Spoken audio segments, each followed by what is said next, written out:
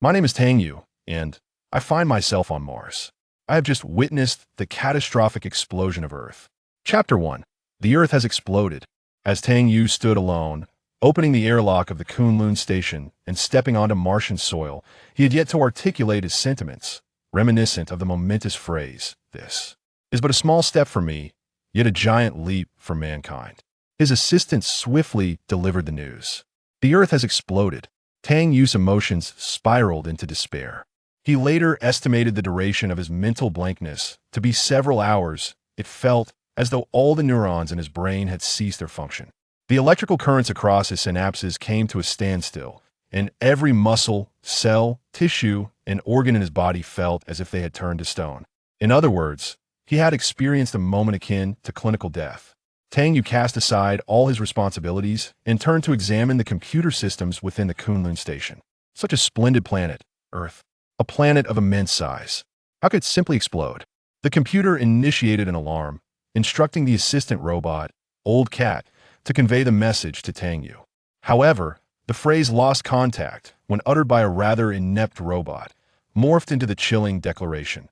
Tang Yue, your home has exploded. Tang Yue felt an overwhelming urge to crush the foolish assistant beneath his feet. This is Kunlun Station, calling Jiuquan Center. This is Kunlun Station, calling Jiuquan Center. Can you hear me? Kunlun Station calling Jiuquan Center. Respond. Silence ensued. This is Kunlun Station, calling Xichang Center. Silence persisted. This is Kunlun Station, calling Baikonur. Silence continued. Calling Plesetsk. Calling Houston. Calling Kennedy. Calling French Guiana. Damn it, calling Kenya. Calling Pakistan. Calling Afghanistan. Tang Yue was drenched in sweat, consumed by anxiety. Yet all attempts proved futile.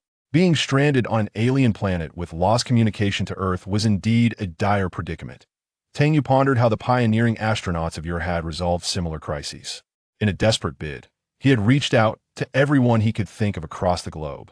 Should he remain unable to establish contact, he would be left with no choice but to invoke the names of the Buddha and the Jade Emperor in his desperation. You have been foolishly calling for 6 hours. You have no established communication protocol with French Guiana. What is the point of your calls? Chided the assistant robot, Old Cat, standing by. Can you not see the massive letters on the screen? The computer display flickered with the glaring message, "No signal." What is the current communication delay between Mars and Earth? Tang Yue inquired, his limbs tingling, the airtight suit suffocating him as the lining became soaked with perspiration. He adhered to the emergency protocol scrupulously, meticulously inspecting every system within the workstation. Tang Yue even retrieved the thick volume of the system maintenance manual, poring over it word by word to ensure he had overlooked nothing. You are unable to establish contact with Earth, and the delay is evidently unrelated. The workstation's computer has self-checked 1,000 times, and there are no issues with the communication system. The only conceivable problem lies with Earth, the Old Cat elucidated. Perhaps the signal relay satellites have collectively malfunctioned. What kind of issue could cause the satellites to fail? Tang Yue inquired. The Earth has exploded. Keep babbling like that, and I will strangle you, so? Tang Yue interjected. Thus, it seems more reasonable to conclude that the Earth has indeed exploded. Tang Yue lunged at the assistant robot. In his futile search for the creature's neck, he inadvertently twisted his finger. Rest assured, a problem on Earth is far easier to resolve than one here. After losing contact for 7 hours, the folks in Jiuquan are now more anxious than you are, the Old Cat assured him. Perhaps their greetings will arrive in the next moment. For now, focus on waiting. If idleness doesn't suit you, then continue with your tasks. Tang Yue remained silent for several minutes. The inability to reach Earth was likely a concern on their end, and fretting on Mars would yield no results. He realized it was more productive to complete his work instead. The task of organizing and inventorying supplies was quite straightforward. Kunlun Station, the first scientific research station established on Mars, was modest in scale and compass. Only 100 square meters. Accommodating one person was manageable, but with 6 individuals, it became exceedingly cramped, as Captain Old Wong remarked. 75 billion people spent $750 billion to erect a 75 square meter house in a desert 7,500 kilometers away. This is undoubtedly the most deranged real estate project in history. The next group destined for Mars will not arrive until the launch of the Heavy Falcon in June of next year, and they will remain in transit for an additional 6 months. Thus, by the time someone once again steps through the doors of the Kunlun Station, it will be at least 2 years hence. The floor and corridors are cluttered with an array of boxes, meticulously organized by Tang Yue, containing essential supplies such as food, medicine, and drinking water. Each item is categorized and placed on shelves, with an inventory list affixed to the boxes. The remaining provisions within the station are sufficient for a 6-member team to survive for over 6 months. However, these supplies alone are inadequate. An unmanned cargo spacecraft, tasked with resupplying the next scientific expedition, has already been launched. Following a Hohmann transfer orbit, it is expected to arrive in a year. This cargo vessel was launched a year ahead of the manned spacecraft, carrying enough provisions to sustain an entire research team for 6 months. The sun is nearing the horizon, a small fireball hovering at the edge of the desert. Today is yet another day devoid of wind, and sand. The Martian sun appears slightly smaller than that of Earth. The sky has darkened, resembling a piece of deep blue velvet. Suddenly, Tang Yue pauses, taking 2 steps forward, his eyes widening in surprise. Old cat, isn't Earth supposed to be in the sky to the west at this time? Tang Yue inquires. Then come over and take a look. Old cat turns and creaks over, following the direction of Tang Yue's finger. His eyes narrow in astonishment. Where on earth has it gone? Beijing time, 15:22:13. Coordinated Universal Time, 7 hours 22 minutes and 13 seconds. A high-velocity stream of particles with a diameter of 200,000 kilometers traverse the solar system at the speed of light, forming an angle of 5 degrees, 12 minutes. In 22 seconds with the ecliptic plane, in a mere 0.000009 seconds, the third terrestrial planet of the solar system was utterly annihilated. The old cat observed throughout the night, ultimately arriving at a cautious conclusion. The Earth had vanished. Not only had the Earth disappeared, but so too had the Moon. That terrestrial planet, orbiting at a velocity of 29.8 kilometers per second, with a radius of 6,378. 137 kilometers and a circumference of 40,075.7 kilometers, evaporated into thin air overnight, leaving no trace behind. Thus, they were unable to establish any form of communication.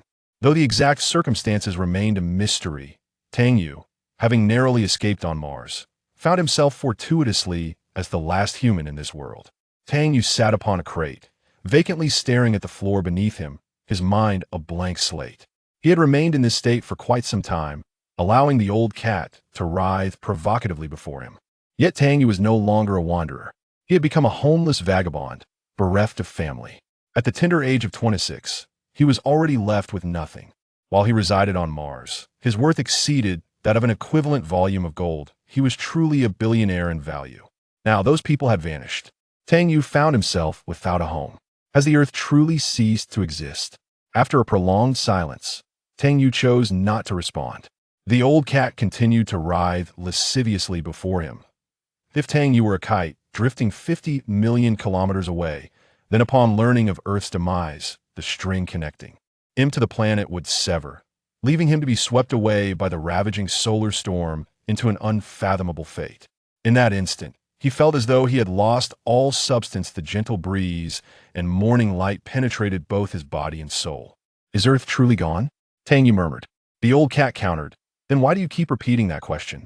Tang Yue clasped his head in his hands, fingers digging deeply into his hair, his gaze somewhat vacant. Indeed, why must I incessantly pose the same query? The old cat ceased its writhing, sighed, and rested a paw on Tang Yue's shoulder.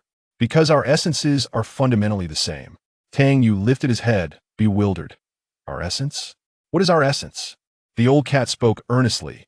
Of course, we are mere echo chambers. Tang Yue is uncertain of his ultimate destination in this universe, spanning 930 billion light-years, in the galaxy measuring 12,000 light-years across. In the solar system extending 82 astronomical units, and on a planet with a diameter of 6,794 kilometers, a being with a height of 1 meter. 75 was exceedingly insignificant. An irresistible, colossal force propelled him toward an entirely unfamiliar horizon. I understand you are saddened. The old cat creaked closer, offering solace to Tang Yue. Earth has vanished. You are the last human, and I am the final robot. You may share your thoughts with me, though the Earth is no more. I remain here. The old cat embraced Tang Yue, gently patting his back with its paws. Do not keep your thoughts bottled up. Expressing them will bring relief. As the last human on Earth, what was the first thought that sprang to his mind upon learning of the planet's demise? Tang Yue initially expected a cry of despair. Damn it, I'm finished. How can this be possible? Or I'm now homeless. Alternatively, he might have adopted a rational scientific perspective. This defies logic. Earth cannot possibly vanish. The observational data must be erroneous. Earth cannot simply disappear. Or my perception must be flawed. Earth cannot be extinct. Or perhaps he would have resorted to self-reassurance. I must be dreaming. The old cat must be dreaming. Or the telescope must be mistaken. However, it became evident that Tang Yue had underestimated himself. He remained surprisingly composed, unsettlingly so, as a terrifying thought gradually crept up from his feet, expanding until it consumed his entire mind, banishing all melancholia. Indeed, bewilderment. The sole notion occupying his thoughts at that moment was, damn it, I am still a virgin. Tang Yue? Mr. Tang Yue, can you hear me? A melodious voice suddenly pierced the silence. Tang Yue, who had retreated into himself, found his introspection abruptly interrupted by this voice, his mind momentarily frozen. Hadn't the Earth already been obliterated? Who could possibly be calling him? He turned and scrambled up, discovering that someone was speaking on the video call channel. Tang Yue was filled with unexpected joy. A young girl appeared on the computer screen, slender and petite, clad in a blue work uniform that revealed her fair neck at the collar. Her short black hair floated gracefully in the microgravity environment. The background of the video showcased the pristine white walls of the cabin adorned with the flags of China, the United States, and the European Union, indicating that this was indeed aboard the Mars Joint Space Station. Mai Dong? Tang Yue exclaimed in surprise. Upon seeing Tang Yue's face, the girl let out a sigh of relief. Mr. Tang Yue, something terrible has happened. I've lost contact with the ground, and the captain and the others are unreachable. All communications have been severed. I attempted to trace the Orion spacecraft of the captain, but I discovered the Earth is gone, isn't it? Tang Yue interjected. The girl nodded, her eyes wide with terror and disbelief, her long eyelashes trembling with the glistening remnants of tears, clearly having just wept in panic. Stay calm, Miss Mai Dong. You must collect yourself, Tang Yue urged, striving to console her. He had only just emerged from his own state of despair and could not bear to witness another succumb to it.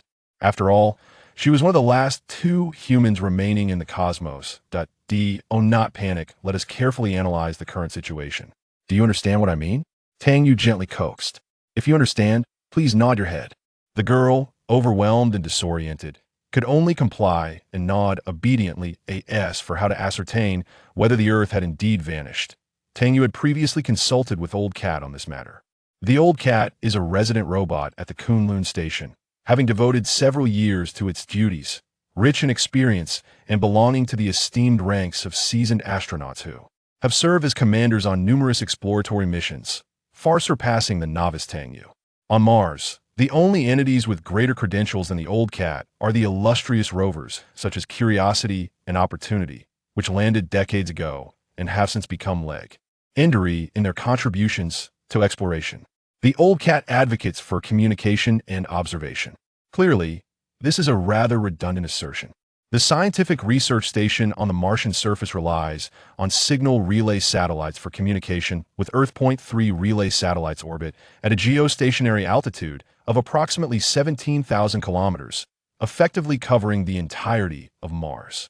Equipped with omnidirectional UHF antennas, these satellites can achieve a transmission rate of 200 kilobytes per second. When utilizing directional high-gain antennas, the data transmission rate can be elevated to 2 megabytes per second. These three satellites have proven to be remarkably reliable, having never experienced a disconnection over the past decade, maintaining seamless communication even amid solar STO. RMS. This means that electromagnetic waves traverse the distance at the speed of light, requiring 4 minutes for a complete round trip. Thus, the communication delay totals 8 minutes. At its farthest, the distance reaches 2.6 astronomical units, translating to approximately 20 light minutes, which results in a communication delay of 40 minutes. Another method entails observation. Without the ability to observe, communicate, or exert interference, one can physically determine the absence of existence. This is why Tang Yue was unexpectedly delighted upon learning that others were still present according to the original plan. He was to be the last person to depart from Mars. Currently, there are two spacecraft navigating between Mars and Earth, Orion 1 and Orion 2. Both vessels lack the capability to penetrate the atmosphere. They merely serve as shuttles between the Mars Joint Space Station and the International Space Station ISS in Earth's orbit. However, for reasons unknown, this young woman remains aboard the space station. Did you alter the plan at the last minute? Mai Dong nodded in affirmation. Then why was I not informed? Tang Yue exclaimed, his eyes widening in disbelief. I was never notified. The notification was indeed sent, the girl replied. Tang Yue paused, opening his email inbox on the computer. After a brief scan through the multitude of work-related messages, he discovered an unopened email amidst the clutter. He clicked on it and skimmed through the content, his frustration mounting. Good heavens, the folks at the Jiuquan Center are truly verbose. They send emails for everything and nothing alike, inquiring about breakfast, its duration, and other trivialities, resulting in an inbox that overflows daily. Could they not have conveyed such an important matter through a video file? What have you been doing these past few days? Tang Yue pressed on. I have been sleeping, the girl replied softly. I was just about to contact you. Tang Yue sighed, bringing a hand to his forehead. The decision for me to stay was made on a whim. To reduce the energy consumption of the space station, I deactivated most of the chambers and crawled into my sleeping bag. However, the station's computer recently lost contact with the ground and woke me up with an alarm, Mai Dong explained. Then I realized that Earth had vanished. Mr. Tang Yue, has Earth truly disappeared? The girl inquired cautiously. Tang Yue fell silent for a few moments, contemplating how to articulate the horrifying truth to the young W. And in her 20s. According to my observations alongside Old Cat, the Earth has indeed vanished. Mai Dong nodded silently. The composure she exhibited was somewhat beyond Tang Yue's expectations. She neither wept nor protested. Instead, the light in her eyes suddenly dimmed, akin to her extinguished candle, bereft of all vitality. Tang Yue felt a pang of sympathy as he observed her.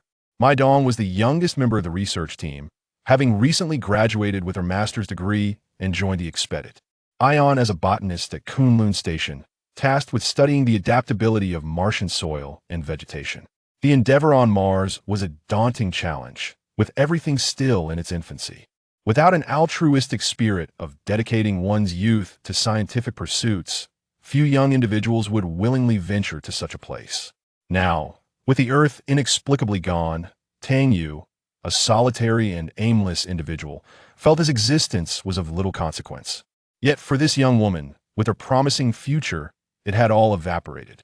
The ancients often spoke of the impermanence of worldly affairs. Tang Yue reflected on the truth of this statement. It mattered not if one were the president of the United States or the wealthiest person in the world within this vast and ethereal cosmos. One is merely a speck of dust. Just like that, it had vanished. Even the Earth was no more. If you were to toss 10,000 yuan before me right now, I would scarcely bother to bend down to retrieve it. Tang Yue was suddenly startled by this unsettling thought that had emerged within him. Since the moment he became aware of the Earth's disappearance, his consciousness ascended to a higher realm. His mind became clear and his thoughts empty, achieving the harmonious unity sought by ancient sages. One might say he has adopted a carefree attitude towards love and life, embodying the spirit of indifference to the trials of existence. This could be described as the enlightenment spoken of in Zen Buddhism. Tang Yue felt he was on the cusp of attaining Buddhahood. Attain what nonsense! The old cat exclaimed, delivering a sharp slap to him. You should promptly assess the remaining supplies and consider what to do next. What is there to do? Just chill, Tang Yue replied. Do you even wish to survive? The old cat grasped Tang Yue's collar and pointed towards the hatch.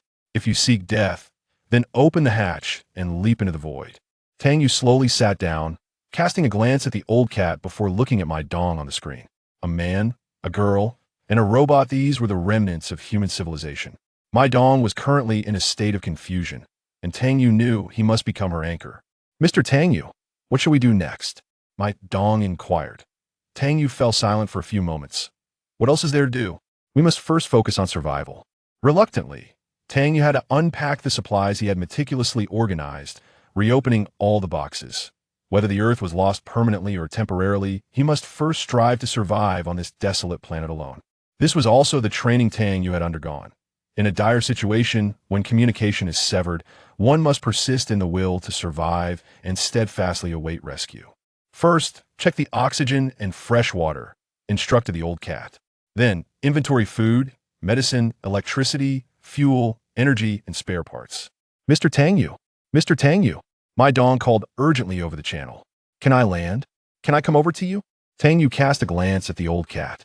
The old cat gradually fell silent. Both Tang Yue and the old cat understood this predicament. Mai Dong could not descend. The Soul Lander stood motionless on the sandy expanse outside Kunlun Station, a vessel Tang Yue referred to as the Eagle. The Eagle was Tang Yue's only means of escaping Mars' gravitational pull, capable of reaching orbit and docking with the International Space Station.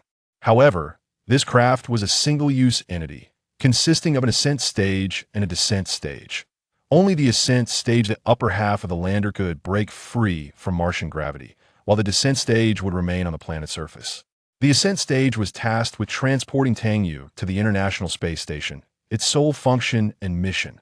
Once this task was completed, it would be abandoned, lacking the capability to re-enter the atmosphere. In essence, while Tang Yue could ascend to the International Space Station, he would be unable to return. Mai Dong Space Station was devoid of a lander. The next one was supposed to arrive with the Orion spacecraft 2 years hence. But now, with Earth vanished, no further expeditions to Mars could possibly commence. I understand, she murmured, her expression gradually dimming. She could only remain aboard the space station. Fate has played a cruel trick, as they are undeniably the last two souls on Earth, having narrowly escaped a catastrophic fate. Yet S.E. Parrot by a mere 400 kilometers, an insurmountable distance.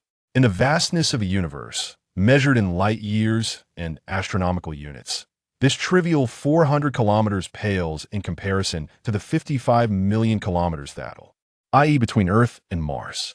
It is as insignificant as the thin layer of glass on a computer screen, as if Tang Yue could simply pierce this veil to reach the other.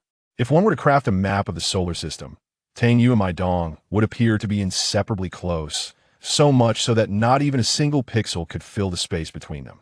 Yet for someone standing at a height of 1.70 meters, 400 kilometers remains a daunting distance, one that could span a lifetime without reunion. A hair's breadth of difference can indeed create an impassable chasm. My dear, do not despair. Just yet let us ponder our options anew, the old cat reassured her. There is a saying that goes, as long as the Green Mountains endure, one need not fear a lack of firewood. As long as we remain safe, there will surely be a way out of this predicament. Indeed, indeed, Miss Mai Dong. We shall find a way to bring you back. Tang Yue nodded vigorously. You must have faith in us.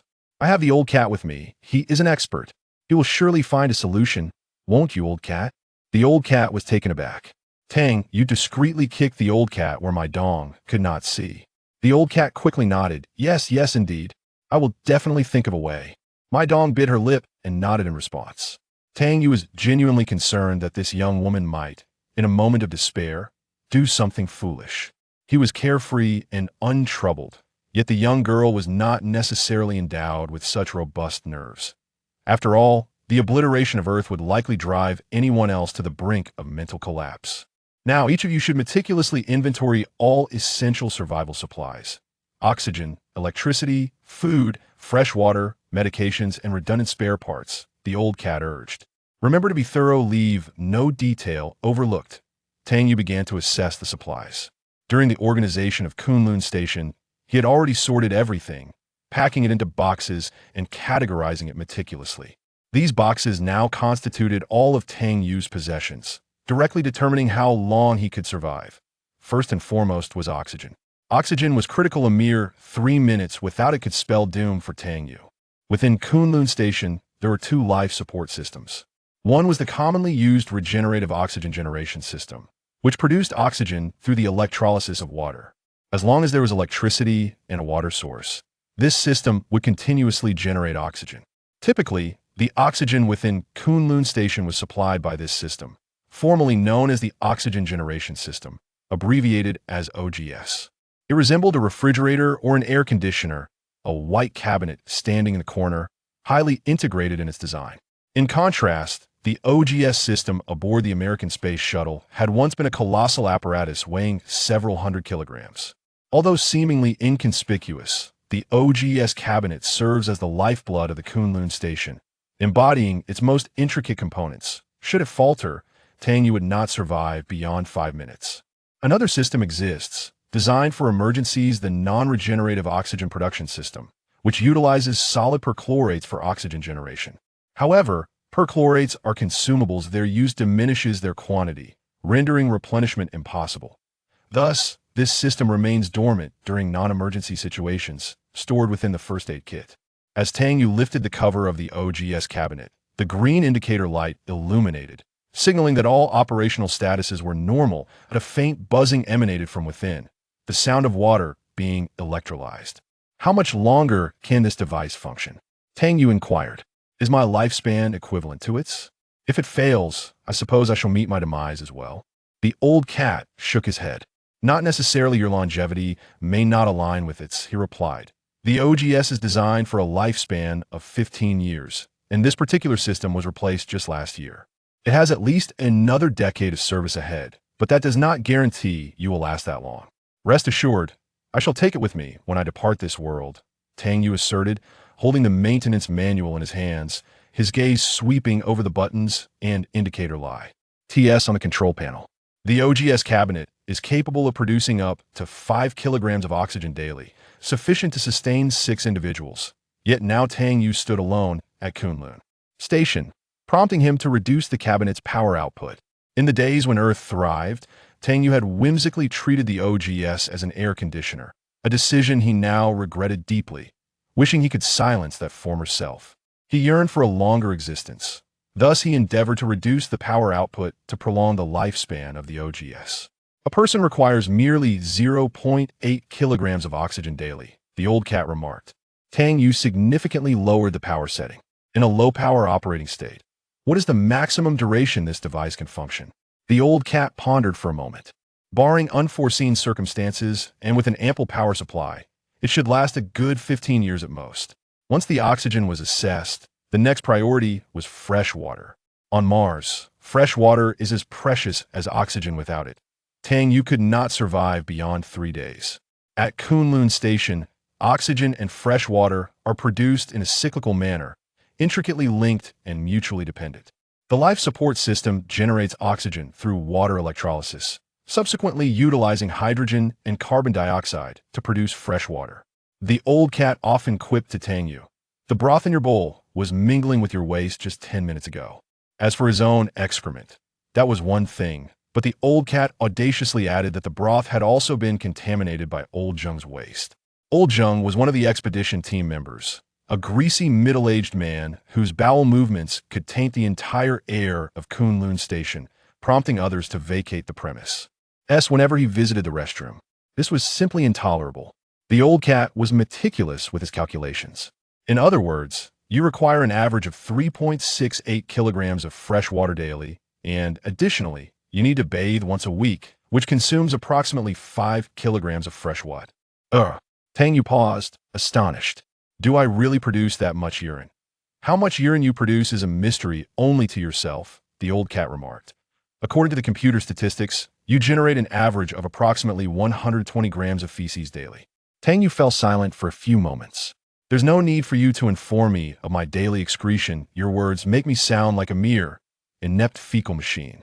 I consume 3.68 kilograms of water daily, yet I can only regenerate 3.4 kilograms? Tang Yue inquired. That leaves a deficit of 0.28 kilograms? The old cat nodded. Tang Yue frowned. Less than 300 grams of water fails to fill even a 500 milliliter bottle of mineral water. If he were on Earth, he would hardly be concerned now. However, he has come to understand that fresh water is synonymous with life. This meager discrepancy of less than 300 grams would ultimately determine the duration of his remaining existence. With a consumption of 3.68 kilograms and a replenishment of only 3.4 kilograms, the fresh water at Kunlun Station would diminish at a rate of 280 grams daily, leading to a gradual depletion of the overall reserves. Once the fresh water within the station is entirely exhausted, Tang Yu's fate would be sealed. How much water do we have left? Calculating a loss of 300 grams per day, this amount of water will last us, Tang Yue mentally computed, for 1,000 days. 3,000 days. 8 Earth years. Tang Yue crouched on the floor, the maintenance manual for Kunlun Station spread before him, and let out a sigh. If I truly managed to survive for another 8 years, it would be a gesture of grace from the heavens, and I would be exceedingly grateful. The Earth may have perished, yet he could still survive for another 8 years. What a fortunate circumstance.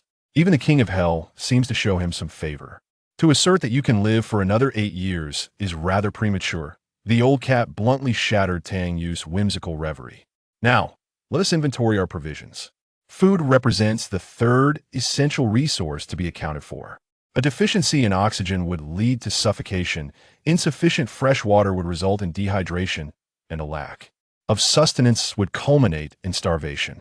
Each of these scenarios poses a lethal threat. Tang Yue laboriously extracted all the packaged food from their containers. Unlike oxygen and water, food is cumbersome, heavy, and space-consuming. Most of it consists of leftovers from the previous supply round, and this one yet to be consumed. For reasons unknown, appetites tend to dwindle on Mars. Taste buds become dulled, rendering even the most delectable dishes tasteless, akin to chewing wax. Thus, Tang Yue and his companions find themselves compelled to eat, struggling to meet their nutritional requirements. There remains a considerable amount of food from the last supply round, primarily consisting of ratatouille and semi-processed items. At Kunlun Station, they need not resort to the toothpaste-like sustenance of early astronauts here. There are plates, ovens, and microwaves. Thanks to Mars' gravity, there is no concern of utensils and food floating about chaotically, making food preparation at Kunlun Station considerably more convenient than aboard the ISS. The kitchen is designed to closely mimic those found on Earth. Theoretically, Kunlun Station is equipped with all necessary appliances and utensils, rendering the preparation of a grand feast entirely feasible from a technical standpoint. Furthermore, the transportation of fresh fruits and vegetables is impractical. It takes a year to journey from Earth to Mars, making it inevitable that anything sent would arrive in a state of decay. Tang Yue methodically unpacked the boxes one by one. Beef, vacuum-sealed, preserved with additives, with a shelf life of 2 years. He hefted a substantial chunk of beef from a box and placed it upon the shelf. 20 kilograms coupled with other provisions, it should suffice for 2 months, don't you think? The old cat nodded in agreement. Chicken breast, preserved with additives, also with a shelf life of 2 years. Tang Yue then extracted a large bag of chicken breast from the box. Another 20 kilograms, which should also last for 2 months. Much like the hefty beef, these substantial portions of chicken and similar ingredients were primarily packaged in soft, canned forms. These meats had already undergone high-temperature sterilization on Earth, retaining a certain moisture content, and were ultimately vacuum-sealed in soft packaging. Essentially, they could be classified as canned goods. However, due to their soft packaging, they were not as cumbersome as metal cans and did not occupy excessive space. Theoretically, these meats could be consumed directly, yet their intended purpose was culinary, serving as the raw material for a delicious steak. The permanent population at Kunlun Station consisted of 6 individuals, and all food was prepared accordingly. 20 kilograms of beef would hardly last a week among them. Yet now, Tang Yue found himself alone, able to stretch his rations to 2 months. He removed all the large portions of food from the boxes, stacking them on the shelves and the floor. "How long do you think this food will last you?" inquired the old cat. Tang Yue contemplated briefly. If one disregard quality of life, I certainly wouldn't starve within a year.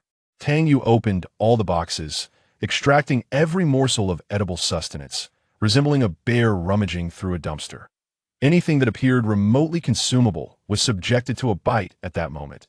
Food was more precious than gold. Every small morsel was a boon, and discovering a piece of chocolate could extend his survival by half a day. He categorized the provisions into 3 distinct groups. The first category consisted of soft packaged canned goods containing a certain level of moisture. These items were typically available in large packages weighing from a dozen to several dozen kilograms, including beef, pork, chicken breast, tuna, and pasta. All had undergone steam cooking and sterilization before being vacuum sealed in aluminum foil, allowing for prolonged storage. Tang counted his supplies. He currently possessed 30 kilograms of beef, 20 kilograms of chicken breast, 20 kilograms of pork, 15 kilograms of minced tuna, 10 kilograms of pasta, along with sizable packages of dehydrated vegetables, oatmeal, and dried mushrooms. Unlike the soft packaged sealed meats, which contained 50 to 60% moisture and required no rehydration before consumption, the dehydrated vegetables were akin to the DRI. Ed leaves found in instant noodle cups, necessitating soaking and squeezing before they could be eaten. The second category comprised ready-to-eat foods, including various canned goods that required no cooking and could be consumed immediately upon opening. It is worth noting that in the year 2052, aerospace technology had advanced considerably, capable of establishing space stations in Martian orbit and scientific research stations on its surface. This prowess far surpassed that of the pioneers of the 20th century. Yet, despite advancements in numerous domains, the quality of food seemed to have stagnated. The fare that the early space explorers consumed remains the same as what Tang Yue now partakes. Canned goods, an array of canned delicacies, an unending sea of cans. Canned meats, canned fish, canned vegetables, canned pears, canned pineapples, canned yams, canned peaches, canned cashews, entire boxes brimming with these preserves. Despite the presence of a kitchen at Kunlun Station, the folks from Jiuquan evidently believe that precious time should not be squandered on cooking, frying steak pails and Campari. Son to the convenience of a can house splendid are these canned treasures. With fish, meat, vegetables, and fruit, opening a few more cans could easily constitute a grand feast, and thus the cargo spacecraft became laden with these tin treasures. The personnel from a nutrition center enlightened Tang Yue, asserting that although they are canned, these are products of 21st century high-tech preservation, employing instantaneous sterilization, flavor retention technology, harmless preservatives, and texture restoration techniques far superior to the fare aboard the Shenzhou spacecraft of yore. So why resist? Come and sample this specially crafted Laoshang white flower snake, grass-infused Swedish herring in a can. Go on, have a taste. One taste won't be fatal. During the presence of the scientific expedition team, they were quite reluctant to consume these canned provisions, leading to a substantial surplus. As Tang Yue sorted through the cans, he couldn't help but smirk to himself, thinking these infernal cans would be left for the next team that arrives. Reflecting now, he realizes he had quite boldly set a flag in the wind. Aside from the soft packaged substantial ingredients and ready-to-eat meals, the final category comprises high-energy and emergency rations. This includes chocolate, energy bars, coffee, beverage powders, and compressed biscuits.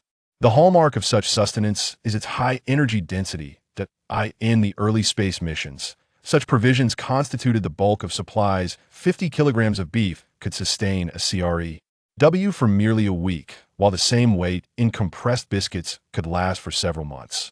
However, with the successful establishment of the Kunlun Station, the scientific expedition members transitioned to indoor work, significantly improving their living conditions. WHI.CH consequently reduced the reliance on compressed food.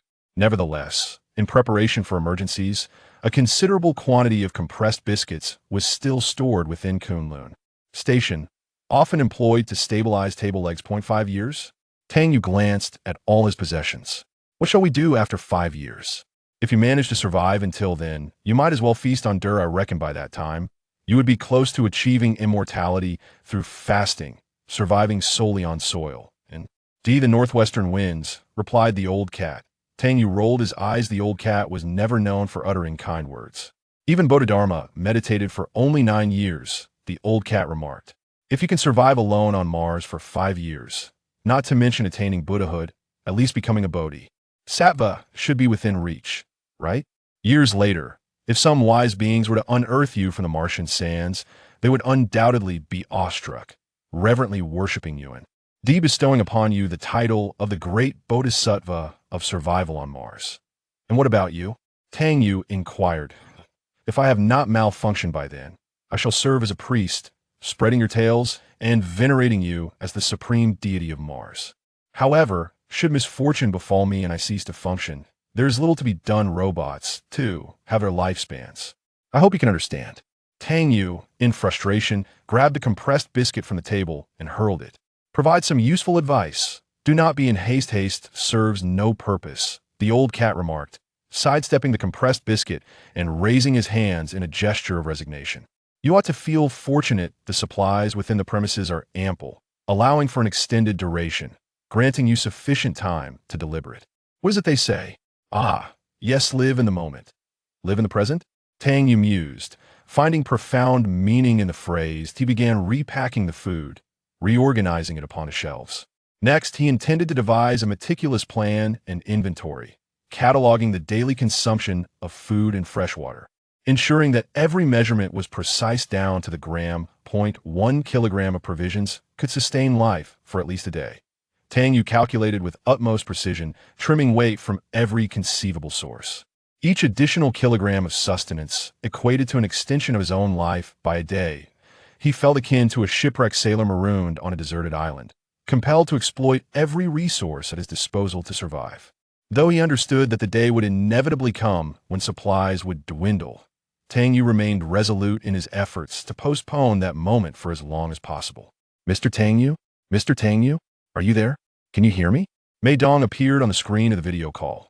Tang Yue rose, turning alongside the old cat. Miss Mai Dong, how goes the situation? Have you completed the inventory of your supplies? The girl hesitated for a few seconds before slowly nodding her head. What is the status? Both Tang Yue and the old cat inquired in unison. All systems are functioning properly, including the power supply. However, is the food? What about the food? The girl pressed her lips together, her eyelashes quivering slightly, and her complexion gradually turned pale. An ominous premonition suddenly arose within Tang Yue. Upon hearing this, Tang Yue felt a sinking sensation, his body growing cold. How could he have forgotten this crucial detail? The Mars Joint Space Station differed significantly from the Kunlun Station on the surface. The latter was stocked with enough provisions to sustain a 6-member research team for 9 months. However, the limited space aboard the Joint Space Station rendered it impractical for storing food supplies. For safety reasons, one of the guiding principles of the Mars landing mission was that supplies must accompany the personnel. Wherever the astronauts ventured, their provisions would follow. Consequently, most of the station's functionalities would be deactivated and enter a state of dormancy. Mai Dong's decision to remain behind and wait for Tang Yue was made hastily. Once Tang Yue completed his tasks, he would board the lander with sufficient supplies to rendezvous with the Joint Space Station in orbit. Yet, this plan was evidently no longer feasible. The Earth had vanished. Their escape routes had been severed, and the meager rations they possessed represented their last vestige of sustenance. What are we to do? Tang Yue pulled the old cat aside. That girl has only 5 days' worth of provisions. The old cat remained silent. Mai Dong was isolated in the space station, suspended hundreds of kilometers above the Martian surface, with food supplies dwindling to mere days. It appeared to be a dire predicament. This was a true deadlock, with Mai Dong trapped in a place that, devoid of resupply ships, would undoubtedly become a deathly island. Tang Yue dared not meet the gaze of the girl, who was eagerly waiting for him, hoping that he could devise a clever solution. But what could he, Tang Yue, possibly do? He was no Superman from Krypton. If he were indeed a superhero, he would simply ascend to orbit and rescue the space station himself. Old cat, you must have some advice. Speak up. Tang Yue now found himself placing his hopes upon Old Cat. What advice could I possibly offer? Old Cat shrugged. That girl is over 300 kilometers above you. If we were to translate that distance to Earth, it would be akin to traveling from Hangzhou to Hefei, a journey that would take nearly 5 hours by car. Now, imagine you are in Hefei and a girl in Hangzhou tells you she has only 5 days of food left. What could you do? Tang Yue opened his mouth at a loss for words. Tang Yue, you are not Superman. There is no way for you to resolve this. Old Cat sighed. There's truly no way that I can't just stand by and watch her perish, can I? There exists a phrase, powerless to help, and another, unable to assist out of love. We are currently in a state of being powerless to help and unable to assist. Old Cat patted Tang Yue's shoulder. I understand your desire to aid this girl, but we are utterly helpless. Tang Yue turned his gaze towards the window, where the imposing white lander stood proudly beside the garage, its 4 legs elevated high, resembling a colossal crab towering over several meters. The upgraded fairing of the lander was adorned with the image of a massive eagle's head, its eyes gleaming with intensity. This was precisely why Tang Yue referred to this lander as the Eagle spacecraft. Lander, Tang Yue suddenly exclaimed. Old Cat was taken aback. Lander. Tang Yue joyfully slapped his thigh, finally discovering a lifeline. Nearly bursting into laughter. Old Cat. Old cat, I have a solution. We can use the lander. We can send food to the space station with the lander. Old cat did not share his exuberance, regarding the elated man with a cold gaze. Old cat, the lander can dock automatically with the space station, right? Tang Yue inquired. Old cat nodded. Indeed. Then we can load the food and fresh water into the lander and have it deliver supplies to the space station. Wouldn't that mean that Mai Dong would have enough food? Huh, I'm truly a genius. Tang Yue turned to share the good news. Mai Dong, you're saved. Old cat reached out to stop him. Tang Yue turned his head. Tang Yue, you must recognize the situation. You're like a clay Buddha crossing a river, unable to protect yourself. Old cat said in a low, serious tone. You lack the capacity to save this girl. Tang Yue paused, the corners of his eyes twitching. You must recognize the situation. Old cat, being a robot, adapted to the reality faster than anyone else. It likely understood the harsh truth. The moment Earth vanished, the circumstances were no longer as they once were. With Earth's disappearance, perhaps only 2 humans remained in the entire universe, lacking clothing and food, resources scarce. In such times, a single additional pound of food could mean an extra day of survival. Tang Yue slowly sat down. What do you mean? The old cat, seemingly from nowhere, produced a glass of water and placed it upon the chair. Imagine, if there were but a single cup of water, and both you and Miss Mai Dong found yourselves stranded in a desert, on the brink of dehydration. Whoever can manage to drink even a sip more shall survive. Would you relinquish this cup of water? Your own resources for survival are limited as well. If you were to send food to the space station, how would you sustain yourself? How would you survive? The old cat continued. Consider this. If you were aboard the space station and that girl was at Kunlun, would she share her provisions with you? Tang Yu's heart raced. The old cat possessed an uncanny ability to approach dilemmas with a chilling, rational perspective.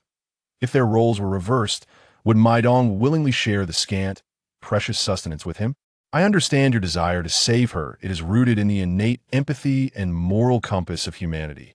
However, Tang Yue, from the moment you vanished from Earth, you cease to be human. I am no longer human?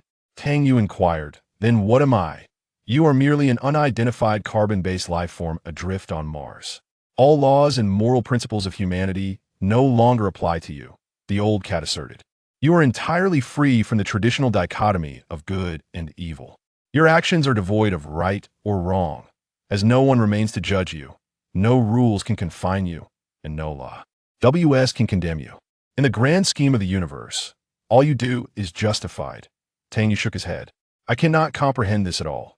Because your mind has yet to pivot, you still believe yourself to be an upright, kind-hearted, law-abiding citizen of China, the old cat remarked. However, you must recognize that not only does the nation no longer exist, but the Earth itself has vanished. You are entirely justified in doing anything necessary for your survival. The instinct to endure is inherent to all living beings, and striving to live is not a fault. Tang Yue nodded slowly. S.O.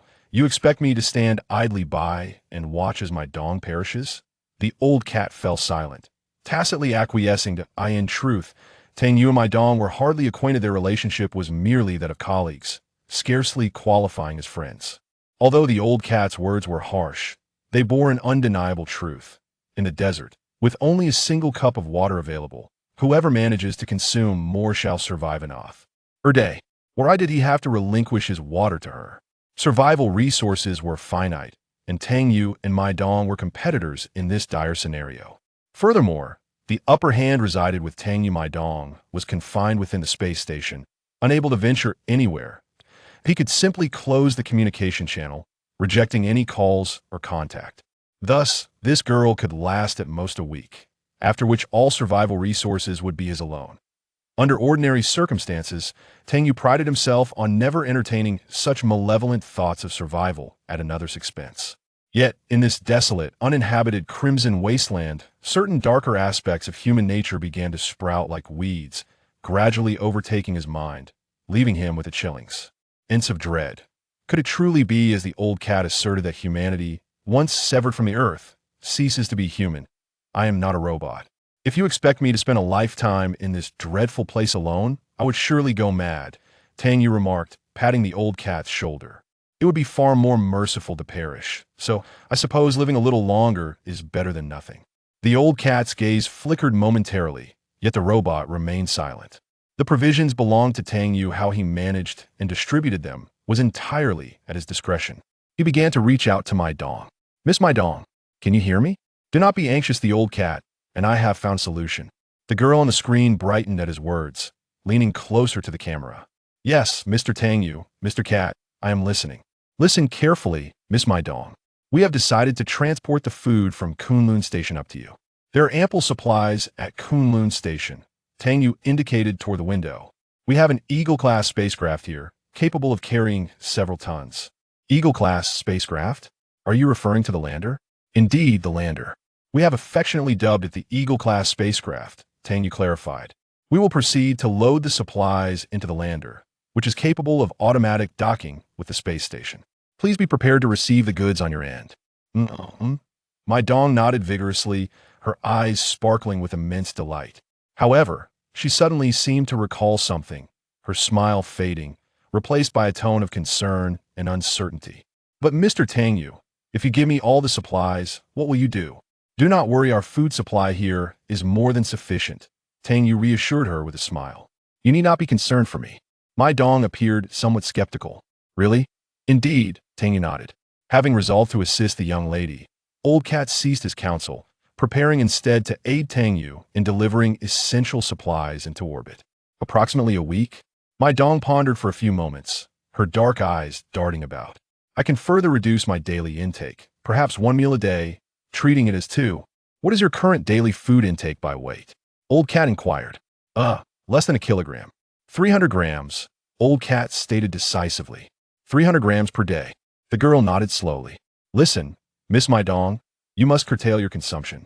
From this moment forward, minimize your activities, reduce your food intake, speak less, and sleep more," Old Cat insisted. Bravely, Tang Yue tugged gently at Old Cat's paw, leaning in to whisper, "How long will it take to prepare the landing craft for launch?" "Such a lengthy duration?" "Because the landing craft system computer underwent an update a couple of days ago, resetting the unmanned operation protocols." Tang Yue and Old Cat had resolved to transport the supplies from Kunlun Station to the International Space Station. However, this task was not as straightforward as they had suggested. Despite the distance between the International Space Station and Tang Yue being akin to the journey from Hangzhou to Hefei, it was not a mere delivery. It was not as simple as sending a package via express courier to arrive the next day. The Eagle spacecraft needed to escape the gravitational pull of Mars, successfully attain orbit, and then dock with the space station, a meticulous endeavor that demanded utmost precision. In the past, such matters would have attracted the vigilant attention of numerous individuals, all anxious to avert any potential mishap. However, this time, with the addition of the Old Cat, there were only 3 people in total. The Eagle lander was singular in existence, lacking any backup or alternative should it encounter a malfunction. Not only would Mai Dong face dire consequences, but all the supplies aboard would also be rendered utterly wasted. Thus, both the Old Cat and Tang Yue had to tread carefully, formulating an exceedingly precise and comprehensive plan, leaving no room for error. They devised a unique Mars time, which differed from coordinated universal time by approximately 4 to 5 hours, a phenomenon the scientific team referred to as interstellar time. Elag. There are roughly 3 hours remaining until sunset. Tang Yue, you should first tidy up the Kunlun Station while I devise a plan for transporting the supplies, the Old Cat instructed. Tidy up? Tang Yue queried. Indeed, the Old Cat replied, gesturing towards the scattered boxes and provisions that cluttered the area. You see how chaotic it is? From this moment onward, this place is your home. You ought to hurry and clean your room. With that, Tang Yue turned to begin organizing the Kunlun Station. He had previously inspected the food, fresh water, and oxygen, but merely checking these essentials was far from efficient. If he wished to thrive in this environment for an extended period, he needed to ensure that the energy and power systems were equally faultless. Next, he would conduct a thorough examination of the power system. It was no wonder the Old Cat urged Mai Dong to make the most of their time. Tang Yue had to first attend to the maintenance of the Kunlun Station before he could extend his assistance to Mai Dong, lest complications arise. Tang Yue, you have 3 hours remaining. After sunset, you must rest, the Old Cat reminded him. Tang Yue was taken aback. Is it really so early to be sleeping? He nodded. What about you? The Old Cat paused for a moment. I need to calculate parameters and devise a delivery plan. I'm a robot. Robots do not require sleep. Being a robot is quite advantageous, indeed. No need for sleep, food, or even breathing. Venturing out on Mars feels akin to a leisurely stroll, Tang Yue shrugged. Why did my mother opt to create me as a robot back in the day?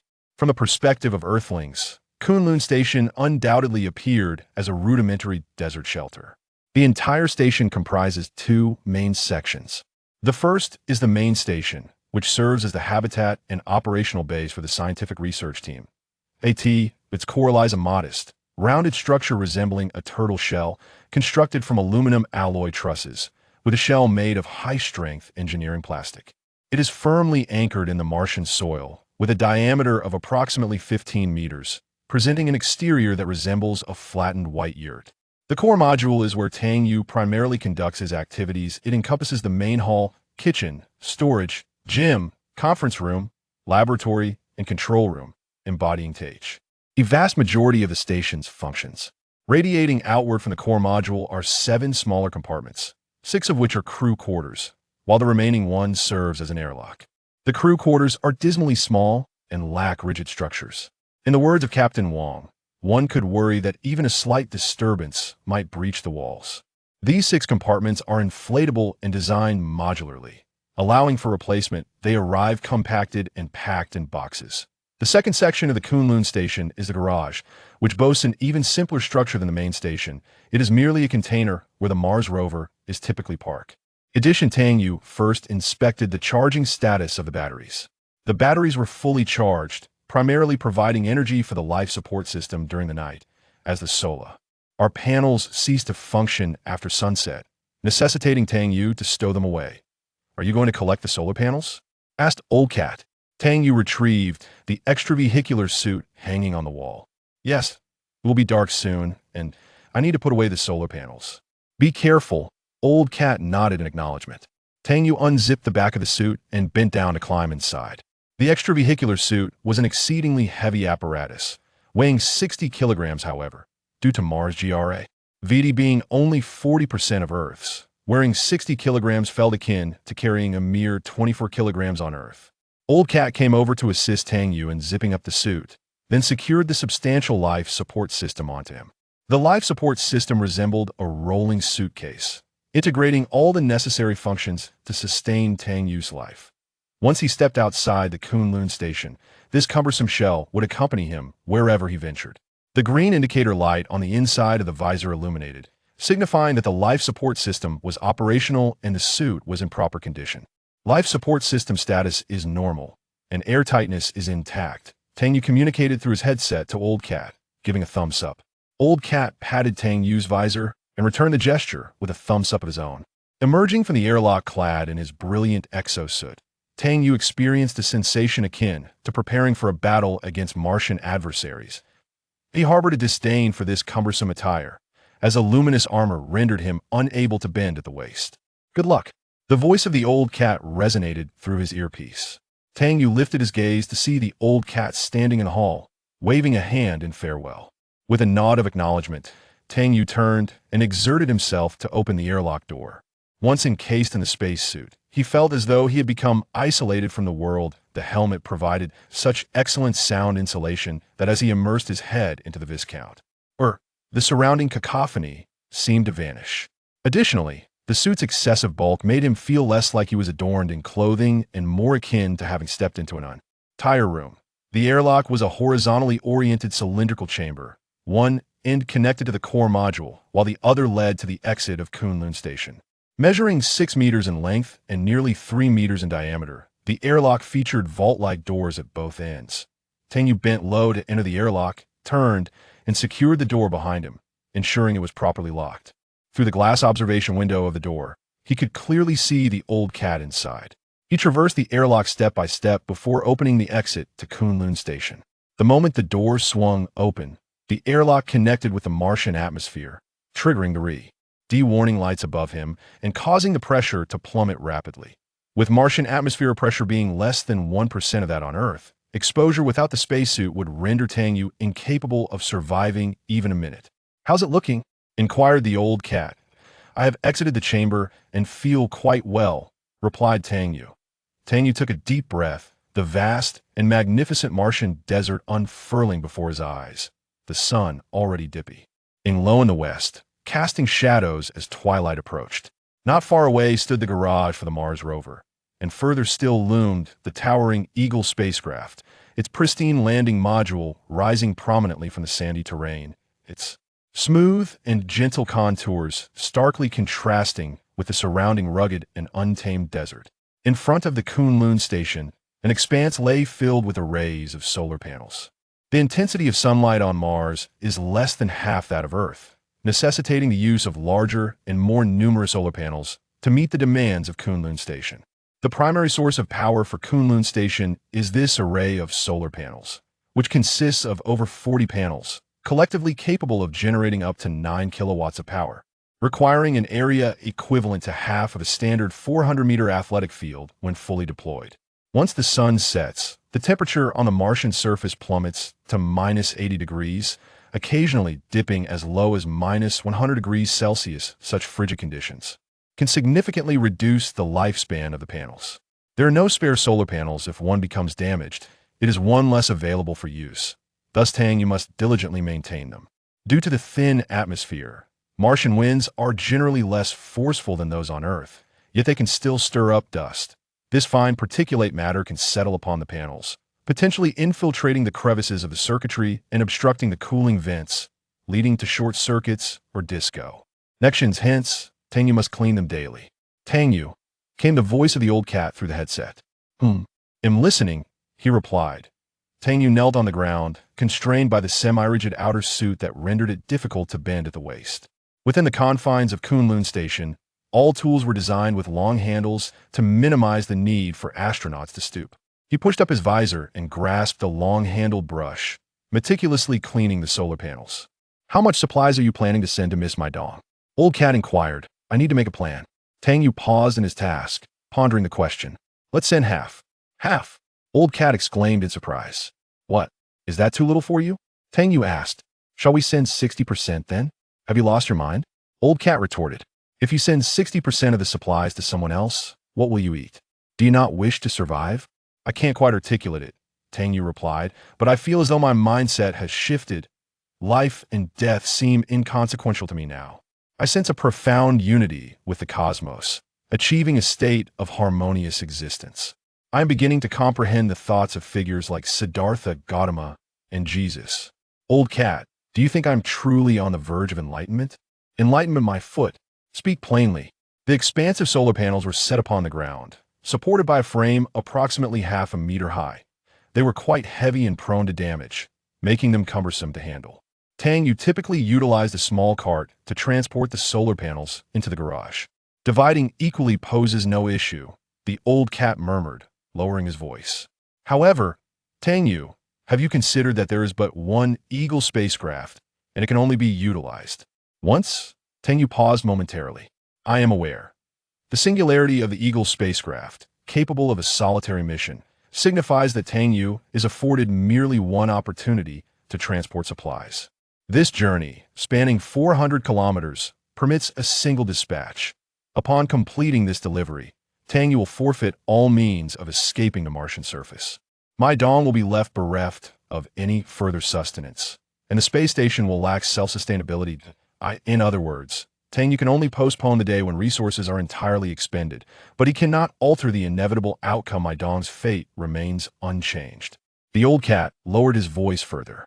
The girl's fate has long been inscribed, immutable by anyone. Yet you are different. Your autonomy on Mars surpasses that of the space station significantly. You possess a greater abundance of resources and tools. There may still be a chance for your survival. Tang Yue raised an eyebrow. If you dispatch half of the supplies, you are effectively cutting off your own retreat, the old cat said with grave seriousness. What you are doing will not save her at best. It merely postpones the girl's demise, while you condemn yourself. I have made my decision. Further persuasion is unnecessary, Tang Yue declared, waving his hand. I insist on sending half, not a gram less. Tang Yue slowly rose, making his way to the garage door, and forcefully turned the handle. With a soft beep, the The green indicator light illuminated and the garage door gradually opened, revealing the imposing front of the Mars rover. The structure of the garage was remarkably simple, resembling a container adorned with the emblem of China's XCMG group, designed to shelter and safeguard the Mars rover.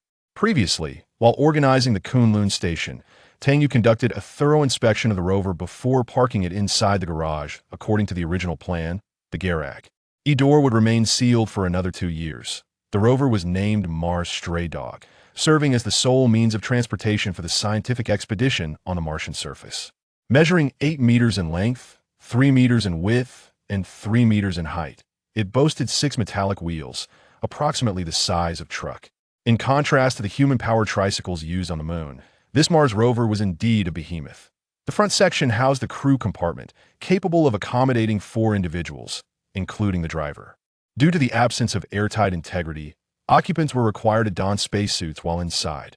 Mars Stray Dog functioned as a mobile laboratory, with a trailer attached to its rear via hinges, which could be replaced with a research module.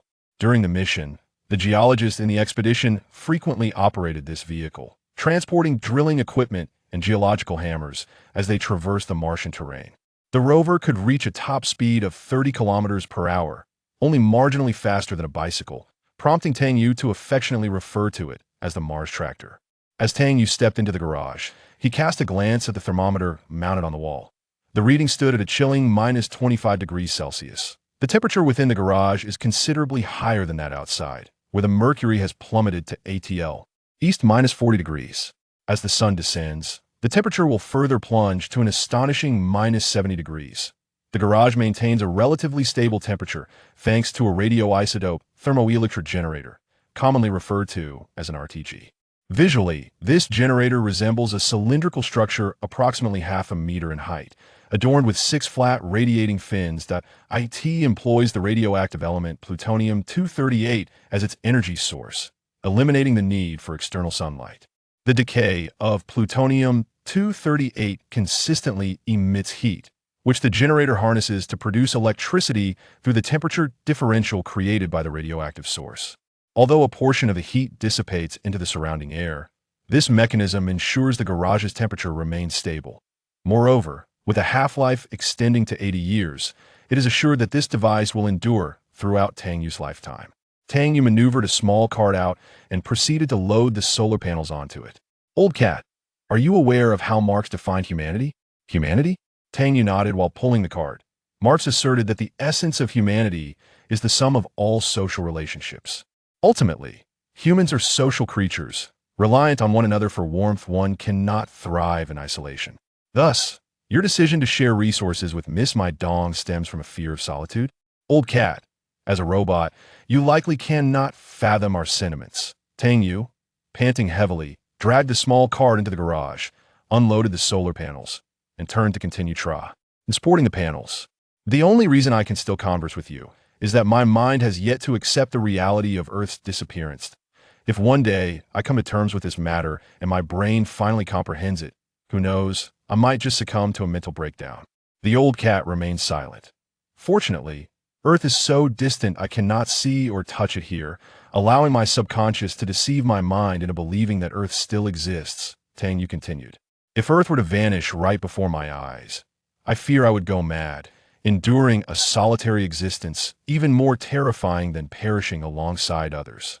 There was no sound from the channel, and the old cat had not spoken. Old cat, humans are truly complex beings, the old cat replied, shaking its head.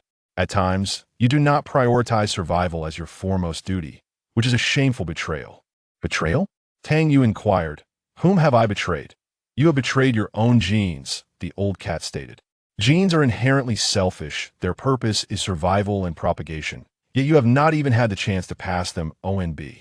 Before facing death, are you indirectly mocking me for being single?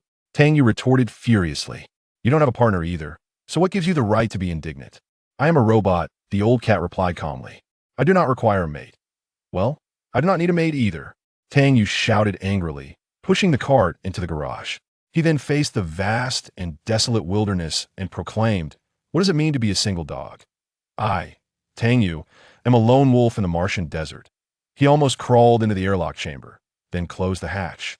The decontamination system sprayed high-temperature steam onto his spacesuit, cleansing it of the dust and grit that clung to his attire. This decontamination process was essential for reasons of hygiene and safety. Astronauts were prohibited from carelessly bringing outdoor debris into the Kunlun Station. Similarly, to prevent contamination, waste generated by astronauts could not be indiscriminately discarded on Mars. However, the latter regulation was one that Tang Yue no longer felt compelled to adhere to. He removed his trousers and squatted atop Olympus Mons, attending to nature's call without a soul to admonish him, as long as he remained indifferent to the fate of his backside. Tang Yue opened the second hatch of the airlock, rolled into the main hall, and collapsed onto the floor, gasping for breath. Damn it, this task used to require 4 people, and here I'm doing the work of all 4 by myself. He panted, too exhausted to even remove his outer suit. I really am something else. As he spoke, he let out a silly chuckle. Old Cat approached, assisting Tang Yue in flipping over, then detached the life support system from his back, unzipped the suit, and pulled Tang Yue out of the bright armor. Tang Yue was drenched, as though he had just emerged from water sweat soaked through his clothing. Old Cat handed him a glass of water, which Tang Yue accepted, supporting himself against the table as he gulped it down. I've finally come back to life that nearly killed me. Tang Yue gasped, slamming the empty cup onto the table. Where's the water? Pour me some more, I need more water. Tang Yue paused. How much water do I have left for today? Tang Yue rested his chin on the table, his eyes fixated on the shallow layer of clear water at the bottom of the cup. This meager amount was barely sufficient to moisten his tongue. Honestly, for the first time, he found fresh water more beautiful than diamonds so crystalline, so pure and untainted. It resembled liquid diamonds. No, diamonds are of little consequence. Even if you stare at it for another 10 minutes, its volume will not increase by a single milliliter, the old cat reminded him. On the contrary, the water will continue to evaporate. During the time you've been daydreaming, approximately 2.71 by 106 grams of water has already vanished from the cup. So if you intend to drink, you'd better do it soon. Tang Yue gingerly cradled the cup, his voice trembling. Is there really only this much left? The old cat nodded in affirmation. Tang Yue tilted his head back and drank it all in one go, savoring the aftertaste with a smacking of his lips. I almost forgot to mention, this is all the water you will have for drinking, washing your face, bathing, soaking your feet, and flushing the toilet. The old cat patted Tang Yue on the shoulder. So, conserve it wisely. Tang Yue was taken aback, struggling to extend his tongue, his hand poised midair, poised to slap the bottom of the plastic cup. What the hell? Are you even human? Not at all. The old cat divided all the food into 2 portions based on weight. One portion remained at Kunlun Station for Tang Yue's consumption, while the other was prepared for transport to the United Space Station. The total weight of the food at Kunlun Station was approximately 2,500 kilograms, sufficient for Tang Yue alone for 5 Earth years, or nearly 1,800 days. However, if he were to share half with Mai Dong, he would only have enough provisions for 900 days. The Eagle spacecraft boasts a payload capacity exceeding 3 tons, making it more than sufficient to carry a ton of provisions. Beef will be delivered? Inquired the old cat. Absolutely, Tang Yue declared decisively with a wave of his hand. Chicken, will it be delivered? Certainly. Salmon, will it be delivered? Of course. Tuna, will it be delivered? Without a doubt. Tang Yue responded without hesitation. You're dispatching all these items, what will you consume? The old cat asked. Even being benevolent has its limits. The lady is all alone on the space station. We must empathize with her plight. Tang Yue explained, as 2 grown men, we can endure some hardship. On a planet as vast as Mars, we are bound to find solution. What is there to eat on Mars? Soil? The old cat grumbled. Let me tell you, Tang Yue, there's no favorable outcome for those who fawn excessively in the end. They lose everything. Get lost. Where did you learn such nonsense? Captain Old Wong taught me. The old cat shrugged. He's renowned throughout the astronaut center for his clever quips. With the scientific expedition team already on their return journey, the 6 crew cabins at Kunlun Station were largely vacant. The cabins are quite diminutive, offering scant space and devoid of windows. Within lies a single bed and a row of cabinets suspended overhead. Lying on the bed, Tang Yue felt as though he were residing in a cramped partitioned room in Beijing, the only distinction being that the walls were composed of flexible fibers abrupt, as the crew cabins are inflatable that if the air were to be evacuated and the internal framework dismantled, these habitation modules could be compacted into a suitcase, rendering them remarkably lightweight. Occasionally, Tang Yue harbors doubts regarding the solidity and safety of the chambers, especially considering that old Wang once remarked, "The walls are so fragile that a mere far tea could shatter them." However, Old Cat fervently assures him that the technology of inflatable modules is exceptionally mature in aerospace engineering, noting that the old ISS had employed such inflatable chambers in its design. Rest assured, this is a multi-layered, high-strength fiber material, 6 times stronger than steel wire. If old Wang could truly puncture the habitation module's wall with a mere fart, then his rectum would have to be the caliber of a 75mm howitzer, Old Cat asserted with convy. Tang Yue unzipped the door of the module and activated the overhead light. At that moment, the external temperature hovered around -80°C. An ordinary person exposed to such conditions for even half a minute would succumb to frostbite. Yet, within the habitation module, it was pleasantly warm, and under the covers, it felt almost slightly oppressive. Tang Yue nestled into his bedding, reaching out to extinguish the light, causing the chamber to plunge into darkness. After drawing the curtain, an enveloping silence descended. The high-strength nylon fabric demonstrated excellent soundproofing, effectively blocking out the cacophony of machinery.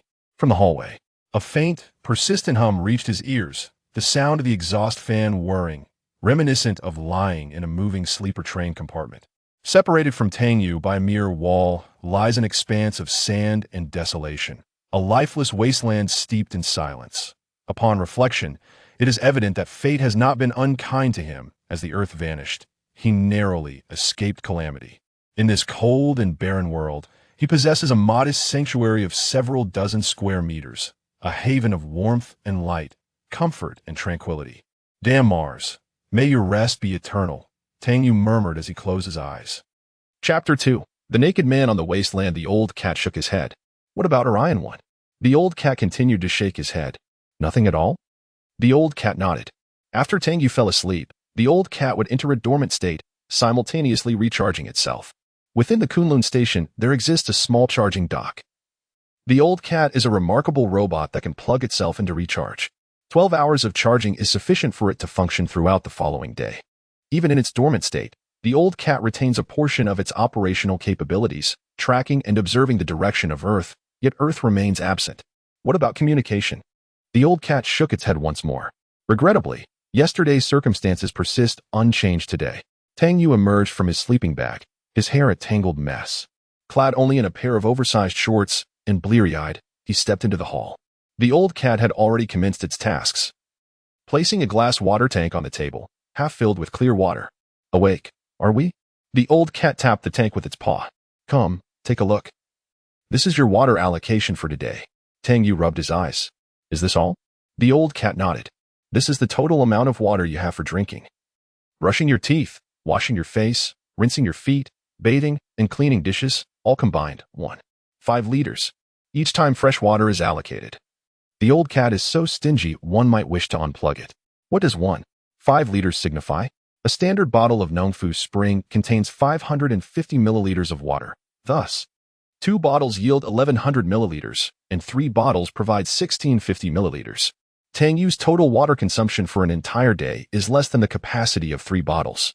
Yet he must utilize this water for drinking, cooking, brushing his teeth, washing, and even doing laundry. He realizes that he can no longer drink from a regular cup. Instead, he resorts to using a graduated cylinder for his hydration needs. From beneath the laboratory bench, Tang Yue retrieves a 100 milliliter acrylic graduated cylinder, declaring that this will be his new vessel for drinking and dental care. The first step is to take a sip to rinse his mouth.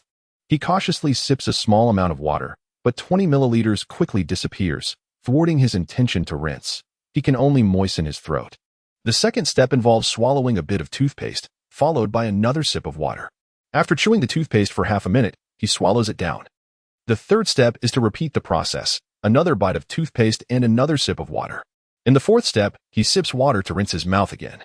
Finally, in the fifth step, he attempts one last rinse. Where's the water? Tang Yue opens his mouth wide, inverting the graduated cylinder above his head, giving it a firm tap. After a prolonged wait, a singular, pitiful droplet of water gathers on the wall of the cylinder and slowly descends. Tang Yue fixates on it, and with quick reflexes, he extends his tongue to catch the falling droplet just as it detaches from the cylinder. The old cat silently covers its eyes. Why are you covering your eyes? Tang Yue inquires as he attempts to curl his tongue and probe inside the graduated cylinder, where a small amount of water still clings to the inner wall. Regrettably, the orifice of the 100 milliliters graduated cylinder proved too diminutive. Its form too attenuated to admit the intrusion of one's tongue. Tang Yue then procured another 100 milliliters of water, which he lavished upon a towel, vigorously scrubbing his face and tidying his disheveled hair in the process. He triumphantly concluded his ablutions with a mere 200 milliliters of water, a testament to the human capacity for adaptation under duress. Indeed, one remains ignorant of their true potential until subjected to relentless self-exertion. Tang Yue resolved to challenge himself further, aiming for the audacious target of 190 milliliters the following day. With his ablutions completed, Tang Yue brazenly divested himself of his underpants. Heavens!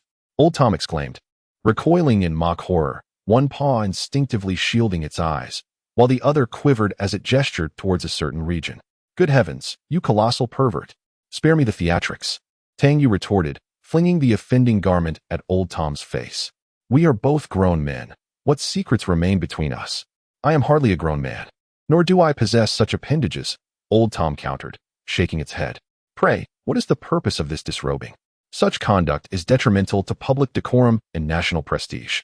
You are aware? Tomorrow's Time cover will undoubtedly feature your immodest portrait, while the New York Times will likely proclaim, Chinese nude man spotted in Kunlun Station. Does this signal a paradigm shift in Asian sexual mores? Why? To hang them up to dry, naturally, Tang Yue replied nonchalantly, proceeding to parade around the hall in his birthday suit. I am the sole occupant of Kunlun Station. There are no other eyes to offend, no public to scandalize, no national prestige to tarnish. With Earth obliterated, where are these Time and New York Times publications of which you speak? Indeed, he was the sole occupant of Mars at that moment, free to do as he pleased without any prying eyes. Were Tang Yue so inclined and possessed of a death wish, he could streak across the Martian landscape, the ultimate consequence being merely the addition of an anonymous male nude to the planet's inventory. Tang Yue procured a slender cord and threaded it through the hooks on the wall, stretching it tautly across the hall, creating a makeshift clothesline. He draped his underpants over it. Doesn't that dangling thing bother you? The old cat droned on. What if it snags on something and falls off? You're never going to need it again anyway. Might as well chop it off early. The robot evinced an insatiable curiosity about a certain part of Tang Yue's anatomy. Oh, by the way, have you had your foreskin removed? I heard there are discounts for circumcisions. Is the second one half price? Tang Yue was sorely tempted to unplug the garrulous robot. Tang Yue hung his underpants in the hall, his rationale being that his water consumption was severely curtailed by the old cat, precluding him from indulging in unrestrained showers and laundry. To decelerate his own fermentation, Tang Yue resolved to adopt the dirty clothes rotation method. This technique had been honed in the male dormitories during his university days. By maintaining two sets of garments and alternating them daily, wearing one while airing the other, he could perpetually maintain the dryness and cleanliness of both sets, obviating the need for washing altogether. After 4 years of personal experimentation, Tang Yue had conclusively demonstrated that this method could postpone his own maturation by 50%. However, at Kunlun Station, Tang Yue advanced this method one step further. If unnecessary, one should not wear clothing. Standing in the hall completely unclothed, with his hands on his hips, he suddenly felt a chill from the breeze. Boldly flaunting his nudity was indeed a challenge to his sense of human modesty. Consequently, he retrieved a foil blanket intended for insulating the box and wrapped it around himself, the fabric cascading down to his calves, resembling a Roman in a flowing robe. As he walked, the makeshift garment billowed in the wind, revealing glimpses of his hairy legs, an alluring spectacle. The old cat remarked that he was the true vacuum nudist of Mars. Mr. Tang Yue? Mr. Tang Yue? Have you risen? Have you eaten yet? Appeared on the screen, a voice calling out. Tang Yue was taken aback. What's wrong? The girl's face instantly flushed crimson. She averted her gaze, stammering, clothes. Mr. Tang Yue, clothes. Tang Yue looked down, startled, as he tucked a certain protruding item back beneath the blanket. It seemed he would have to don some underwear after all. Breakfast consisted of a beef sandwich, a compressed biscuit, a measuring cup of orange juice, and a vitamin C tablet. The beef sandwich was a vacuum-packed, ready-to-eat meal, subjected to heat stabilization, inherently rich in moisture, and did not require rehydration. It could be consumed directly after heating in a microwave or oven. Thus its shelf life was limited to no more than 2 years. Tang Yue had to consume such food promptly to prevent spoilage later on. Orange juice is a powdered drink mix, and nearly all beverages used in space missions come in similar forms, small packets of powder and granules that can be easily reconstituted with water, akin to instant coffee. However, the taste is rather indescribable. Despite the Nutrition Center's efforts to enhance the flavor of these drinks, they are ultimately designed for the protracted journey to Mars, where shelf life takes precedence. Tang Yue often remarks that the orange juice has a distinctly plastic flavor. Each day, Tang Yue must consume food that provides at least 2,000 calories. Otherwise, he lacks the stamina required for his work. He places a sandwich on his plate, slices it with a knife, and then spears a piece with his fork, popping it into his mouth. Mai Dong, have you had breakfast yet? He inquires. I have already eaten, she replies. What did you have? Tang Yue asks, chewing vigorously. Half a biscuit and a glass of water. Tang Yue chuckles heartily, lifting a piece of beef and waving it in front of Mai Dong, grinning mischievously. See this? Do you know what it is? Beef. Would you like a taste? Mai Dong silently swallows. The computer screen sits before Tang Yue on his workstation, while Mai Dong watches him eat. Don't worry, you'll have your meal soon, he assures her. Setting down his utensils, he turns the camera to show her the floor behind him. Do you see those boxes? They are filled with food prepared for you. Once I finish the arrangements here, I will send it over. Just hang in there a little longer. Mr. Tang Yue, you carry on. I'm not in a hurry. How much longer can you eat the food over there? Tang Yue inquired. Don't push yourself too hard. We can still manage for 5 more days, Mai Dong replied, as she retrieved a biscuit from outside the camera's view and held it up for Tang Yue to see. I have plenty of biscuits here. Tang Yue felt a slight sense of relief. Behind him, Old Cat kicked his chair and urged, hurry up and eat. Once you're done, get to work. Tang Yue silently cursed Old Cat, reflecting that even the most exploitative landlords would not deny their laborers sustenance. He obediently stuffed the sandwich into his mouth. This marked the second day of his entrapment on Mars, and he had a multitude of tasks ahead of him. First, he needed to reposition all the solar panels. Everything at the Kunlun Station relied on electricity, which was the essence of life. Maintaining the batteries in a perpetually charged state was imperative.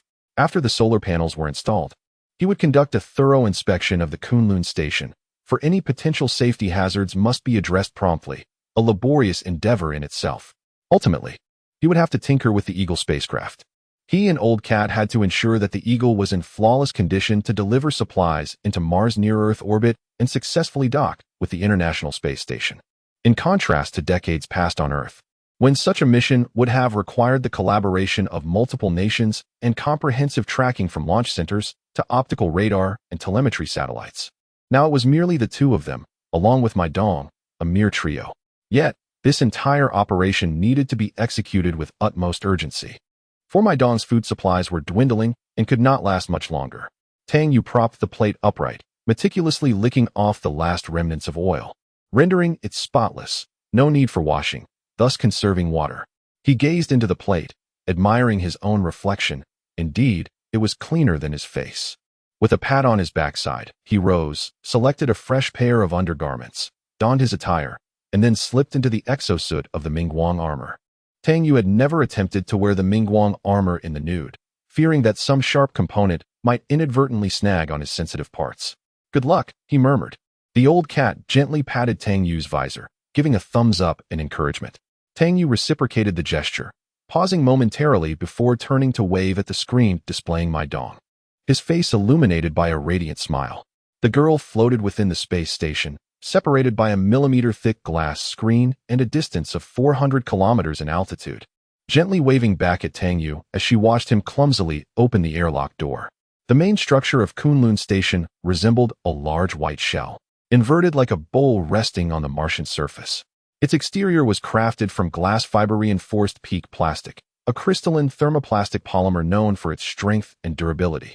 Widely employed in aerospace engineering, capable of withstanding temperatures ranging from -250 to 300 degrees Celsius. Wading through the sandy terrain, Tang Yue meticulously inspected the Kunlun Station, ensuring its airtight integrity. The Martian atmosphere, with a mere 700 pascals, less than 1% of Earth's, contrasted sharply with the station's maintained standard atmospheric pressure of 101 kilopascals. A breach in the station's hull could result in a catastrophic implosion, akin to a punctured balloon. The weather was idyllic, with the sun reigning supreme in the sky. Tang Yue caressed the smooth, white facade of the Kunlun Station, a structure nearly 3 meters tall, anchored to the ground by taut steel cables. Old cat, a question for you, Tang Yue inquired. Yes? Old cat's voice echoed through the headset. What is it? Under what circumstances could Earth explode? Tang Yue queried. Why did Earth vanish? How would I know the reason for its disappearance? Old cat responded. Regardless of the cause. It wouldn't have been from an explosion. If Earth were to explode, do you know the amount of energy it would take? Old cat shrugged. How much? Tang Yue asked, as he grasped one of the steel cables. The Kunlun Station had 6 anchoring cables, each secured to the outer wall and deeply embedded into the ground with long spikes. We can perform a rudimentary calculation, Old cat said. The Earth's average radius is 6,370 kilometers, with an equatorial circumference of 40,000 kilometers. Using the formula V43R3, the Earth's volume is approximately 1.08 x 1012 cubic kilometers. The gravitational acceleration on Earth is 9.8 ms. Applying the principles of gravitational force as expressed by mg/gmmr, along with the formulas governing circular motion, one can deduce that Earth's density is approximately 5,103 kilograms per cubic meter. In essence, this signifies that Earth is over 5 times denser than water.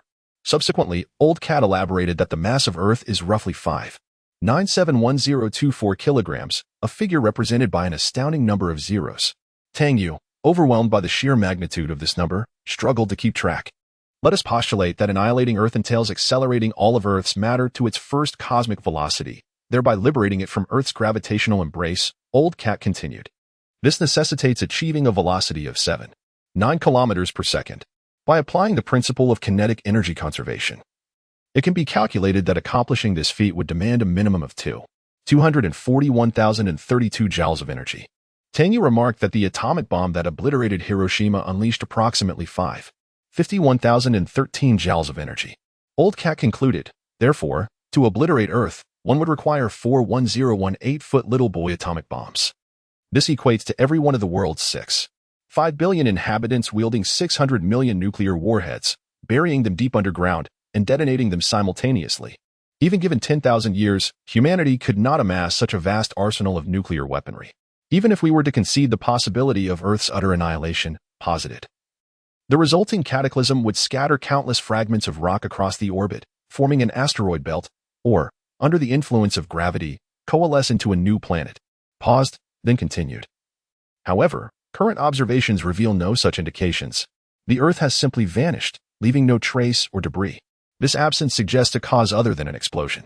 After a moment's hesitation, added, it's as if the Earth was erased, wiped clean like a drawing on a chalkboard. To the best of my knowledge, only a microscopic black hole impacting the Earth could produce such an effect. What? Exclaimed, startled. A black hole? A minuscule black hole, perhaps the size of a proton, clarified. Left undisturbed, it would quickly evaporate and disappear. But if introduced to Earth, it would begin consuming terrestrial matter while sinking towards the planet's core. As it devours the Earth's mass, the black hole would gradually increase in size and stabilize. Concluded, this process is relatively clean, leaving no scattered debris.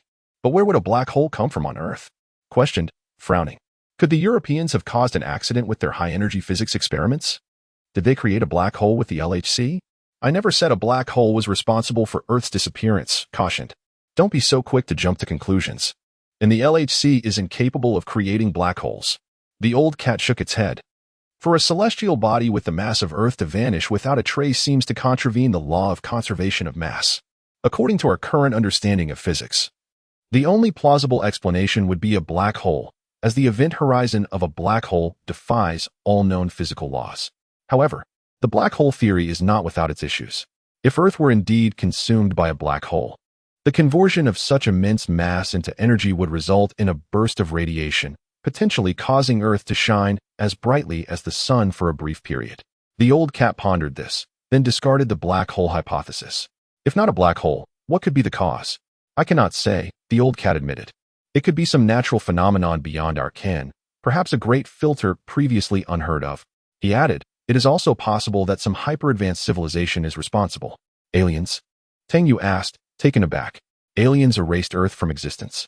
Under normal circumstances, Tang Yue would have dismissed the old cat's words as utter nonsense. As a staunch materialist and atheist raised in the People's Republic of China, he could scarcely believe in such ethereal concepts. Yet, Tang Yue now found himself compelled to entertain this notion. With Earth gone, the most unimaginable event had already transpired. What, then, was truly impossible? Perhaps some godlike civilization, far beyond human comprehension, was behind it all. Some divine entity, enthroned high above the Milky Way, might have inadvertently discharged a flatus. Oops. I seem to have eaten something that disagreed with me last night, the deity mused, casting furtive glances around. In the vast expanse of the Milky Way, all remains tranquil. Thankfully, no one has detected my indiscretion, and thus no harm has been wrought. I continue to maintain an air of aloofness, sitting upright. And so, Earth has met its demise. While I sit comfortably at home, calamity descends from the heavens. Those extraterrestrial rascals, Tang Yue, howl in indignation, exclaiming, "Curse you." Breathless, Tang Yue collapses against the hatch of the airlock, casting his gaze upon the Eagle lander 100 meters away, its white fairing emblazoned with a majestic eagle insignia. The Eagle lander is indeed a colossal machine, towering nearly 4 stories high, supported by 4 robust hydraulic legs. At the base of its descent stage, for concealed converging-diverging nozzles release scalding, high-pressure gas at a rate of thousands of meters per second during landing, generating an immense thrust of up to 120 tons. In addition to these main nozzles, for smaller maneuvering engines maintain the lander's stability.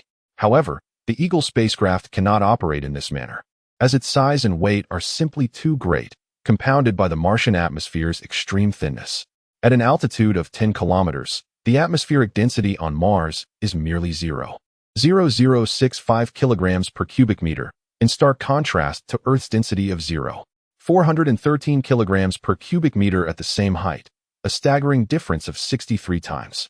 Under such circumstances, parachutes prove ineffective for deceleration, as they cannot possibly manage such a gargantuan entity. When the Eagle spacecraft re-enters the atmosphere, it does so at speeds exceeding several times the speed of sound, hurtling through the sky before crashing into the Martian surface, reduced to a heap of debris. This conundrum has remained persistently unresolved, with various proposed solutions dismissed for myriad reasons. In the end, the legendary California Institute of Technology's JPL stepped forward, declaring, "I'll do it." The tech geeks at the Jet Propulsion Laboratory, with disheveled hair and shuffling in slippers, locked themselves in their rooms, subsisting on instant noodles for half a year. These top minds on Earth, having depleted a prodigious amount of scratch paper, finally devised a solution. They resolved to employ a parachute in conjunction with rocket deceleration, and designed multiple layers of safeguards for the lander. This team engineered the lander as a lifting body, a departure from traditional blunt conical spacecraft. Rather than adopting a ballistic re-entry into the atmosphere, it would glide within the atmosphere, gradually decelerating through long-distance gliding. The lander would enter the Martian atmosphere at an altitude of approximately 120 kilometers, at which point its velocity would be an astonishing 21,000 kilometers per hour. 3 minutes later, it would deploy an inflatable decelerator on its ventral side, essentially an enormous air cushion, akin to an Arabian flying carpet. The inflatable decelerator would initiate the first phase of deceleration, reducing the speed to around 2,000 kilometers per hour. At this juncture, the second deceleration phase would commence, discarding the decelerator cushion while simultaneously deploying a massive 30-meter diameter ringsail parachute. The parachute would further diminish the Eagle spacecraft's velocity to 300 kilometers per hour, with the altitude now reduced to several hundred meters. Retro rockets would then ignite, and the lander would descend gently in a vertical attitude. Finally, the landing gear would be hydraulically deployed, securing its position. Mission accomplished. Before Tang Yue stood the ultimate design of the Eagle spacecraft, resembling a space shuttle firmly grounded, yet lacking the expansive wings characteristic of such vessels, akin to a plump, rounded bun. The white section visible to Tang Yue constituted the dorsal side of the Eagle, while the opposing ventral side was cloaked in black, covered with thermal tiles. As the Eagle re-entered the atmosphere, it descended with its belly facing downward, surrendering to the forces of nature. Glancing at the display on his wrist, Tang Yue noted the temperature, a chilling -29 degrees, an unbearable heat by any stretch of the imagination. "Try saying that after shedding your bright armor," echoed the voice of Old Cat in his earpiece. "What nonsense are you spouting? Why would there be cockroaches on Mars?" Old Cat was momentarily taken aback. Have the solar panels been set up? Indeed. It took Tang Yue 2 hours to meticulously transport each solar panel, laying them out upon the sandy ground before the Kunlun Station, a task he repeated twice daily. Struggling to rise, he clumsily pushed a cart, resembling a Martian laborer. Inside Kunlun Station, Old Cat busied himself organizing supplies, meandering through the hall as the allocation of resources proved a laborious endeavor. Since Tang Yue had insisted on equitable distribution, Old Cat could not afford to favor any individual. An adult requires a daily intake of 80 grams of protein, 3,500 milligrams of sodium, 3,000 milligrams of potassium, 1,000 milligrams of calcium, alongside a variety of vitamins to maintain nutritional balance. Thus, Old Cat had to meticulously study the allocations. Tang Yue, pushing his cart, gradually came to a halt beneath the Eagle spacecraft. The lander's struts were thicker than Tang Yue's arm, each terminating in a half-meter diameter footpad to mitigate pressure. These 4 pillars bore the weight of over 100 tons, standing steadfast and secure. Tang Yue used a long-handled rake to clear the surrounding rubble. The Eagle spacecraft had landed on a hard surface, comprised of solid bedrock overlaid with a thin layer of soil, creating a level, almost natural launch and landing site. Tang Yue strolled around the Eagle spacecraft, gazing up at the lander, when a peculiar thought occurred to him. Old Cat, he mused. What would happen if we rode this thing up? You'd meet your end even sooner, Old Cat replied laconically. The space station's self-sufficiency can barely sustain Miss Mai Dong alone. Adding you would cause it to crash within 2 years. But isn't Orion 2 still there? Orion 2 is indeed still there, Old Cat acknowledged. So, never mind. Tang Yue conceded. Chapter 3, 1. Indentured Servitude at Kunlun Station Day 3 of Martian Confinement. The weather was fair, yet Earth remained silent. Old Cat had finished packing all the necessary supplies, and Tang Yue began inspecting the Eagle spacecraft's condition. He stood beneath the lander, looking up at the Eagle, the sunlight casting its immense shadow upon the gravel. Tang Yue vigorously cranked the handle on the landing gear, and the boarding ladder descended slowly. The payload compartment of the Eagle spacecraft is situated at the top, occupying only a modest portion of the space. It comprises a command module and a cargo hold, with the command module housing 6 seats, accommodating a standard crew of 6. However, ample space is designated within the module to allow for the temporary addition of seats, permitting a maximum capacity of 10 individuals. Today's Mars landers are a far cry from the Mercury series spacecraft of yore, nearly a century ago. Those antiquated vessels were as cramped as cluttered underbed storage, with astronauts confined within like tightly secured components. In stark contrast, the interior of the Eagle is spacious enough to accommodate a mahjong table. Beneath the crew compartment lies the cargo hold, which, due to the lander's typical vertical orientation, resides directly beneath the astronaut's feet, accessible via a hatch in the floor. Below the cargo hold, the main structure consists of the rocket engine's fuel tanks, colossal aluminum alloy containers, several meters in diameter, filled with methane and liquid oxygen. The entire Eagle spacecraft is designed in a 2-stage configuration when departing from the Martian surface. The engines of the upper stage ignite, propelling the payload into orbit, while the descent stage remains on Mars, serving as a launch platform and base. The electric ladder gently elevates Tang Yue, who, burdened with various large and small packages and clad in bright armor, finds it difficult to climb and must rely on the motor to pull him upward. With a click, the ladder reaches its apex. Goodness, this is incredibly heavy, he exclaims. Tang Yue reached up, twisted open the hatch above his head, and clambered through with considerable effort, panting heavily. He was burdened with a cumbersome, several dozen kilogram spacesuit. Yet there was no one to lend him a hand. It was truly inconvenient to accomplish anything alone. Old Cat, you scoundrel, couldn't you at least assist me in sharing the load? Regrettably, Old Cat retorted, I was not designed for such menial labor. Then what purpose were you designed for? Tang Yue demanded, irritated. Solely to offer criticism? I am an electrical and mechanical engineer, an astronomer, a communications expert, a comedic virtuoso, and a cat proficient in catching rodents. Old Cat replied with measured composure. However, I am decidedly not a manual laborer. Physical drudgery is not within my purview. And was I born of my parents solely to perform manual labor? Tang Yue retorted as he crawled into the cargo hold. We are all flesh and blood. What distinction lies between us? Why must I toil while you remain exempt? Regrettably, Old Cat responded, I am not composed of flesh. Under normal circumstances, The inspection of a spacecraft would certainly not be undertaken by a solitary individual. The entire expedition team comprised 6 members, discounting those stationed on the Joint Space Station. At least 5 individuals would have landed on Mars. A task as arduous as inspecting the lander would necessitate the collaborative efforts of multiple personnel. Tang Yue, however, was unable even to remove his spacesuit unassisted. Tang Yue, gasping for breath, unfastened all the tool bags hanging from his person and lay flat on the cargo hold floor to recuperate. "Mr. Tang Yue?" Mai Dong's voice crackled through his earpiece. "Are you all right? What is the situation?" "The situation," Tang Yue replied, "is far from optimistic. Mr. Tang Yue, what has befallen you? Since my very genesis, I have never been so enervated. Consider the multitude of tasks I have undertaken this day." Tang Yue sprawled upon the floor, his limbs outstretched. This morning, he labored for hours, transporting solar panels, meticulously inspecting the Kunlun Station, cycling for half an hour, and subsequently packing and crating supplies. Now, he ascends the lander. The crux of the matter is that the reprobate, Lao Mao, provided me with a mere 2 sandwiches. Mr. Cat is truly dreadful. Mai Dong, do you concur that this constitutes exploitation? Is it not a nefarious form of exploitation? A bonded laborer. Tang Yue lamented with heartfelt anguish. "I am but a pitiable Martian bonded laborer. Have you studied Comrade Xia Yan's bonded laborer?" "I have." Tang Yue then commenced his whimsical alteration of the original text. Humming feebly, Mai Dong emitted a soft chuckle.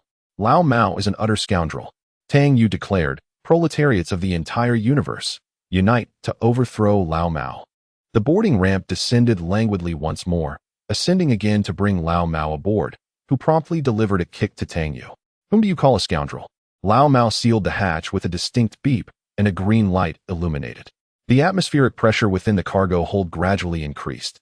Several minutes later, Mingguang Armor notified Tang Yue that the external environment was normalized.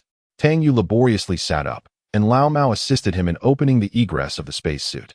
The moment Tang Yue emerged from the Mingguang Armor and divested himself of the spacesuit felt akin to a veritable rebirth.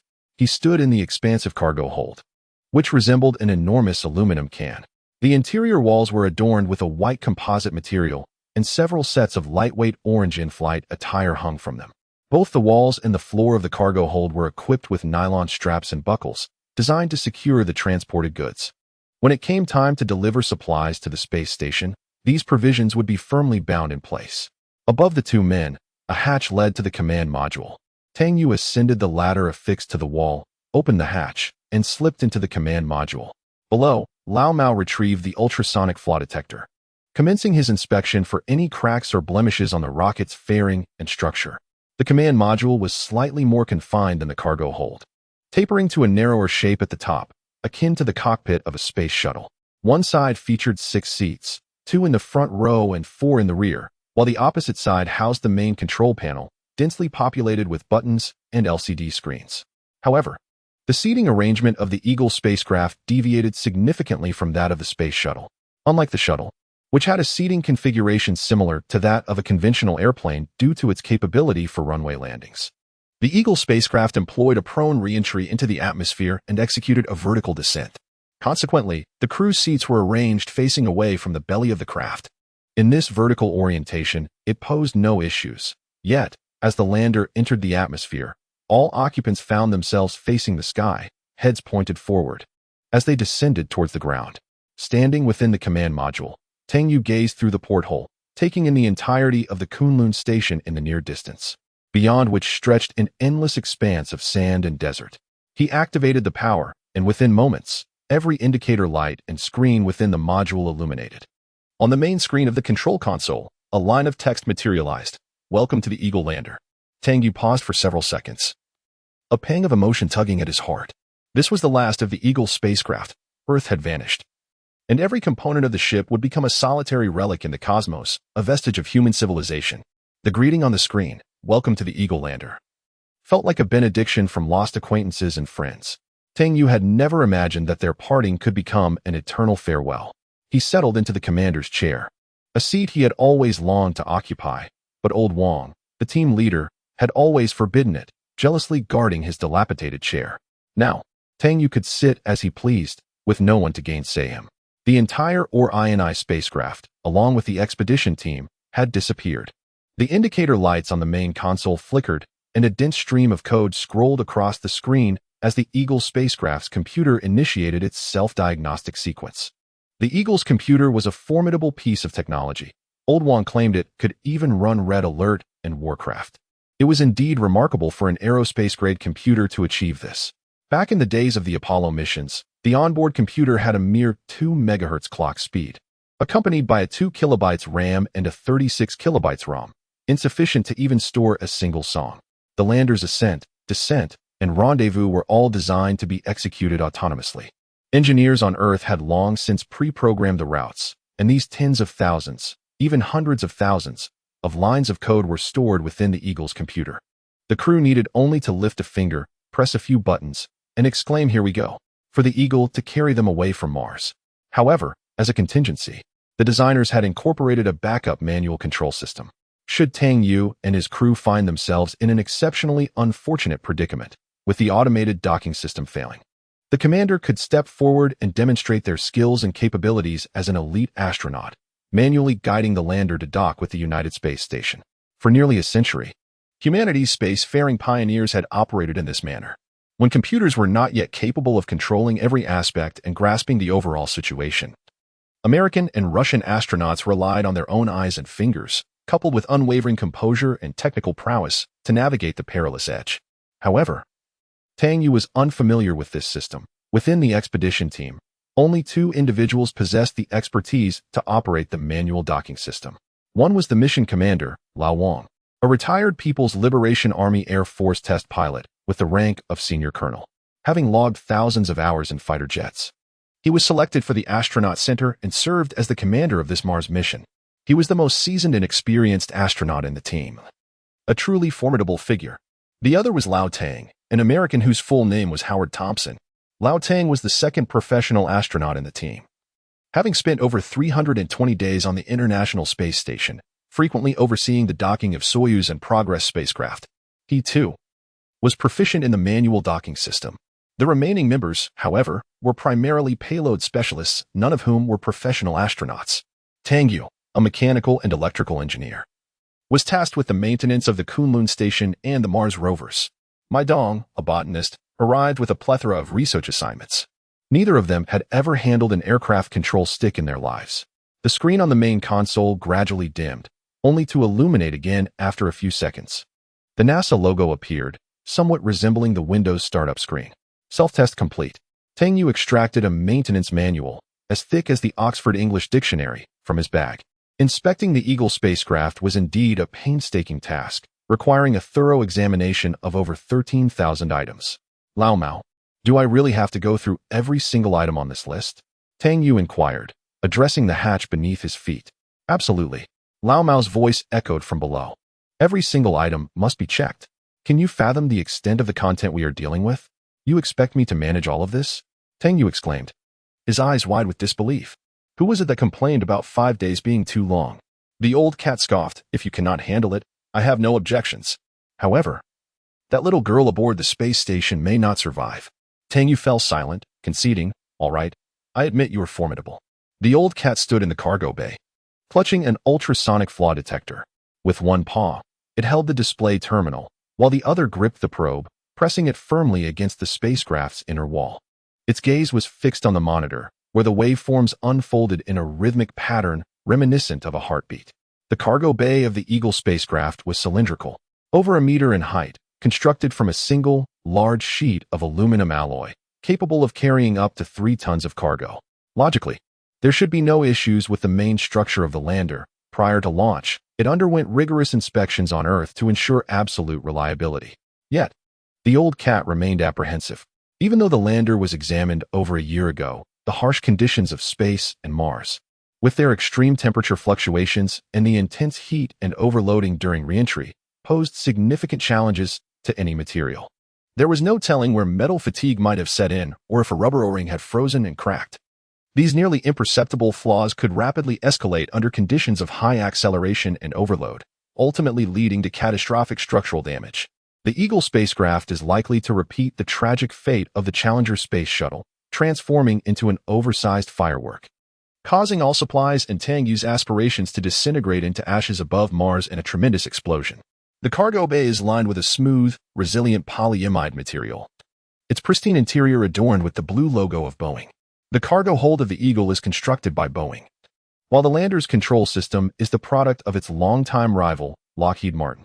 Various components of this spacecraft originate from different enterprises and manufacturers, and if one were to scrutinize closely, numerous illustrious logos could be discerned within the Eagle: Boeing, Lockheed Martin, Northrop Grumman, NASA, CNSA, China Aerospace Science and Technology Corporation, China Aerospace Science and Industry Corporation, Apple, Samsung, the Central Fluid Research Institute, ESA, Rolls-Royce, JPL, and many more. These globally renowned institutions and corporations, typically at odds with one another, coexist harmoniously within the confines of the Eagle spacecraft. Chinese representative: whoever has the funds should contribute a bit more. Does anyone object? Russian representative: agreed. Let me state that my country is impoverished and can only offer technology, not finances. Lifting an AK-47 from beneath the table and casting a glance around. If anyone has objections, feel free to voice them. British representative: I will match France's contribution. French representative: I will match Germany's contribution. German representative: I will match Britain's contribution. Zhang Ben remarked, this amount of money seems insufficient. The European representatives from England, France, and Germany murmured softly, American imperialism. The Russian delegate interjected loudly, American imperialism. The American representative, in a fit of indignation, slammed the table, exclaiming, You expect me to invest more? Am I to build my aircraft carriers or not? From the Orion spacecraft to the lander and the Kunlun Station, every step represents a collaborative achievement of humanity, a genuine manifestation of human intellect. It is through this collective endeavor that we have left a faint imprint on this planet. Located over 60 million kilometers away, the old cat descended the ladder slowly, lifting its gaze to scrutinize the lander.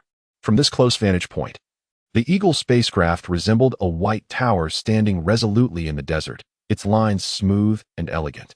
Given that Mars possesses a thin atmosphere, engineers had to incorporate a fairing into the lander's design, eschewing the ungainly appearance of the Apollo lunar module. The Martian sunlight is almost devoid of warmth, and the 12-meter-high fuselage appeared milky white under diffuse reflection. In reality, the rear of the Eagle spacecraft is composed of a composite material made of silicone and PEEK, which, upon closer inspection, is semi-transparent. Old cat, how's the situation on your end? Tang Yue inquired. I have just successfully deciphered the meaning of VLBI with the same beam. I still have over 10,000 projects to review. Tang Yue shook his head, expressing doubt. I truly wonder if it is feasible to resolve everything within 2 days. Even if it seems impossible, we must find a way to make it happen. Old Cat posited that the Eagle spacecraft represented the final lifeboat. Without the provisions you deliver, the young woman's demise is virtually assured. However, should you possess sufficient faith in this lander, you are at liberty to forego inspection. Is it truly permissible to omit inspection? Old Cat affirmed with a nod. In any event, this spacecraft has already undergone scrutiny on Earth, provided you harbor unwavering confidence in the unassailable quality of this vessel. In the terrestrial designers, in their capabilities and integrity, in the expertise of Boeing, Lockheed Martin, and the China Aerospace Science and Technology Corporation, and in their commitment to integrity. You may proceed without further ado. I might as well place my faith in divine intervention, Tang Yue retorted, shaking his head before resuming his labor. Old Cat descended to the lander's base. The lower segment of the Eagle spacecraft comprised the descent stage, incorporating a primary retrorocket and 4 robust landing struts. The Eagle lander's retrorocket consisted of a dual Raptor 3D liquid oxygen methane engine configuration, each engine featuring twin combustion chambers and nozzles. Collectively, the 2 engines boasted 4 nozzles, capable of generating a formidable thrust exceeding 150 tons upon ignition. The Eagle spacecraft relied on the deceleration provided by the descent stage's rocket engines during vertical landing, with the 4 auxiliary maneuvering engines governing attitude control. At an altitude of 50 meters above the ground, the lander would deploy its landing struts, culminating in a secure touchdown. Old Cat stood beneath the lander, gazing upward at the colossal nozzles of the Raptor engines. The nozzle is internally embedded, large enough for an adult to enter. The bottom of the Eagle spacecraft exhibits conspicuous ablation marks, with the surrounding shell charred black from intense heat. The retro rocket expels gases at temperatures exceeding 2,000 degrees Celsius, a rather formidable figure, as humanity possesses few materials capable of withstanding such extreme temperatures. Consequently, The shell surrounding the engine's nozzle is constructed from high-temperature resistant zirconium carbide ceramic. The old cat meticulously scrutinizes the engine's nozzle. The rocket engine's converging-diverging nozzle is, in fact, a complex structure, far removed from the simplistic conical funnel that most envision. The entire nozzle is composed of layers of fine tubes arranged in concentric circles, through which liquid oxygen is infused during engine activation for cooling purposes. The old cat retrieves a wrench from his tool pouch. He opens the Lander's outer shell, revealing the engine's core and a tangle of wiring. To facilitate maintenance, the designers of the Eagle spacecraft have incorporated a dedicated inspection window in the fairing. Lifting the cover grants direct access to the interior. Balancing a multimeter in one hand and the wrench in the other, the old cat taps here and there, probing curiously. This is the turbine pump combustion chamber, he mutters to himself, as he rummages through the chaotic wiring within the spacecraft. The Raptor 3D rocket is undeniably an American creation, a product of SpaceX, yet for some inexplicable reason, this wiring exudes a distinctly Russian flair. The Russian fascination with chaotic beauty and violence is evident in their remarkable ability to integrate various subpar components into a formidable whole. This was notably demonstrated when they crafted the MiG-25 from nickel-based alloy steel. What does nickel-based alloy steel mean? In simpler terms, it refers to stainless steel.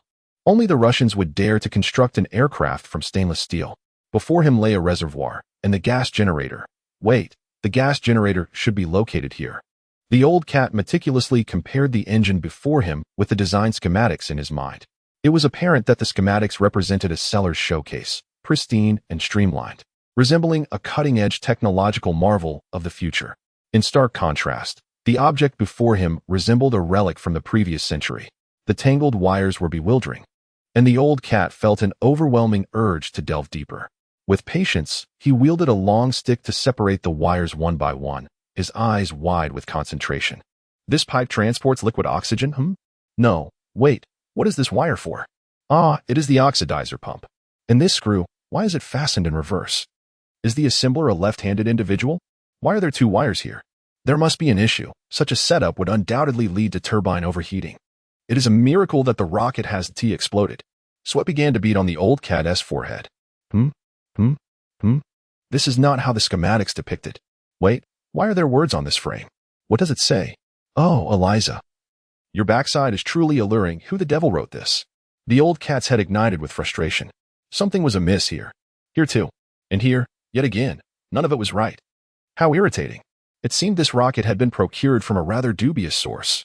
The old cat, seething with annoyance, rose abruptly, furiously grasping the tangled wires before him, and with a swift motion, tore them apart. Instantly, the chaos transformed into a refreshing clarity. Much clearer now. Truly invigorating. What happened? Tang Yue inquired. Old cat, is there an issue on your end? The old cat remained silent for several seconds. What is it, old cat? What seems to be the problem? Tang Yue pressed on. There's no real problem. Continue with your tasks. I assure you everything here is perfectly fine. The old cat gazed skyward, whistling nonchalantly, discreetly concealing a substantial bundle of wires behind him. So, you disconnected all the wiring from the engine? Tang Yue questioned. The old cat nodded. Can it be repaired? No. Then can this rocket still be utilized? No. A wave of dizziness washed over Tang Yue. Old cat, you scoundrel. I could strangle you. Why the excitement? Step back. Don't approach me. Retreat. You just agreed there would be no extreme actions. The old cat waved his paw dismissively. After all, it was not a grave matter. The downgraded engine was unnecessary anyway. If it was broken, so be it. As long as the upgraded version was functional, that was all that mattered. Tang Yue sighed in relief, collapsing into his chair. Moments ago, the old cat informed him that he had inadvertently damaged the rocket engine below. At that instant, Tang Yue was genuinely terrified. His mind went blank, and a chill coursed through his entire being. If the rocket engine were indeed broken, it would spell disaster. Tang Yue cast the maintenance manual aside onto the control panel and buried his face in his hands, taking a deep breath. Why did you disconnect all the cables? He exclaimed, momentarily stunned. Is it really that serious? Indeed, it is, the old cat affirmed, nodding with grave conviction. Clearly, the assembly worker's educational background was lacking, as he could not even comprehend the most basic of schematics. After all, SpaceX is a major corporation. How could they employ such individuals in their workshop? Suddenly, the old cat's brow furrowed, realizing that the issue might not be so straightforward. What's wrong? Tang Yue inquired. Well, the old cat hesitated for a few seconds. Tang Yue, are you familiar with the concept of Occam's razor? Occam what? Is that a new brand of razor? Tang Yue replied, bewildered. I've only heard of Phillips and Feek. Occam's razor is a powerful tool for problem solving. A philosophical principle that states, entities should not be multiplied beyond necessity. This means that when you are examining an issue or proposing a viewpoint, the fewer assumptions and conditions you introduce, the better. The more conditions you add, the less likely your argument is to hold water, the old cat elucidated. Occam's razor serves to eliminate unnecessary assumptions, stripping away all that is superfluous. Tang Yue pondered for a few moments, and I believe I grasp your meaning. Is it not so? If I were to tell a lie, I would subsequently be compelled to weave additional falsehoods to sustain that initial deception, ultimately leading to the inescapable truth surfacing. Thus, it would be far wiser to refrain from lying altogether. There is indeed some merit to this notion. The old cat stood upon the gangway and nodded slightly. But why are you sharing this with me? Tang Yue was perplexed as to why the old cat had suddenly brought up Occam's razor, questioning its relevance to their current predicament. Regarding the existing issues with the engine's wiring, I suspect several factors may have contributed to this outcome: mismanagement by SpaceX, a lackadaisical approach by the Americans, an inadequately educated workforce unable to comprehend the assembly instructions, assembly workers indulging in excess the night prior to work, and potential errors in the design schematics. The old cat paused, but upon my meticulous contemplation, I discerned that employing Occam's razor could eliminate all those convoluted hypotheses, revealing a remarkably simple and clear conclusion. This conclusion would unveil the true cause. Tang Yue nodded. So what is the true cause? I mismanaged the schematics. Tang Yue sat within the command module of the Eagle spacecraft, systematically inspecting the lander's computer systems in accordance with the maintenance manual. Where is the navigation department? Communication. Communication channels are functioning properly. Tang Yue adjusted the buttons on the dashboard. Under normal circumstances, these tasks would fall to the commander, who is the driver, while he merely occupies the role of a passenger. However, with the absence of the driver, the passengers must summon their courage to proceed. Fortunately, despite its complexity, the docking system is a highly automated apparatus. From launch to docking, the computer handles everything autonomously. Tang Yue merely needs to ensure that the program parameters within the computer are accurate and then press the button, allowing the Eagle spacecraft to complete the subsequent processes seamlessly. This scenario resembles that of a fully autonomous vehicle, where the driver primarily serves as a safeguard. Even in the driver's absence, the car can navigate the roads without issue. In contrast, a vintage automobile from the previous century requires manual operation of everything from the steering wheel to the brakes and clutch. Should the driver faint mid-journey, the entire vehicle would be in peril. Where is the docking control system? Tang Yue lifted his gaze, widening his eyes to scrutinize the densely packed buttons on the panel. Most buttons on the spacecraft are designed to be large and conspicuous to prevent accidental engagement, yet the sheer number can be overwhelming, especially with various English abbreviations present. Given Tang Yue's level of English proficiency, he certainly cannot recognize them all. Thankfully, he possesses a manual, otherwise, he would be utterly perplexed. UHF? Ultra-high-frequency antenna. Autonomous orbital maneuvering control parameters. What does GNC mean again? Guidance, navigation, and control, the English abbreviation for navigation and guidance control. And PPL? Pinpoint landing. The English abbreviation for precise landing. What about EDL? Entry, descent, and landing.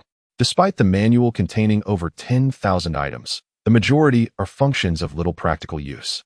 More than half of this manual pertains to functions related to manual operation, and undoubtedly, the manual control mode of the Eagle spacecraft will prove unnecessary. The spacecraft that will ultimately be launched is uncrewed. It is solely a cargo vessel. Given that there are no personnel within the command module, the manual control system naturally becomes redundant. One cannot expect a sandwich in a box to navigate the spacecraft. This portion of the system can be deactivated prior to launch, alleviating Tang Yue from the need to inspect it, significantly reducing his workload and shortening the time required for tasks. With this expedited pace, he might still accomplish his mission within 2 days. The success of Mai Dong in overcoming this dire predicament hinges entirely upon Tang Yue and Old Cat. Chapter 4. 1. I am so hungry. Trapped on Mars for the 4th day. Earth remains silent. Good morning, Mr. Tang Yue. Mai Dong greeted him weakly, her complexion pale and her hair in disarray. Good morning. Tang Yue sat in a chair, clad only in shorts and wrapped in a blanket, resembling a meditating monk. Before him lay a tray and a water cup. Today's breakfast consisted of canned peaches and compressed biscuits, along with 100 milliliters of fresh water. The canned peaches, rich in moisture, allowed Tang Yue to endure the necessity of less water. Today, he dared to challenge himself by completing his morning routine with merely 190 milliliters of water, and, unsurprisingly, he failed, ultimately leaving toothpaste stuck to his front teeth. It seems that 200 milliliters is the absolute minimum. You appear somewhat lacking in energy. Did you not sleep well last night? I'm famished. The girl's gaze was fixed intently on the food laid out on Tang Yue's table, as if those delectable items were tantalizingly close enough to touch, and she longed to dive headfirst into the screen. I am so hungry that the light in my eyes is nearly turning green, she lamented with an utterly desolate wail. I am truly starving. Tang Yue was startled. Now, everything I see makes me crave food. The girl collided with the camera, exclaiming, Mr. Tang Yue, Mr. Cat, if your supplies do not arrive soon, I shall resort to gnawing on the space station. They will be delivered tomorrow. Tomorrow, I promise. In a swift motion, Tang Yue stuffed all the food into his mouth, took a sip of water, and sprang up to don his Mingguang armor. Halfway there, he turned back to the camera and shouted, Miss Mai Dong, please do not gnaw on the space station. If you puncture it, we shall all be doomed. This engine is the mainstay, responsible for propelling the lander into orbit. The old cat was adorned with a haphazard assortment of tools, ranging from ultrasonic flaw detectors to X-ray machines, meticulously inspecting the Eagle spacecraft inch by inch. Akin to a dedicated physician. Liquid oxygen and methane are both cryogenic propellants, with liquid oxygen boasting a boiling point of merely 90 K, equivalent to minus 182 degrees Celsius, while methane has a slightly higher boiling point of 110 K, or minus 160 degrees Celsius. At standard temperature and pressure, they vaporize almost instantaneously. The challenge of storing these cryogenic propellants for extended periods becomes significant, particularly considering that Mars missions often extend beyond 1 or 2 years. In orbit, the preservation of liquid oxygen and methane is relatively manageable, as the ambient temperature in space is inherently low. By ensuring that these substances are shielded from direct sunlight, their temperature can generally be maintained below their boiling points. Although this temperature is exceedingly low for human standards, it remains insufficient to keep oxygen and methane in their liquid state. Therefore, engineers must diligently work to maintain the temperature within the storage tanks below the boiling point of the propellants. The Eagle spacecraft's propellant storage tank comprises a substantial aluminum alloy container, whose inner walls are insulated with multiple layers of polyisocyanurate material, coupled with a robust thermodynamic vent system, TVS, which functions akin to a refrigeration system. The TVS helps sustain the internal temperature below the boiling point of the propellants. Nonetheless, liquid oxygen and methane will continuously evaporate. Thus, the amount of propellant aboard the Eagle spacecraft diminishes over time. Typically, the research team should commence their return journey before the propellant levels decline to critical thresholds. How are things on your end, old cat? Tang Yue inquired as he pulled a small cart out of the garage, preparing to transport supplies. The old cat packed dozens of large boxes of food for Mai Dong, weighing over a ton altogether. Tang Yue found himself occupied this afternoon, moving boxes until dusk.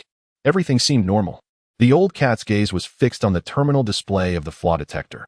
There could be no cracks, air pockets, or detachment in the main structure of the lander. Any fissures in the propellant tank could lead to catastrophic leaks of liquid oxygen or methane. The propellant tank appeared intact. The old cat set down the detector, exhaling in relief. Is the tank problem-free? Tang Yue inquired. I cannot guarantee absolute safety, the old cat replied, shaking his head. We can't dismantle the entire spacecraft. Under current conditions, my inspection is quite limited.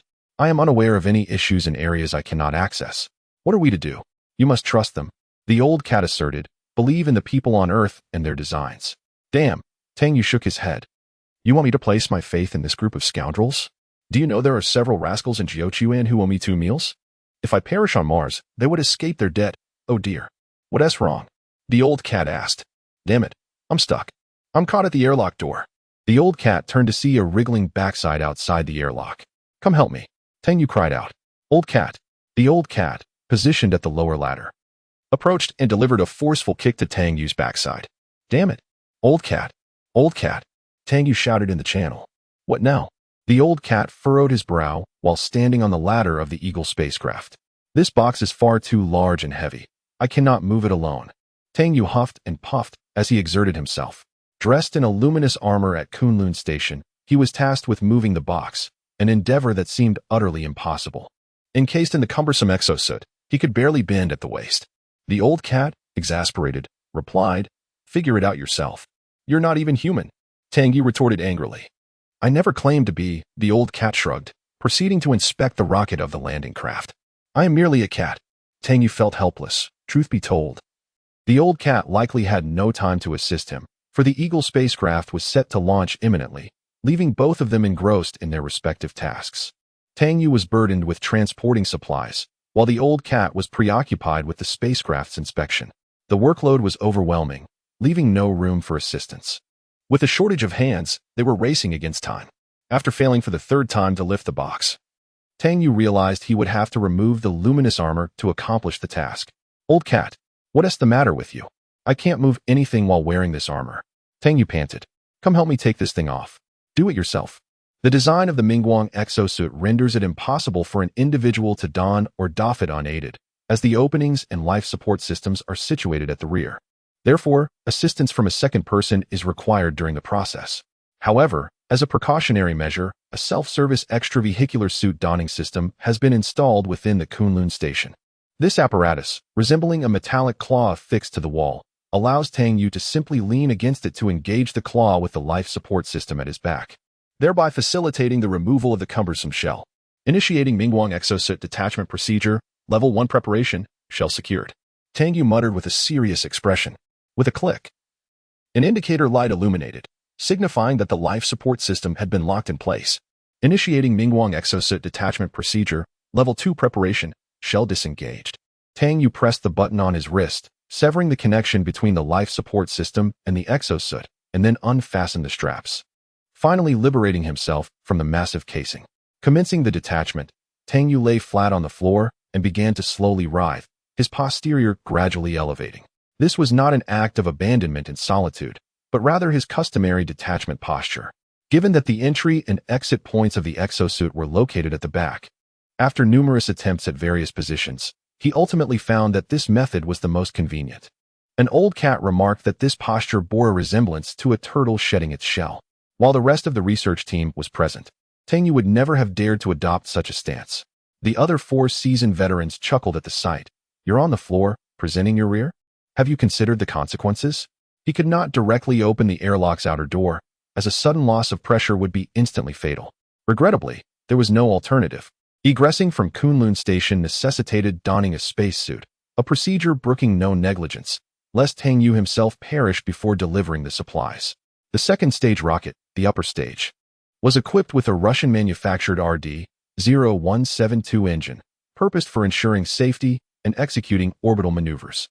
To minimize mass, the lander lacked an escape tower. Consequently, the upper stage engine was the sole safeguard for the command module. Should the Eagle spacecraft encounter issues during launch, this upper stage could promptly detach the command module. Conversely, if the Eagle spacecraft achieved a successful launch, the upper stage would facilitate orbital maneuvers, aiding the command module in rendezvous and docking with the United Space Station. Neither rocket stage could afford to malfunction. Failure of the first stage would result in the Eagle spacecraft crashing onto the surface. Failure of the upper stage would preclude the Eagle spacecraft from successfully docking with the United Space Station, rendering its space debris adrift in Martian orbit. Lao Mao was compelled to exercise utmost caution. Fortunately, the liquid rocket engine itself was not an exceptionally intricate structure. Fundamentally, the basic configuration of a liquid rocket comprised a pump, a combustion chamber, and a nozzle. The pump propelled the propellant into the combustion chamber, where it ignited and combusted, ultimately expelling through the nozzle, a straightforward, albeit crude, and disposable contraption that Lao Mao could still manage. However, if what lay before it at this moment were the intricacies of an aircraft engine, such as the F-119 turbofan, with its multi-stage compressors and turbines, even the old cat would find itself at a loss. After all, it is not an engine designer. "Tang Yue," the old cat called out. "What is it?" Tang Yue replied, pushing a small cart towards the lander, lifting his head. "I need a number 7 internal pentagon wrench." The old cat stood atop the boarding ladder, looking down at Tang Yue not far away. "Bring it to me." Tang Yue was taken aback, thinking to himself, "So the old cat has finally come to seek my assistance? It seems the tables have turned." He smirked inwardly. "Get it yourself." He cleared his throat. adopting a righteous tone. Do you not see that I am busy? I have no time to fetch your wrench. You won't get it? Absolutely not. Tang Yue thought. What can you do about it? Are you certain you won't retrieve it? Quite certain. Tang Yue retorted vehemently. If I bring you that wrench, I shall henceforth read my name backwards. Very well, the old cat nodded, clapping its paws. If you choose not to fetch it, I have no objections. However, without this wrench, I cannot complete my subsequent tasks. I shall continue only when you bring it to me. Tang Yue hesitated. If the launch window is missed, I will not be held accountable, the old cat continued. Right now, the life of that young lady above rests in your hands. You must decide how to proceed. You, what about me? You are incredible. The wrench is in the second cabinet beneath the table. Pay attention, it's the seventh. Old cat shouted from behind him. Jump, Tang. At Tang Yue's feet lay a box, the very parcel he was about to dispatch. He had toiled for most of the day, and at last, he managed to deliver the first box to the foot of the Eagle spacecraft. However, he now faced a conundrum. Tang Yue looked up, gazing at the lander above him. The parcel lay at his feet, yet the delivery vehicle hovered more than 10 meters overhead.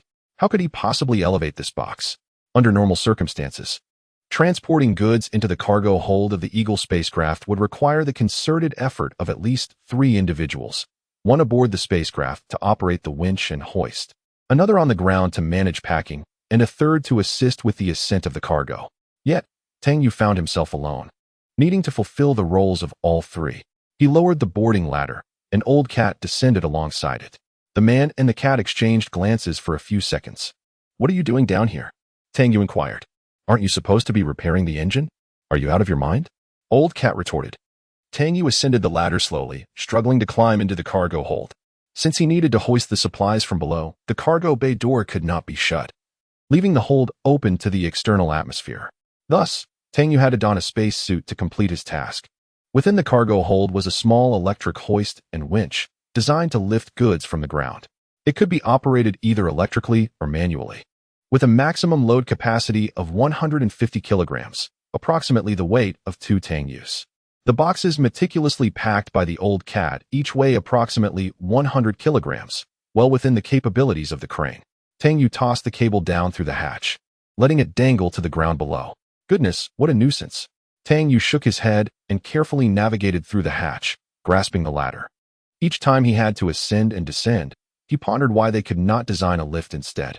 Would you consume the excess weight? The old cat rapped on the nose cone of the landing craft, and before he could take any action, he too was sent tumbling down alongside the ladder. The old cat was exasperated. Why must I follow you up and down every time? Why could they not design 2 ladders instead? Would you absorb the additional weight? Tang Yue seized the opportunity to retort against the old cat. On the ground, Tang Yue grasped the cable that hung above him, securing it firmly to the box. He then tugged on it to test its security. Hoisting cargo alone is a perilous endeavor, as the absence of assistance means that the load could sway dangerously in the air due to the wind. A 100-kilogram box swaying is as fearsome as a battering ram, capable of devastating anyone it strikes. Thus, Tang Yue had to exercise utmost caution. He climbed into the cargo hold, peering down at the load to ensure everything was in order before flipping the switch of the crane. Old cat, Tang Yue shouted over the channel. Be careful with that box. It's swaying a bit. Don't get hit. Tang Yue froze, lying on the cargo hold floor, peering down. Alas, the old cat had already been struck. The old cat perched upon the gangway, half of its body delving into the maintenance opening of the fairing, while nearby. The cables creaked rhythmically. They had been laboring diligently for an entire afternoon, with the sun now tilting towards the west. A total of 15 crates, weighing over a ton collectively, were designated for resupply to the International Space Station. The majority comprised food, alongside some essential supplies and medications. Tang Yue had essentially divided the provisions at Kunlun Station in half, retaining one portion for himself and dispatching the other to Mai Dong. The man stood amidst the cargo hold, which was already brimming with boxes, tightly packed. The cargo bay of the Eagle spacecraft was modest in size. During the previous Mars landing mission, it was filled with scientific samples, typically measured in grams or kilograms, making this substantial payload unprecedented. Tang Yue secured the boxes with nylon straps, binding them firmly to the floor and walls, ensuring they would remain stationary. Any rolling during ascent could shift the spacecraft's center of gravity, potentially jeopardizing a successful launch. Mr. Tang Yue, are you there? Yes. Grasping the cable of the hoist, Tang Yue inhaled deeply and hoisted the supply crate suspended below. Have you awakened? The girl nodded, stifling a yawn. I have awakened. Reflecting on the matter, it struck him how thoughtless old Wang's actions were, as well as those at the Jiuquan Center. They had left far too little food for Mai Dong. A grave oversight indeed. What a pleasant dream. Tang Yue remained silent for a few moments, and then I was awakened by hunger. The girl's voice trailed off. How much sustenance remains in your possession? Tang Yue inquired, a tinge of distress coloring his tone. It seemed to him that, despite being in the 21st century, Mai Dong's words echoed those of a famine-stricken era. Nay, Tang Yue interjected with resolute firmness. You must conserve these provisions for tomorrow's consumption, otherwise, you shall lack the requisite vigor for the day ahead. Very well, the girl acquiesced with a nod. I shall abstain from eating then.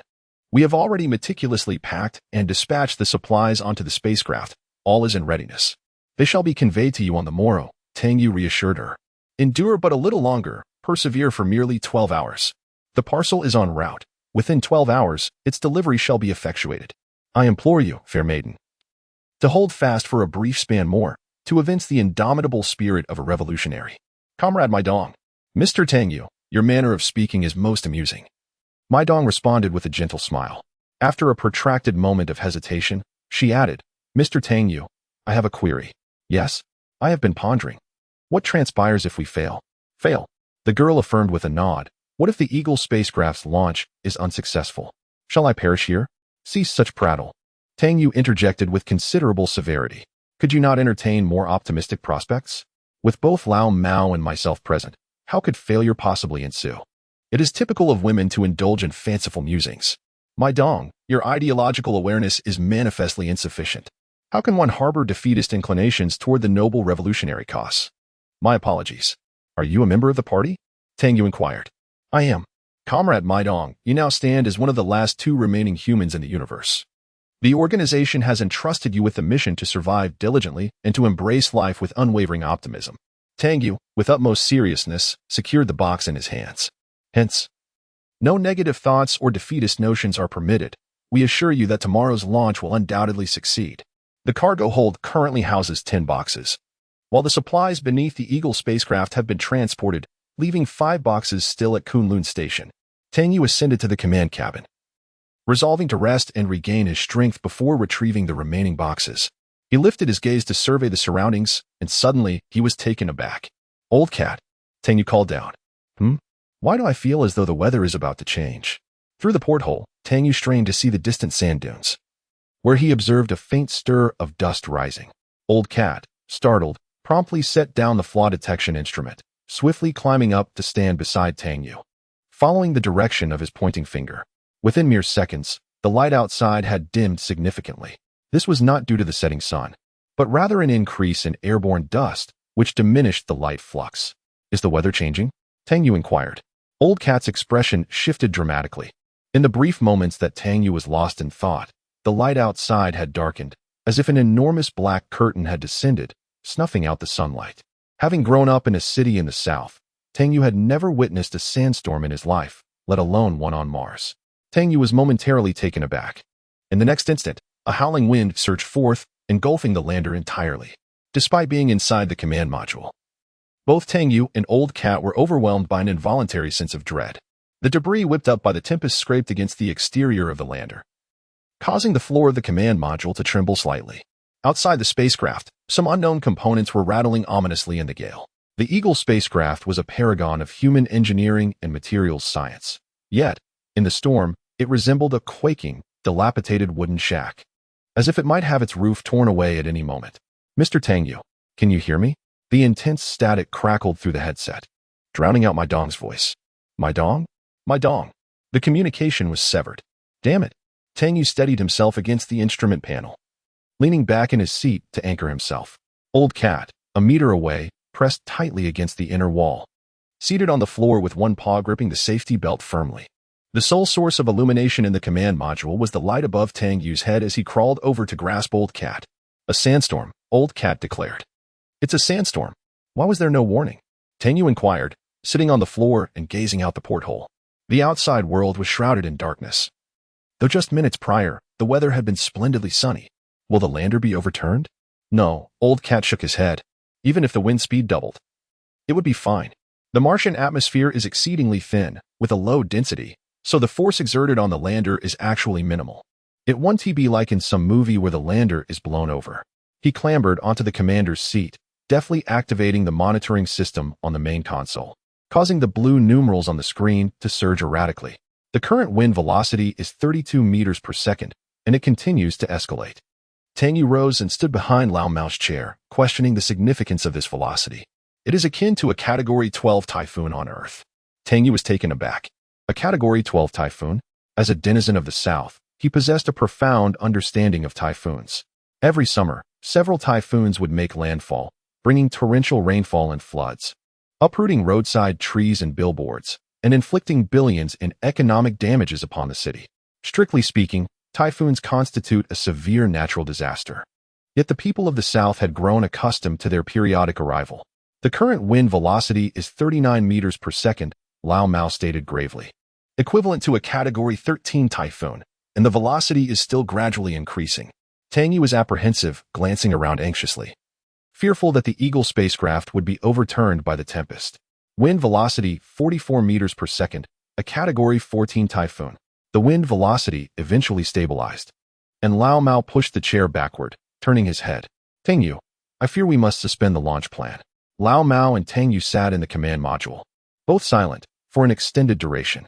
Tang Yue removed his spacesuit, now able to discern the howling of the wind outside. Beyond the porthole lay an inky blackness. They were confined within the lander, and under such circumstances, no one dared venture out. We can only remain here for the time being. The old cat remarked that the visibility outside was less than 3 meters, and venturing out would be akin to walking into a dead end. How long will the sandstorm last? Tang Yue inquired. I don't know, the old cat replied, shaking his head. It could pass in a day or two, or it might linger for a month or two. If our luck turns for the worse, it may last for half a year. What methods did previous expedition teams employ to deal with sandstorms? How did they confront this predicament? Tang Yue gripped his hair tightly, releasing a long sigh. Damn it. What kind of situation is this? The supplies have already been packed and loaded into the cargo hold, ready for the launch of the Eagle spacecraft tomorrow. Everything is in place. We are merely awaiting the favorable winds. Yet, instead of a gentle breeze, we are met with a tempest. Can the Eagle spacecraft launch amid the storm?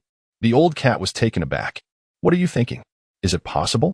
Tang Yue's expression grew grave and intense as he seized the old cat's shoulders, gazing deeply into his feline eyes. Are you contemplating launching the lander during a sandstorm? Have you lost your mind? The wind speed outside is 44 meters per second, and it is so dark that one cannot see their own hand. In such conditions, you still wish to proceed with work? Are you willing to risk your life? We must abandon the launch plan. The old cat pointed toward the window, his tone escalating in fervor. We should begin once the storm has passed. No, Tang Yue shook his head. We have no idea when this storm will cease. If it doesn't abate for 2 months, shall we wait that long? Mai Dong cannot afford such a delay. I ask you, can the lander be launched during the storm? The old cat stood there, gritting his teeth. Theoretically, it was feasible. Tang Yue's eyes lit up. The design of the Eagle spacecraft allowed it to withstand crosswinds of 50 meters per second. The low atmospheric density on Mars meant that the force exerted on the lander was minimal, and the attitude could be controlled by the rocket engine. The old cat said, but it was indeed too risky. The Eagle spacecraft had never been launched in such severe weather conditions before. It settled then. Tang Yue interrupted the old cat, turning to climb into the powered exoskeleton. The Eagle spacecraft will ascend according to the original plan, and I'll continue to transport supplies. Like hell you will. Do you have a death wish? The old cat seized him, pulled out a cable, tied one end around himself, and locked the other end to the waist of the powered exoskeleton. If you don't want to die, stay close behind me. The old cat securely tethered himself and Tang Yue together, then took the lead, opening the bottom hatch of the cargo hold. The instant the door opened, Tang Yue was taken aback. He couldn't sense it inside the Eagle spacecraft's cabin, but as soon as the hatch opened, he experienced the full force of the storm. The boarding ladder was no longer visible, as if it plunged into a vast, dark vortex, completely swallowed. The storm howled past, carrying sand and dust, and Tang Yue's heart began to pound. Was he really going down there? Surely, going down there would be a death sentence? The fervent aspirations he had just moments ago crumbled before the stark reality of life and death. As Tang Yue donned his external suit, he felt an overwhelming sense of valor, envisioning himself as the protagonist in one of those rugged action films.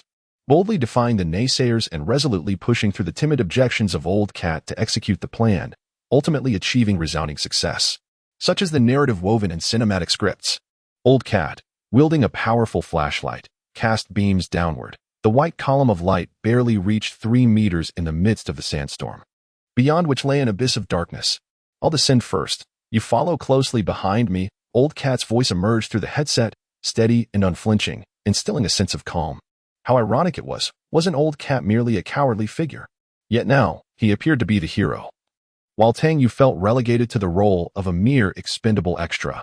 Grasping the ladder, Old Cat descended cautiously, gradually vanishing into the tempest of sand. Taking a deep breath, Tang Yue steeled himself and followed suit. The moment he exited the cargo hold, a cacophony of wind rushed in, fierce gales and abrasives scraping against the visor of his suit. Tang Yue clung tightly to the ladder, scanning his surroundings. The darkness within the sandstorm was unlike that of the night. A clear night sky resembled a crystalline pane, while the sandstorm embodied a thick, murky obscurity. The headlamp on his suit proved futile in such conditions, rendering Tang Yue virtually blind.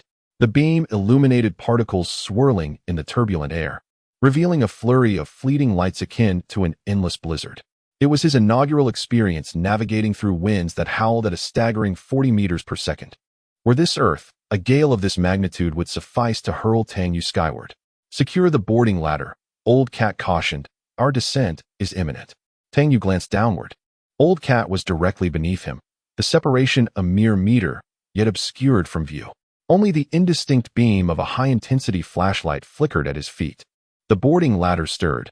Tang Yue perceived his gradual descent, receding from the lander. Within moments, the overhead cargo bay was engulfed in the inky tempest. Tang Yue peered below. Yet the ground eluded his sight, evoking a sensation of plunging into an abyss, suspended between the firmament and the earth, as if the boarding ladder's descent were interminable. Such a feeling had never assailed Tang Yue during routine ascents and descents. Verily, the mind is prone to conjecture when deprived of sight, capable of conjuring vertiginous heights even when a mere 2 inches above the ground. The boarding ladder quivered subtly, accompanied by resounding clangs emanating from an indeterminate source. Tang Yue harbored genuine apprehension that the lander might be overturned by the tempest. After a minute, the ladder's descent ceased. We've reached the ground, Old Cat announced. I shall disembark first. Remain stationary. Tang Yue acquiesced with a nod. Old Cat's foot met the rocky terrain. You may descend, he called out, tugging at the rope. You are presently half a meter above the ground. Proceed with caution. Tang Yue gingerly extended his foot, cautiously treading upon the ground, guided solely by Old Cat's instructions. Tang Yue stood at the foot of the ramp, disoriented, unable to distinguish his bearings. He could not make out the Kunlun Station, its primary structure situated over 100 meters away. Tang Yue hesitated to venture forth, fearful that a misstep would lead him astray into the boundless Martian wasteland. From the obscurity, a hand emerged, seizing Tang Yue's glove with a firm grip. This way, Old Cat bellowed, straining his voice to cut through the din. Stay close. A tether connected Old Cat and Tang Yue, akin to the ropes that bind polar explorers on icy expanses, preventing them from falling into hidden crevasses. Yet, the Martian desert held no such perils. Old Cat's precaution was to prevent Tang Yue from becoming lost. Visibility within the sandstorm was practically non-existent, and to stray would mean certain doom. Tang Yue trailed behind Old Cat, his steps measured and cautious. The short distance from the lander to the Kunlun Station, a mere 100 meters, now seemed an interminable journey. Given these meteorological conditions, Old Cat inquired, scrambling across the ground on all fours. Do you believe we can still launch the Eagle tomorrow? Tang Yue paused for a moment, deliberating. But Mai Dong cannot afford to wait any longer, Tang Yue said thoughtfully. Who knows when this accursed sandstorm will abate? What if it persists for a month? Are we to tarry for a month on end? Should this sandstorm rage for a month without cease, then we shall have to abandon all concern for the girl. The Old Cat spat out a mouthful of sand and exclaimed, We're doomed. In this situation, the solar panels cannot charge, and the batteries at Kunlun Station will barely last a month. You'll either freeze to death or suffocate. It all depends on which resource, heat or oxygen, depletes first. Therefore, we cannot afford to wait any longer. Tang Yue gripped the tether and trudged forward with great effort. If the sandstorm continues unabated, we are all finished. We might as well launch the lander as initially planned. You mentioned that the Eagle spacecraft can withstand this wind, correct? The Old Cat nodded. Tang Yue fell silent for a few seconds. Old Cat, You previously urged me to trust those unsophisticated fools at the Jiuquan Center. The old cat paused, taken aback. But 50 meters per second is the absolute limit. He continued. If the wind speed exceeds 50 meters, the lander cannot guarantee stability of its center of gravity. The launch could very well fail. The old cat stopped to rest for a moment, then turned to shine a powerful flashlight at Tang Yue. You had better pray that tomorrow's storm does not intensify. Otherwise, there will be little hope for either of us, or for that little girl up there. The old cat successfully reached Kunlun Station, feeling his way along the wall until he found the airlock door. He opened it, and the two of them crawled inside. Collapsing onto the floor of the airlock, gasping for breath, the distance from the Eagle spacecraft to Kunlun Station was merely 100 meters. Yet that brief journey felt as arduous as a march towards death. The old cat rose and activated the decontamination system, beginning to blow off the sand and dirt from their bodies. What time is it? Tang Yue gasped. Tang Yue, steadying himself against the wall, sat up and retracted the outer filter visor of his helmet. The entire Kunlun Station trembled amidst the tempest. Kunlun Station will be fine, won't it? The old feline wiped its face and quivered its whiskers. Fear not for Kunlun Station. Even if the wind velocity were to double, it would not be able to dislodge it. The remaining 5 supply crates lay piled upon the floor of the main hull. Cumulatively, these provisions weighed nearly 300 kilograms. Tang Yue had expended an entire day transporting 10 crates of supplies, yet his efforts to move the remaining 5 had been thwarted by the sandstorm. After a brief respite, Tang Yue approached and attempted to lift a crate. I must continue transporting the supplies, for time is of the essence. Are you courting death? The old feline interjected, impeding his path. With such a formidable sandstorm raging outside, should your luminous armor fail, you would scarcely survive 3 minutes, and rescue would be an impossibility. What shall become of these supplies? Tang Yue inquired, momentarily taken aback. The old feline's brow pressed firmly against Tang Yue's visor. The two, separated by a layer of organic glass, gazed intently at one another. The cat's piercing eyes sent a tremor through Tang Yue's resolve. Then we shall venture forth together. Impossible. You would be an encumbrance, the old feline retorted, shaking its head. I cannot afford to be distracted by your well-being. A single encounter with a sandstorm could render an exorbitantly expensive Mars landing mission entirely futile, yet such was the unavoidable reality. For no mission, however grand, could supersede the lives of the astronauts. Do you comprehend? The old feline queried. Tang Yue nodded in taciturn acquiescence. The old cat retrieved a bundle of cables from the cupboard, slinging it over its shoulder before opening the hatch leading from the main station hall to the airlock chamber. Tang Yue, clad in bright armor, assisted in transporting the box into the airlock. Once inside, they shut the inner hatch of the airlock. The old cat secured one end of the cable around its waist and handed the other end to Tang Yue, placing its paw over Tang Yue's hand. Should anything go awry, I will alert you immediately. At that time, remember to pull the rope. Until then, remain here and stand by, the old cat instructed. Tang Yue nodded, wrapping the rope around his own waist and securing it with a firm knot, gripping the cable tightly with both hands. This safety line served as the umbilical connection between the old cat and Kunlun Station, a lifeline for the old cat. Although it claimed that dust storms posed no threat to robots, it was evident that this was merely a reassurance for Tang Yue. Even if robots did not require cumbersome spacesuits or life support systems, the unpredictability of a storm meant that nothing could guarantee survival. The old cat pressed its forehead against Tang Yue's visor, patted his shoulder, and smiled softly. Good luck. Tang Yue stood momentarily stunned, with one paw dragging the box. The old cat opened the outer hatch of the airlock. Within a mere tenth of a second, the cabin pressure plummeted to nearly zero, and a torrent of sand and dust surged in. Tang Yue staggered back, nearly losing his balance. Steadying himself, he lifted his gaze, only to find that the old cat had vanished into the darkness beyond the hatch. Old cat, can you hear me? In a state of agitation, Tang Yue endeavored to establish communication with Lao Mao.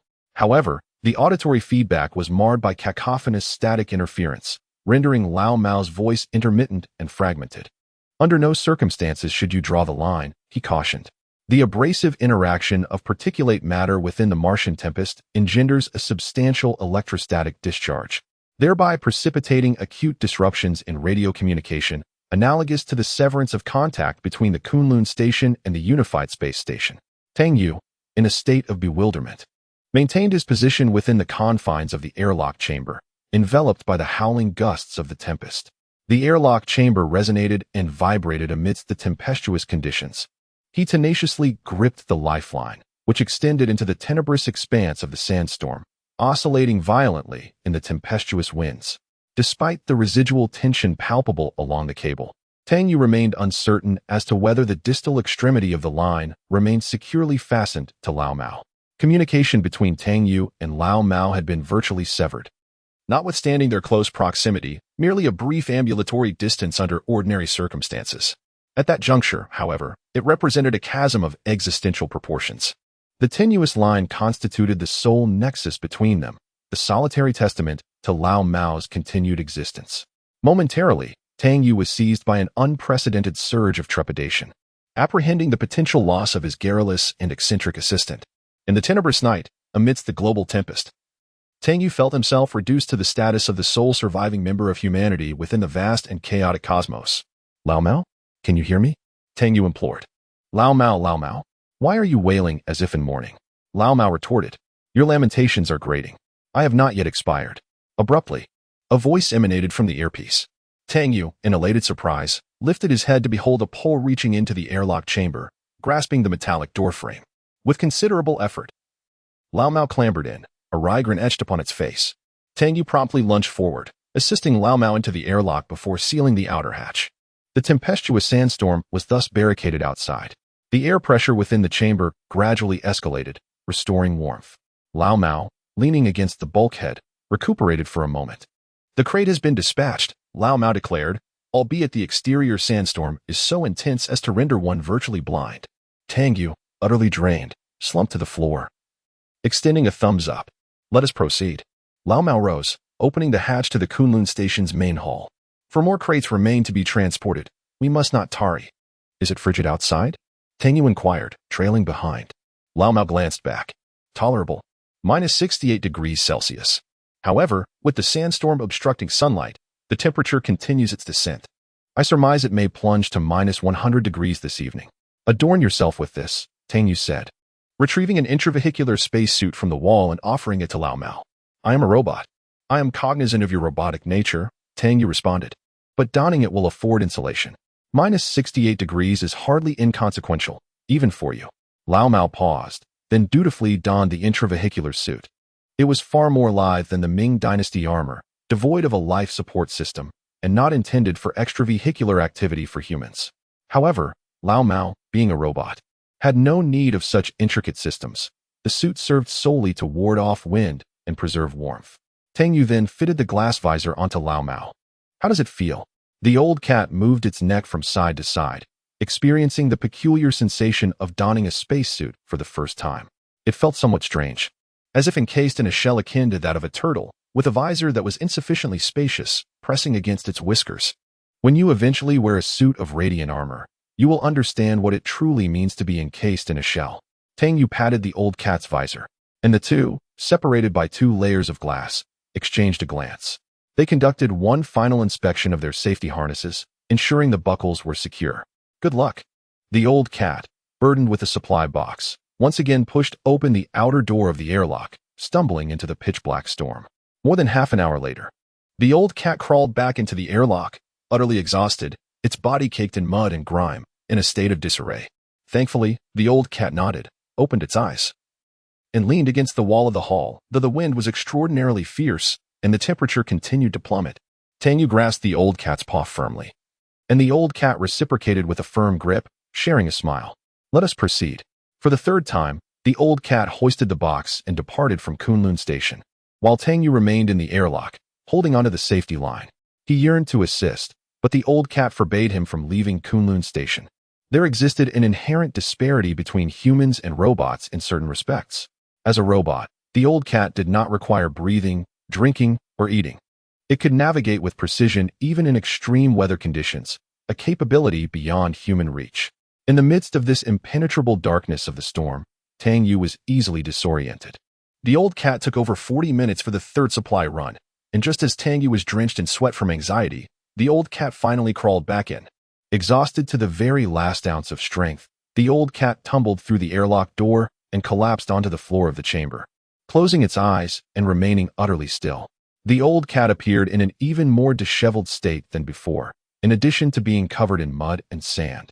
Its space suit gloves had inexplicably vanished, leaving its paws icy and rigid. Old cat! Old cat!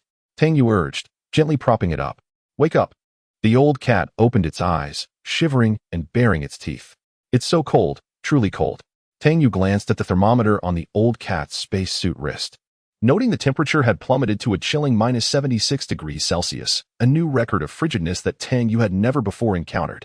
The absence of gloves, coupled with the near-total loss of pressure within the spacesuit, undoubtedly compromised its insulation. Where are your gloves? Old cat, where are your gloves? My gloves? They froze. Too slippery to hold onto the ladder, the old cat stammered, so I took them off. Haha. During the fourth transport of supplies, the old cat took nearly an hour. Each attempt consumed more time than the last, and it moved more slowly with each passing effort. This time, it lacked the strength to crawl into the airlock and instead collapsed before the door, tapping weakly on it with the last of its energy. Ultimately, it was Tang Yue who dragged it inside. What bad luck. I accidentally fell from the ladder, the old cat lamented. I lost my grip. Remember to pay me for my whiskers. You cannot go again, Tang Yue insisted, shaking his head. This time, I will go out. You stay here at Kunlun Station. Enough with the nonsense. The old cat's expression was serene, though this might have been due to its face still being numb from the cold. Your physical strength won't hold up. The external environment is no longer suitable for any living creature. 80 degrees below zero, sandstorms of over 40 meters. If there's a problem with your Mingguang armor, you'll freeze into an ice cube in a matter of seconds. Compared to this, Mount Everest and Antarctica are child's play. One trip is still manageable. The old cat had already made 4 trips, and Tang Yue couldn't allow it to risk another one. I'll go this time. Any objections? The old cat glanced sideways. Yes. The old cat removed the new face mask and put it on, standing in the hall in silence for a long while. The old cat, carrying the last box, stepped into the sandstorm, never to be heard from again. There was nothing on the other end of the cable. Tang Yue's mind went blank. The headlamps on both sides of the Mingguang armor's face mask were useless. The white light emitted by the 4 LED lights couldn't illuminate more than 2 meters in the sandstorm. Tang Yue couldn't distinguish between east, west, north, and south. He couldn't even see the 3-meter-tall white building behind him after only a few meters away from the Kunlun Station. Looking around, all he could see was chaotic sand and dust. The sandstorm on Mars was completely different from what Tang Yue had imagined. Tang Yue's imagined sandstorm. You are the wind, and I am the sand, entwined until the end of the world. The reality of the sandstorm. Damn, where's the sun? Who am I? Where am I? What am I doing? The overwhelming majority of dust within a sandstorm does not consist of individual grains, but rather aerosol particles akin to smog. The gale force winds primarily carry exceedingly fine and minute sand particles, potentially only a few micrometers to several micrometers in diameter. These diminutive particles of silt diffuse into the atmosphere, transforming it into an opaque concoction. Sunlight is utterly incapable of penetrating this murky haze, hence the pitch-black conditions beneath the sandstorm. Old cat, Tang Yue bellowed with utmost effort. He advanced in the direction of the Eagle spacecraft, guided by his memory. Given the near-zero visibility, Tang Yue was essentially navigating in the dead of night. However, he lacked Old Cat's precise positioning capabilities and could only approximate his course. Tang Yue was now effectively a blind man, burdened with a ponderous tortoise shell. Trudging laboriously through the sandstorm, buffeted this way and that by the violent winds, all while attempting to rescue his assistant. A truly lamentable predicament. Tang Yue could only hope that Old Cat remained conscious and capable of receiving his calls. He merely needed to approach within sufficient proximity, close enough that the radio signals could overcome the environmental interference. Should Old Cat have already succumbed to unconsciousness, the situation would become even more precarious. Under such visibility conditions, Tang Yue would be unable to locate an unconscious individual. He could not even discern his own feet when he looked down. Old Cat. Tang Yue's legs mechanically alternated, his lower limbs gradually losing sensation. The aching pain had subsided, leaving only numbness in its wake. Tang Yue had heard that for the polar research teams on Earth, becoming lost in a blizzard equated to certain death. The dust storms on Mars were even more terrifying than the blizzards of Antarctica. With temperatures plummeting to -80 degrees Celsius and wind speeds reaching 40 meters per second, surpassing the limits of Earth's climate. Yet, amidst the vast, dark, and tumultuous sands, the Old Cat had gone missing. Heaven knows if he would ever find the Old Cat, but Tang Yue was unwilling to concede defeat. As long as he held on, there remained a glimmer of hope. Uncertain of how long he had been traversing, Tang Yue was suddenly halted. There was no doubt he had strayed from his intended path, missing the lander. In a sandstorm, even a mere few centimeters of distance from the lander could render it invisible. He would have to start again.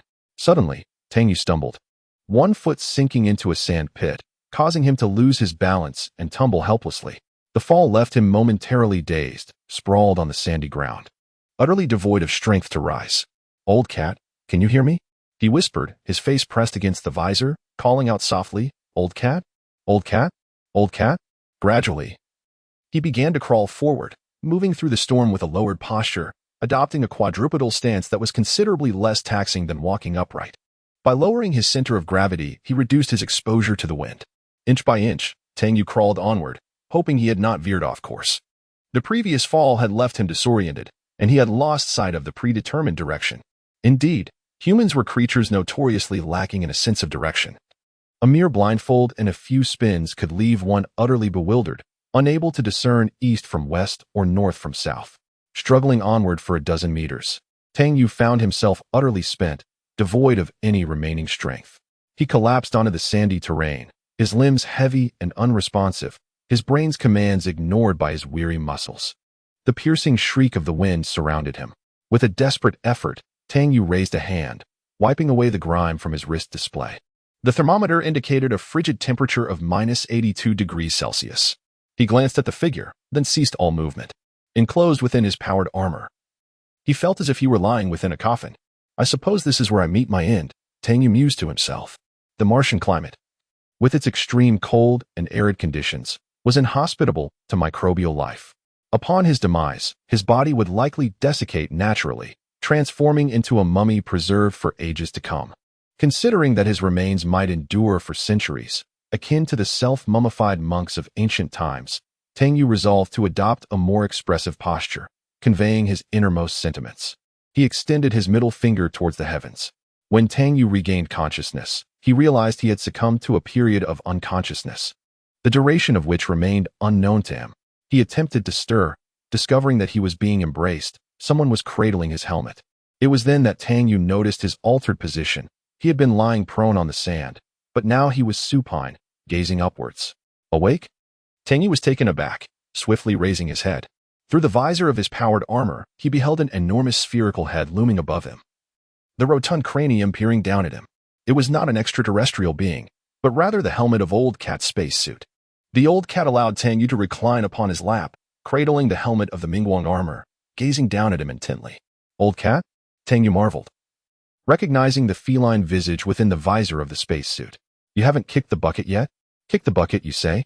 If I were to be 2 hours late, it wouldn't be me who meets that fate, but you instead," the Old Cat retorted, leaning forward to indicate the wrist of the Mingguang armor. Reclining on the Old Cat's lap, Tang Yue lifted his left hand, brushing away the dust from the display screen on his wrist.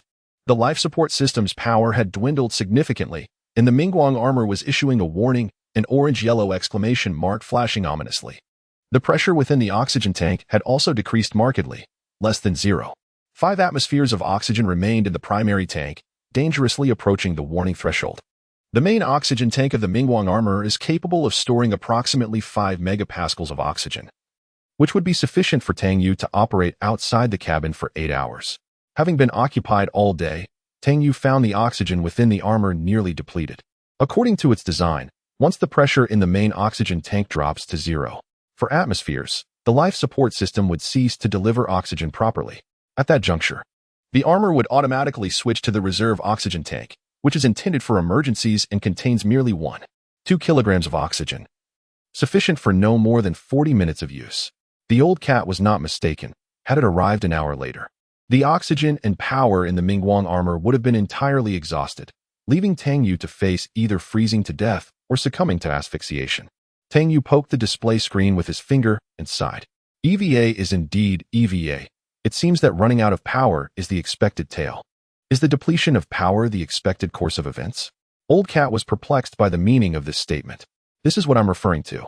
Tang Yue gestured towards his chest, indicating the EVA system.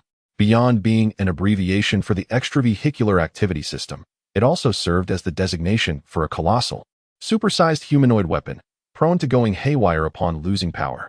The formal appellation for the Mingguang armor spacesuit was the EVA system, short for the Extravehicular Activity System, or rather, the Extravehicular Mobility Unit. Yet, the abbreviation itself evoked images of a top-secret weapon of immense prestige. Old Cat assisted him in sitting up. How long was I unconscious? Tang Yue inquired. Although the wind speed had supposedly diminished, Tang Yue perceived no discernible alteration. The surroundings remained enveloped in darkness, with the exception of Old Cat's face, illuminated by the lamp within his helmet. The current wind speed is 38 meters per second, Old Cat stated. But why did you venture outside? I instructed you to remain within Kunlun Station and refrain from moving about.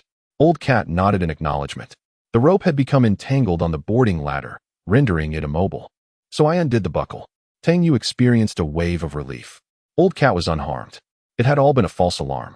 In retrospect, during the final resupply mission, the most perilous situation had not involved Old Cat, but rather Tang Yue, who had succumbed to unconsciousness amidst the sandstorm. The life support system of the Mingguang armor had nearly exhausted its energy reserves.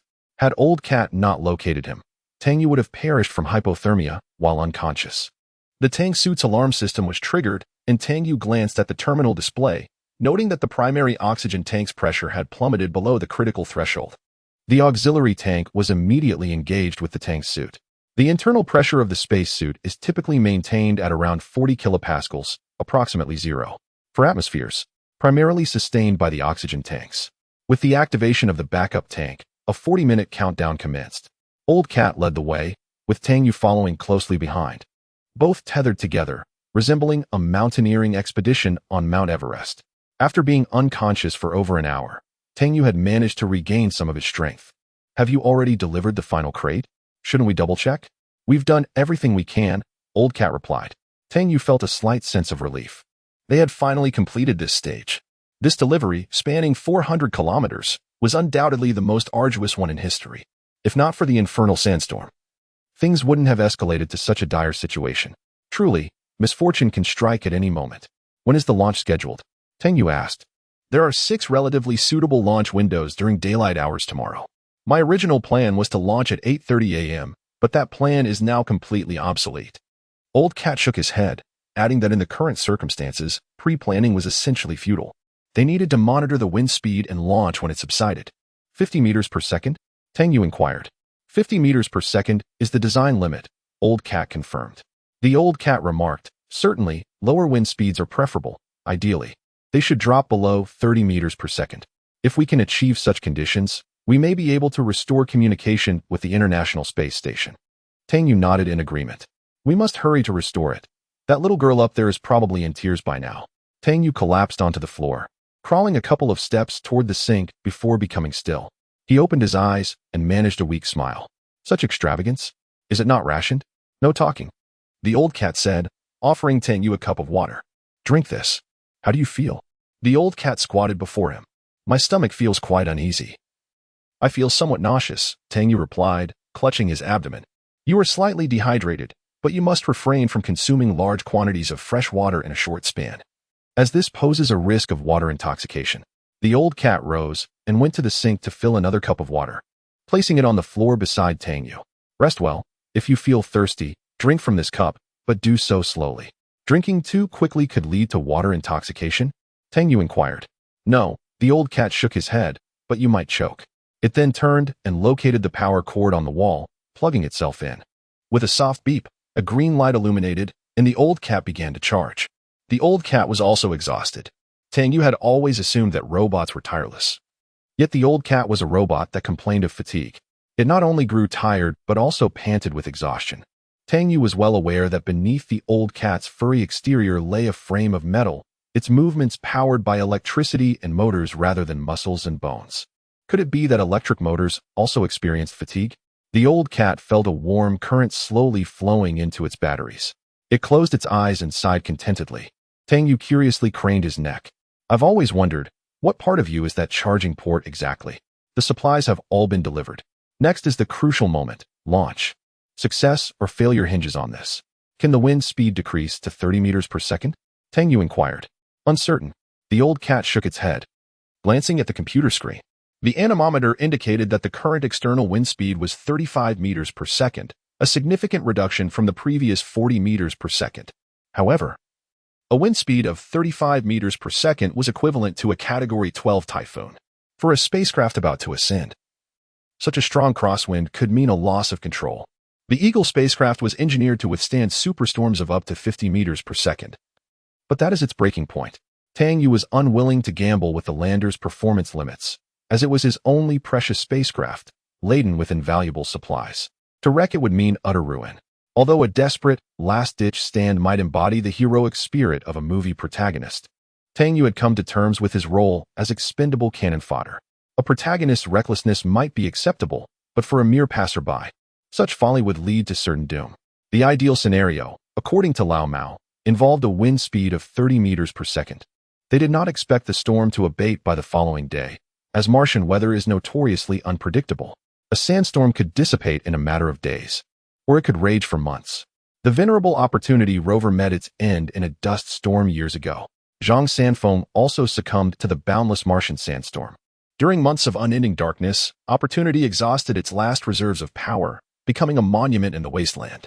Tang Yue had no idea when the storm would pass. If the wind speed were to drop to 30 meters per second by the next day, it would constitute a relatively safe launch environment. Lao Mao would then be confident in successfully guiding the Eagle into orbit, allowing it to rendezvous and dock with the Joint Space Station. If the wind speed does not decrease tomorrow, Lao Mao turned to Tang Yue and asked, "Are you still prepared to proceed with the launch?" Tang Yue was taken aback. "You must understand," Lao Mao continued, "there is only one Eagle spacecraft. You have no margin for error. This is a gamble, with life or death as the stakes." Tang Yue felt an immense pressure, a pressure that was almost unbearable. This was a high-stakes gamble, yet the factors influencing the outcome were overwhelmingly numerous. He placed the Eagle spacecraft, laden with supplies, and the life of Mai Dong upon the gambling table, while facing the capricious Martian weather. The raging sandstorms exceeding 30 meters per second, the condition of the Eagle spacecraft, and even the engineers who had designed the landing craft back on Earth. Each element was a matter of life and death. Mai Dong's supplies had been completely depleted. She could not afford to wait even a single day longer. The Eagle spacecraft had to launch by tomorrow, but the most vexing part was that both Lao Mao and Tang Yue were oblivious to whether the weather would improve. What if the wind speed did not decrease? Should they proceed with the launch?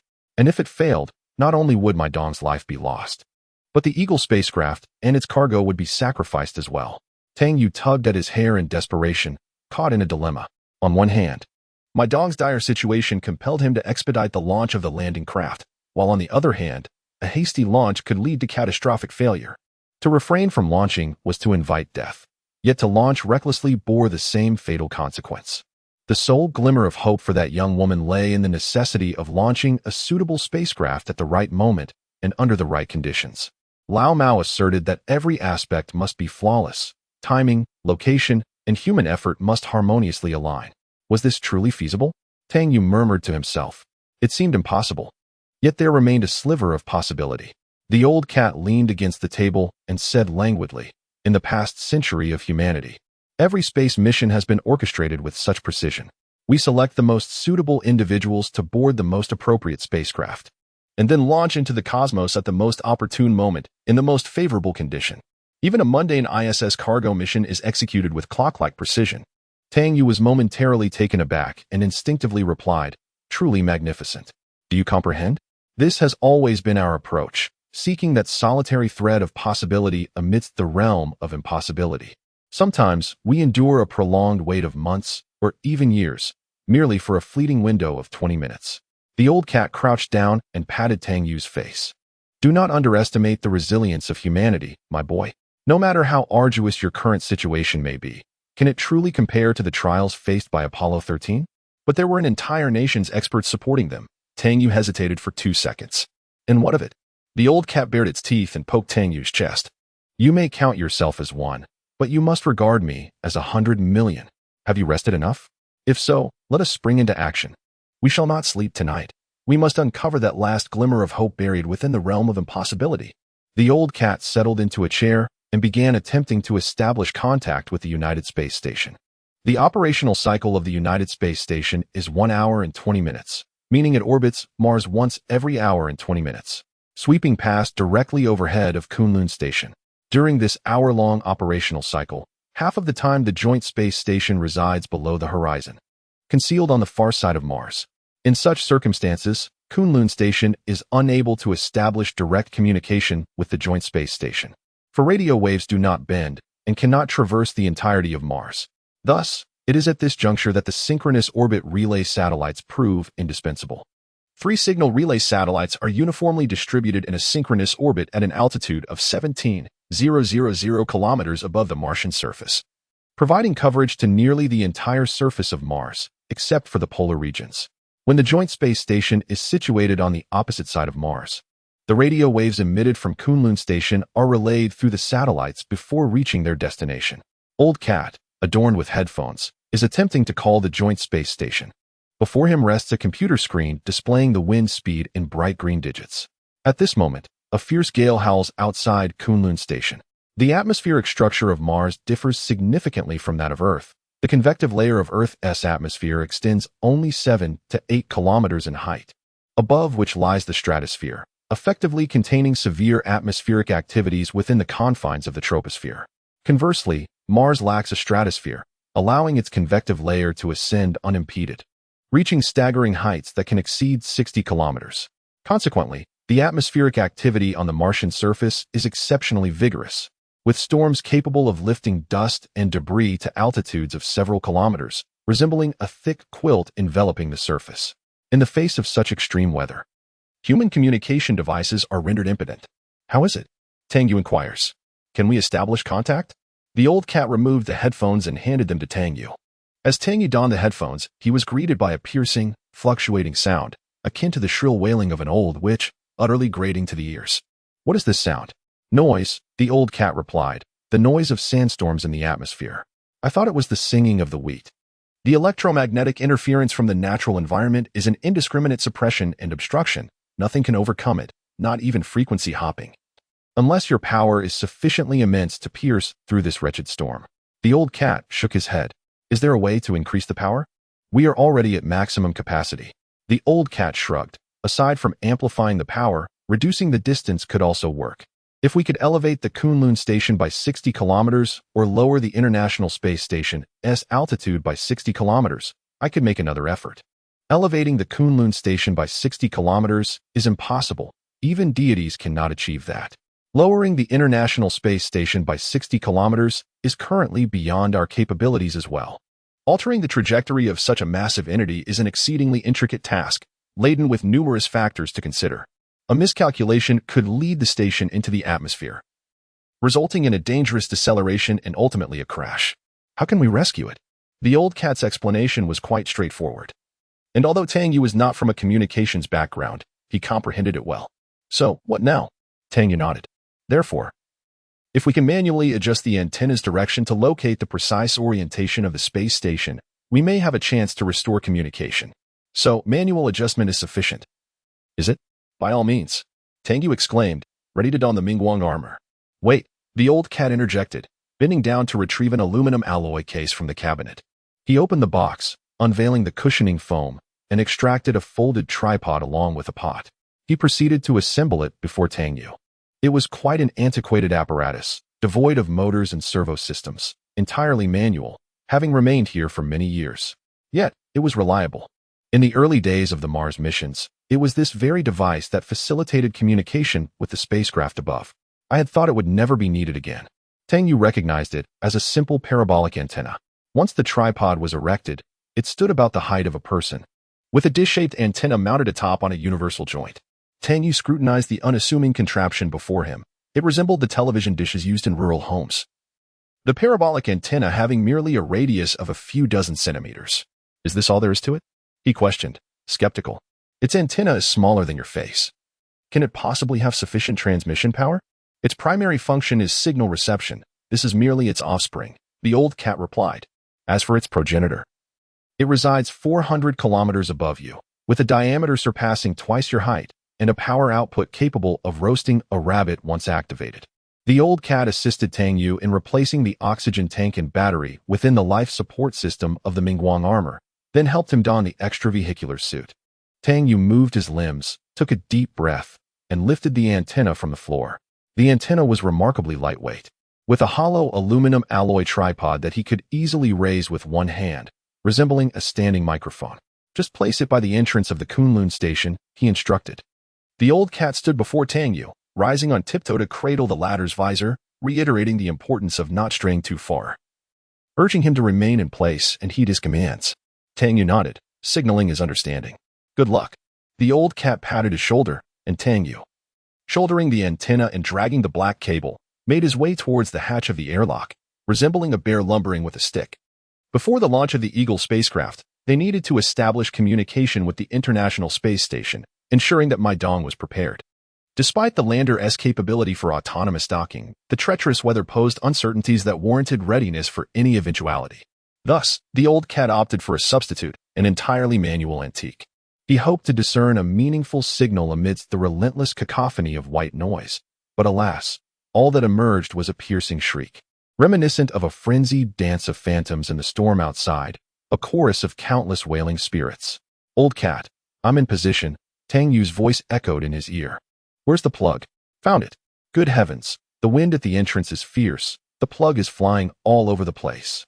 I need to grab it, but I can't bend down. Hold on, I must bend over to catch it. It's a USB interface. Indeed, it was a USB interface, the data line for the antenna. Now, look to your left at the airlock door. There's a data port on the left wall, and it's illuminated. I see the data port, it's right beside me. But there's already a data line plugged in here.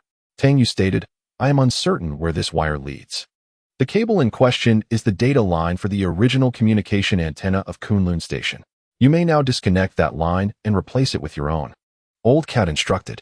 Once connected, observe whether the indicator light on the antenna illuminates. Simultaneously, the screen before Old Cat displayed that new hardware had been successfully connected, indicating that the antenna was now integrated with the computer at Kunlun Station. Now, orient the parabolic antenna towards the southeast, turning it slowly. Do not rush, Old Cat commanded, while meticulously monitoring the communication system signal. At this moment, the joint space station should be located in that direction. Leaning against the airlock door, Tang Yue secured himself with a safety rope, gripping the antenna's support frame as he began to rotate it gradually.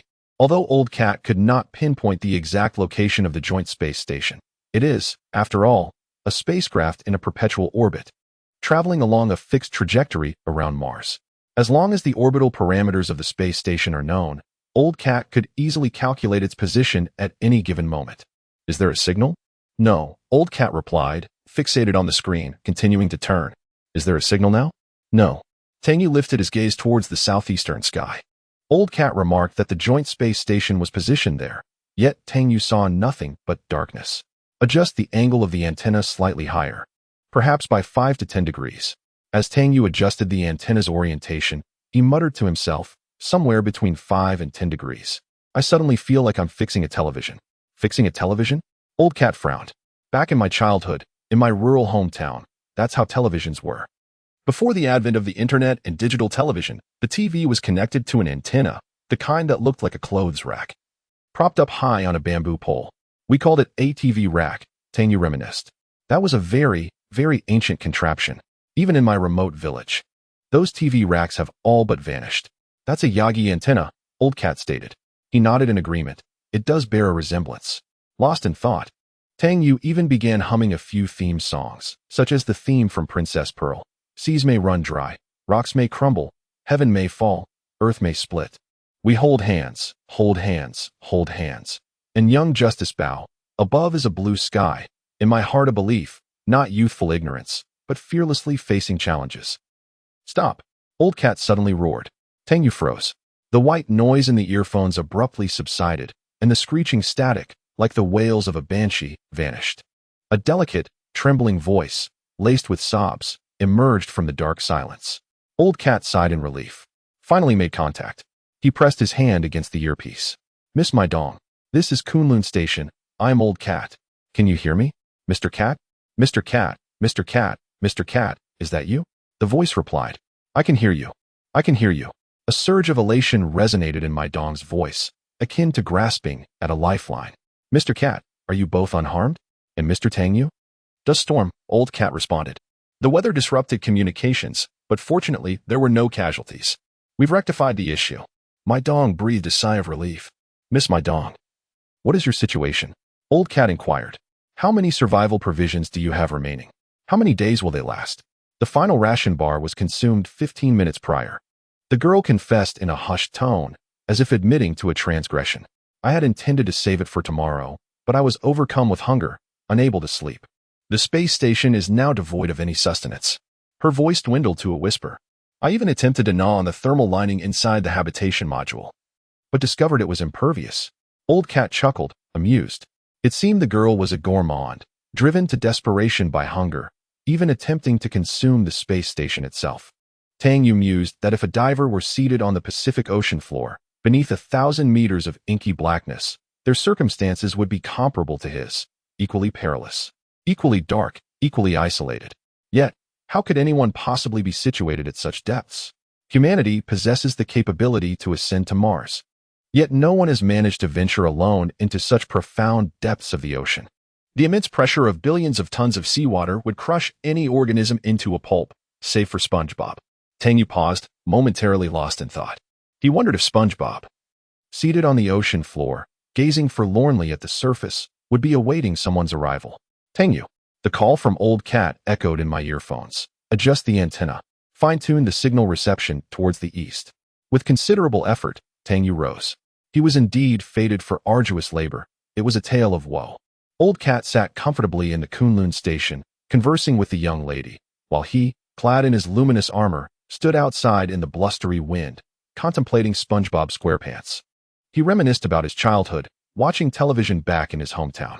Others always occupied the seats in front of the screen, while he was invariably the one sent outside to turn the bamboo pole. The communication antenna stood steadfastly at his feet, its green indicator light blinking rhythmically. Tang Yue gently rotated the tripod, making minute adjustments to the antenna's direction. How's it now? Clear. Easy for you to say. Tang Yue retorted, not mincing words. Try performing millimeter-precise operations in a sandstorm raging at 30 or 40 meters per second. Just keeping this thing upright is a feat in itself. I wouldn't support a wall, but I'll support this thing. 1.5 degrees. Just adjust the circumference by 1.5 degrees. As the commander, Old Cat was impervious to Tang Yue's complaints. Its sole objective was to maintain seamless communication and to make exacting demands. Regardless of whether the wind speed was 34 or 340 meters per second, a millimeter was a millimeter. 1.5 degrees? What arcane measurement is that? Tang Yue was exasperated. The Old Cat was increasingly incomprehensible. 1.5 degrees is 1.5 degrees. And half a degree is 30 arc minutes. I know it's 30 arc minutes, but I must inform you that my hand is not a theodolite. I cannot provide you with precision down to arc minutes. Tang Yue exclaimed. Then, to what degree of precision can you achieve? Direct the antenna eastward to approximately the angle of 32 minutes and 15 seconds. Tang Yue, Lao Mao is briefing Mai Dong on all the precautions for tomorrow's launch. He must hurry, as the current communication is barely sustainable and highly unstable, with the risk of imminent interruption.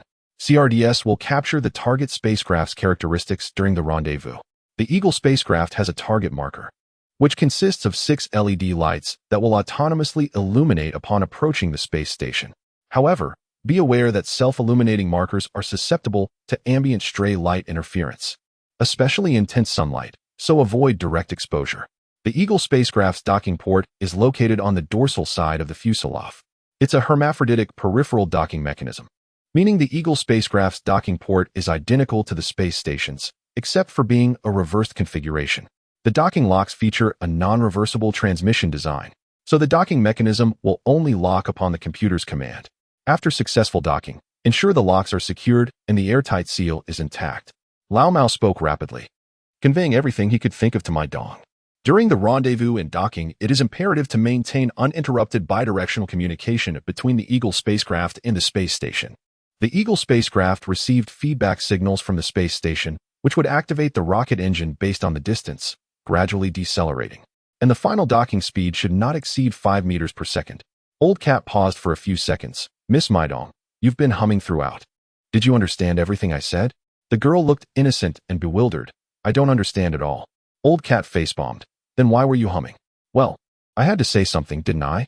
Old Cat groaned, clutching his chest, feeling internally wounded, as if the motor had suffered a myocardial infarction. The wind speed showed no sign of abating, and Tang Yue was somewhat concerned. He wondered if the weather conditions would improve after dawn. Well, with this visibility, it made little difference whether it was day or night. whether the sun rose or not. In the sandstorm, the sky was dark and the day was indistinguishable from the night. Tang Yue could only rely on the clock to tell the time. Tang Yue stowed the antenna, indicating that the connection between Old Cat and the United Space Station had ended. They could not leave the communication antenna outdoors, as it would surely be overturned and swept away by the storm if left unattended. However, Tang Yue couldn't stay outside all night guarding the antenna. He needed to rest. Tang Yue didn't want to die of overwork. The communication lasted for over an hour, until the International Space Station traversed overhead and disappeared below the horizon. It was only then that the loquacious Old Cat concluded the conversation, leaving Tang Yue with no opportunity even to exchange pleasantries. He had previously envisioned the scene upon re-establishing contact, imagining it would unfold like a Hollywood film, with a young girl in a panic during a crisis, and the male protagonist standing before the radio, calmly pressing the headset to his ears, reassuring her in his deep, magnetic voice that everything would be all right, that he was there for her. However, in reality, Tang Yue found himself outside Kunlun Station, struggling for over an hour to support an antenna, feeling very much like an inconspicuous bystander. Upon entering the hall, he discovered Old Cat slumped in a chair, gazing vacantly at the ceiling, his expression a dull gray, devoid of any zest for life. "What's wrong?" Tang Yue inquired. "I'm feeling quite despondent," Old Cat replied, his feline visage reflecting his gloom. After engaging in a lengthy conversation with Mai Dong, Old Cat intended to convey the critical points that required attention for the upcoming launch, so that Mai Dong could adequately prepare. He had envisioned the exchange as follows. Old Cat. First point of caution.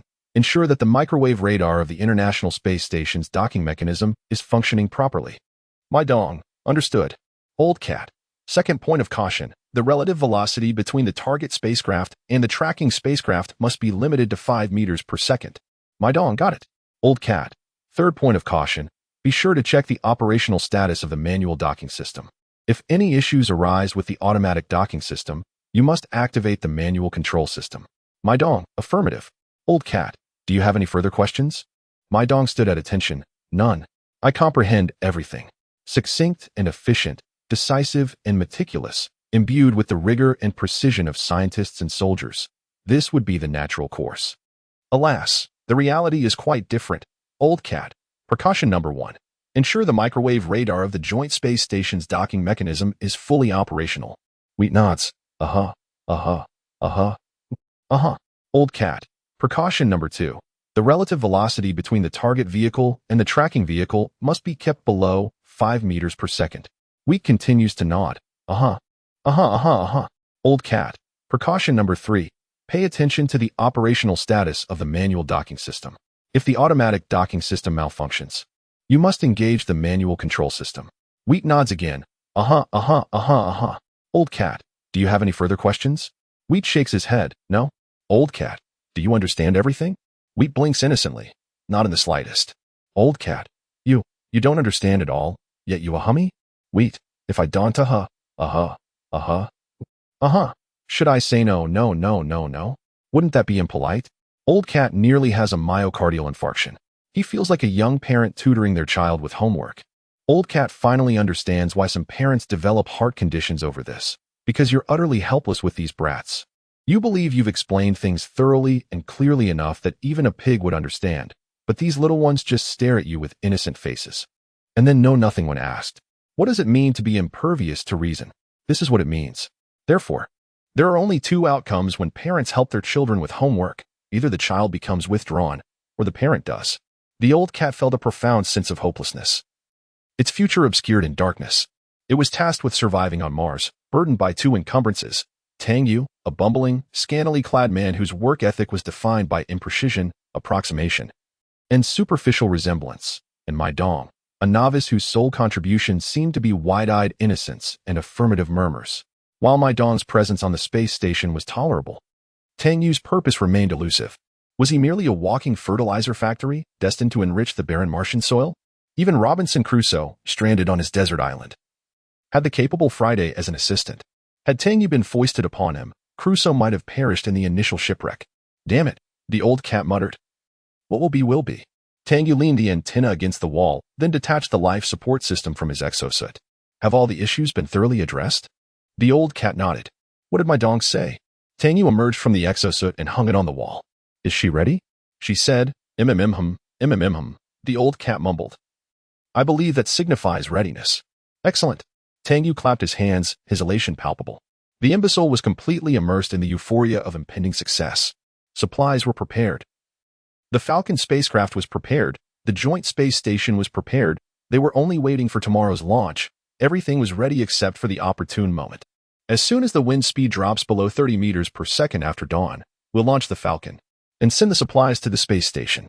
Tang Yue rubbed his hands together with delight, pacing around the hall, showing no signs of the exhaustion that had nearly overwhelmed him. The old cat cast a glance at the anemometer. The current outdoor wind speed was 35 meters per second, a reduction of 9 meters from the peak speed of 44 meters per second. This indicated a gradual waning of atmospheric energy. If this trend were to continue, it was conceivable that by dawn, the wind speed might indeed drop to around 30 meters per second. A flicker of hope ignited within the old cat's reclusive heart. Despite the fact that Tang Yue and Mai Dong were rather foolish, one a complete simpleton, the other a naive child, fools often enjoy a stroke of fortune. There was a chance that these two novices might stumble upon serendipity, allowing the Eagle spacecraft to ascend and dock safely, delivering supplies to the space station. The old cat sighed and spread out paper and pen on the table. What are you doing? Tang Yue inquired with curiosity, leaning in closer. I am conducting a final verification of the launch and docking procedures, the old cat replied, meticulously jotting down notes to ensure that every detail of the process was flawless. Tang Yue pulled over a chair and sat beside the old cat, peering over to see. Are there any other areas where mistakes could occur? The old cat paused briefly before letting out a sigh. The situation may not be as optimistic as you think. He proceeded to draw a circle on the blank sheet of paper representing Mars, which had a radius of 3,389 kilometers, approximately half that of Earth, with an equatorial circumference of 21,330 kilometers, also around half of Earth's. Tang Yue nodded in understanding.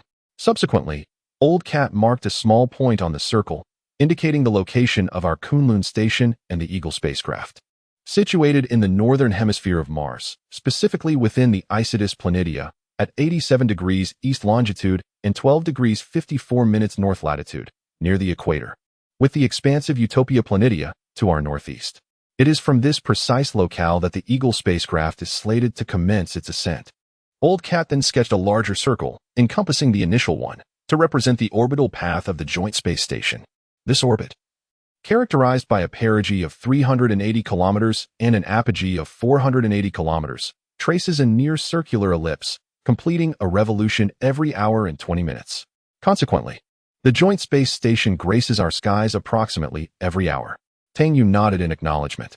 Adjacent to the larger circle, Old Cat depicted a small rocket, symbolizing the Eagle spacecraft, with its upper stage poised for launch. From the surface of Mars, Old Cat drew an arc, gradually extending upwards to illustrate the ascending Eagle spacecraft as it commences its orbital journey around Mars. Tang Yue harbored no misgivings. Secure in Old Cat's extensive experience and adeptness in formulating sound plans. However, Old Cat conceded with a shrug. This plan is now defunct. Due to the weather? The Old Cat furrowed his brow. Indeed, due to this vexing weather, we can no longer select the launch timing based on the space station's position. Instead, we must determine whether to launch based on wind speed fluctuations, launching whenever the wind speed subsides. However, this introduces another issue. What issue? The wind speed variations are stochastic. We have no idea when this blasted storm will abate. Consequently, we are entirely unable to predetermine the rendezvous trajectory of the Eagle spacecraft with the space station before launch. When the lander ascends, the space station might be directly overhead or on the opposite side of Mars, the Old Cat articulated. Therefore, we can only adopt a slow docking approach, launching the lander first and then allowing it to reside in orbit for an extended period, proceeding cautiously step by step. You mean we'll launch the Eagle spacecraft into orbit first and then gradually adjust based on the circumstances? Tang Yue inquired in a light tone, cheerfully swiveling his chair. What's the big deal? Now that the spacecraft is in orbit, the most arduous hurdle has been cleared. At worst, it'll orbit Mars a couple more times. Anyway, each orbit only takes an hour or two. We'd rather be slower and more secure, maneuvering and changing orbits gradually. The Old Cat remained silent for a long while, staring at the paper and pen on the desk. The problem lies here, he stated. Tang Yue was taken aback. Maneuvering and changing orbits consumes propellant, the Old Cat murmured. I know, Tang Yue replied. The Old Cat raised his head, his feline face illuminated by the light. appearing expressionless. But we might not have enough propellant. Lu Chat and Tang Yue huddled together. Lu Chat scribbling away furiously, rapidly calculating, the paper filled with dense, intricate numbers and formulas. Although Tang Yue couldn't comprehend it, he stood anxiously by, awaiting the outcome, aware that these frigid digits might determine life or death. According to aerodynamics, the atmospheric drag experienced by a spacecraft in low Earth orbit is d12cv2, where c is the drag coefficient, is the atmospheric density, and s is the effective frontal area. Thus, atmospheric drag only induces negative acceleration along the orbital tangent, expressed as f(12 mcsv2). From the perturbation equation, we obtain dr dt 2 vfr2. Employing Taylor series expansion, assuming an initial orbital radius of r1, the orbital radius is reduced to r2 during rendezvous and docking, where r1 is greater than r2, corresponding to atmospheric densities 1 and 2.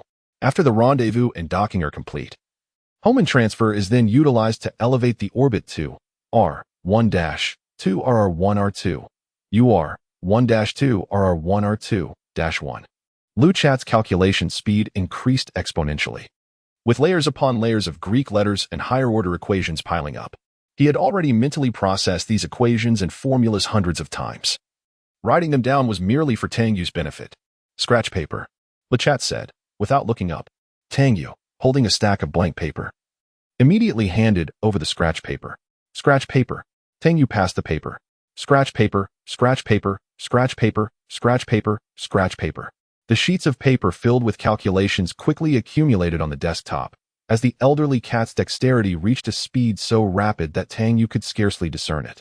Those feline eyes were fixated intently on the surface of the paper, where the parameters, from Mars to the Storm, from the Eagle spacecraft to the International Space Station, converged into equations within the old cat's mind.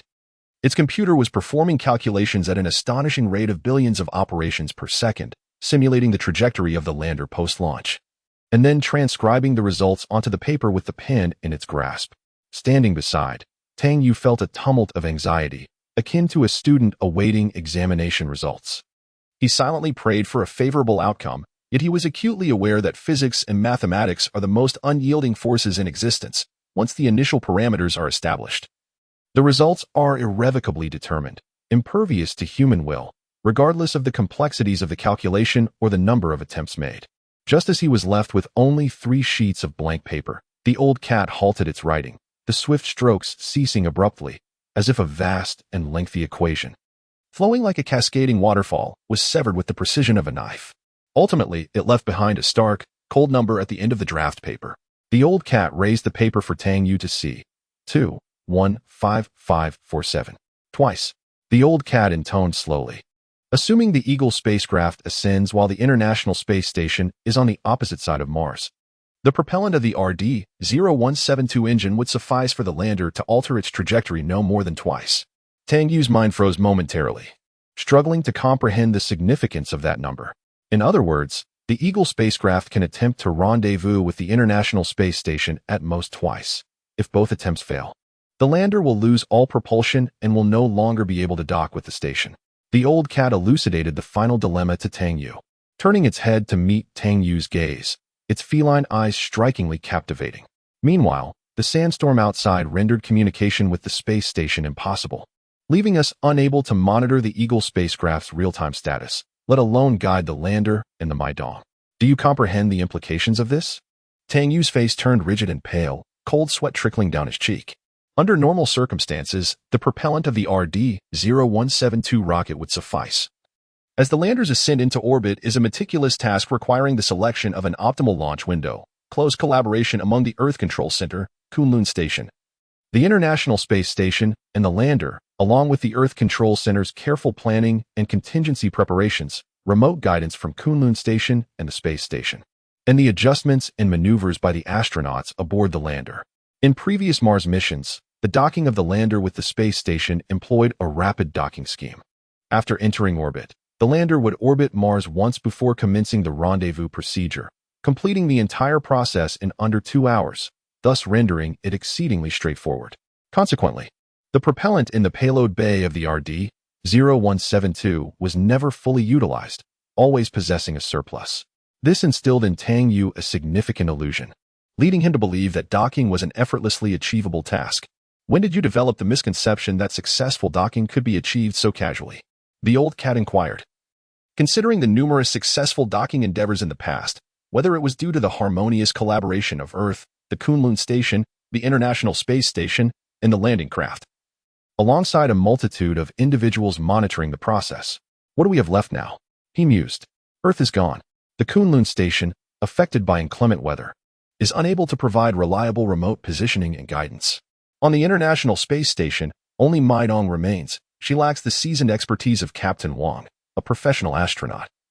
And placing the entire docking procedure in her inexperienced hands is akin to forcing a duck to fly. Tomorrow's launch of the Eagle spacecraft is merely a cargo vessel, devoid of any crew, carrying only compressed biscuits and sandwiches. One cannot expect sandwiches to assist in your endeavors. Tang Yue slowly sank into contemplation, grasping the essence of the old cat's words. He felt his strength gradually ebbing away, his skin growing ever colder. He had foolishly believed that everything was ready, awaiting only a favorable wind. They were to launch an unmanned cargo spacecraft amidst a relentless sandstorm, devoid of any monitoring or guidance, and allow this vessel to autonomously locate the space station, execute docking maneuvers, with the allowance of but a single failure. This was akin to abandoning an 8-year-old child who had never ventured far from home at a subway station in Beijing, handing him a map and instructing him to find his way to Shanghai, all the while patting his shoulder and saying, "You may only err once.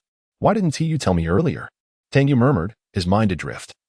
For hope felt exceedingly distant, indeed far too distant, lacking the remote control and guidance from Kunlun Station and the International Space Station. The Eagle spacecraft could scarcely achieve a successful orbital maneuver. The process of docking is an intricate endeavor. Both the lander and the International Space Station travel at a remarkable speed of 3 kilometers per second. Yet their relative velocity during docking must not exceed 5 meters per second. This scenario is akin to 2 aircraft flying at 10 times the speed of sound, which must gradually approach each other until the pilots can extend their hands for a handshake. Any deviation, however slight, could result in catastrophic failure. What is the probability of the Eagle spacecraft achieving automated docking successfully? Tang Yue inquired. The old cat pondered for a moment and replied, unless the spacecraft's computer can flawlessly control the lander and execute each step with absolute precision, without a single decimal point of error, successful docking remains a mere possibility. However, this represents an ideal scenario. Relying solely on the Eagle's navigation will inevitably yield minor discrepancies. Given that objective conditions cannot reach perfection, external influences such as gravity, wind speed, and engine performance will gradually compound errors. Hence, the lander requires external commands for necessary corrections. The old cat continued, such external guidance may come from Kunlun Station, the space station, or adjustments made by the crew aboard the lander. Without this external correction, the likelihood of the Eagle spacecraft achieving a successful docking is nearly non-existent. Tang Yue pressed on. What are the chances? The hope is exceedingly slim. The probability, he replied, is less than 1 in 20. The RD-0172 engine's propellant is sufficient for only 2 attempts? The old cat nodded. If the first rendezvous fails, then the remaining propellant will suffice for just 1 more attempt. Should the second attempt also fail, the Eagle spacecraft would transform into mere space debris adrift in orbit. Tang Yue found himself at an impasse, left with no choice but to attempt twice, rendering the maximum probability of success a mere 10%. A sudden wave of fatigue washed over him, leaving him too weary to utter a single word. Each number that escaped the old cat's lips was meticulously calculated. Indeed, mathematics is a striking yet merciless entity, a manifestation of the universe's rules and logic, immutable and unyielding. No matter the magnitude of one's strength, one cannot forcefully alter even a single digit far beyond the decimal point in a calculation. 10% remains 10%. This probability serves as an unchangeable death sentence, not decreed by man, but rather the will of this world. Humanity cannot contend with the cosmos. Mars has a radius of 3,389 kilometers, and one cannot transform it into 4,000 kilometers. The gravitational acceleration on Mars is 0. 38 g. It cannot be altered to 0. 4 g. All parameters and rules were firmly established since the dawn of creation, rendering their judgments equally unassailable. The old cat remained silent as well. Both the man and the feline sat in the dim light, with only the humming of the OGS system resonating within the Kunlun Station. So, where lies our hope? Tang Yue stared blankly, his eyes vacant. Did you not say we must seek out that last hope buried within the realm of impossibility? Where is this hope? Where is it? The old cat poked his chest. Here. Tang Yue was taken aback. Mars is lifeless. The Eagle spacecraft is lifeless. The laws of physics and mathematics are lifeless. The old cat stated, but you are alive. You are the sole living being on this planet. If even you were to perish, then the last flicker of hope would be extinguished. Tang Yue stared blankly at it. The old cat's expression was remarkably calm. Do you believe humanity can conquer the universe? The old cat suddenly inquired. I believe humanity cannot triumph over the universe, but one can prevail over oneself. Tang Yue was momentarily stunned, his face twitching, and soon his voice began to tremble. Are you suggesting there is still hope? Chapter 5. 1. The last broadcasting station in the universe. Mai Dong felt as though she was on the brink of death. Over the past 10 hours, she had forced herself to sleep 6 times. This was the 7th time she had awakened from hunger.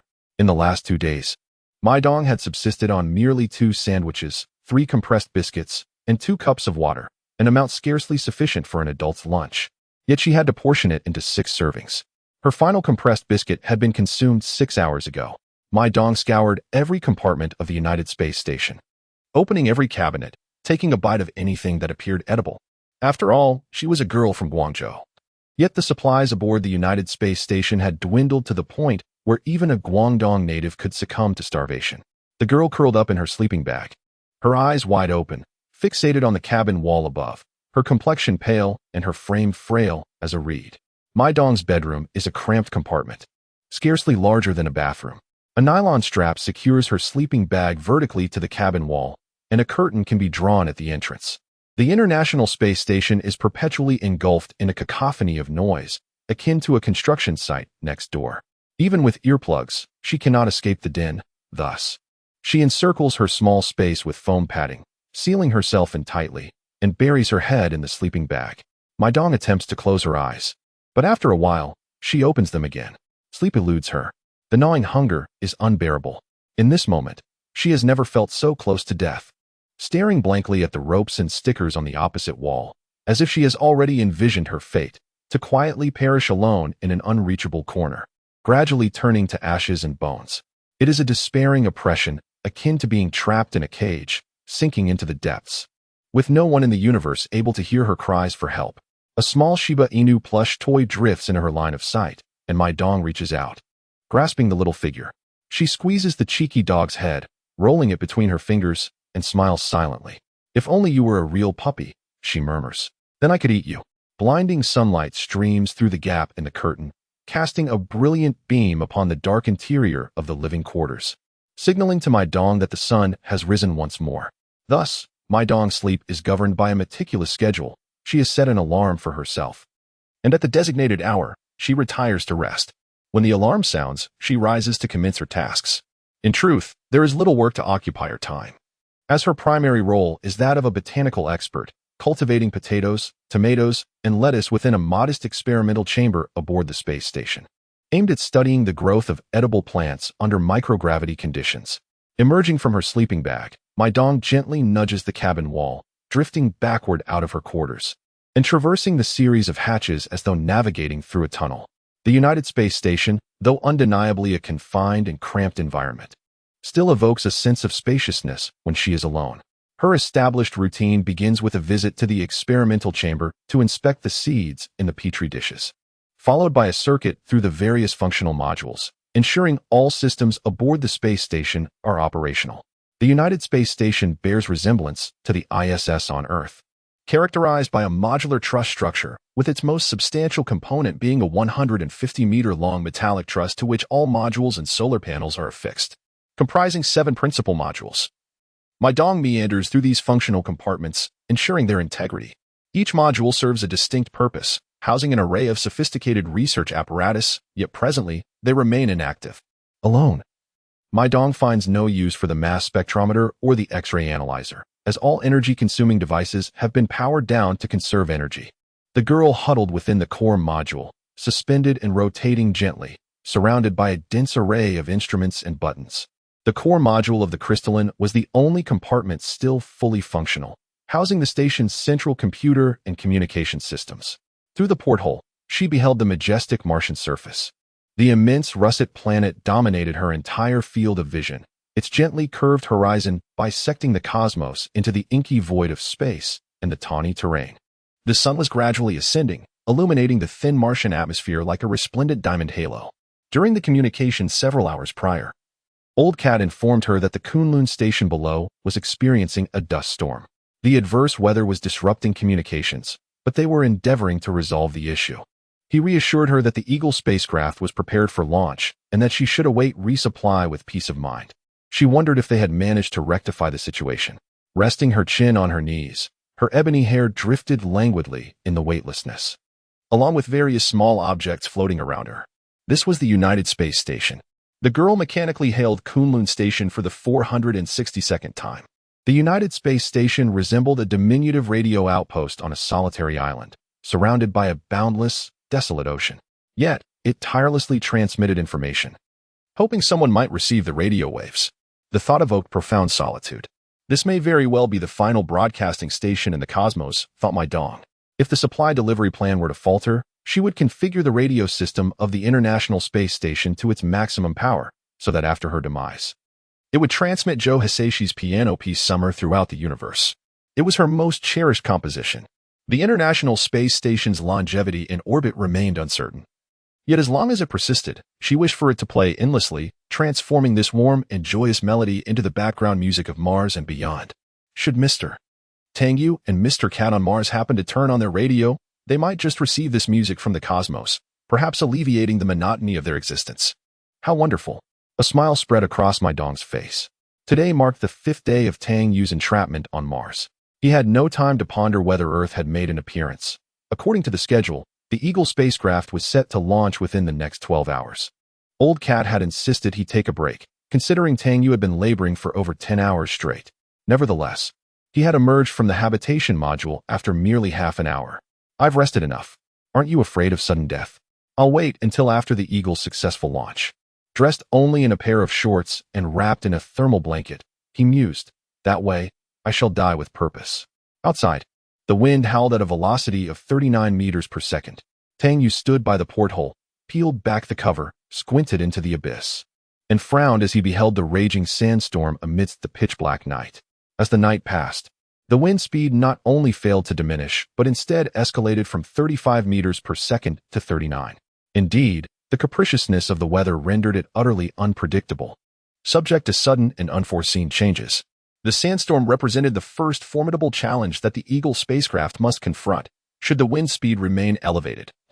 The lander would be unable to ascend safely, rendering subsequent maneuvers such as orbit insertion, rendezvous, and docking utterly unattainable. If you are not going to sleep, then come and assist me, Old Cat remarked, vacating his seat and gesturing towards the chair in front of the workbench. Tang Yue stood nearby, cradling a cup of water while nibbling on bread, momentarily taken aback. What can I do to help? He inquired. Approaching, Tang Yue set the cup down on the table, bread still in his mouth, and took a seat. The system computer was engaged in a self-diagnostic and testing procedure. Keep an eye on it for me. Should any issues arise, inform me promptly, Old Cat instructed before turning to monitor the wind speed. He removed a set of onboard suits from the wall, unzipped it, and slipped inside with a rustling sound. Suddenly, a silence enveloped him for several seconds. Tang Yue, could you check why the spacesuit zipper won't close? Old Cat asked. Tang Yue glanced over. Because you haven't unplugged your charging cable. Old Cat sighed. I became too absorbed in the charging process. Tang Yue leaned down and helped unplug the charging cable, zipped up the suit, and placed the helmet upon Old Cat's head. Are you heading out? For what purpose? To the Eagle spacecraft, for the final routine inspection before launch. Clamping on his helmet, Old Cat verified the airtight seal, then secured the safety tether to his spacesuit. I need to bring all of the lander's systems online, keeping it on standby for launch. An hour and a half at most. The figures on the LCD screen read 38, 89 ms, 38, 89 meters. Old Cat's safety threshold for launch was 30 meters, 9 meters. They could launch the Eagle as soon as the wind speed decreased by 9 meters. A reduction in wind speed was the sine qua non of any action. This was an uncontrollable factor, subject to the whims of fate. Seated in his chair, Tang Yue stared fixedly at the wind gauge's display as the seconds ticked by relentlessly. The figures on the wind gauge flickered occasionally, causing Tang Yue's heart to leap in response. A deep unease gnawed at his heart. Every minute fluctuation of the number sending a jolt through Tang Yue's nerves. Even a change in the second decimal place would fill Tang Yue with elation. Come down. Come down. Tang Yue muttered under his breath, clenching his fists. Please, come down quickly. Come down, and I'll erect a monument to you. I'll enshrine you. He knew his supplications could not possibly influence the Martian climate, but when people are at their wits' end, they often place their hopes in metaphysics. Drop more. Push it. Drop a little more. Tang Yue roared silently in his mind, his mouth parched, clutching his water glass, yet forgetting to drink. Just a smidge more. Just a smidge more. Drop a little more, and you'll break through the 38-meter barrier. Tang Yue clenched his fist tightly, his expression twisted in fury. Uncertain whether he was rallying the anemometer or urging the wind itself. Lower. Lower. Lower. He was nearly on the verge of shouting. His heart brimming with hope, the Eagle spacecraft could launch. There was still a chance for Mai Dong. The wind speed was gradually diminishing, though the decrease was minuscule. It was nonetheless a decline. As long as the wind speed was falling, there remained a glimmer of hope. If this trend continued, the wind speed would assuredly plummet below 30 meters per second. Unable to remain seated any longer, he rose, bracing himself against the table. His gaze fixed upon the crimson digits on the anemometer's display. You can do it. You can do it. Just a little lower. Tang Yue roared. His fists clenched in determination.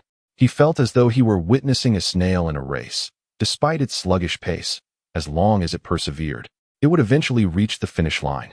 It succeeded. It succeeded. Tang Yue was invigorated. The wind speed was on the verge of breaching the 38-meter threshold. The numbers surged once more. 41. 25 meters. Then, a more terrifying turn of events unfolded. The readings from the anemometer began to fluctuate uncontrollably. 42. 33 meters. 43. 12 meters. The wind speed escalated at an alarming rate, unstoppable, leaving Tang Yue no time to react. A barrage of relentless blows shattered the remnants of hope within him, leaving his mind in a daze. He even contemplated burrowing into the anemometer itself, summoning every ounce of strength to scale that accursed number, desperately attempting to suppress its relentless ascent. Ultimately, the wind speed settled at a despairing 44. 28 meters per second. 44. 28. It was over. Tang Yue slumped in his chair, yearning to utter something, yet his throat was parched, rendering him voiceless. Damn it, this infernal weather. Why is the wind getting stronger? The old cat, disheveled and covered in dust, shut the hatch of the airlock, cursing as he unfastened the safety tether around his waist. Tang Yue, what is wrong with you? He inquired. I'm just feeling withdrawn, Tang Yue replied, slumped in his chair, covering his face, utterly despondent. The old cat removed his helmet and placed it on the table, then unzipped his suit and nimbly extricated himself from the confines of the spacesuit. What is the current wind speed? He asked. 43 meters per second, came the response. The old cat turned to glance at the anemometer's display. For glaring red digits glaring back at him. He frowned. A wind speed of 43 meters per second was not a favorable sign. He glanced at the time. It was 6:30 in the morning. Ordinarily, the sun would have risen by now, yet outside remained shrouded in darkness, clearly indicating that the meager sunlight on Mars had failed to penetrate the thick layer of dust above the Kunlun Station. The systems of the Eagle spacecraft were fully operational. Self-diagnostics completed, and the automated docking sequence was primed for launch, contingent upon the wind speed dropping below the safety threshold. Do we still have hope? Tang Yue asked. Under this wind speed, can the Eagle spacecraft still launch? He queried. He harbored the hope that if the wind did not relent, they could force the launch of the lander. After all, the Eagle was designed to withstand wind speeds of up to 50 meters per second. Thus, the current 40-something meters per second should pose minimal risk. Yes, but it would be perilous, the old cat replied. Even if the storm does not cause the Eagle to fail at launch, it would still disrupt the lander's proper orbital insertion, ultimately leading to a failed rendezvous. Tang Yue stared blankly at the cup on the table, a sudden impulse arising within him to smash it to pieces. If the final rendezvous and docking were to fail, then the launch would have been utterly meaningless. He rose and stood before the porthole, gazing out towards the direction of the Eagle spacecraft, knowing it was poised a mere 100 meters away, fully laden with rescue supplies. The situation was truly agonizing. Tang Yue suddenly comprehended the plight of those involved in maritime disaster relief. You receive distress signals from survivors. You are aware that they are still alive. Yet due to the wretched storm and towering waves, the helicopters carrying supplies and doctors are unable to take flight. You desperately hope for the weather to improve, all the while watching the window of opportunity for rescue quietly slip away and the lives of the survivors diminish one by one. You stated that our chances are a mere 1 in 10. Tang Yue turned around, leaning against the bulkhead as he slowly slid to the floor, murmuring, "Then the probability of our failure is 9 in 10. Indeed, wouldn't you say that hope is exceedingly faint? Tell me, how did you arrive here?" Old Cat inquired. Tang Yue was taken aback, not immediately grasping the meaning of the question. Old Cat stepped closer, gazing into Tang Yue's eyes, its stature diminutive. Barely taller than Tang Yue seated on the floor.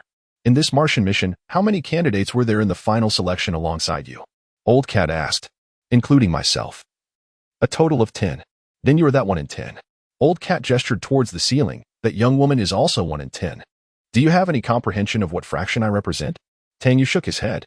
"I am the only one among the 10,000 robots in my batch who has passed the review." The Old Cat remarked that I am 1 in 10,000. Tang Yue replied, "Are you implying that you are 1,000 times more impressive than I am? What I wish to convey is that although the Earth has perished, we still endure. You, I, and that girl are merely 3 out of 65 billion. If we expand the denominator to encompass all life on Earth, your existence might even be reduced to 1 in several billion." The Old Cat replied nonchalantly, "If you have encountered something that is 1 in several billion, why should you fear anything that is merely 1 in 10? This sine wave represents the trajectory of the International Space Station. To be precise, it denotes the motion of the ground track of the space station. The term ground track refers to the vertical projection of the spacecraft onto the Earth's surface. Due to the angle between the spacecraft's orbital path and the equator, which is not entirely parallel, the projection of the space station appears to oscillate vertically on a flattened map, creating a regular sine wave pattern. When the Old Cat previously established contact with the International Space Station, he redefined its precise location. Now, the space station's orbital trajectory is stored within the Kunlun Station system's computer, as well as in the computer of the Eagle spacecraft, with an accuracy that is nearly flawless. Old Cat was endeavoring to mitigate the margin of error to the utmost extent. Due to inclement weather conditions, the Eagle spacecraft was highly likely to lose contact post-launch, rendering the Kunlun Station incapable of providing guidance. Consequently, orbital maneuvers and rendezvous would have to rely solely on the lander's onboard computer. This undertaking was akin to sinking a billiards ball from a distance of 1,000 meters in a single shot, entirely unaided.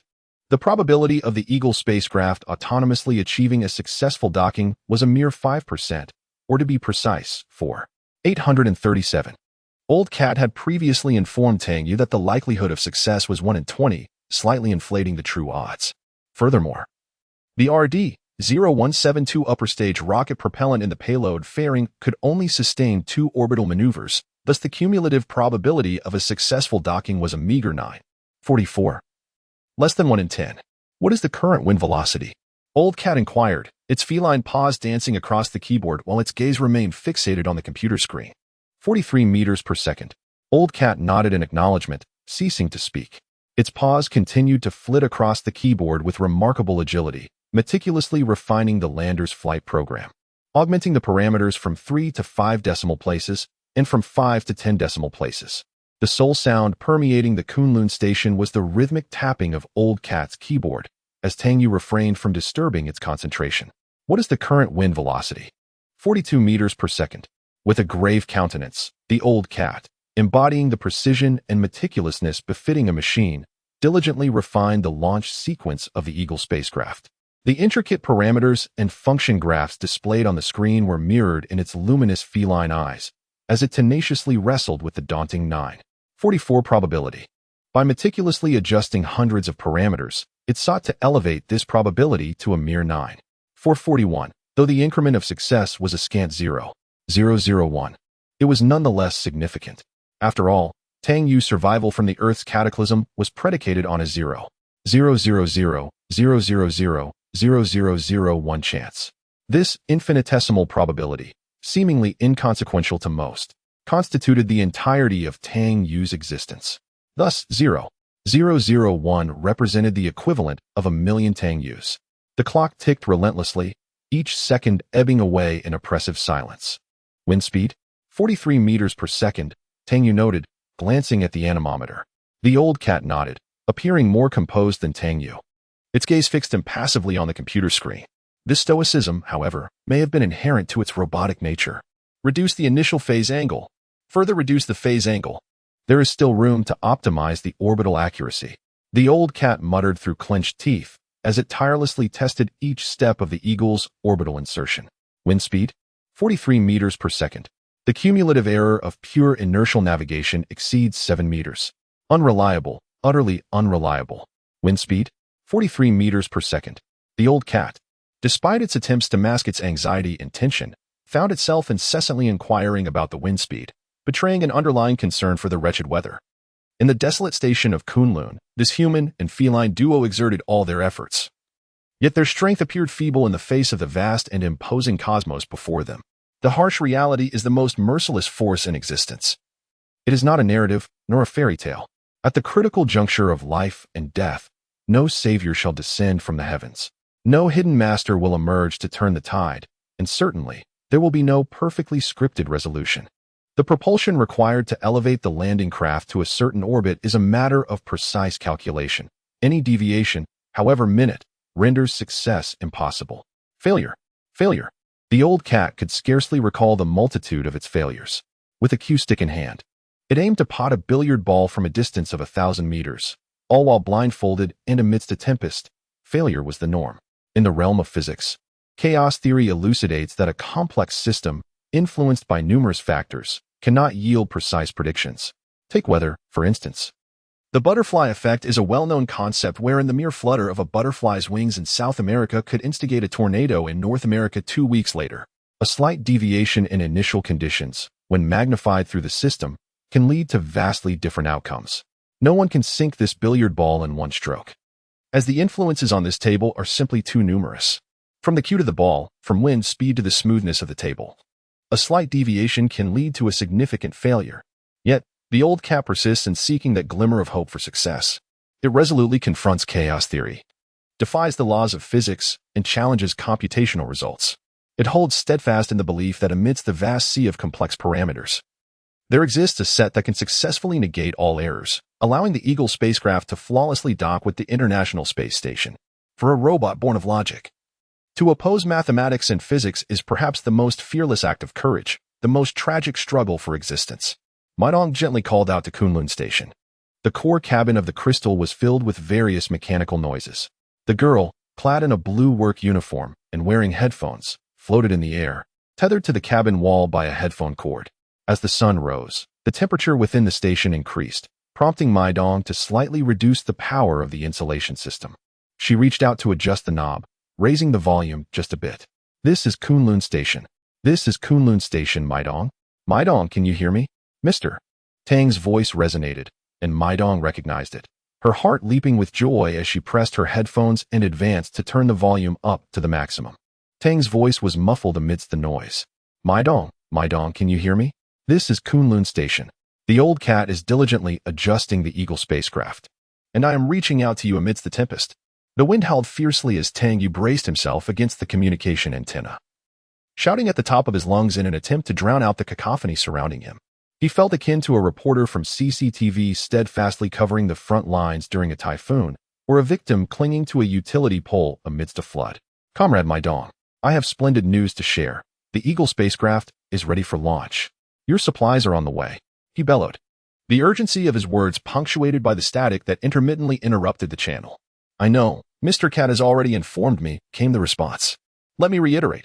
Tang Yue shouted, his voice breaking through the noise. You must hold steadfastly and await rescue with unwavering faith. The party and the people will not abandon you. They will not forsake you. Wait, Mai Dong exclaimed, momentarily taken aback as a crackle signaled the abrupt end of their connection. Mr. Tang? Mr. Tang, what has happened? Panic surged within her as uncertainty gripped her heart. She was left in the dark about the situation below, having lost contact with Tang Yue so suddenly. Communication with Kunlun Station was a gamble, reliant on the capricious nature of the sandstorm above. Should conditions momentarily improve, radio waves might pierce through the interference. But as the storm intensified, connectivity would inevitably falter. Frantically, Tang Yue adjusted the antenna's knob, but his gloved hands, stiffened by the cold, slipped and failed to find the desired angle. Damn it, he had more to convey. Why had the connection severed so abruptly? Clad in heavy reflective armor, he staggered around the antenna, buffeted by the tempest, resembling a clumsy bear reaching for a banana as the old cat watched him. The silhouette a testament to his struggle against the elements. It's truly heartbreaking to ponder why life presents such formidable challenges. Observe that frail weed, tossed about in the tempest. Yet it tenaciously stands its ground, refusing to succumb. Tang Yue still wished to exert some effort, believing the signal could be salvaged. However, Lao Mao directly severed the cable, asserting that if they persisted, it would be Tang Yue himself, rather than the signal, who would require rescue. Lao Mao was ensconced before the workbench, ensnared by a dense array of computer screens. Upon the screen before him, a three-dimensional model of the United Space Station rotated, Lao Mao's countenance grave as he focused intently. Yet, the ultimate achievement was both magnificent and resplendent. Since the Apollo program, human civilization had taken another monumental stride outward. The United Space Station stands as the most expansive and intricate permanent spacefaring structure ever established by humanity in the vast expanse of deep space. It represents the most distant enclave of human dominion from Earth, the most dazzling jewel in the crown of human civilization. As per customary practice, this segment was fabricated by the Americans. America, I liquidated an aircraft carrier to construct this. The USN is now bereft of operational carriers. Congress, allocate funds. This represents the nascent form of the United Space Station. The Dawn experimental module constitutes the smallest and most economical compartment within the space station. As is customary, such components are typically of Russian manufacture. Russia, expertise. We furnish the expertise. Let me reiterate, we furnish the expertise. The fourth consignment comprised the Harmony Service module, which docked upon the final docking port of the hub module, transforming the United Space Station into a cruciform configuration. The Tranquility multipurpose module is docked at the end of the Harmony module. The Tranquility module serves as the dedicated docking port for the Orion spacecraft, equipped with two interfaces where Orion 1 and 2 spacecraft are typically berthed. As per customary practice, the robotic arm is of Canadian manufacture. While the Martian conjoined space station does not rival the ISS in magnitude and complexity, its expenditure exceeds that of the latter by more than tenfold. Old Cat stroked his chin, meticulously scrutinizing the structure of the space station. The conjoined station boasts 5 docking interfaces, one of which is currently occupied by the Orion 2 spacecraft, leaving 4 available. These 4 interfaces are oriented in disparate directions, each capable of accommodating the docking and berthing of the Eagle spacecraft. Where will the Eagle spacecraft dock upon arrival? Tang Yue inquired. Under normal circumstances, the designated docking port for the Eagle spacecraft is this one. Old Cat gestured with his paw towards the Aurora module. The Aurora module is directly connected to the core module, rendering this docking port the nearest to the core module. However, it is currently infeasible to predict, as the direction from which the lander will approach remains uncertain. I recall that the space station is capable of providing remote guidance and correction for the lander, Tang Yue remarked. Indeed, that capability exists. I have never asserted otherwise, Old Cat affirmed with a nod. However, this process is entirely manual, involving exceedingly intricate procedures. Miss Mai Dong is wholly unfamiliar with it. Indeed, aside from Old Wang and a select few others, there are scarcely any individuals worldwide proficient in its execution. In previous Martian missions, there have been instances of launching unmanned landers to dock with unmanned space stations, Tang Yue inquired. How was this issue resolved in those instances? In the early missions to Mars, numerous technical validations were conducted, during which the spacecraft and space stations remained uncrewed for safety reasons. How was this resolved? The Old Cat remarked, I took care of it. I provided remote guidance and control from the space station. After all, robots are not human. If they lose a limb, it's not considered an occupational hazard, and in the unfortunate event of their demise, there are no compensation payouts. Have you ever heard the saying, behind every successful unmanned docking, there lies a quietly working robot? Tang Yue sighed, covering his face. At this moment, it was 10:15 in the morning.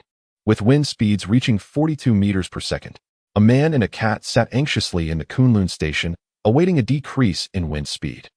Tang Yue occupied a chair while the Old Cat perched beside him, both gazing out at the pitch-black storm beyond the viewport, uncertain of how much longer the sandstorm would persist. Within the Kunlun Station, only the howling wind could be heard, as numbers and images silently scrolled across the computer screen, and the overhead lights flickered occasionally. In this moment, Tang Yue inexplicably recalled SpongeBob SquarePants. Although SpongeBob is a brightly lit, cheerful children's animation, he envisioned SpongeBob sitting alone at the ocean floor, gazing up at the unfathomable darkness of the water above, a scene that felt both desolate and terrifying. Tang Yue was taken aback, realizing he had strayed into a bizarre train of thought. Was he imagining a deranged SpongeBob? Truly absurd. If he were SpongeBob, then who would Mai Dong be? Perhaps the squirrel Sandy, clad in a spacesuit and helmet? At 11:30, just as Tang Yue and the old cat were on edge, a turning point finally emerged. Initially, the anemometer detected a diminishing energy in the storm, and shortly thereafter, the wind speed began to decline. The velocity, once soaring at 43 meters per second, plummeted visibly, with the numbers on the display changing every 2 seconds. 40, 69 meters, 39, 44 meters. The wind speed swiftly breached the 40-meter threshold, prompting the system's computer to issue a warning. It surmised that if the wind continued to decrease at this rate, it would likely fall below the safety threshold within the next several minutes, potentially presenting an opportune launch window. As for Tang Yue and Old Cat, they were already on their feet, not needing any digital alerts. The first fluctuation of the anemometer's digits had captured their attention. Old Cat pulled over a chair and seated himself at the workbench, activating the computer. In this brief interval, the wind speed had already descended from 38.12 meters per second to 37.91 meters per second. It then dropped further from 37.91 meters to 37.22 meters. Tang Yue, connect the data cables over there, red to red, white to white. Don't make a mistake, Old Cat instructed in a low voice, as the computer screen before him suddenly illuminated. Received, received, received. Tang Yue, his nerves taut, hurriedly sorted through the tangled cables and glanced at the anemometer, where the numbers had fallen to 36.08 meters per second. Joy surged within him. Had fortune finally smiled upon them? Tang Yue nodded affirmatively. The wind speed of a typhoon can surpass several tens of meters per second, however. At its very center, the eye of the storm, the wind speed is zero, characterized by calmness and stillness. This phenomenon arises solely from the presence of upward air currents, a reality dictated by the laws of physics and mathematics. Hence, all storms within our solar system exhibit similar behavior. The Old Cat speaks rapidly, yet his hands move even swifter. The tempest above us appears to be a colossal cyclone, steadily traversing the surface of Mars. We may have already entered its central low-pressure area, resulting in a precipitous decline in wind speed. The wind speed has plummeted to 35.11 meters per second. Does this imply that the wind speed could potentially fall below the safety threshold? The Old Cat nods. This is our singular opportunity. The low-pressure zone at the heart of the cyclone is quite diminutive, yet the storm advances with great velocity. We are uncertain how long this diminished wind speed will endure. Perhaps only a matter of minutes, but we must seize this fleeting chance. Once we exit the low-pressure area, the wind speed will inevitably escalate once more. The wind speed has now decreased to 34.07 meters per second. The system's computer at Kunlun Station swiftly generated a predictive curve for the declining wind speed. A green line meandering downwards, poised to intersect with a red line representing the safety threshold of 30 meters per second within 5 minutes. Although this prediction holds minimal significance, Tang Yue is nonetheless filled with exhilaration. The landing module's launch sequence has been initiated. A gentle female voice emanates from the computer, and the Old Cat races against time, conducting a final check on the landing module system, a necessary step prior to launch. The system is functioning normally.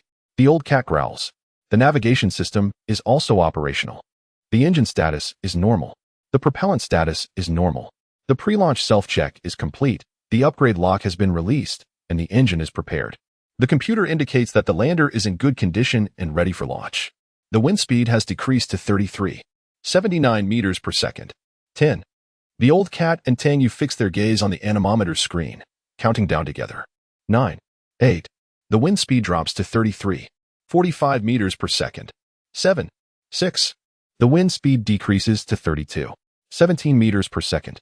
5. 4. The wind speed drops to 31.88 meters per second. 3. 2. The wind speed falls to 30.97 meters per second. Lower. Lower. Tang Yue growls under his breath, veins bulging on his forehead, his clothes drenched in sweat, his body soaked. He has never felt such tension in his life. That crimson 4-digit number only needs to change once more to reach the safety threshold. They are on the brink of launching the Eagle spacecraft. The Old Cat stands beside him, its feline eyes wide open, the whiskers on its face trembling slightly. Its paws hovering above the keyboard, waiting for that final number to change. Both man and cat lean close to the anemometer, the black LCD screen reflecting two fierce faces. It seems that if the wind speed does not successfully drop to the safety line, these two will undoubtedly devour the anemometer hole. The countdown has reached 2, but the wind speed no longer decreases. The old cat's paw hesitates, unable to strike the key. 30, 97. Still 30, 97. Damn it, lower. Tang Yue slammed his palm against the anemometer screen in a fit of rage, reminiscent of his childhood antics with stubborn old televisions when they refused to cooperate. He would strike them relentlessly. The monitor wobbled and toppled backward with a resounding crash. Whether it was Tang Yue's forceful slap that triggered the response, in that fleeting moment, the numbers flickered. 29, 98, 1. Both Tang Yue and the old cat exclaimed in unison, the latter's claws fiercely pounding the keyboard. Let us go. Time seemed to freeze for an instant, followed by a subtle tremor that coursed through the ground beneath their feet. Suddenly, the entire earth began to quake. Tang Yue and the old cat turned their heads to the porthole, where, in the distance shrouded in darkness, a brilliant flash of white light erupted as if someone had ignited a flare beneath the water. This radiance was so vivid and intense that it pierced the darkness like a sword, impervious even to the raging sandstorm. In swift succession, a thunderous roar followed, its sound trailing behind the light. It drowned out every noise within Kunlun Station, reverberating from all directions as though millions were simultaneously beating drums. Tang Yue stared wide-eyed, gazing at that luminous burst as it ascended slowly like the sun. He could envision the Eagle spacecraft's engine belching forth towering flames, exerting colossal thrusts of dozens, even hundreds of tons, a testament to humanity's mightiest power. It roared defiantly, lifting mountains, fiercely breaking free from Mars' gravitational grip, rendering everything around it insignificant in the face of such force. The Eagle spacecraft had successfully launched. Currently, the surface wind speed hovers around 30 meters per second, allowing the Eagle spacecraft to maintain a relatively stable connection with the Kunlun Station. Although the wind speed may be greater at higher altitudes, the air becomes increasingly sparse, resulting in improved environmental conditions as one ascends, thereby diminishing the impact of sandstorms on the lander. The old cat wore a solemn expression, fully aware of the gravity of the situation. The launch of the Eagle spacecraft was merely the first step of a protracted journey, with countless challenges yet to be faced. Even with a successful launch, they still possessed a mere 9.44 probability of docking, a chance that was less than 1 in 10, representing the entirety of Mai Dong's hope. The small cursor flickered at a steady rate of once per second, traversing the screen pixel by pixel, symbolizing the Eagle spacecraft. Each second, the lander would call out to the Kunlun Station, which would promptly respond, facilitating its positioning. Thus far, the lander continued to ascend vertically. The trajectory of the lander was delineated on the computer screen with a dotted line, representing the flight path predetermined by the old cat. This dotted line would soon transition from a vertical ascent to a slanted arc, indicating that the Eagle spacecraft would soon alter its orientation. The cursor moved slowly, flickering intermittently, resembling a slow crawl. However, in reality, the Eagle spacecraft had already accelerated to 3 times the speed of sound, with 2 powerful Raptor 3C engines providing an acceleration of 17.5 ms, propelling it into a docking orbit within 200 seconds. As long as everything proceeded according to plan, hope remained. A 1 in 10 probability was sufficient for the old cat. The timer in the lower left corner of the computer screen ticked steadily, marking the passage of each second. The lander had been launched for 50 seconds, soaring over 20 kilometers above them.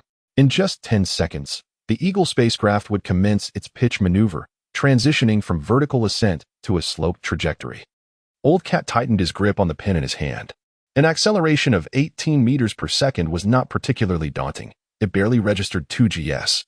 While the forces experienced by a fighter jet launched from an aircraft carrier often exceeded 3 gs. This level of acceleration was trivial for a spacecraft.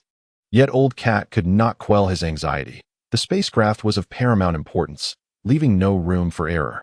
Tang Yue leaned against the porthole, the fiery glow of the lander's engines now out of sight. The moment the Raptor 3C rocket ignited, it had blazed brilliantly. But as the lander distanced itself from the ground, the flames gradually faded into the inky blackness of the storm. For reasons he could not fathom, Tang Yue felt an emptiness within, akin to bidding farewell to an old friend without having glimpsed their final visage. Once the storm subsided, when he returned to the Eagle spacecraft, he could only expect to find a charred remnant of what once was. His sole vessel capable of departing Mars had vanished. leaving him irrevocably stranded on this planet. Although Tang Yue had never envisioned departing aboard the Eagle, the stark reality of his confinement instilled a sense of panic within him. As if he had severed all avenues of retreat. He turned and approached Old Cat, taking a seat beside him. "Is the child all right?" The old cat nodded slowly. So far, the little one had journeyed safely, having nearly departed the Martian atmosphere, with sandstorms no longer able to impede its progress. The old cat extended a paw to poke at a small green dot flickering rhythmically in the upper right corner of the screen. This dot signified the Eagle spacecraft sending reassuring signals, contacting the Kunlun Station every second to report its speed, altitude, attitude, and other statuses, which Kunlun Station would then use to provide corrections. The old cat remarked that it was adjusting its attitude. Tang Yue's gaze fell upon the computer screen, where the tiny cursor of the Eagle spacecraft began to curve along the virtual trajectory. The data displaying the pitch and angle of attack on the opposite side of the screen fluctuated sharply. "Very good, very good. Take it slow, steady now." The old cat muttered, fixated on the screen, watching as the Eagle spacecraft's central axis gradually aligned with the dashed line, then clapped its paws in excitement. "Splendid." A third of the working time of the Raptor 3C engine had elapsed, and the lander's speed had surged to 1,200 meters per second. The old cat was uncertain when it might lose contact with the Eagle spacecraft, hoping to stabilize the lander for as long as possible. "Our delivery vehicle has successfully maneuvered," it exclaimed. "What a well-behaved little one." The old cat continued.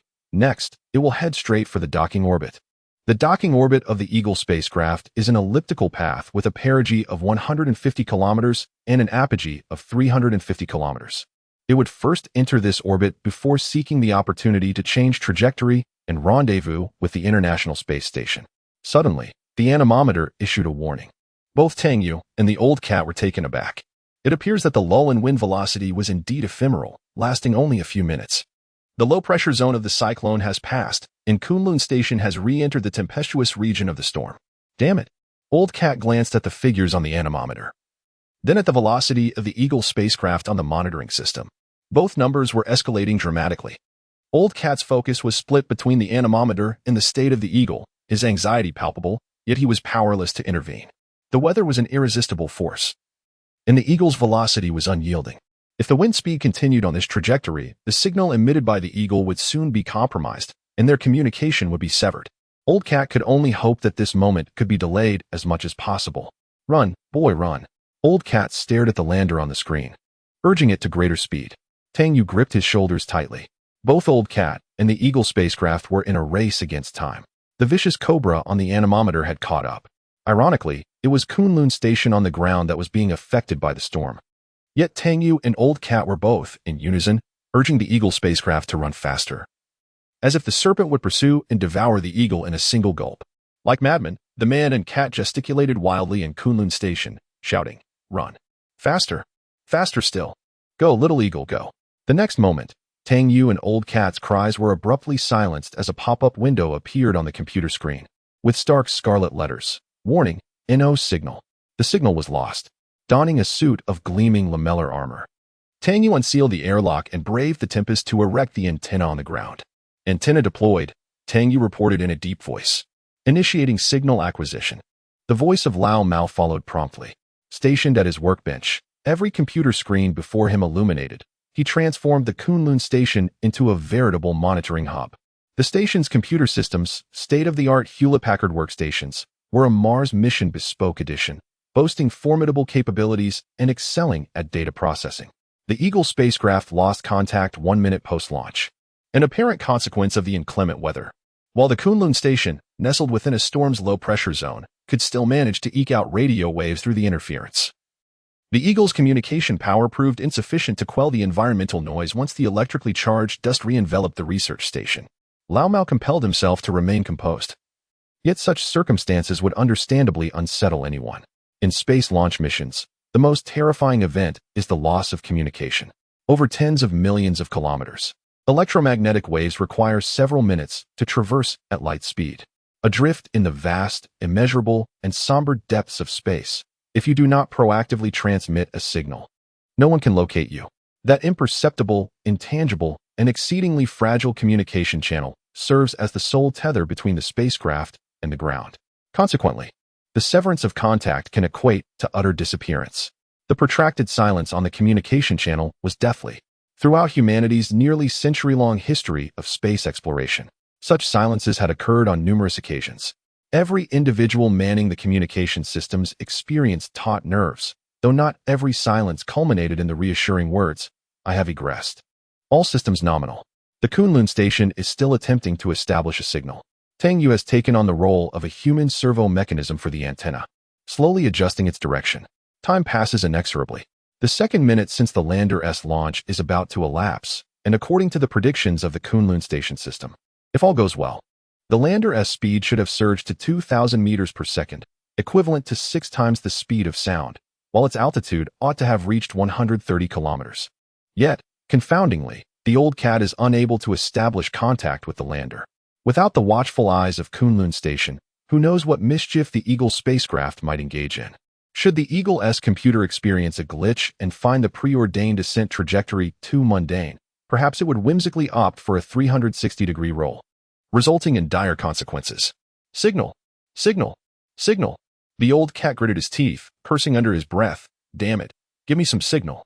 The real-time measurement data on the computer has not been updated for a full minute.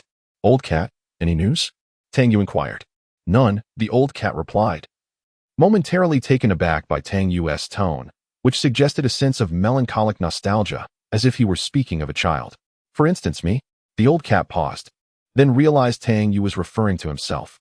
As he gazed at the Eagle spacecraft soaring into the heavens, it evoked within him the sentiment of a parent-child bond, signifying that one's connection to it is merely the lifelong experience of watching it recede into the distance. Tang Yue began to ingeniously modify Long Yingtai's words.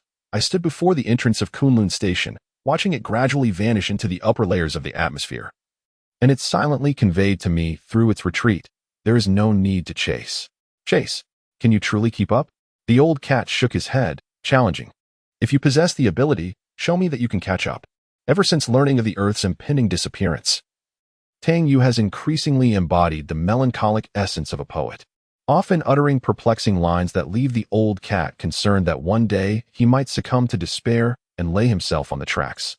A yearning for home? What do I long for? Do I miss the assembly lines in the factories? At times, the old cat finds himself admiring Tang Yue, despite appearing somewhat sorrowful. He is not genuinely sensitive or emotionally intricate. A true poet would likely choose to end their life at the moment of Earth's demise, sacrificing themselves for the countless souls. While a more performative artist might fill Kunlun Station with pure oxygen, ignite a great fire, and proclaim with fervor, I am the king of kings. My unparalleled achievements demand the heavens' respect. Yet, Tang Yue harbors none of these notions. He continues to eat and sleep as usual, never shouting Shelley's verses in a bid to meet Marx. His nonchalance surpasses the old cat's imagination. Glancing at the anemometer, the old cat noted that the wind speed outside was 38 meters per second. Such velocity could easily rip the roof off a house on Earth. Is this a reflection of delicate emotions, or is there some folly in his mind? 150 seconds after the lander's launch, the old cat still could not establish contact with the Eagle spacecraft. Following standard launch protocols, the lander is scheduled to enter a parking orbit 200 seconds post-launch, simultaneously jettisoning the first stage rocket. This marks the initial phase of orbital insertion. The Eagle spacecraft's journey from liftoff to rendezvous and docking comprises 3 stages, with achieving the parking orbit being the first. The parking orbit is a slightly elliptical trajectory with a perigee of 150 kilometers and an apogee of 350 kilometers. The Eagle will dwell in this parking orbit, awaiting the opportune moment.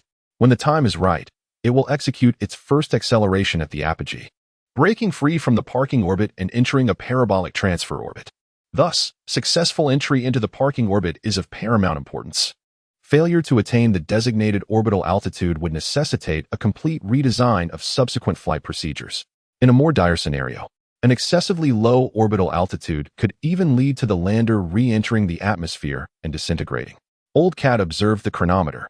160 seconds after the lander's launch, it had reached an altitude of 220 kilometers above the ground. 40 seconds remained until the first stage rockets burn out in separation.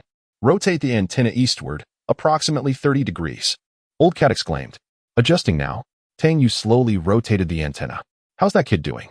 170 seconds after the lander's launch, It had reached an altitude of 250 kilometers above the ground. 30 seconds remained until the first stage rocket's separation. Yelling fly, fly, at a stone in free fall is futile, regardless of how much it struggles. The chronometer on the computer screen ticked away, second by second. The small green light in the upper right corner of the screen had turned red, and it had not flickered for a long time, indicating that Kunlun Station had not received a signal for a long duration. The last time the Eagle spacecraft reported its status was 2 minutes prior. It was akin to one's own child enlisting in the army and embarking on the battlefield, with Tang Yue and Lao Mao as the parental figures, anxiously awaiting news at home, growing increasingly worried with each passing month without a letter. 180 seconds after the launch of the Eagle spacecraft.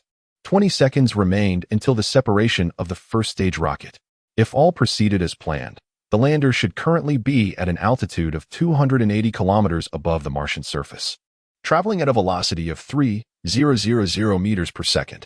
The terminus of the dashed line marked the orbital insertion point. The Eagle spacecraft's parking orbit insertion point was situated at the apogee, the highest point in the entire orbit, at an altitude of 350 kilometers. 2 Raptor 3C engines would propel the payload to the apogee at a velocity slightly below the orbital speed, followed by the separation of the first stage rocket. The lander would then transform into a powerless piece of metal, plummeting from the apogee of 350 kilometers to the perigee of 150 kilometers, much like a free-falling object, with gravitational potential energy converting into kinetic energy. This constituted the lander's parking orbit, which, when plotted, resembled a large ellipse. Let the storm rage on with greater intensity. Tang Yue's shout echoed in Lao Mao's earphones. Within a matter of minutes, this fellow's thoughts had veered from Lung Ingtai to Gorky's the storm petrel. I am aware that you are anxious, Lao Mao said, but please act more normally when you are nervous. I am employing the wisdom of predecessors to soothe my agitated heart. How is that abnormal? Then please recite the purification mantra silently. The purification mantra? Supreme Taishing. Unceasingly responsive, exorcising malevolence and binding spirits, safeguarding life and protecting the body. Wisdom is clear and pure, the mind is at peace. The 3 souls endure eternally. The spirit remains unlost. Tang Yue began to chant the mantra aloud, each word resonating with an inexplicable force as he stood with an antenna and donned a radiant armor, roaring against the tempest like a nefarious villain from a dark cult, urgently commanding. The old cat silently rubbed his forehead, unaware that Tang Yue truly knew the mantra by heart. Otherwise, he would have suggested reciting the Diamond Sutra instead. Has there been any news from Little Eagle? None. The old cat shook his head. Why do you sound like an overbearing mother? Shouldn't a parent have faith in their offspring? You must trust that the Eagle spacecraft is a well-behaved daughter. A well-behaved daughter? Tang Yue was taken aback. No. Little Eagle is clearly a son. Why must it be a son? The old cat inquired. It must be a son, Tang Yue asserted. If it were a daughter, who would allow her to venture out?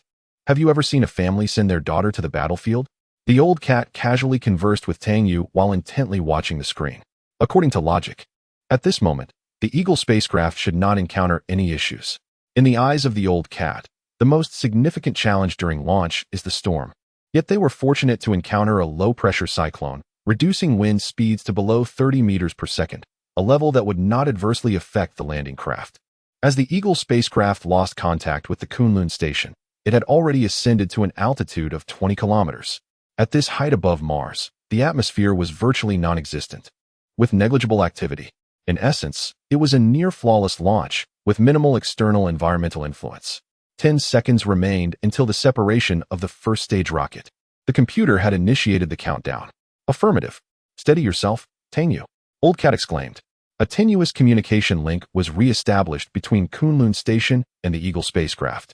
A fragile lifeline stretching over 200 kilometers, swaying amidst the 40-meter-per-second sandstorm. The computer's countdown persisted. 5 seconds remaining until first stage rocket separation. 0 seconds remaining until first stage rocket separation. Old Cat was taken aback. 0? Why did it jump directly from 5 to 0? What happened to 4, 3, 2, 1? Before Old Cat could react, a warning abruptly appeared on the screen, a colossal red exclamation point flashing frantically. Projected trajectory mismatch with Eagle spacecraft's actual parameters. First stage rocket has separated. Altitude, 285 kilometers. 285 kilometers? Old Cat's eyes widened. How could the lander's altitude be only 280 kilometers after the first stage rocket had already been jettisoned? According to the pre-programmed flight sequence, the Eagle spacecraft should have been at an altitude of 350 kilometers upon first stage rocket separation. The computer detected a complete discrepancy between the actual parameters reported by the Eagle spacecraft and the pre-programmed trajectory, thus interrupting the countdown and initiating the alarm. It's akin to the grueling Battle of Stalingrad finally concluding, with the official notification arriving at your home, informing you that the battle has ended, and your child should have emerged victorious, successfully evacuated from the battlefield, and embarked on the train home, just as you were sharpening your knives. Preparing to welcome your son's triumphant return, a letter from your son arrives, stating, "Dear Mom and Dad, I have been captured by the German devils and am about to be executed. What happened to the promised successful withdrawal from the battlefield? What about boarding the train home? Old Cat, as the father, is utterly bewildered." In other words, the Eagle spacecraft shut down its engines 180 seconds after launch. This error could have been avoided if Kunlun Station had maintained constant contact with the Eagle spacecraft, allowing Kunlun Station to promptly rectify the mistake. Regrettably, communication between the two was severed due to a computer malfunction, and no one was present to prevent the lander's system from going haywire. Premature engine shutdown is an extremely grave error, resulting in orbital insertion failure. The Eagle spacecraft completely failed to enter its intended parking orbit, instead entering an elliptical orbit with an apogee of 280 kilometers and a perigee of 110 kilometers. In simpler terms, it went off track. Old Cat, frustrated, seized his ears, pinching and twisting them in disbelief. Damn it, I was just praising the kid for being obedient. How could something go wrong so quickly? This is a major problem. He placed the antenna on the floor, then sat down, gasping for breath. Well, did the kid succeed? The Old Cat turned around, exclaiming that success was a farce. His son was about to be executed by the German forces. Tang Yue was taken aback. What? How did this happen? He barely had time to remove his Mingguang armor before he scrambled to the computer screen, emanating a chill. The computer displayed two trajectories. One was the planned outer orbit, represented by a red dashed line. The other was the actual trajectory of the Eagle spacecraft, indicated by a blue solid line. It was evident that the real orbit was at a lower altitude than the designated docking altitude. Currently, the Eagle spacecraft was at an altitude of merely 280 kilometers. The Old Cat pointed to the cursor on the screen, which should have been positioned at 350 kilometers.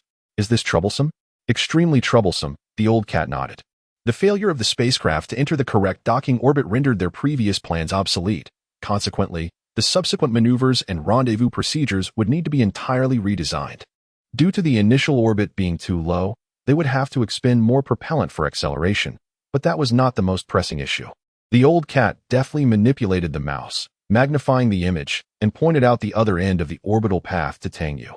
Here lies the perigee of the orbit, the point of lowest altitude. It should have been 150 kilometers, yet it currently stands at merely 110 kilometers. This altitude is perilously low. At 110 kilometers, they had already breached the atmosphere.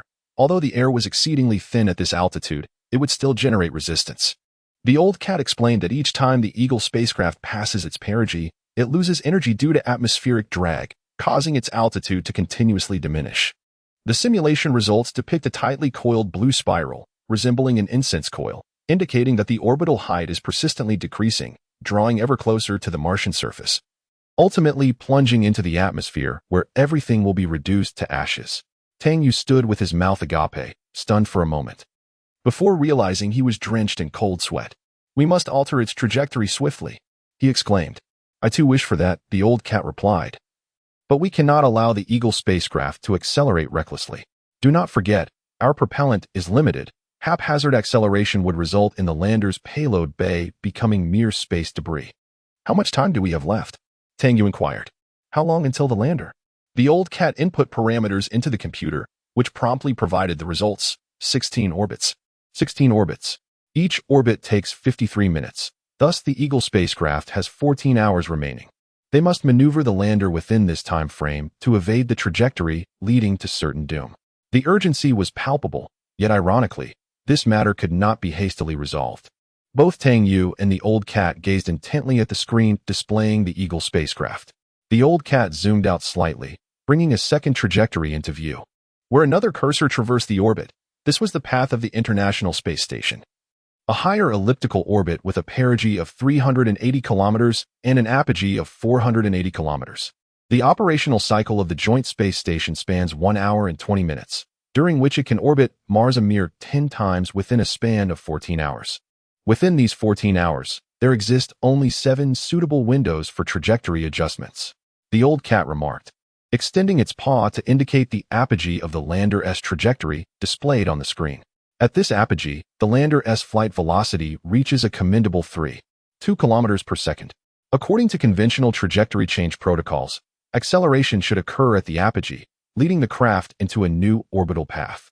The old cat tapped away at the keyboard, prompting the system computer of Kunlun Station to deliver the calculations. A pristine large circle was drawn, vividly marked in bright yellow, encompassing the elliptical docking orbit of the Eagle spacecraft, with the docking orbit tangentially intersecting it.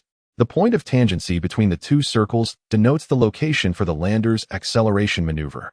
To put it more plainly, should the Eagle spacecraft accelerate at the apogee of the docking orbit, igniting the upper stage rocket, it would ascend into a circular orbit approximately 280 kilometers above the Earth. However, this orbit would not allow for docking with the Joint Space Station, as the latter's orbit resides at a significantly higher altitude, with its perigee reaching an impressive 380 kilometers. Consequently, the Eagle spacecraft must undergo a secondary trajectory adjustment, necessitating another burst of acceleration. This second thrust from the upper stage rocket is imperative for the lander to transition into the orbit of the space station. This method is deemed the most prudent, employing 2 intermediary orbits and executing dual acceleration maneuvers, which is a widely adopted approach for orbital changes. Nonetheless, this course of action carries substantial risks. The old cat shook its head, utilizing 2 intermediate trajectories to execute 2 orbital maneuvers. This approach appeared to be the safest, yet it was also the most depleting in terms of propellant. Should we pursue this course of action, we would exhaust all the propellant of the Eagle spacecraft. If we engage in 2 maneuvers, how many docking attempts can we ultimately achieve? The old cat raised a claw and slowly articulated, only one, at most just once. Tang Yue felt a tingling in his hands and feet. With only a solitary opportunity for success, the probability dwindled to a mere 5%. Failure would be catastrophic. Mai Dong pressed her hand against the glass, gazing intently at the growth chamber, where a faint green hue reflected in her dark, luminous eyes. The first tomato seedling had finally sprouted. This tiny entity had silently emerged from the growth medium, breaking through the tough seed coat with ease. The seedling stood only a few millimeters tall, adorned with 2 pale green leaves and a delicate white stem, quivering gently in response to the airflow from the ventilation system, awakening the girl's spirit. During a routine inspection in the experimental capsule, Mai Dong was elated to discover this small life and found herself captivated, lingering in awe for a considerable time. Within a designated area of the Hope experimental capsule, she had planted a batch of Arabidopsis, tomatoes, and lettuce, aimed at validating the feasibility of cultivating plants during extended space missions. The short-term objective of this endeavor was to provide astronauts with fresh vegetables, liberating them from the tyranny of canned food, while the long-term goal sought to establish a self-sustaining ecosystem aboard the spacecraft, laying the groundwork for the technological reserves necessary for humanity's future migration vessels. However, the latter is evidently a goal of considerable temporal distance. Humankind has yet to construct a dependable miniature ecosystem. Perhaps when the technological avenue of controlled nuclear fusion has been successfully navigated, the initial stride toward a self-sustaining ecological system may be undertaken, though even controlled nuclear fusion remains 5 decades distant. Mai Dong marveled in silence. The second life form within the United Space Station had finally emerged, potentially the third life form in the cosmos. Mai Dong was struck by its fragility and beauty, deeming life to be the most exquisite entity in existence. This diminutive tomato seedling, scarcely a centimeter in height, contained within its minuscule form billions of cells collaborating harmoniously. Moisture ascended from the root system to the leaf surface, while light and carbon dioxide participated in photosynthesis. Everything proceeded methodically, with impeccable precision. In contrast to this seedling, the United Space Station in which she resided seemed a crude and rudimentary abode. I ought to bestow a name upon you. Mai Dong circled slowly before the glass incubator, twirling a strand of her hair. What shall I call you? Little Tomato? Little Solanum? Little West? How about Little Green? Little Green, Little Green. Little Green is a melodious name. Mai Dong gazed upward at the cabin walls above, nodding thoughtfully. Then it is decided. Henceforth, your name shall be Run To. The girl pointed with utmost seriousness at the tomato seedling within the glass incubator, her dark eyes wide, her expression solemn. Half a minute later, Mai Dong could no longer contain herself, erupting into laughter as she clutched her abdomen. Her laughter gradually subsided, her voice softening as she floated in midair. A meter away, she stared blankly at the seedling behind the glass, her eyelids drooping, a sudden melancholy washing over her gaze. Run To, oh Run To, thank you for keeping me company.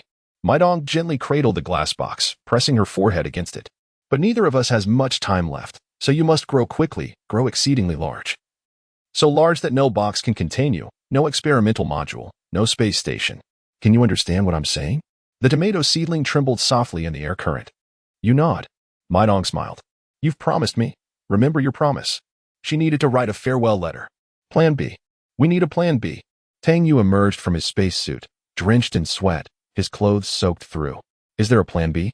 Only one attempt at rendezvous and docking. With a success rate of less than 5%, this path is untenable. They couldn't gamble with Mai Dong's life. Plan B? Plan B doesn't always exist. Old Cat leaned back in his chair, rolling his eyes. Do you think I'm Doryman, that I can just pull a plan B out of my pocket? Wait. He was, in a sense, a robotic cat. But this path is absolutely impossible. Only one attempt at rendezvous, with a success rate of only 5%. 5%. I had a better chance of getting into Tsinghua University after high school. Tang Yue slammed his hand on the table, agitated. Without a plan B, what the hell are we even doing? The probability of a successful docking is, at best, a mere 2. 477. Where did you conjure the 5 from? Old Cat shrugged, adding, moreover, I estimate your chances of entering Tsinghua University to be less than 0. 5 what? Tang Yue exclaimed, eyes wide. What do you mean what? Old Cat retorted. Do you believe I've underestimated your high school academic performance? That 5 figure I mentioned earlier was predicated on successfully achieving a parking orbit. Now that even the initial orbital insertion has failed, do you still cling to the notion of a 5 success rate? Old Cat inquired. What did your high school form teacher mean? Why would you only have a 5 chance of entering Tsinghua if all 8 million candidates nationwide submitted blank papers? What about the remaining 95? Are you implying that we now have a mere 2? 477 prospect of success? Tang Yue asked, taken aback. The remaining 95? The remaining 95 would undoubtedly consist of a statement from the Ministry of Education declaring the examination results null and void. Indeed, we are left with a mere 2. 477 prospect. Old Cat affirmed with a nod. Can college entrance examination results even be invalidated? If only one person nationwide, a certain Tang Yue, had completed the examination while everyone else submitted blank papers, if you were the Ministry of Education, you would not only invalidate the examination, but would also be compelled to commit seppuku. Tang Yue sank into his chair, no longer wishing to engage in the inane conversation about the college entrance examination with Old Cat, knowing full well that he would never gain admission to Tsinghua University in this lifetime. If he were capable of entering Tsinghua, why would he have bothered to come to Mars to toil away arduously? Was he simply seeking hardship? He would have long been on Wall Street, reveling in the decadent, opulent existence of the upper echelons of capitalist society. Tang Yue slowly covered his face, the likelihood of triumph dwindling with each passing moment. Despite 100 attempts, success was achieved a mere 3 times. Old Cat, observing the computer on the workbench, paused in contemplation before stating, you must acknowledge our present predicament. The Eagle spacecraft's orbital insertion failure, its impending crash, insufficient propellant, severed communications, and lack of guidance. Under any circumstances, this would constitute an inescapable dead end. A 100% certainty of demise, devoid of any conceivable chance for reversal. This too, 477 success rate, is already a marvel. Tang Yue was taken aback. Old Cat's words resonated with truth. This too, 477 possibility was not negligibly low, but rather exceedingly high. A sudden realization dawned upon Tang Yue, sending a shiver down his spine. The Eagle spacecraft's orbital insertion failure, the scarcity of propellant, the disruption of communications, and the absence of guidance, any one of these calamities would suffice to doom a space mission. Yet, Tang Yue had been afflicted by all of them simultaneously.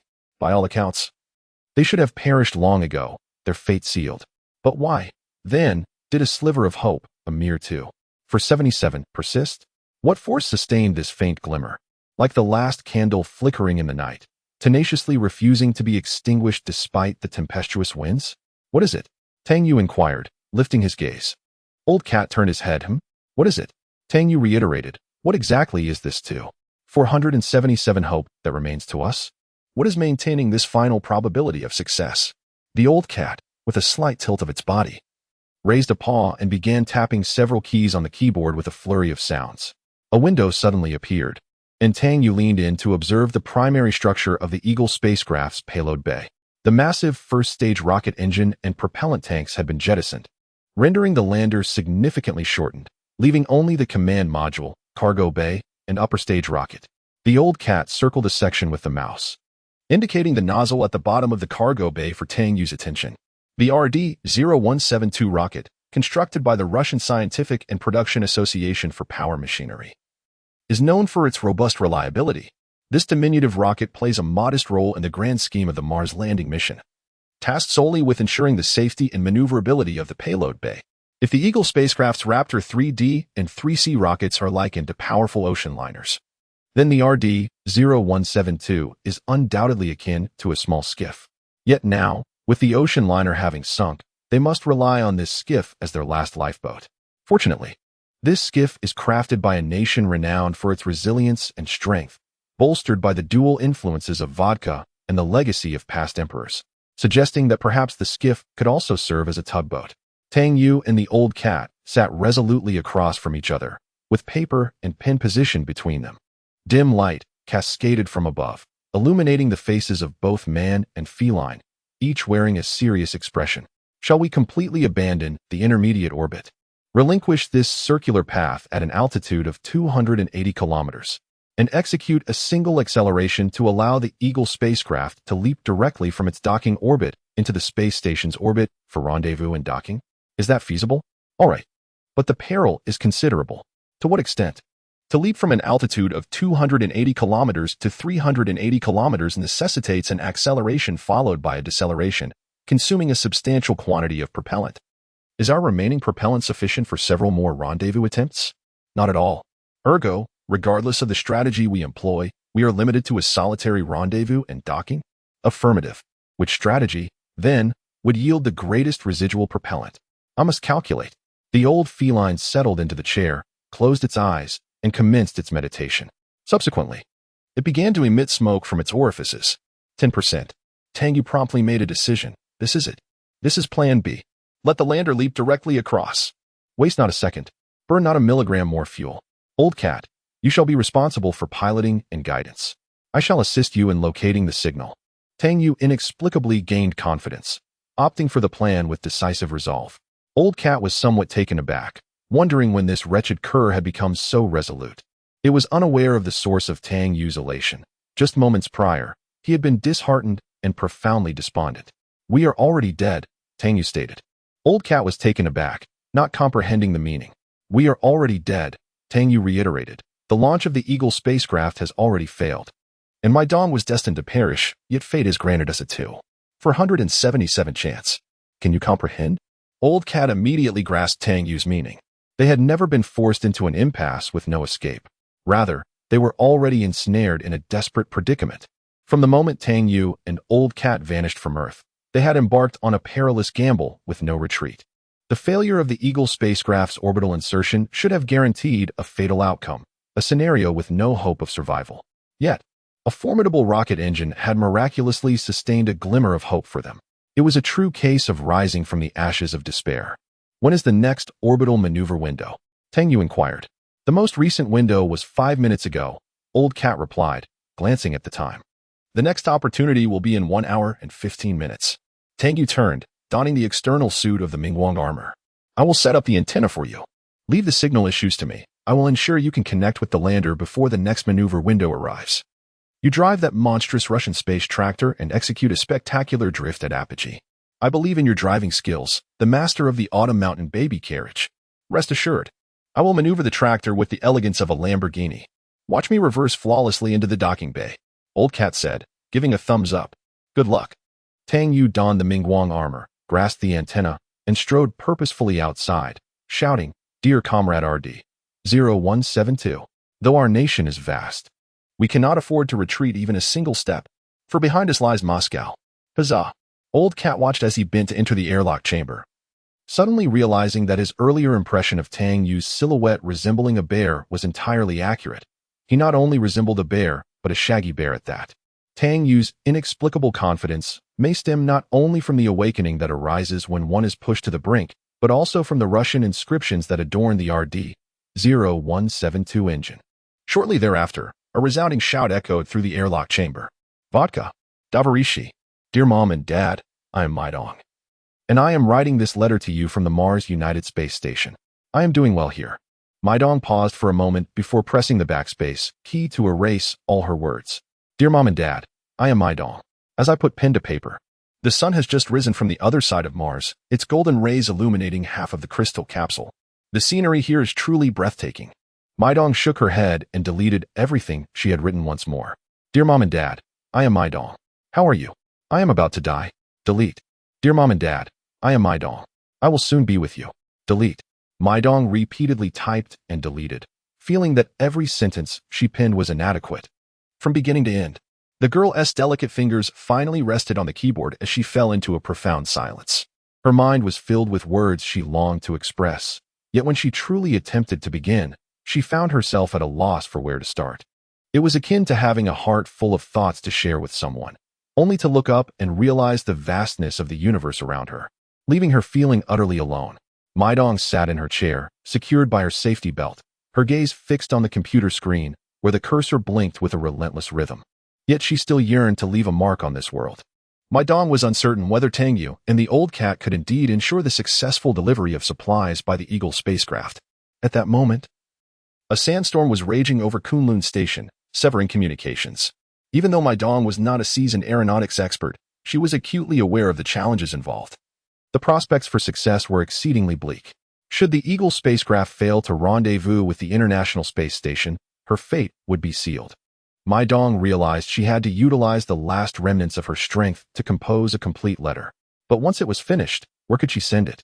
Her gaze fell upon the control panel, a chaotic array of intricate buttons and switches. Should she convert this letter into electromagnetic signals using the station's communication system and transmit it into the vastness of deep space? It would be akin to the final cry of the last person in the universe. Mai Dong was oblivious to how far the signals emitted from the space station could travel. Due to the interstellar extinction effect, the cosmic dust permeating the vacuum absorbed electromagnetic radiation, causing the signals to weaken significantly over distance until they could no longer convey any information. Yet, this distance would undoubtedly be immensely vast. This solitary wave of energy would carry the girl's final words, drifting through the endless void for eons. The thought was profoundly lonely. If there were anything in this world that epitomized solitude, it would surely be the last electromagnetic wave emitted by humanity.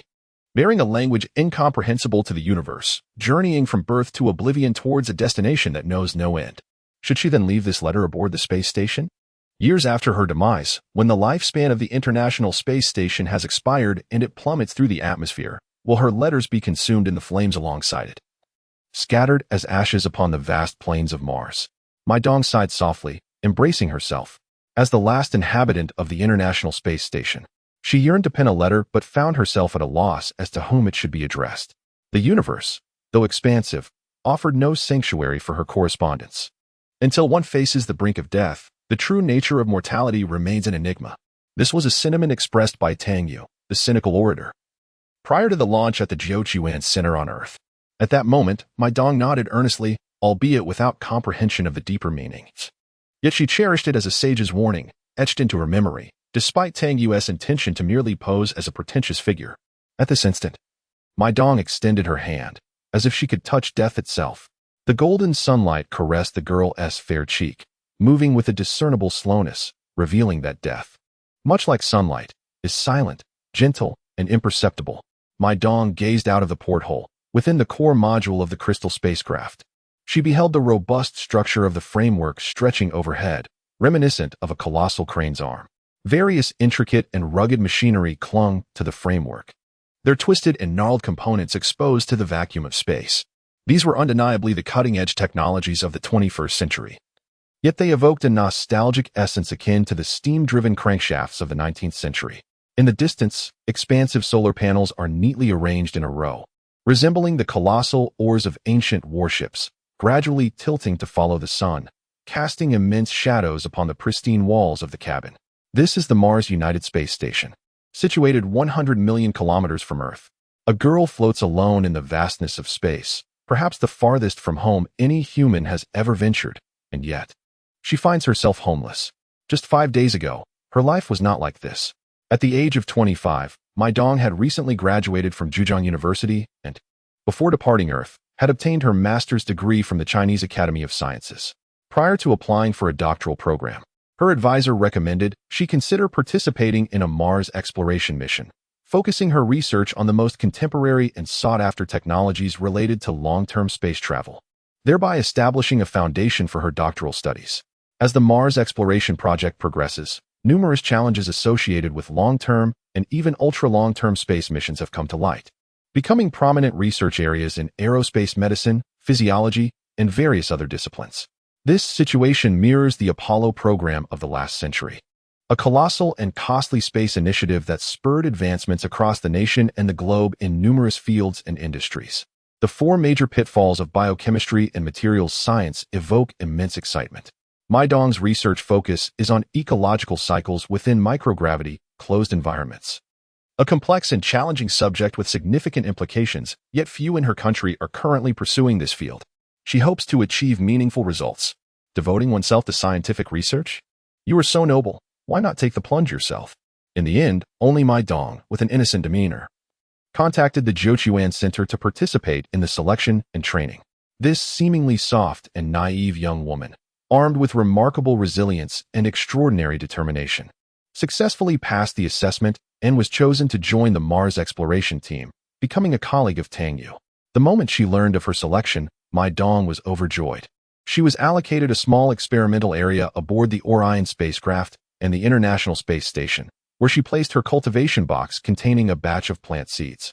Throughout the 6 months of the Orion's journey to Mars, Mai Dong diligently tended to these delicate seeds, witnessing their growth from roots to blossoms, propagating through generations. Originally, Mai Dong planned to finalize her thesis with the collected data upon returning from the Mars mission, and then apply for her doctoral degree. How splendid it was! Gently placing her hands on the keyboard, she began to type, inscribing the title, "Dear Miss Mai Dong." Ultimately, she decided to write this letter to herself. Since the letter had nowhere else to go, it was better to address it to herself, serving as a farewell note. "Dear Miss Mai Dong," she began, lifting her gaze to the glass porthole that reflected the pale, slender face of the girl, her large, dark eyes filled with clarity. She smiled, envisioning that behind the window was another version of herself, writing this letter to the Mai Dong on the other side of the glass, who was in turn writing back. "I have always known you to be a clever and beautiful girl. Truly, I have never encountered a peer quite as exceptional as you. In every aspect, you surpass those around you by a significant margin." The girl smiled playfully, her demeanor tinged with a hint of self-consciousness. The words she penned may have seemed somewhat narcissistic, yet as they were intended for her own reflection, she felt no reluctance in lavishing a few compliments upon herself. The space station remains unable to establish contact with Kunlun Station, and the sandstorm rages on, instilling in me a deep concern for Mr. Tang Yue and Mr. Cat. I wonder how they are faring. Has the Eagle spacecraft launched successfully? Regardless of the ultimate outcome of the mission, my fervent hope is for their safe survival. Mr. Tang Yue is a kind-hearted individual, and Mr. Cat is equally benevolent, both of whom have shown me great care. Mai Dong paused momentarily, gazing from a distance of 100 million kilometers. The vastness of the universe is truly unfathomable. Carl Sagan once remarked, "We are all made of star stuff." And in this very moment, your existence is nothing short of miraculous. You inhabit this planet, breathe its air, drink its fresh water, and bask in the warmth of the closest star to us, your genes passed down through the ages. If we journey back through the annals of time, every cell within your body and all the elements that comprise those cells originated from the colossal furnace of a star. Mai Dong meticulously crafted her letter, each word flowing from her fingertips as time silently slipped away. The space station veered around the far side of Mars, and once more, the sun began its descent, casting the Martian horizon into the silhouette of colossal mountains. The girl let out a soft sigh. The sun has set again, but in an hour, it shall rise once more. My dearest Miss Mai Dong, the universe is boundless, and time is infinite. After an indeterminate duration, The space station had traversed into the umbral expanse behind Mars, where a fleeting 40-minute night descended. Mai Dong subtly augmented the luminosity within the module. Abruptly, an urgent summons reverberated through her headset, the audibility remarkably distinct. Mai Dong's head snapped up. "Mr. Cat? It's me. Exigent circumstances prevail. Therefore, I shall dispense with superfluous discourse. Attend meticulously to each utterance." Old Cat's cadence was exceedingly rapid, underscored by the staccato clatter suggestive of fervent keyboard activity during the transmission. Mai Dong listened intently. In precisely 5 minutes and 40 seconds, the Eagle spacecraft is poised to rendezvous with the Unified Space Station. "Are you currently situated within the crystalline core module?" Mai Dong was taken aback by this sudden disclosure. A mere 5 minutes hence, the Eagle spacecraft is to dock with the Unified Space Station? "Affirmative, Mr. Cat. I am presently within the crystalline module, proximate to the porthole," the girl responded, pressing the earpiece, nodding expeditiously. She pondered how Old Cat had re-established communication. Had the sandstorm abated above the Kunlun Station? The discourse within the channel was exceptionally lucid and unwavering. The extraneous electrical noise virtually non-existent, a level of fidelity unseen since the storm's inception. Eagle spacecraft entering orbital apogee. Prepare for trajectory alteration. We must achieve success on the initial attempt. Old Cat declared. Activate MR now. Mr. Microwave radar. Engage microwave radar. Microwave radar, Mai Dong stammered, her movements frantic. Are you positioned near the porthole? Gaze towards your upper left. There, you'll observe a gray control panel adorned with the Boeing insignia, alongside the white English abbreviation RAD. Do you perceive it? Damn it, girl, expedite your actions. That lad Tang Yue is on the verge of demise. The white English abbreviation RAD. I see it. I've located it. Mai Dong ascended, grasping the handle on the panel. Mr. Cat, what did you just utter? What's amiss with Mr. Tang Yue? The girl nodded solemnly. Understood. Kunlun Station. A tempest rages. Old Cat surmised that Tang Yue was indeed a lunatic. Mai Dong was perplexed as to why communication had abruptly normalized. She presumed it was due to a reduction in the intensity of the sandstorm. In actuality, the wind velocity had not diminished at all. As the cyclone's low-pressure zone gradually receded, the wind velocity commenced an escalating frenzy, now reaching 40 meters per second. Visibility outside Kunlun Station was virtually non-existent. The reason Old Cat was able to re-establish contact with the space station was due to Tang Yue. That madman avowed to ensure that Old Cat would contact the Eagle spacecraft before the advent of the next orbital maneuver window. Old Cat initially regarded it as mere bravado, as no one could guarantee establishing contact with the lander under such meteorological conditions. Yet, he genuinely accomplished it. Tang Yue, can you hear me? How are things on your end? Are you holding up? Things are manageable. I can persevere. You need not concern yourself with me.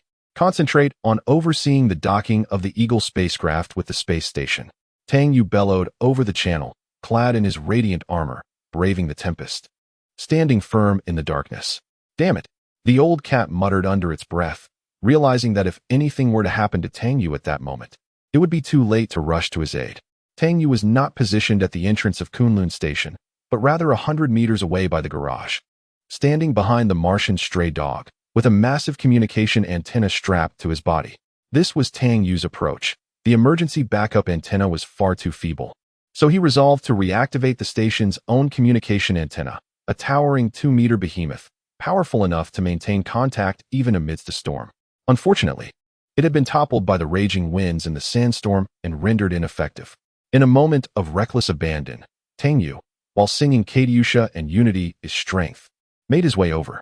He securely tied one end of the safety line to the airlock's hatch, reconnected the antenna's data line, and then, amidst the pitch-black tempest, he crawled and stumbled for over 40 minutes. The Old Cat nearly believed he had perished in the sandstorm, yet Tang Yue ultimately reached the garage. Without delay, he brought the Martian stray dog out, utilizing its towering frame as a windbreak, before erecting the communication antenna. Battling against wind speeds of 40 meters per second, the antenna proved utterly unmanageable, prompting Tang Yue to firmly strap it to himself. With his weight of over 140 pounds, coupled with the 120-pound weight of his luminous armor, he acted as a human support structure against the merciless storm. This lunatic was truly reckless, a quintessential fugitive. The Old Cat fixated on the screen, as Tang Yue had created unprecedented communication conditions for him. The Eagle spacecraft and the International Space Station were relentlessly transmitting real-time data into Kunlun Station's computer. Tang Yue had actualized his pledge, fulfilling his avowal. The onus now rested upon Lao Mao. Their relinquishment of the dual burn trajectory correction amplified the complexity of the maneuver exponentially. The modulation of velocity and the maintenance of attitude necessitated impeccable precision, demanding an unerring grasp of timing. Lao Mao, a seasoned veteran, was tasked with piloting the Russian-made tractor overhead, compelling the RD-0172 rocket engine to execute a prodigious drift with the Eagle spacecraft, a vehicular ballet at breakneck velocity, culminating in a lane change and a flawless reverse parking maneuver. The permissible deviation during docking was capped at 300 millimeters in distance and 5 degrees in angle, a feat of considerable intricacy, yet one well within the capabilities of the fabled infant prodigy of Akina. As the Eagle spacecraft drew nearer to the space station, these two artificial constructs traversed the ethereal void. Despite their apparent proximity, they were, in actuality, tracing disparate trajectories, converging from divergent vectors, only to diverge once more. Should this window of opportunity be squandered, the gulf between the lander and the space station would expand precipitously. Lao Mao was compelled to seize this fleeting moment. Orchestrating the Eagle spacecraft's ingress into the space station's orbital path, the synchronized chronometer on the computer initiated its countdown. 5 seconds remained. Lao Mao's eyes narrowed imperceptibly as his paws hovered over the keyboard, his digits exerting a gradual pressure. The twin cursors on the screen blinked in tandem, one preceding the other. 3 seconds. The lander attained its apogee. 2 seconds. The space station entered its perigee. 1 second. Upon Lao Mao's activation of the ignition, the Kunlun Station's central processing unit transmitted an electrical impulse via cable to the antenna array. Immediately, the communications antenna projected a modulated electromagnetic wave into the Martian atmosphere. Propagating at light speed, the signal traversed the 100-kilometer-thick atmospheric envelope of Mars, arriving at the receiver of a relay satellite within a mere 60 milliseconds. Subsequently, after a negligible 2 milliseconds, the relay satellite reoriented the signal, dispatching Lao Mao's directive across hundreds of thousands of kilometers to the Eagle spacecraft. The Eagle, receiving its mandate, ignited its RD-0172 engine, initiating a trajectory alteration. At the zenith of its proximity, the Eagle resided a scant 110 kilometers from the joint space station. From this vantage, an observer aboard the Eagle could discern the station with the naked eye. Its expansive solar arrays and pristine white hull reflecting the sun's radiance like a brilliant gem against a field of black velvet. The Russian-engineered RD-0172 engine roared to life, its turbopumps spinning with furious intensity as liquid hydrogen and liquid oxygen combusted within the combustion chamber, expelled at tremendous velocity through the exhaust nozzle. The vacuum of space muted the thunderous roar of combustion, and the Eagle accelerated in spectral silence, the multi-ton behemoth initiating its departure from its orbital path. Lao Mao, fixated, scrutinized the computer display as the lander's flight path etched a sweeping arc across the screen. This trajectory aligned tangentially with the orbit of the joint space station, representing the Eagle's transfer orbit. Having eschewed the conservative approach of 2 orbital adjustments and 2 transfer orbits, they were now compelled to elevate operational precision significantly, ensuring the lander seamlessly merged into the space station's orbit with unwavering accuracy. This is akin to instructing an individual to maneuver a massive 18-ton articulated truck to execute a drift while hurtling at several times the speed of sound, precisely guiding it into an alley that is scarcely 2 centimeters wider than the vehicle itself. At this moment, the old cat assumes the role of the truck driver. From a distance of 300 kilometers, it remotely controls the Eagle spacecraft, embarking on a docking mission with a mere success rate of 477%, an opportunity painstakingly secured by Tang Yue. Thus, the old cat must also exert its utmost effort. Adjust the orbital plane, correct the attitude, synchronize the temporal discrepancies between the target spacecraft and the tracking vehicle. Synchronization complete. Orbital parameters are now being corrected. Correction accomplished. Forward phase adjustment. Before the old cat lie rapidly fluctuating icons and parameters, the lower portion of the computer screen inundated with various countdowns. Processes commencing and concluding with a precision reminiscent of interlocking gears, with the old cat being the most crucial cog. All data from the Eagle spacecraft and the International Space Station converge here.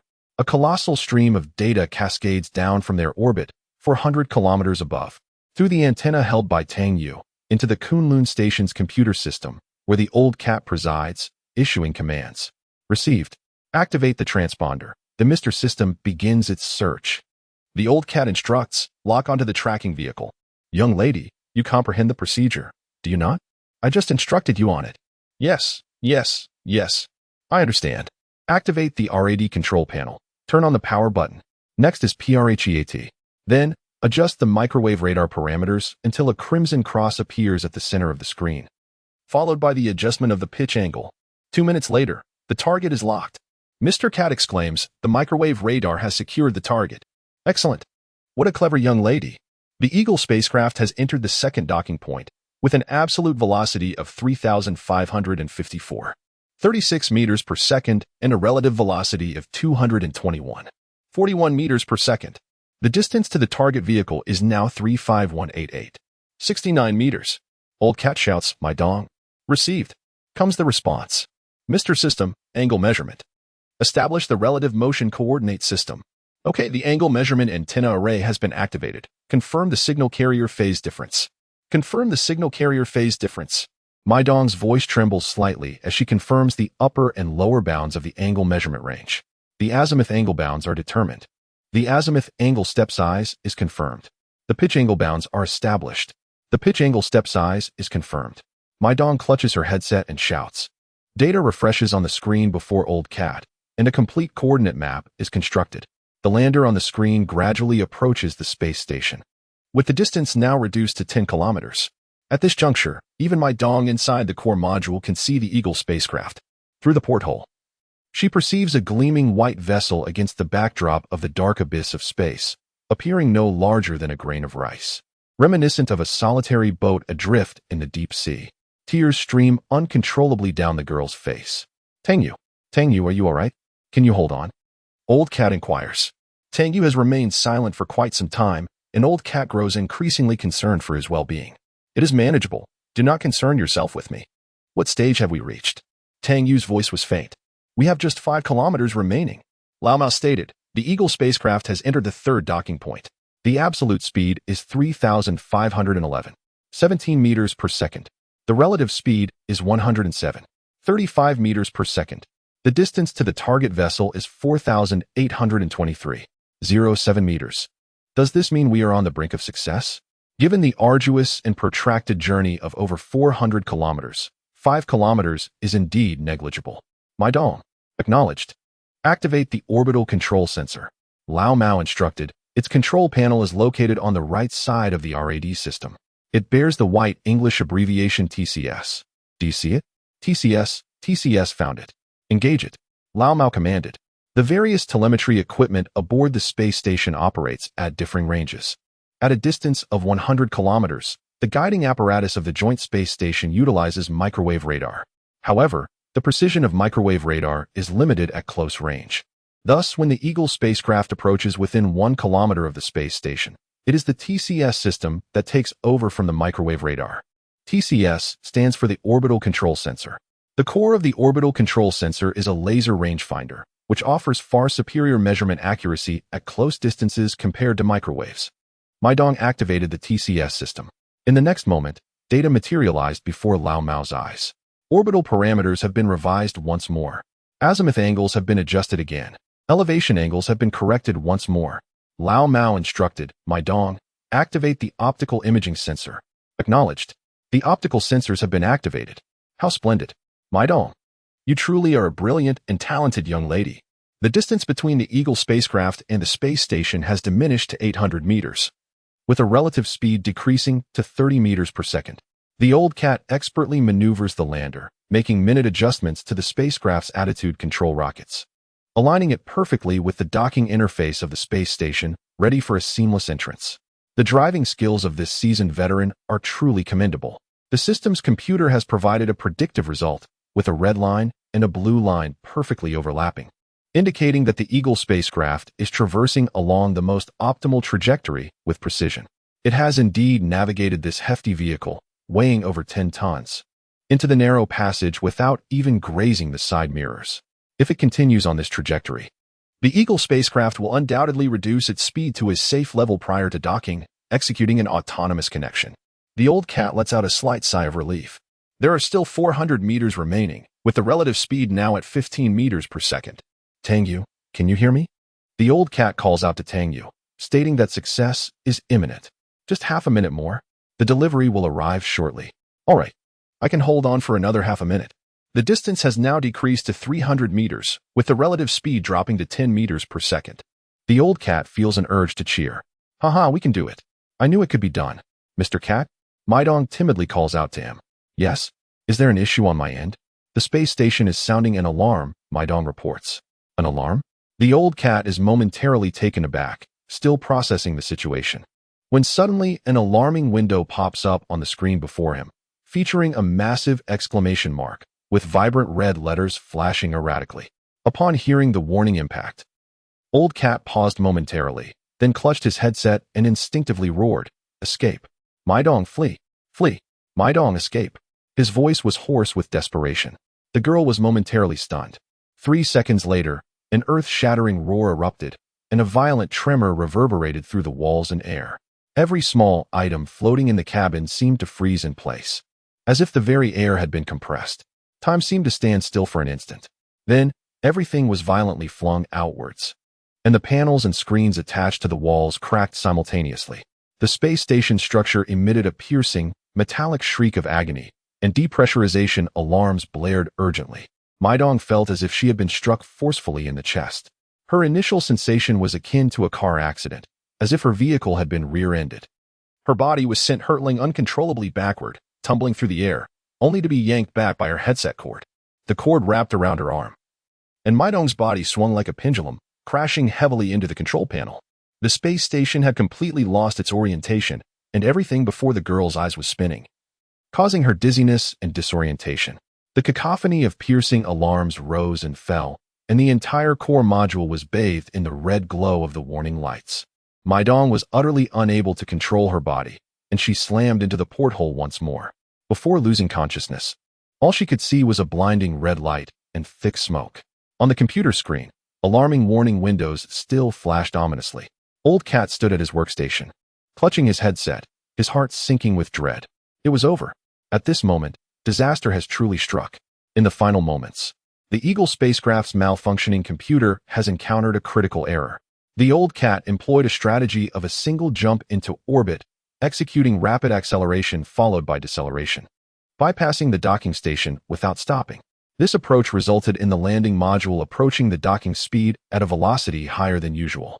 The preceding maneuvers had progressed smoothly, and when the distance between the Eagle spacecraft and the space station diminished to 300 meters, the relative speed had already decreased to 10 meters per second. If this trend continued, the landing module would dock with the space station flawlessly. However, the Eagle spacecraft's sensors then malfunctioned, with no crew aboard. Control had fallen entirely to the computer, which once again exhibited a fatal bug at the most critical juncture, misjudging its speed and prematurely shutting down the retrothrusters. Consequently, the Eagle spacecraft lost its deceleration capabilities and, driven by inertia, collided with the space station at a velocity of 6 meters per second. At this moment, the distance between the two entities was less than 40 meters, and the landing module would traverse this gap in under 6 seconds, leaving no time for reaction. The Kunlun Station detected the Eagle spacecraft's erratic behavior and immediately raised the alarm, but it was too late. The docking mechanism could withstand impacts of up to 5 meters per second, which was the absolute limit. Exceeding this threshold would result in structural damage and compromise the airtightness. To be frank, the engineers who initially designed the docking interface had never anticipated that anyone would collide at such a speed. Typically, docking velocities were merely a fraction of a meter per second, slower than a pedestrian's pace. They believed that the redundancy of 5 meters per second was ample. To account for this superfluous velocity of 5 meters per second, they designed the docking mechanism with the robustness of an anchor, resulting in considerable weight wastage. Old Cat settled down in silence, observing the two cursors on the screen collide with tremendous force. Subsequently, a barrage of pop-up windows emerged, each signaling an alarm, with numbers fluctuating rapidly. The parameters of the Eagle spacecraft and the space station transitioned from green to red, diverging from their normal ranges. Envision a colossal trailer truck, weighing over 10 tons, crashing with an impact velocity of 6 meters per second. Nothing could withstand such a collision, rendering concrete walls as fragile as paper. Old Cat stared blankly at the screen, unable to fathom the events unfolding 400 kilometers above. He was uncertain whether Mai Dong was still alive. Following the impact, both the Eagle spacecraft and the space station veered off course simultaneously. The docking mechanism proved incapable of securing the high velocity of 6 meters per second. The metal guide vanes and locks of the interface fractured entirely, rendering the Eagle spacecraft's docking interface irreparable, subsequently losing control and spiraling into a tumble. It somersaulted in space, parting ways with the space station, and vanished into the vast, inky darkness. The United Space Station sustained a violent impact, causing its attitude to become erratic, with the station rotating slowly around its central axis. The Eagle spacecraft's rear-end collision obliterated an interface while also crushing the Dawn experimental module. Old Cat received a depressurization alarm from the United Space Station, indicating that the impact had compromised the integrity of the space station's hull, resulting in a rapid decline in air pressure as the atmosphere within leaked out. The smoke alarm also sounded, as sensors within the space station detected smoke, signifying a potential fire hazard. Within the space station, which is filled with pure oxygen, even the slightest spark could prove catastrophic. It's evident that Mai Dong may be in dire straits, causing Old Cat to be on the verge of losing his composure. The launch, regrettably, was executed prematurely, precluding a comprehensive inspection. It's not entirely unexpected that the Eagle spacecraft's system computer and sensors are exhibiting glitches. Given the extreme operational conditions, spacecraft are inherently prone to malfunctions. Which space station or spacecraft isn't riddled with issues? However, in most cases, 99% of these issues are minor and inconsequential, easily rectified without impacting functionality. Yet, the Eagle spacecraft, with its 2 critical failures, is a first for Old Cat. Old Cat, not prone to sweating, would be drenched if he were capable. He compels himself to remain composed. Composed. Panic is not an option. With so many problems, they must be addressed systematically, starting with the most urgent. Old Cat no longer has time for the Eagle spacecraft. It can meet its end wherever it pleases. Having caused such a significant problem, the farther away it perishes, the better. The space station is experiencing internal depressurization, with pressure and temperature steadily declining, soon to fall below safe levels. If Old Cat doesn't intervene promptly, Mai Dong will succumb to asphyxiation. However, Old Cat is uncertain which compartment has been breached. His only recourse is to seize control of the space station and immediately seal all hatches, isolating the compartments to prevent air circulation. Having done all he can, Old Cat can only hope that the breach hasn't occurred in the core module. Next is the smoke alarm, followed by the attitude instability alarm. Old Cat's paws move with astonishing speed, addressing each alarm one by one. How is the Old Cat faring? Tang Yue inquired. What stage are we at? Tang Yue, I must trouble you to hold on a little longer, the Old Cat replied through gritted teeth. We have encountered a disaster. The smoke alarm had finally ceased. The once fuming Dawn cabin was now in a vacuum, devoid of oxygen, rendering the possibility of rekindling a fire utterly impossible. The International Space Station had been temporarily safeguarded. However, Mai Dong remained unreachable. No one knew what had transpired with Mai Dong when the collision occurred. In such a grave incident, anything could have happened. She might still be alive, or she could have perished in the catastrophe. The Old Cat anxiously called out repeatedly, but the channel remained unresponsive, enveloped in a deathly silence. Damn it! The Old Cat slammed his palm against the table. The aftermath of the Eagle spacecraft colliding with the International Space Station was dire, with both parties losing control and veering from their original trajectory. The situation of the space station was somewhat better. The Old Cat activated the attitude control rockets on the station to stabilize its erratic spin. Yet, the Eagle spacecraft was beyond salvage, as its propellant was insufficient.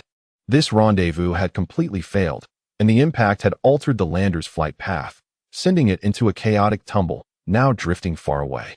The Old Cat glanced at the distance, 60 kilometers, an ever-widening gap. As he exerted every effort to rescue the International Space Station, the Eagle spacecraft's orbit continued to descend, its speed increasing, tumbling through space at a high velocity, plummeting towards the Martian atmosphere, with no one able to halt its descent. Tang Yue, I have one piece of good news and a plethora of bad news. Which would you prefer to hear? The Old Cat pushed the keyboard aside and let out a deep sigh. Tang Yue remarked, let us start with the bad news. There is so much bad news it could last until next year, replied the Old Cat. Are you certain you wish to hear it first? Good news, he insisted. Is there anything else? No more. The old cat shook his head, declaring that was the sole piece of good news. But the bad news was abundant. Miss Mai Dong was still unaccounted for, her fate unknown.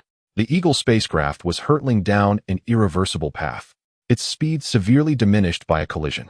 It was now plummeting towards Mars, with approximately 6 orbits remaining before re-entering the atmosphere. 6 orbits? Yes, 6. Is Mai Dong still alive? I cannot say. Tang Yue remained silent for a long while.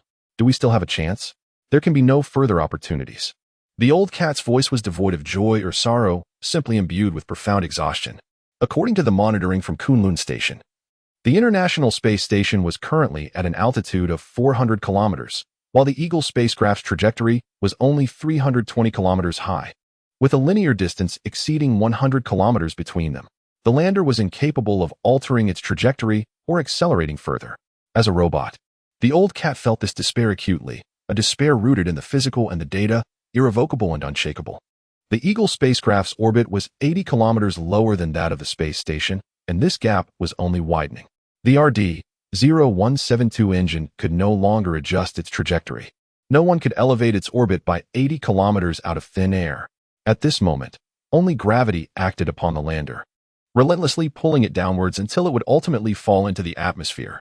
Only 6 laps remain before the Eagle spacecraft meets its demise. Its average orbital period is approximately 50 minutes, translating to 300 minutes for 6 laps. 5 hours. This is the final span of existence for the Eagle. The old cat gazes at the projected trajectory on the screen. The space station will continue its operations as usual. Yet the lander's path is irrevocably severed from any intersection with the station, having missed its singular opportunity for rendezvous. From now on, there lies only an ever-widening divergence. The signal from the Eagle flickers intermittently, a periodic twinkling, which is a consequence of its rolling motion, as its antenna is illuminated by the relay satellites with each rotation. The old cat watches it flicker, receding further into the void, and hope dwindles to a mere whisper. Tang Yue leans against the Martian rover, having toiled for over a dozen hours without so much as a sip of water. His perseverance hinges on an unwavering will and faith. Yet as fatigue begins to cloud his consciousness, he resorts to relying on sheer physical weight. Now, even his 140 pounds prove burdensome. Darkness encroaches upon his vision, and his limbs grow increasingly feeble. Tang Yue is compelled to bind himself securely to the rover, forcing himself to remain upright. A profound sense of helplessness washes over him. Just moments ago, the old cat had assured him that all was well and success was imminent. How could everything shift so drastically in the blink of an eye? Tang Yue taps his visor, brushing away the dust that has settled upon it, questioning whether the hallucinations of extreme fatigue are playing tricks on him. How could such a fate exist in this world? Success, so tantalizingly close, transforming in an instant into despair, such a notion seems utterly absurd. This is utterly preposterous, Lao Mao murmured, aware of Tang Yue's disbelief. I understand your difficulty in accepting it. But this is the stark reality. The entropy within the universe perpetually increases, and time flows inexorably in a single direction. Reality's harshness lies in the irretrievability of moments. Even a blank time's lapse can seal one's fate. You must then confront the ensuing brutal consequences and the unending remorse. We have failed, utterly, Lao Mao continued. Regardless of whether Miss Mai Dong is still alive, no one can rescue her now. Tang Yue pondered for a long while, his mind grinding slowly before settling on a single word: brutal. Indeed, the universe is brutal. Lao Mao leaned back, gazing vacantly at the ceiling. It is far more ruthless than we ever imagined. At that moment, Tang Yue would have preferred Mai Dong to have perished in the accident, sparing her the ensuing isolation and desperation. With the Eagle spacecraft's failed docking and the space station's depleted resources, if she were alive, she would face a slow death in orbit. Tang Yue couldn't bear to imagine such torment. Mr. Miao? Mr. Tang Yue? Can you hear me? A faint but clear voice suddenly echoed through the channel. Both Lao Mao and Tang Yue were stunned. I am Mai Dong. What happened? Was the docking successful, Mr. Miao? Mai Dong opened her eyes, her head throbbing painfully. Mai Dong pressed her hand against the back of her head, where a sizable swelling throbbed with pain, causing her to gasp sharply. Clearly, she had sustained a blow during the recent incident, which could explain her loss of consciousness. Uncertain of how long she had been unconscious, she noticed that the alarm within the cabin had ceased its clamor. The surroundings were cloaked in dimness. The LED lights along the walls had extinguished, leaving only a few indicator lights flickering faintly. A faint scent of burnt material lingered in the air. though the smoke had dissipated. Slowly, Mai Dong moved her neck and scanned her surroundings. A small black square drifted into her line of sight, and she recognized it as a detached button from the control panel. Various small components floated around her: pencils, tape, cables, colliding gently with the cabin walls before veering away, creating a chaotic scene of disarray. The crystal chamber resembled a floating debris field, and Mai Dong reached out to clear the clutter, finally grasping a communication headset suspended in midair. Confusion engulfed her as she pondered the events that had transpired. The only recollection she had was of Mr. Cat's warnings, which she had not had time to heed before being knocked unconscious. Fortunately, the computer and communication systems within the core module were still operational. She fumbled to activate the lights, and instantly, the crystal chamber was illuminated, with numerous screens on the control panel flickering to life. Mr. Cat? Mr. Tang Yue? This is the United Space Station. Can you hear me?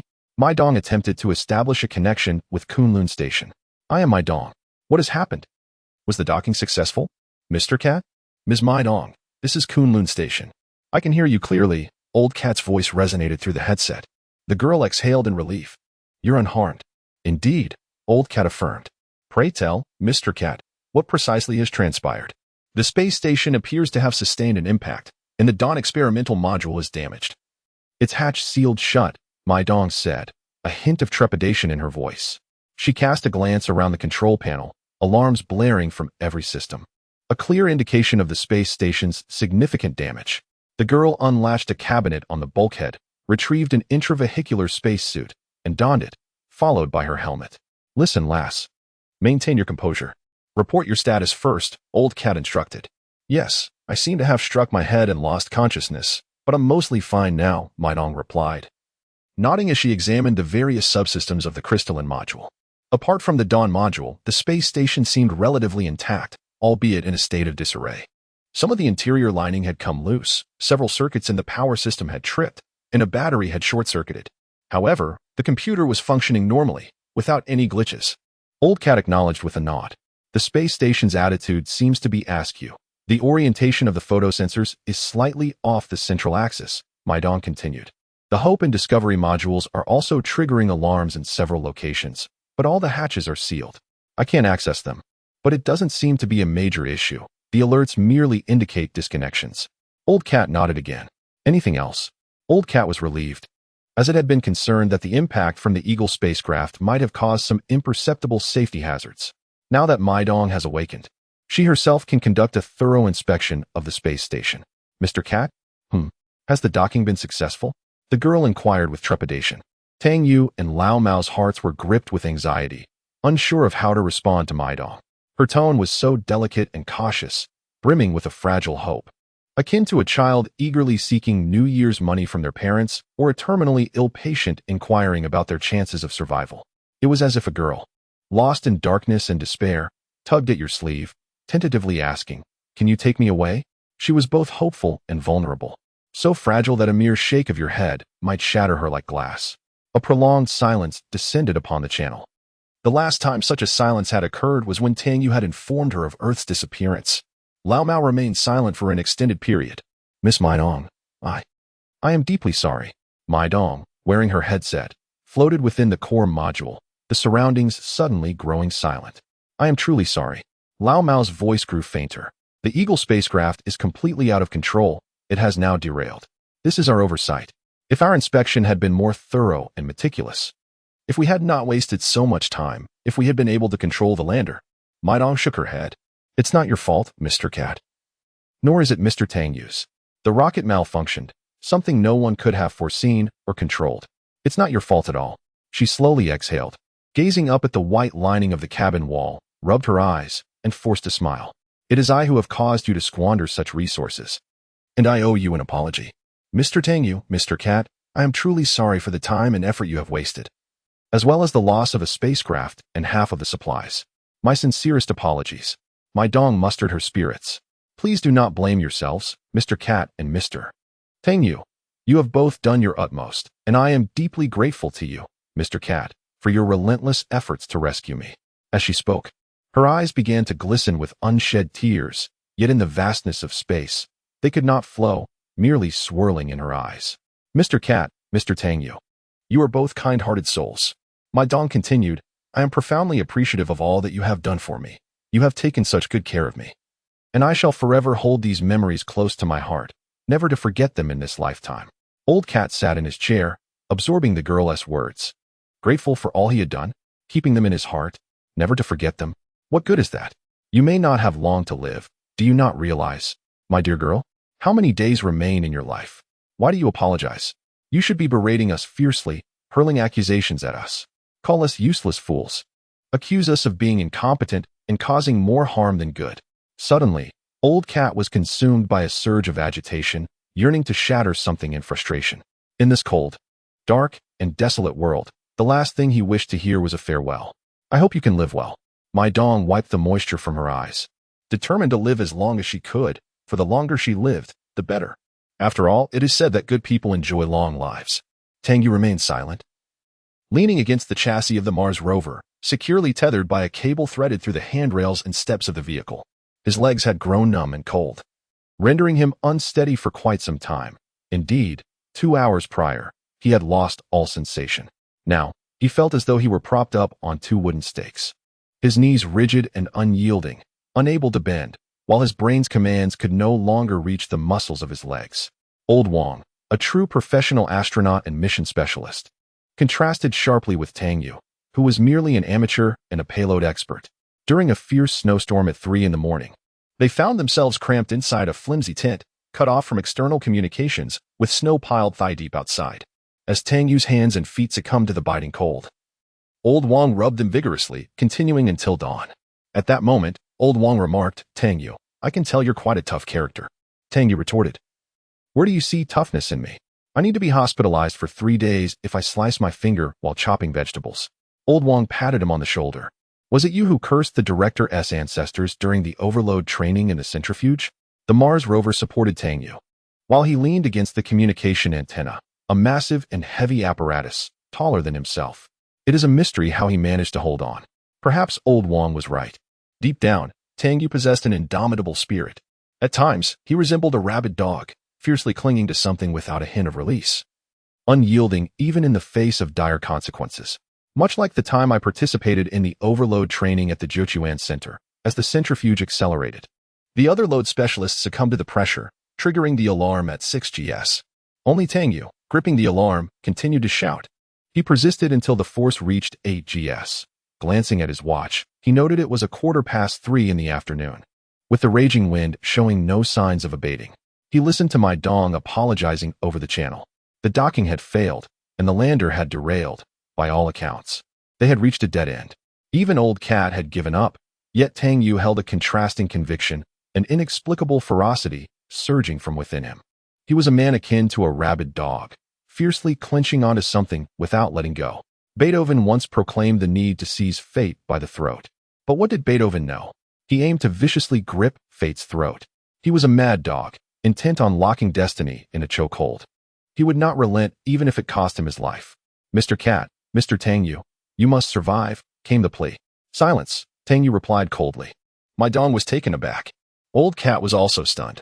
"Mr. Tang Yue, I didn't realize my words would upset you," Mai Dong stammered. "Silence," Tang Yue reiterated. "From this moment forth, do not utter a single word. I do not wish to hear any last words. It is not yet time for farewells. I am not dead yet. If you perish, what will become of my pride? I will not allow you to die as long as I draw breath. To hell with this cruel universe." Tang Yue, summoning a sudden surge of strength, shouted, "Old Cat, I'm here. What is the situation? What are their relative positions and velocities?" Tang Yue inquired, urging for specifics. After a prolonged silence, Lao Mao spoke, as the cursor on the screen blinked rhythmically. The computer projected the anticipated trajectory. 81 kilometers, 81 kilometers, 81 kilometers. Tang Yue repeated the number in his mind, his eyes shut. A daunting 81 kilometers remained. To exacerbate matters, the Eagle's altitude continued to diminish. Its current orbit's perigee had plummeted to a mere 113 kilometers. The lander would graze the Martian atmosphere at its perigee, further expending energy. It was projected that after 1 revolution, the lander's altitude would decrease to 284.0 kilometers, thereby widening the altitude differential to 119.5 kilometers. At this rate, the lander would completely plunge into the atmosphere after 6 orbits. What is the remaining propellant on the Eagle? Tang Yue questioned. 20%, 20%, 20%, Tang Yue responded, his eyes still tightly shut. Only 20% of the propellant remained. Under these circumstances, a docking is unattainable. Lao Mao sighed. Tang Yue, I empathize with your sentiments, and I regret this deeply. However, we are bereft of resources. Our supplies have dwindled to nothing. We are genuinely out of options. Silence. Mr. Tang Yue, Mai Dong interjected timidly. Silence. Tang Yue retorted fiercely.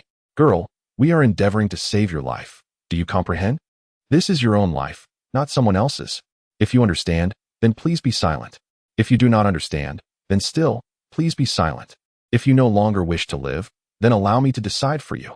Tang Yue leaned against the Mars rover, his eyes closed, his limbs chillingly cold. Yet his mind surged with clarity. The parameters relayed by the old cat rolled through his consciousness, intertwining and unraveling. As the trajectories of the space station and the lander converged before him, there was still a glimmer of hope, a final chance for survival. It lay hidden within those numbers. Physics and mathematics may be the immutable laws of nature, yet he, Tang Yue, was a miracle occurring once in a billion. As he opened his eyes, the swirling sands around him began to recede, revealing the damaged space station and the distant, tumbling Eagle spacecraft. In that moment, an epiphany struck him. Old cat, we still have a chance. What? The old cat was taken aback. Old Wang had previously remarked that I was a shrewd, yet seemingly foolish individual. The more desperate the situation, the quicker my mind raced. I had doubted him before, but now I believe. Tang Yue stood upon the sandy ground, the howling winds gradually subsiding, as if he were enveloped by the cosmos, speaking into the void. Old cat, we still have a chance. What chance? The old cat was astonished. The mountain does not approach Muhammad, Tang Yue whispered, but Muhammad can approach the mountain. The old cat paused for a moment before springing to his feet. Goodness, this is utterly insane. Tang Yue, you truly are a madman. Is it feasible? The International Space Station lacks propulsion, rendering it incapable of altering its trajectory, the old cat murmured. But we have Orion too, Tang Yue exclaimed. After a circuitous journey, the altitude differential between the Eagle spacecraft and the International Space Station will expand to an astonishing 120 kilometers. 120 kilometers. 120 kilometers. The old cat began to simulate the trajectories of both entities in his mind. Equipped with a high-performance computer, he had previously relied on pen and paper for calculations, primarily due to the presence of Tang Yue, for whom he felt the need to elucidate the process. The old cat's pacing quickened as he delved into contemplation and computation, assessing the feasibility of this strategy. The mountain cannot approach Muhammad, but Muhammad can approach the mountain. Since the Eagle spacecraft can no longer ascend to a higher orbit, let us lower the altitude of the International Space Station. Let the station descend 120 kilometers to intercept the plummeting lander. Although the station itself lacks propulsion, they possess the powerful Orion 2 spacecraft. They can utilize this formidable tug to advance towards the floating platform and secure it before the supply shuttle succumbs to the depths. Time. Time? Tang Yue inquired. The crux lies in time. When the Eagle spacecraft completes its circuit, its orbital altitude will descend to 280 kilometers, marking its closest approach to the station. And thus our solitary opportunity. The old cat stated, if we miss this critical moment, the lander's altitude will continue to diminish, rendering it unreachable. How much time do we have until this pivotal moment?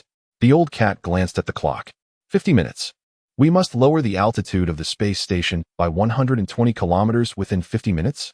Not within 50 minutes. We cannot commence deceleration just yet. If the timing is not precise, the space station will miss the Eagle spacecraft. The station must execute its orbital maneuver at the opportune moment, ensuring that its transfer trajectory intersects perfectly with that of the lander. The old cat traced an arc on the table, indicating that the space station must pass through that precise point when the Eagle reaches an altitude of 280 kilometers. How much time do we have left? If we begin deceleration in 22 minutes, then only 28 minutes remain for the orbital maneuver, during which they must reduce the altitude by 120 kilometers. Humanity has likely never witnessed such a drastic orbital change. It is akin to a free fall, as they must ensure that the station descends faster than the Eagle spacecraft, catching it before it plummets into the abyss. The old cat swiftly calculated the thrust of the Orion 2 engines, the remaining propellant of Orion 2, the mass of Orion 2 and the International Space Station, the trajectory of the Eagle spacecraft, the propellant reserves of the lander, and the precise time of their rendezvous.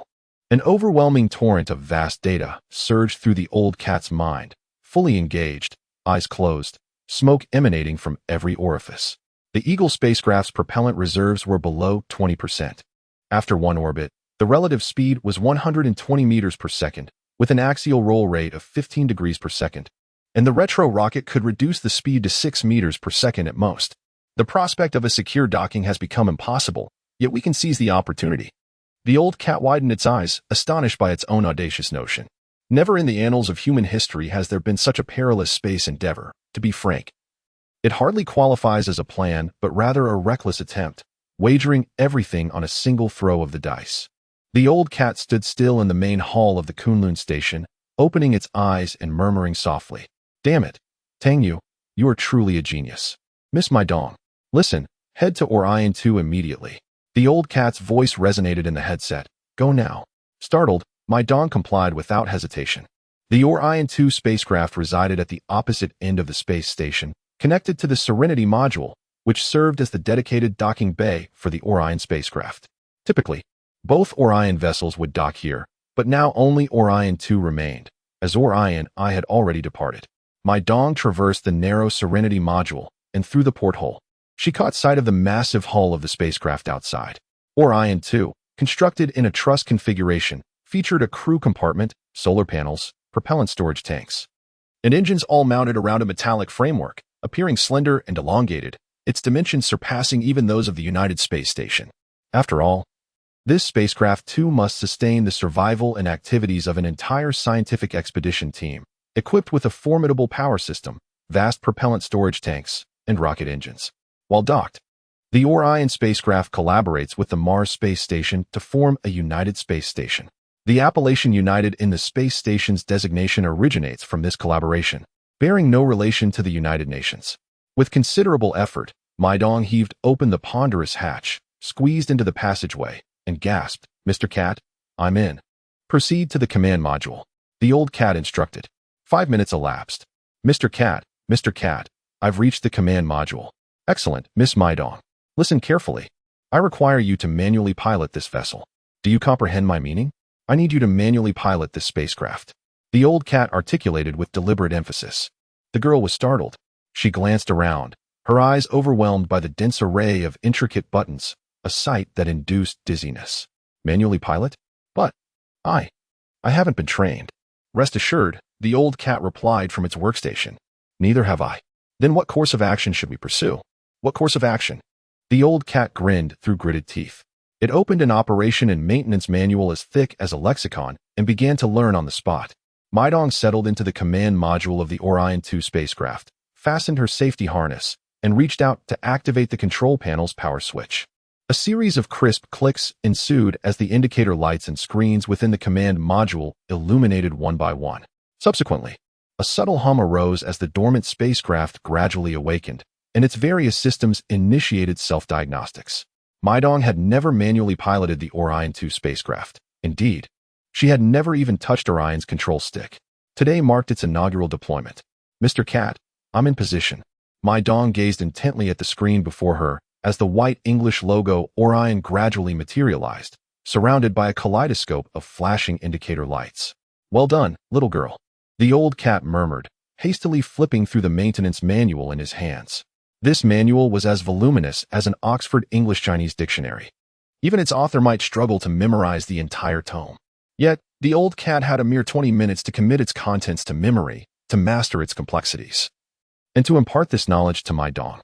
He held unwavering confidence in her. She had already demonstrated herself to be an exceptionally gifted learner. Truly, she was a prodigious talent, a graduate of Zhejiang University, and it seemed almost a disservice for her to pursue her master's at the Chinese Academy of Sciences. The old cat thought to himself rapidly. "Listen carefully, Mai Dong. I am about to teach you how to perform the pre-flight checks. There are 7 sections and 200 steps. Can you hear me clearly?" the old cat asked, his voice resonating with authority. "If you can, please repeat it back." The pre-flight checks consist of 7 sections and 200 steps." The girl's voice trembled slightly as she rubbed her hands together, her palms slick with perspiration.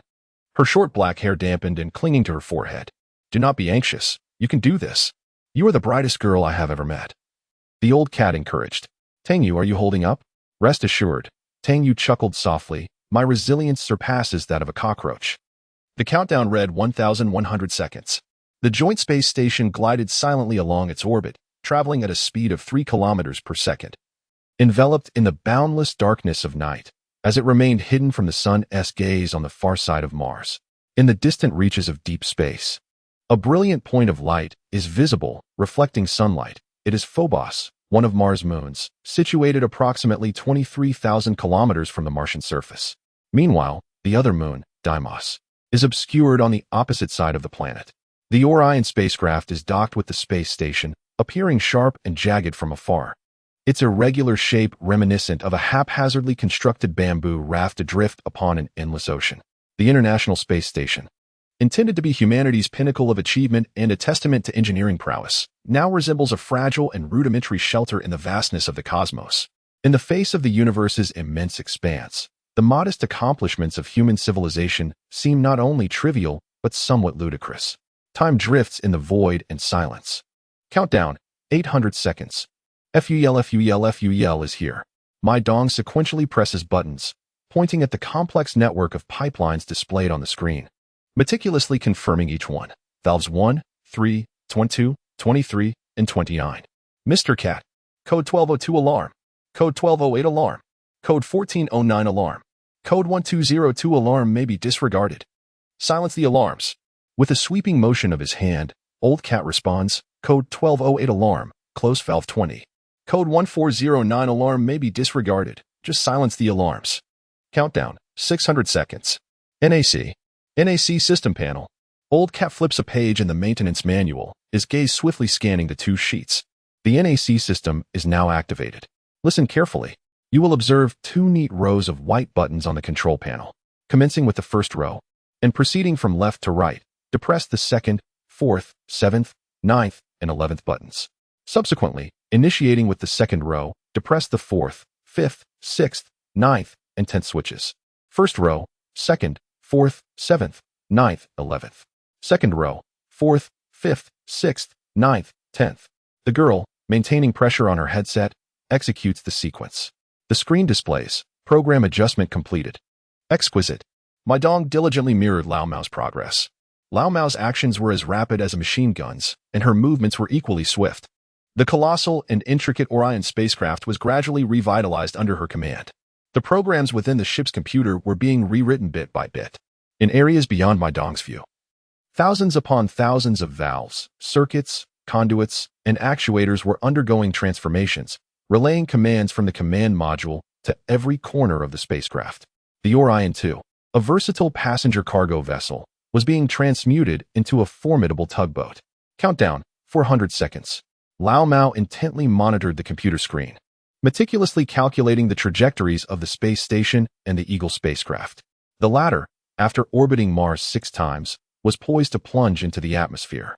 The lander was akin to a fish leaping from the water, while the joint space station was analogous to an angler standing ashore, net in hand.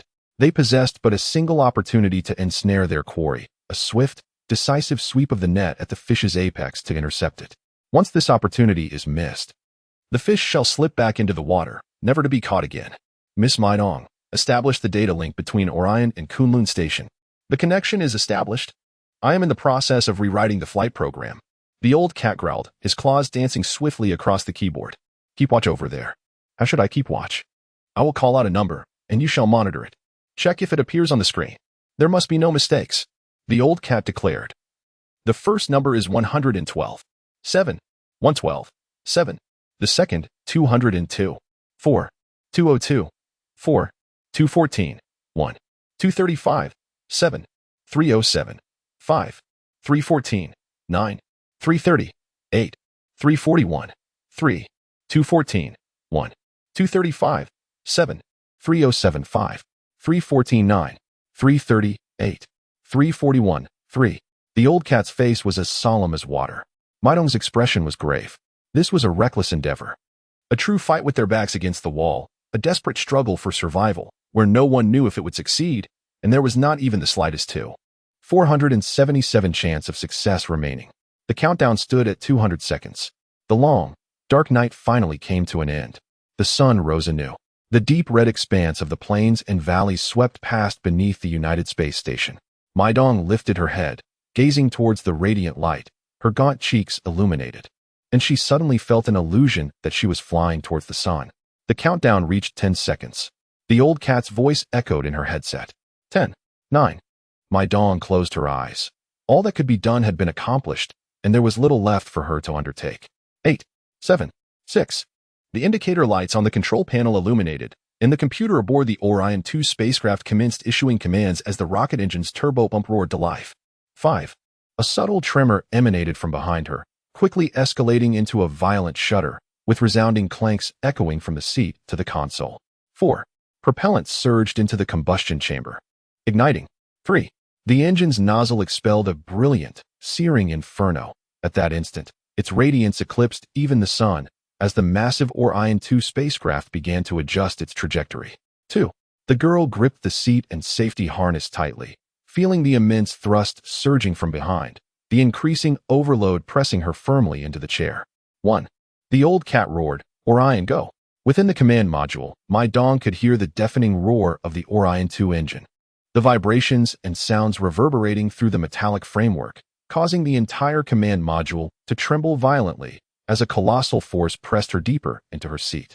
The Orion 2 began its retroactive acceleration, utilizing the Orion 2 spacecraft to propel the joint space station into a new orbit was Tang Yue's audacious idea.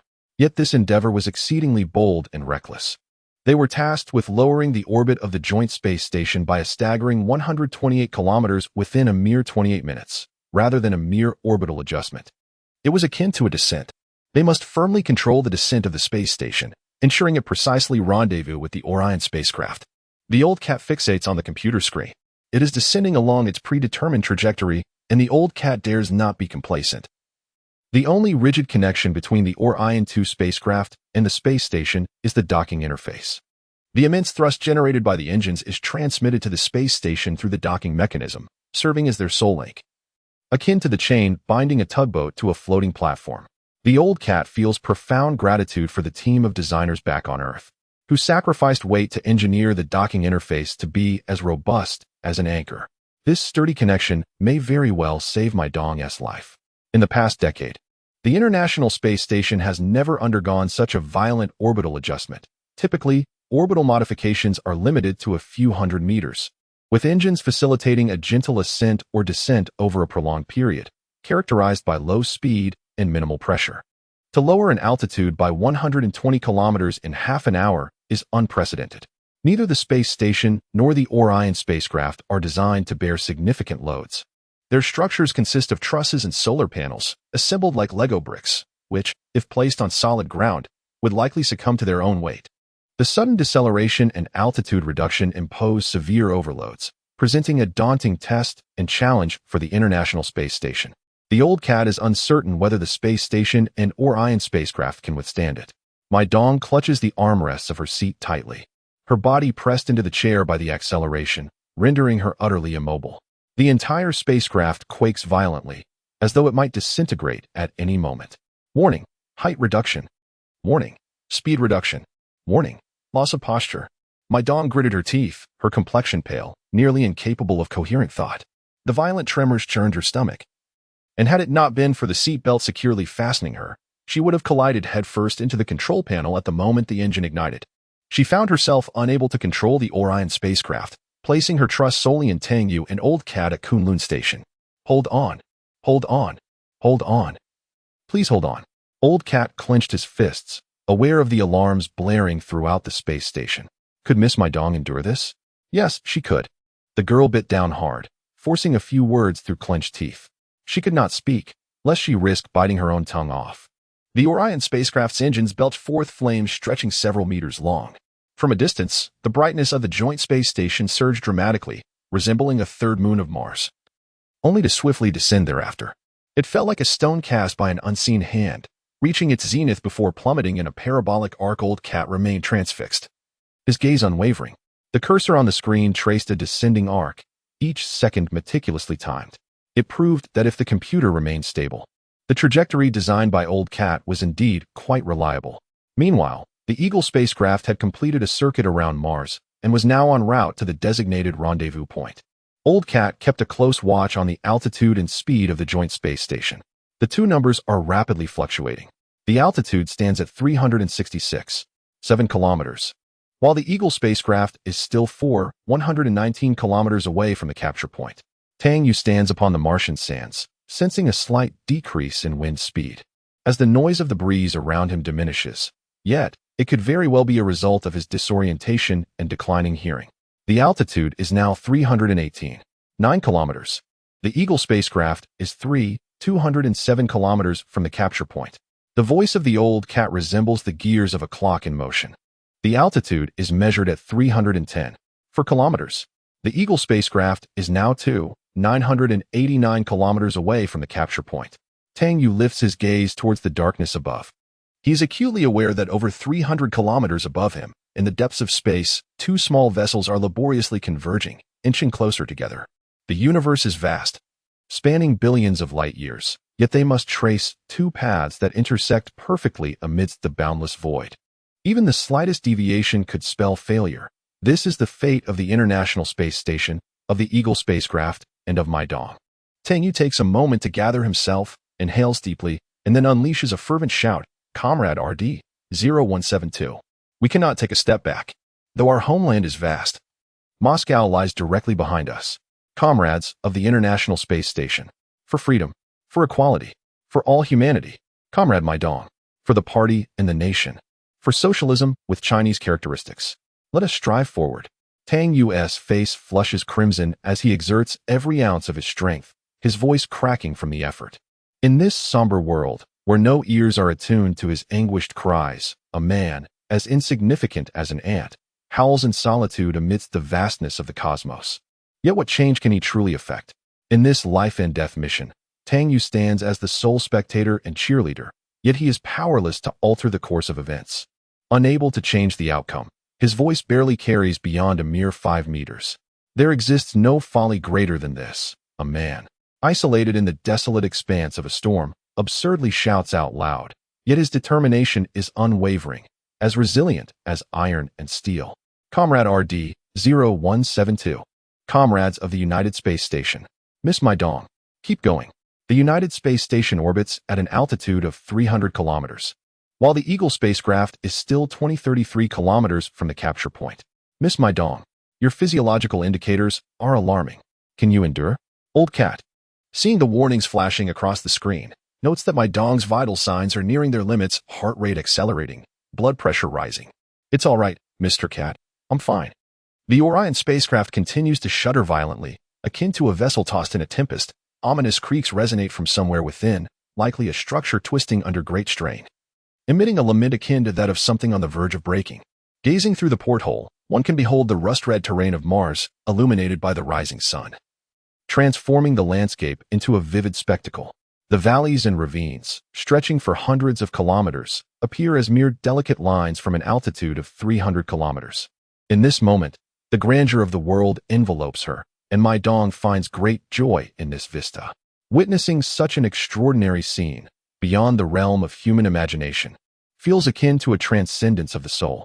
However, she now found it arduous to even open her eyes.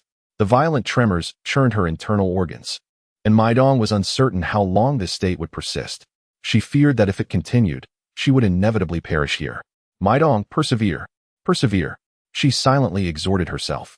2,000 kilometers away, the Eagle spacecraft executed an unpowered glide in orbit, somersaulting as it traversed. The landing module's errata computer remained oblivious to the magnitude of the blunder it had committed. Methodically, it received data transmitted from the spacecraft's various sensors and relayed it through the antenna. Despite the Eagle's posture being thoroughly destabilized and in a state of chaotic rotation, the computer persisted in its assessment that it was flying normally. This was attributable to Old Cat's deactivation of its attitude control rocket functionality. Old Cat had completely severed the Eagle's computer's command over the engines, unwilling to allow the capricious computer to tamper with the rockets again. The Eagle now possessed less than 20% of its fuel reserves, a critical resource for the final docking. Should the computer suffer another lapse and erratically activate the engines, depleting the propellant, all would be lost. With insufficient time to inspect and rectify the program's bugs, Old Cat opted to effectively neuter the system computer. T-minus 10 minutes. Initiate RD 0172 engine. Commence attitude adjustment. Old Cat issued the command from within the Kunlun Station. The signal relayed to the lander via a communications satellite. The rocket engine ignited. Its high-velocity exhaust thrusting in opposition to the Eagle's rotational direction, working in concert with the gyroscopes to gradually curtail the lander's tumbling velocity. This constituted the RD 0172's remaining propellant. Each expenditure diminished the reserve. The Old Cat fixed his gaze on the alignment of the lander's central axis with the designated direction. As the fuel gauge on the screen steadily declined from 19 to 16 and then to 14, swiftly entering the red alert zone, causing a bead of sweat to form on his brow. Consistent path. The crimson window flickered, and immediately the attitude control engine shut down. Change direction. Slow down. The Old Cat bellowed. The space station hovered at an altitude of 290 kilometers, while the Eagle spacecraft was still 507 kilometers from the capture point. The relative velocity between the Eagle spacecraft and the space station soared to 20 meters per second, necessitating a reduction in speed. The RD 0172 engine ignited for the final time. This esteemed Russian rocket had reached the twilight of its existence. This veteran of the battlefield fired its last bullet, exhausting the final remnants of fuel in its tanks, emitting a final roar as it exerted all its power to decelerate the Eagle spacecraft. Comrade RD 0172 Yura, the Old Cat shouted, bring it to a halt. The relative velocity of the Eagle spacecraft swiftly diminished. Data refreshed, and the computer once again provided trajectory predictions for the Eagle spacecraft in relation to the space station. The lander's trajectory appeared as a blue line, while the space station's orbit was depicted as a red line. The two lines intersected almost perfectly at the center of the screen. At the moment of convergence, the anticipated altitude of the Eagle spacecraft was 284,633 meters, while that of the International Space Station was 284,696 meters. There remained a mere 63 meters. The International Space Station loomed 63 meters above the lander, indicating that the Eagle spacecraft would glide just beneath it, the two destined to pass each other by. A mere 63 meters? Mai Dong was taken aback. Could the altitude of the space station continue to descend? No, it was too late to fine-tune the station's attitude now. Hastily lowering the altitude might result in the lander colliding directly with the station. The Eagle spacecraft had completely depleted its propellant, leaving us unable to control it. The Old Cat shook his head, yet such discrepancies were within our expectations. What shall we do now? The girl inquired. Isn't there still a gap of over 60 meters? How can we dock? Dock? Mai Dong was momentarily stunned. Yes, we never stated that we would attempt a docking maneuver. The lander is uncontrollable, and the relative speed is too high. Docking is bound to fail, the Old Cat explained. We must capture it. Capture? How do we capture it? Mai Dong felt bewildered, uncertain of its meaning. Tang Yue's voice emerged on the channel, echoing the Old Cat's words. Superarm. The superarm, formerly known as the Mars Space Station Remote-Controlled Mechanical Arm System, MSRMS, is also referred to as the Canadian Superarm, Canadarm70. It is the longest and most massive space mechanical arm ever constructed by humanity, a successor to the distinguished Canadarm2, which operated on the International Space Station. While the mechanical arm installed on the ISS measures only 19 meters in length, the arm on the Mars Joint Space Station extends a remarkable 70 meters. The International Space Station is home to numerous robotic arms, yet this particular one stands out as the largest and most prominent. Constructed by the Canadian Space Agency, its primary materials consist of aluminum and epoxy resin composites.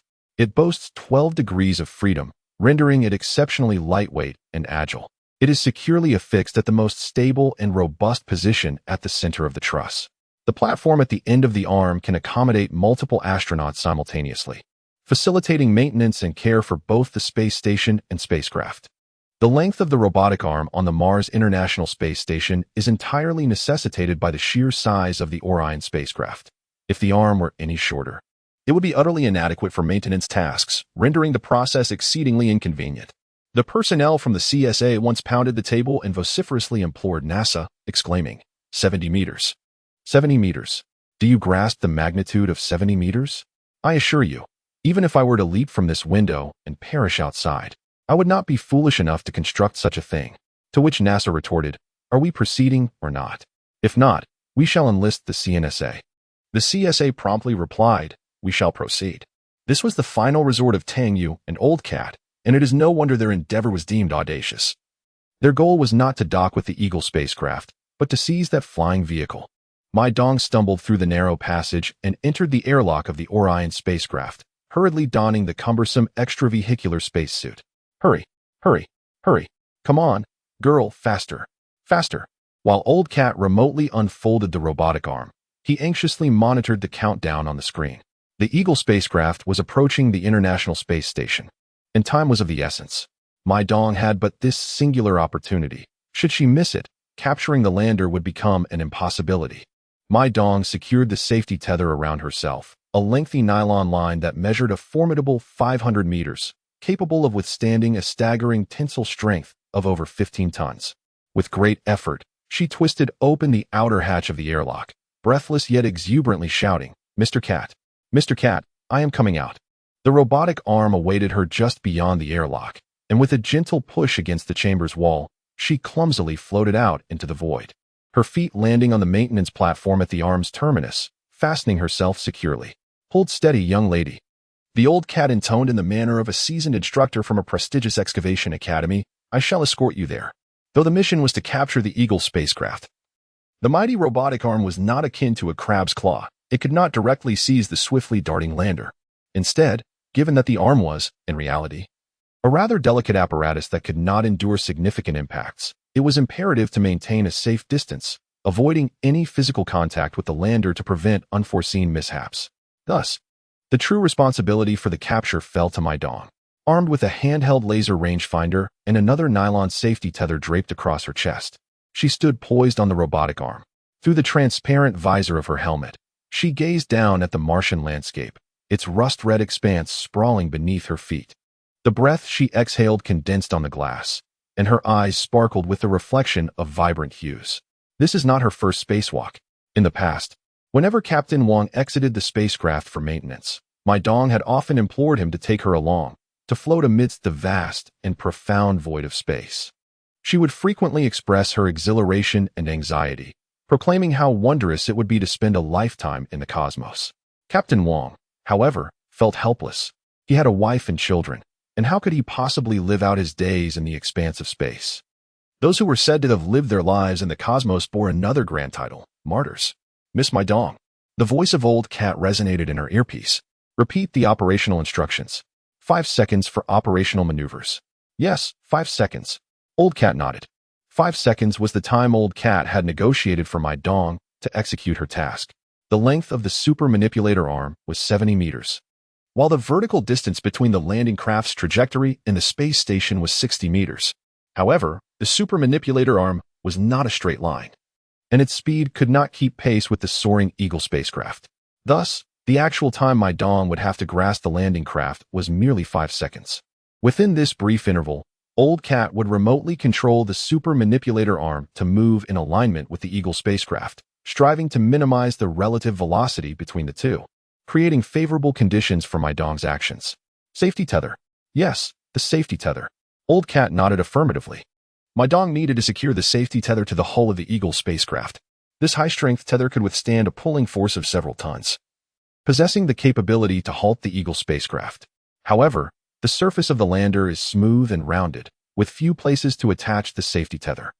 The emergency escape hatch of the command module features a handle, with one hatch located on each side of the fuselage. As long as Mai Dong secures the safety tether to one of the handles, she can secure the Eagle spacecraft. The high-strength safety tether stretches 500 meters in length, and once the connection is confirmed, Old Cat will gradually tighten the rope, slowly decelerating over the 500-meter span until coming to a complete stop. "Listen, Miss Mai Dong. I am now awaiting your commands," Old Cat said. "Is the laser rangefinder with you?" "Yes," the girl replied, pulling the laser rangefinder from her tool pouch. The handheld device resembled a camcorder, compact yet remarkably precise. Astronauts often utilized such instruments in past docking missions to assist with alignment. Mai Dong could already discern the distant Eagle spacecraft, a small point reflecting white light, strikingly visible against the pitch-black backdrop. She raised the laser rangefinder. "Distance, 1202. 44 meters, Mr. Cat. Shift position left by 0. 52 meters. Received." Old Cat remotely controlled the robotic arm, making slow adjustments. "There is still a 6. 2-degree deviation, Mr. Cat. Received. The Eagle spacecraft had become uncontrollable, leaving Old Cat and Mai Dong to adjust their positions to accommodate the lander's state. Undoubtedly, this approach carried immense risk, as Mai Dong needed to align perfectly with the Eagle spacecraft. Too far would render it unreachable, while too close could lead to scraping or collision. It's akin to having Mai Dong stand by the roadside with a rope, awaiting the thunderous passage of a 10-ton truck. In that fleeting moment, she must hook the rope onto the truck's rearview mirror. A slight miscalculation could result in failure or, worse, ensnare her along with the rope. This is a surgical feat of precision, entrusting Lao Mao, 300 kilometers away, to remotely manipulate a 70-meter-long robotic arm, executing minute adjustments at the decimeter or even centimeter level. Yet, no surgeon on Earth could wield a 70-meter scalpel. Distance 1,031. 74 meters, Mr. Cat, deviate 0. 30 meters to the right. The girl's voice was soft as she watched the Eagle spacecraft magnify within the eyepiece, now discernible with its distinct livery and insignia. Affirmative. Elevation up 3 degrees. Acknowledged. Locked. Mai Dong stowed the laser rangefinder into her chest pocket. Locked. Lao Mao pressed the button, the motors and bearings within the colossal arm engaged. Securing the position. Mai Dong, clutching the nylon safety line, inhaled deeply. Miss Mai Dong. Miss Mai Dong. I detect a drop in pressure within your suit, Lao Mao cautioned. Yes. The girl nodded. I'm decreasing the pressure to allow for greater dexterity. Otherwise, the suit restricts movement. Alone, Mai Dong stood resolute in the vast expanse, gazing upon the approaching lander. A sense of tranquility washing over her. The Eagle drew closer, its colorful emblem emblazoned upon its hull, large and vivid. Thump, thump, thump, thump. Mai Dong could distinctly perceive the cadence of her own heart, its resilient and vigorous pulsations echoing within her thoracic cavity. Although, in theory, the vacuum of space should preclude the transmission of sound waves, rendering the cosmos a realm of absolute silence, Mai Dong was, in fact, privy to a symphony of subtle sounds. These included the sloshing of water within her hydration pack, the sibilant friction of her hair against the inner lining of her helmet, the electrical hum emanating from her earphones, the sonorous drone of the life support system integrated into her spacesuit, and the tremulous vibrations of the colossal robotic arm in operation. These minute auditory phenomena, imperceptible under ordinary circumstances, were accentuated against the backdrop of profound silence, coalescing into a discordant, yet strangely compelling, composition. Indeed, the cosmos itself is not devoid of acoustic properties. Rather, the vacuum is replete with imperceptible radiation, energy, and particles. From neutrinos and the cosmic microwave background to the ubiquitous fluctuations in energy and the gravitational undulations rippling through the fabric of spacetime, were humanity capable of perceiving these phenomena, the universe would resemble a seething cauldron. The cosmic microwave background would constitute the crimson depths of the pot, while quantum energy fluctuations would manifest as ephemeral bubbles, forming and dissipating upon the surface. The universe, akin to an unattended radio transmitter, ceaselessly reverberates with a cacophony of white noise. Verily, it is a world characterized by clamor and agitation. Standing at the distal extremity of the colossal robotic arm, Mai Dong clutched the safety tether's locking mechanism. The pristine expanse of the Eagle spacecraft rapidly expanded within her field of vision, akin to an oncoming locomotive. At this moment, the Eagle spacecraft was left with only the upper stage, the command module, cargo hold, and the rocket engine, measuring approximately 4 to 5 meters in length.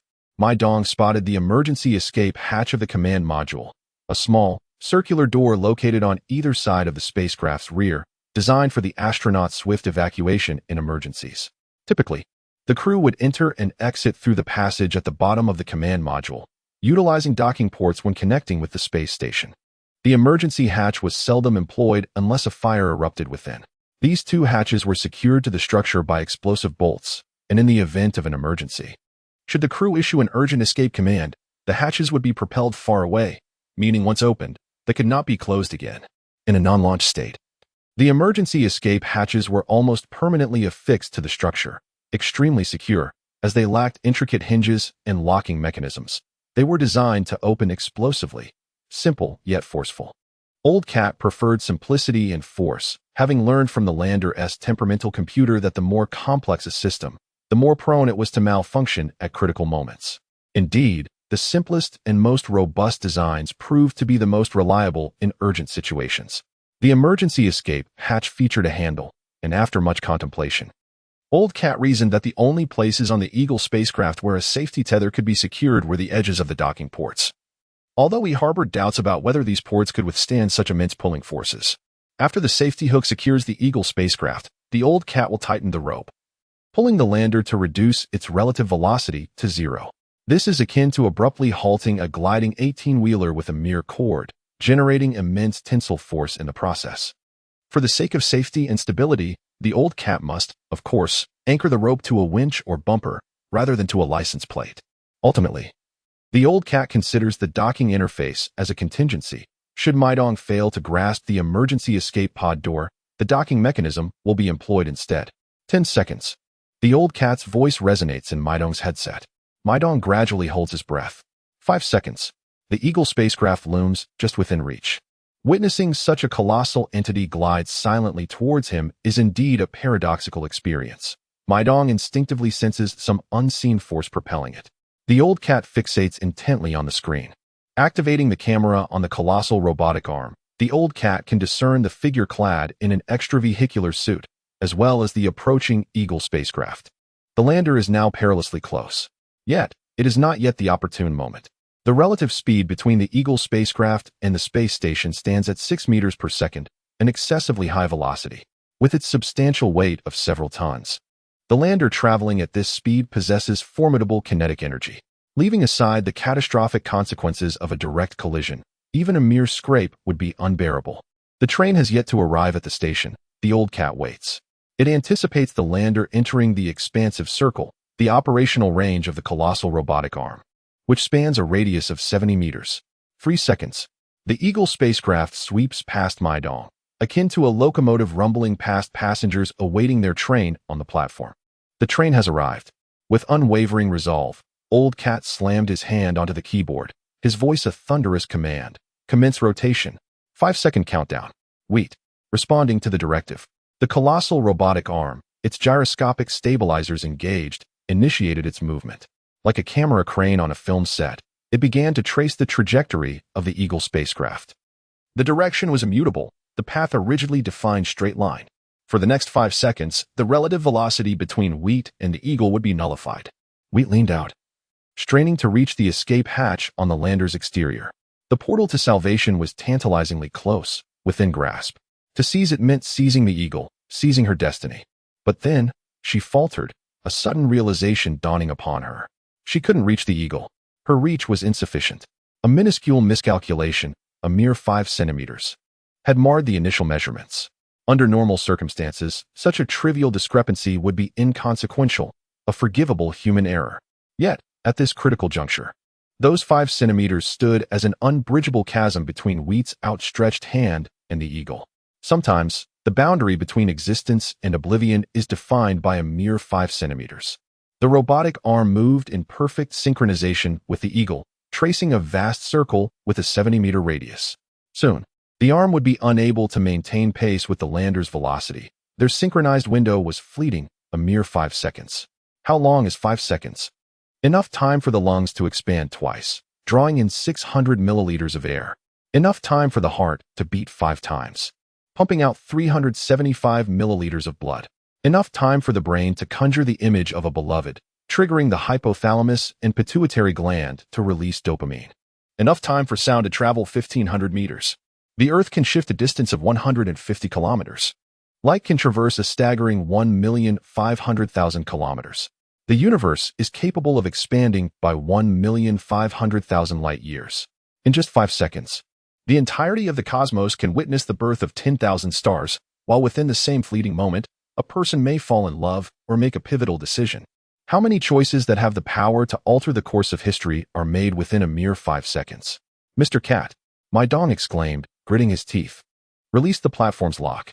The Old Cat, taken aback, wasted no time and promptly disengaged the lock. Lock released. The girl clutched the safety tether tightly, summoning every ounce of her strength to leap towards Mars, into the vastness of deep space, and towards the Eagle spacecraft. Mai Dong collided with the outer hull of the Eagle, and the lander, propelled by inertia, experienced a lateral jolt. Although the impact was not severe, it nonetheless caused the eagle to veer off its intended trajectory. Instinctively, the girl grasped the handle of the hatch. She had just risked reducing the pressure within her spacesuit, a decision that proved to be prescient. The lowered pressure allowed her suit to become less cumbersome, facilitating her movements. Mai Dong's hand gripped the hatch handle firmly as the lander carried her away from the United Space Station, distancing itself from the colossal robotic arm. The girl may not have been able to directly secure the rope to the massive truck, but she had leapt onto it instead. Breathless and weary, she felt the toll of that leap drain her of nearly all her strength. Now, she could scarcely muster the energy to raise her hand outside the capsule. Every movement demanded a level of exertion several times greater than usual. She was genuinely depleted, having endured days of hunger, coupled with persistent anxiety and insomnia, leaving her utterly drained in both body and mind. For the past 12 hours, she had scarcely rested, tirelessly assisting Lao Mao in his endeavors. Heaven knows how this young woman persevered, considering she was merely a delicate research scientist, unaccustomed to any form of physical labor. The sole tether between Mai Dong and the United Space Station was the safety cable, a slender nylon cord stretching 500 meters. The Eagle spacecraft traversed this distance at a velocity of approximately 5 meters per second, requiring less than 100 seconds, or a mere minute and a half, to cross the expanse. Summoning the last vestiges of her strength, Mai Dong clutched the handle within the cabin, her fingers aching and stiff, yet she dared not relent. Her helmet pressed firmly against the hull of the Eagle spacecraft. The other clasp of the safety cable eluded Mai Dong's grasp, inadvertently slipping from her grasp. The clasp hovered nearby, the crimson rope resembling a slender, contorted serpent. With considerable effort, the girl reached out, attempting to seize the clasp. However, the safety cable proved as elusive as an eel, drifting away with each touch of Mai Dong's glove, remaining perpetually out of reach. After 3 unsuccessful attempts, the safety cable gradually receded. Mai Dong glanced back at the United Space Station, the colossal robotic arm now 50 meters behind her. Her safety cable extended 500 meters, and should the lander exceed this distance, Mai Dong would be dragged downward by the rope. She had a mere minute and a half to secure the second safety cable to the Eagle spacecraft. Silence prevailed in her headset. Presumably as Lao Mao and Tang Yue were aware of the critical juncture and refrained from uttering a word, anxiously awaiting news. Mai Dong pressed her head against the inner side of her helmet, gasping for breath as she took a brief respite. She turned her gaze towards the red safety tether. This slender, supple line, subject to intricate forces, floated in the void of space, where the impact of these forces propagated along its internal structure. Even the slightest disturbance could yield significant repercussions, rendering its trajectory exceedingly difficult to predict. After several failed attempts, Mai Dong hesitated to exert further effort, opting instead to rest while awaiting a fortuitous moment. "Miss Mai Dong, you are now 150 meters from the International Space Station," the old cat reminded her. She nodded in acknowledgement. "Just a bit closer, just a bit closer." With determination, she stretched her hand, the clasp hovering a meter away, twisting and turning, stubbornly refusing to draw nearer. "Miss Mai Dong, you are now 200 meters from the International Space Station. Damn it, just come a little closer." Mai Dong felt a surge of anxiety as she sensed her body growing weaker, her limbs gradually succumbing to fatigue. Her remaining strength was being siphoned away, little by little. "Miss Mai Dong, you are now 300 meters from the International Space Station." The old cat's tone turned grave. "Can you hear me?" "Yes, I can hear you," Mai Dong replied, attempting once more. The safety tether S-class drifted past her index finger, evading her grasp. The line connecting her spacesuit to the International Space Station gradually tightened, this 500-meter cord slowly unfurling in the vacuum. "Miss Mai Dong, you are now 400 meters from the International Space Station." The old cat's urgency intensified. "You have a maximum of 20 seconds left. Have you not secured it yet?" The girl was drenched in perspiration. "Miss Mai Dong, you have 10 seconds remaining." "Miss Mai Dong, only 8 seconds left." The girl was utterly absorbed, fixated on the small object, a metallic clasp tethered to a lengthy cord. "Miss Mai Dong, 6 seconds to go." Taking a deep breath, Mai Dong found herself enveloped in silence, the voice of the old cat fading into the distance. She slightly relaxed her grip on the hatch, extending her reach by 2 centimeters. With all her strength, Mai Dong lunged forward, clutching the clasp firmly in her palm. Holding the clasp tightly, she turned and forcefully slammed it against the hatch of the Eagle spacecraft, securing it with a decisive click. The safety line suddenly tightened. "Mr. Cat, Mai Dong shouted with every ounce of her power, her voice a desperate, hoarse cry. The old cat sprang up, ferociously pressing the button. At last, the girl had exhausted all her strength, unable to maintain her grip on the lander, which had now reached the limit of the safety line's extension, pulling her away from the Eagle spacecraft. Mai Dong watched as the lander drifted slowly away, serenely resting within her spacesuit, suspended in the boundless vacuum. She felt utterly drained. All sounds began to fade. Her body seemed to dissolve into the surrounding emptiness, leaving only consciousness. In the vastness of the universe, humanity may well be akin to a fetus yet to open its eyes, encased in amniotic fluid. Through the glass visor, Mai Dong beheld a breathtaking expanse of twinkling stars. At Kunlun Station, the hall lay in utter stillness. The lander decelerated under the tension of the cord, which was anchored to the handle of the escape hatch, causing the pole to act off axis. The Eagle spacecraft, suddenly yanked, lost stability and began to roll. Time passed, second by second, while silence enveloped the communication channel. It was unclear how long it had been. A rustling sound crackled through the headphones, rousing the old cat from its stupor. It had only just realized it had been dazed and unresponsive. Next came the faint voice of Mai Dong. "Mr. Cat?" "Yes, I'm listening." The old cat's expression grew increasingly grave. "We." Mai Dong managed a smile, her face pale yet joyful, tears streaming from her eyes.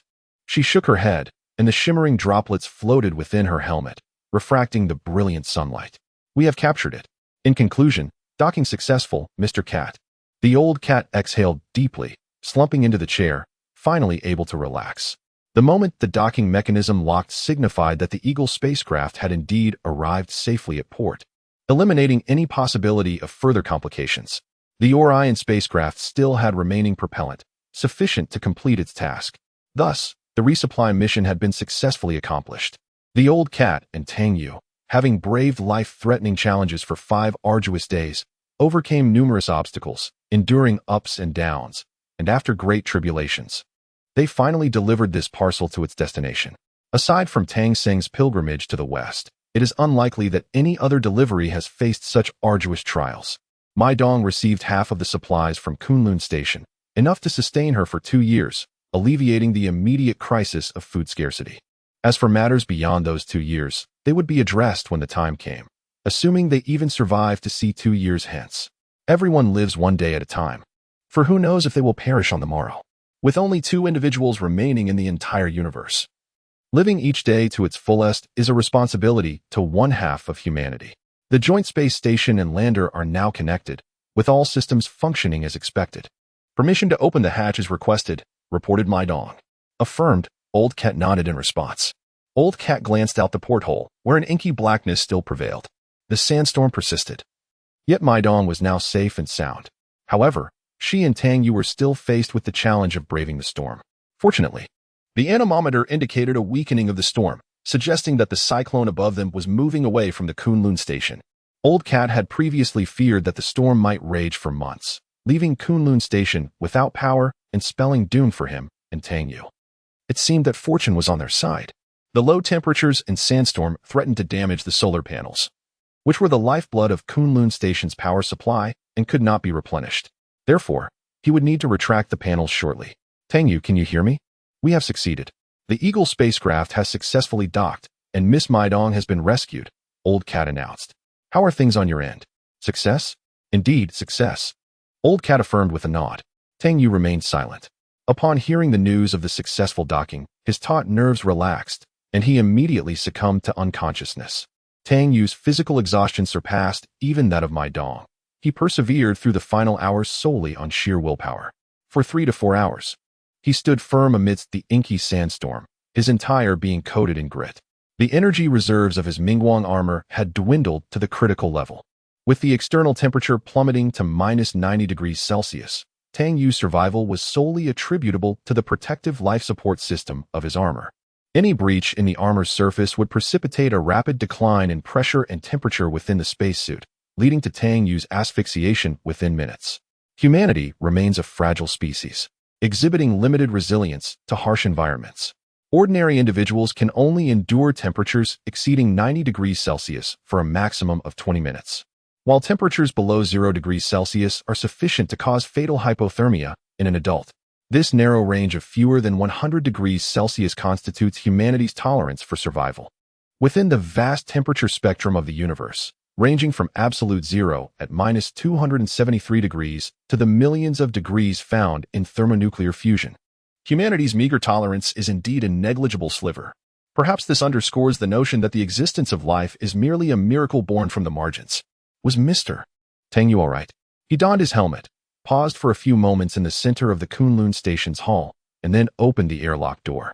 This protracted day was finally drawing to a close. However, Lao Mao foresaw that the tribulations and challenges they faced were merely the beginning. The path ahead remained shrouded in uncertainty. Yet, what did the abundance of hardship matter? The entropy increase in the universe is irreversible, and time flows inexorably forward. Nothing in this world can remain stationary. If one does not move forward, time will propel them onward. This is akin to the journey of Tang Sung to the west. Departing from the city of Chang'an, where Guanyin Bodhisattva informs him of the long and arduous path ahead, spanning 80,000 miles, fraught with 99 tribulations. Beset by bandits and demons, each more voracious than the last, the old cat stepped into the airlock, shutting the door behind him. Tang Yue? Tang Yue, are you still alive? If you are, make a sound. If not, still make a sound. The channel fell silent, indicating that he had likely lost consciousness. The old cat shrugged, although Tang Yue possessed a resilience even greater than that of an indomitable cockroach. One would not expect a cockroach to survive 5 minutes if left outdoors. There were still checks to conduct on the status of Kunlun Station, to inventory remaining supplies, to assess the availability of power, and to inspect this and that, various trivial matters. It seemed that whether on Earth or Mars, the endless minutiae of life's troubles never ceased, as existence was perpetually comprised of mundane concerns. The old cat suddenly felt akin to a steward or perhaps a nagging housekeeper. Though he was a cat, he harbored a rather meddlesome disposition. Even if the sky were to fall, the chopsticks on the dining table must still be moved. Chapter 98. The vanished Orion 1. Tang Yue stood before the mirror, draped in a silver foil thermal blanket, contorting his face and brandishing his claws. He vigorously slicked back his hair into a grand pompadour, striving to exude the charisma and poise of Leonardo DiCaprio or Chow Yun-fat. The old cat observed him from behind with a sidelong glance. Wumengda. Today marked the 98th day of Tang Yue's sojourn on Mars. 3 months have elapsed since the disappearance of Earth, yet it remains shrouded in silence.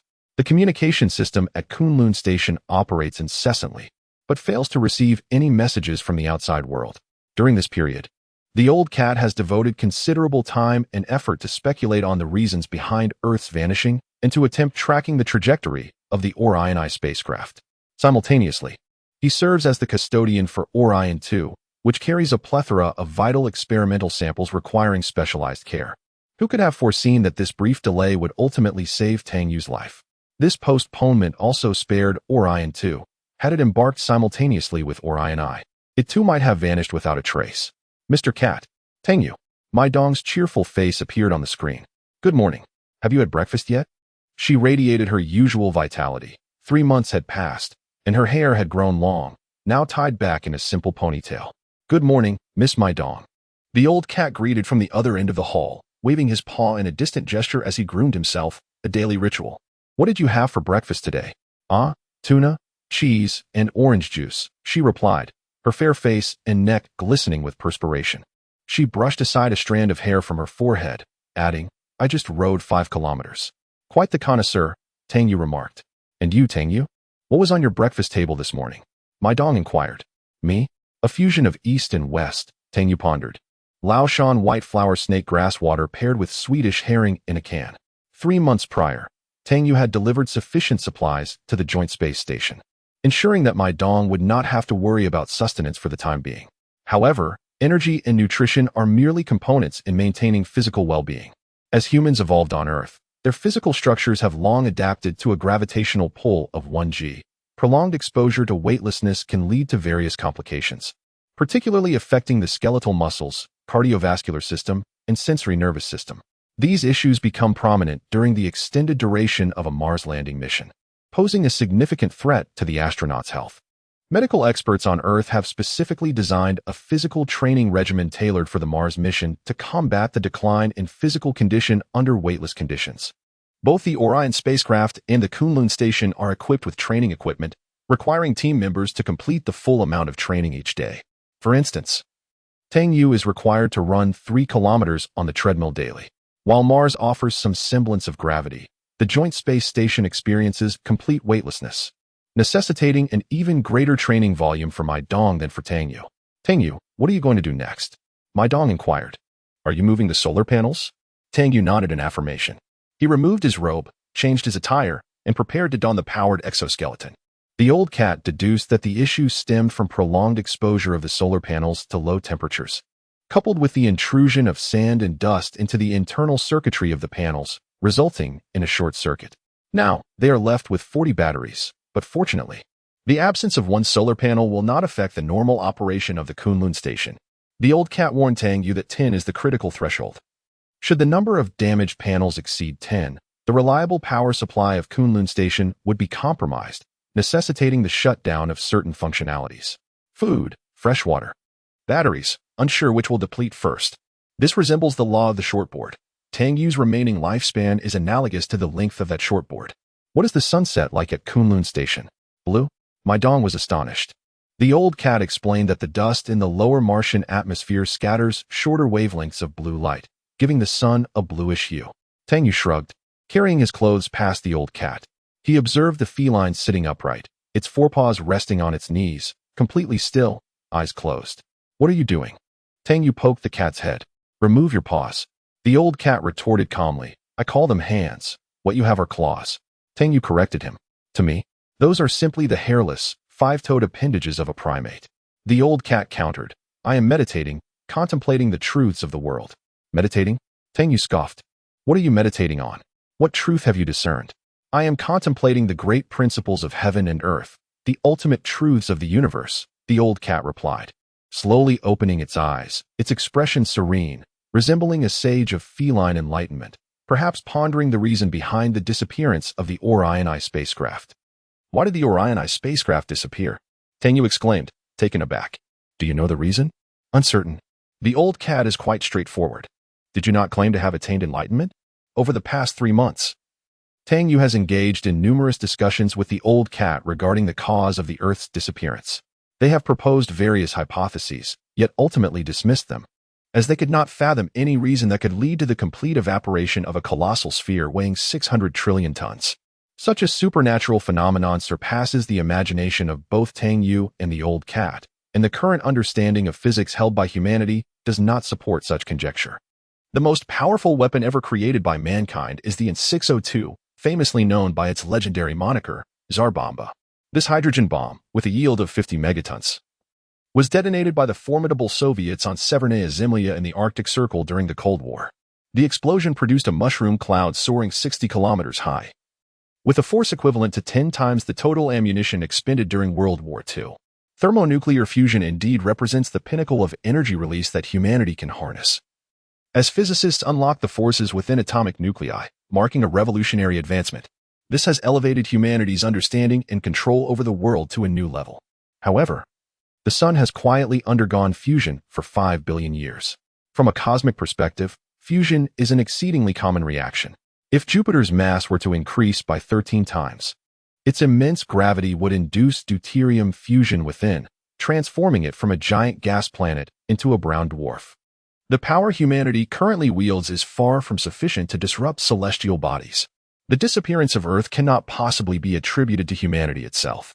If human civilization possessed such capabilities, given our nature, the planet would have been obliterated countless times over. Ultimately, the old cat presents 2 perspectives. Firstly, it may be a natural phenomenon. One must recognize that both the Milky Way and the solar system are in constant motion. If one were to observe the solar system from a standpoint of absolute stillness relative to the external cosmos, it would not appear as a rotating disk, but rather as a spiraling entity in motion. The old cat suggests that the universe could potentially operate under physical laws that are not universally conserved. Frankly, such a notion seems to arise from sheer desperation, a statement that shakes the very foundation of one's worldview.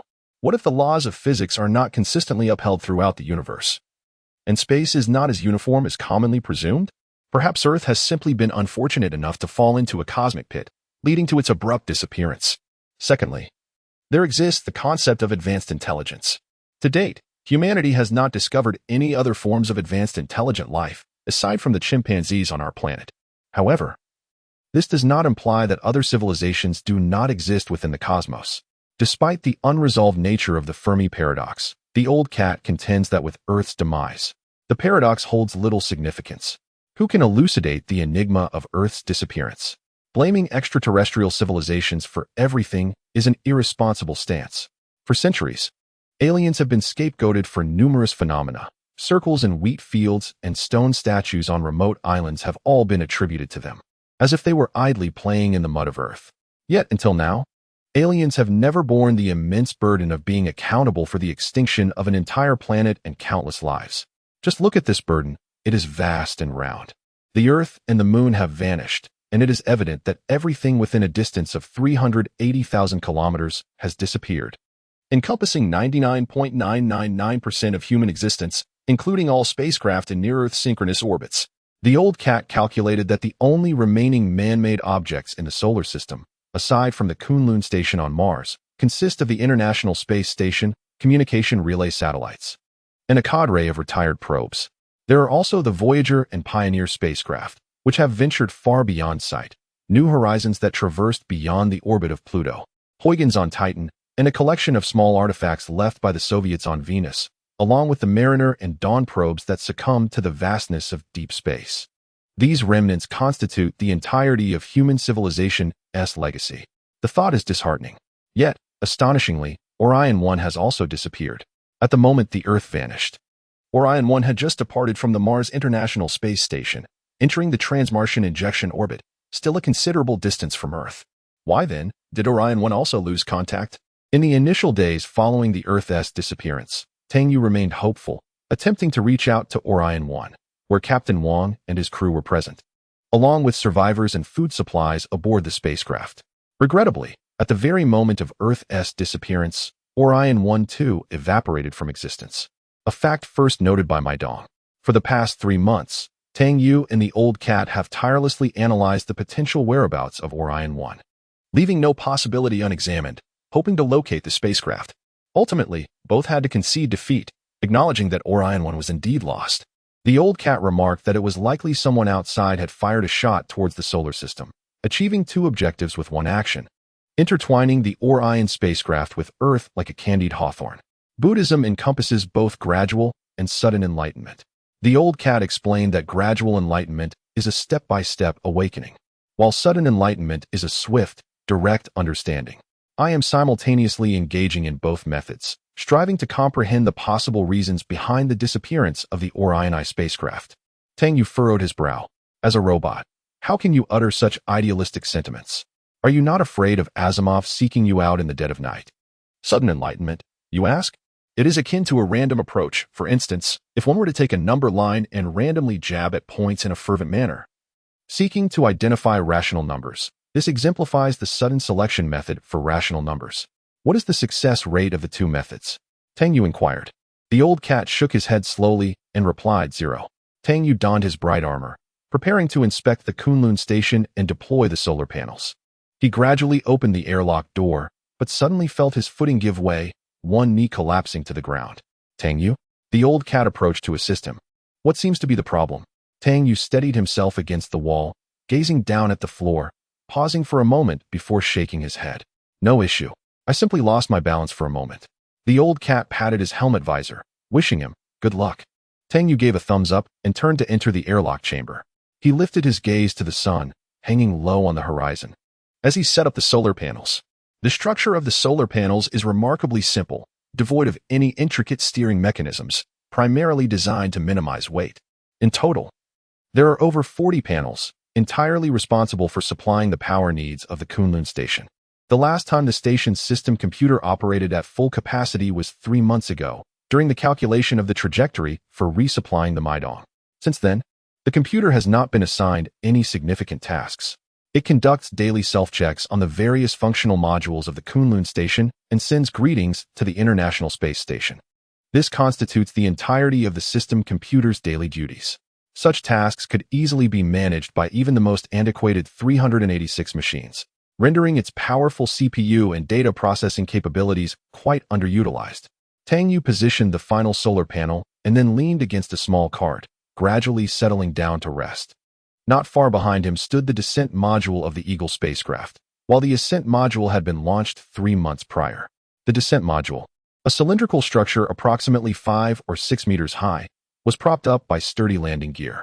Its once pristine white surface had been charred black by the engine's exhaust, yet it remained a striking presence. Tang Yue often strolled over to the Eagle spacecraft, akin to visiting a neighbor or an old friend, sitting down to converse with it. Even though the Eagle never replied, silently listening instead, his circle of friends was limited to the Mai Dong on the space station, the old cat in the Kunlun Station, the landing module standing resolutely on the sandy terrain, and the Mars rover in the garage. These entities collectively formed a small human society. This is Tang Yue's entire world. As long as he remains within this small realm, he can still feel the warmth and protection offered by human civilization. Tang Yue, can you hear me? The voice of Mai Dong resonates through the channel, filled with excitement. Tang Yue cannot recall how many times Mai Dong has mentioned tomatoes to him. How many tomatoes have you planted?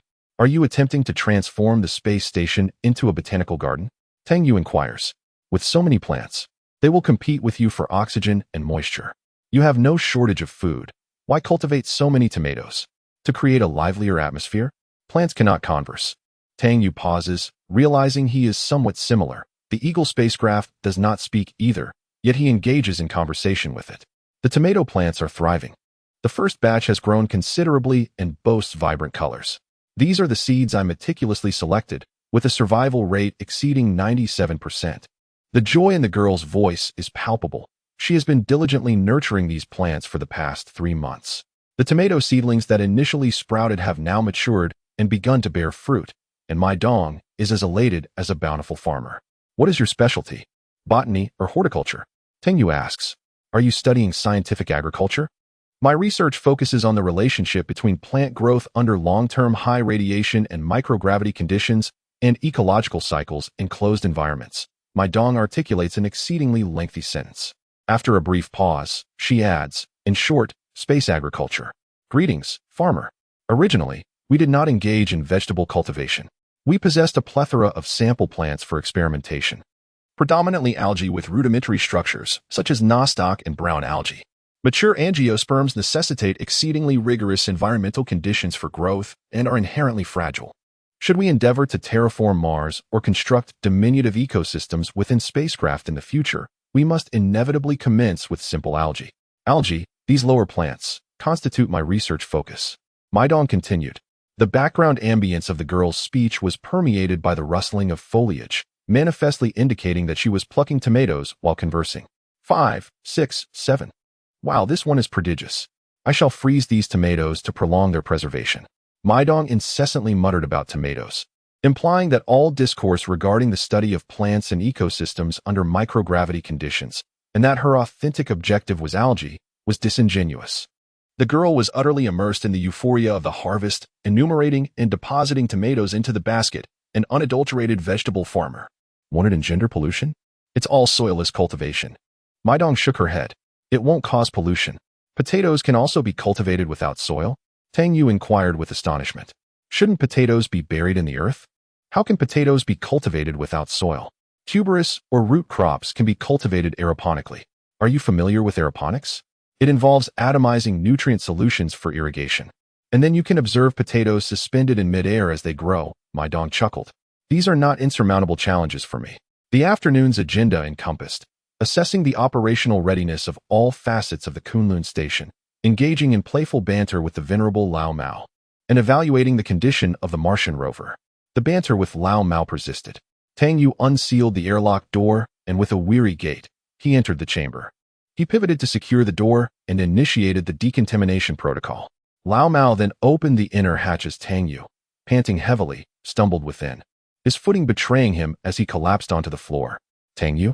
Tang Yue cast his gaze downward, observing the violent tremors in his lower leg, akin to a severe cramp, devoid of any strength. Lao Mao, I believe there's an issue with my leg. Lao Mao assisted Tang Yue, dragging him inside before sealing the hatch. He divested Tang Yue of his Mingguang armor's life support system and extracted him from the confines of his spacesuit. Lao Mao then propped Tang Yue against the wall to recuperate. Kneeling before him, he forcefully pinched Tang Yue's toe. A cramp? Pinch your own ancestor. That hurts. Tang Yue recoiled, swatting away Lao Mao's paw, and began to knead his calf, gently massaging the afflicted muscle. Good to know you're all right. Lao Mao shrugged. For a moment, I entertained the notion that you had suffered a debilitating spinal injury. Had you been truly paralyzed, I would have unceremoniously ejected you to fend for yourself in the wilderness. Could you possibly exhibit a modicum of human compassion?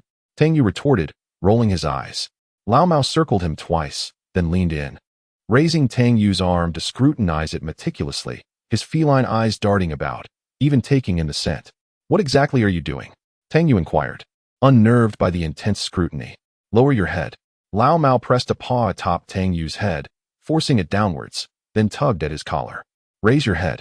Old Cat seized Tang Yue's chin, tilting his head upward, and leaned in to palpate his neck, scrutinizing him as if a butcher contemplating the prime location for an incision. Good heavens, what in the world are you doing? Before Tang Yue could complete his query, Old Cat had already grasped his face. Oh. Old Cat gestured for Tang Yue to open his mouth, resembling a physician conducting a physical examination. Tang Yue obediently complied. Old Cat pinched one of Tang Yue's incisors, observing it intently for a considerable time before nodding, releasing Tang Yue, and retreating a step to recline in his chair, crossing his legs. There's a problem with your physical condition, Old Cat declared with utmost seriousness. Tang Yue was utterly bewildered. What sort of problem? Old Cat remained earnest. Tang Yue raised his arm, indeed noticing bruising and petechiae on the inner skin, which he had previously attributed to bumps and scrapes from wearing the Ming armor. The expedition's former medical officer was Maxwell Thorpe, commonly known as Old Mac, an expert in aerospace medicine and physiology. He was consistently in charge of the astronauts' nutritional intake during the Mars landing mission. The Mars landing mission was a long-term, 2-year space voyage. Yet the crew members on the Orion spacecraft could not receive regular supplies from Earth like those on the ISS. Furthermore, medical treatment would be challenging in the event of illness, making the expedition members' physical well-being a constant concern. Old Mac devised a highly rigorous physical health plan for the team, encompassing what to eat daily, how much to consume, how to eat, and the mode of physical training, all aimed at preventing calcium loss, osteoporosis, and muscle atrophy. How many vitamin tablets do we have remaining? Old Cat inquired. The vitamin content in energy bars and compressed biscuits is evidently inferior to that of canned fruits and vegetables. However, he did not anticipate such a rapid manifestation of the consequences. A severe deficiency in vitamin C can lead to scurvy. Old Cat remarked with gravity that the radiation dosage on Mars is excessively high, due to the lack of sufficient atmospheric and magnetic field protection. It is replete with high-energy charged particles from space and the sun, as well as secondary particles produced by the atmosphere and soil, primarily neutrons and gamma rays, which are non-existent on Earth. In a highly irradiated environment, antioxidants such as vitamin C are rapidly depleted within the human body, at a rate far exceeding that on Earth. Old Cat continued that even consuming compressed biscuits for 3 consecutive months on Earth would not result in symptoms as severe as those currently exhibited. He posited that, should the current trend persist, the onset of scurvy would be imminent.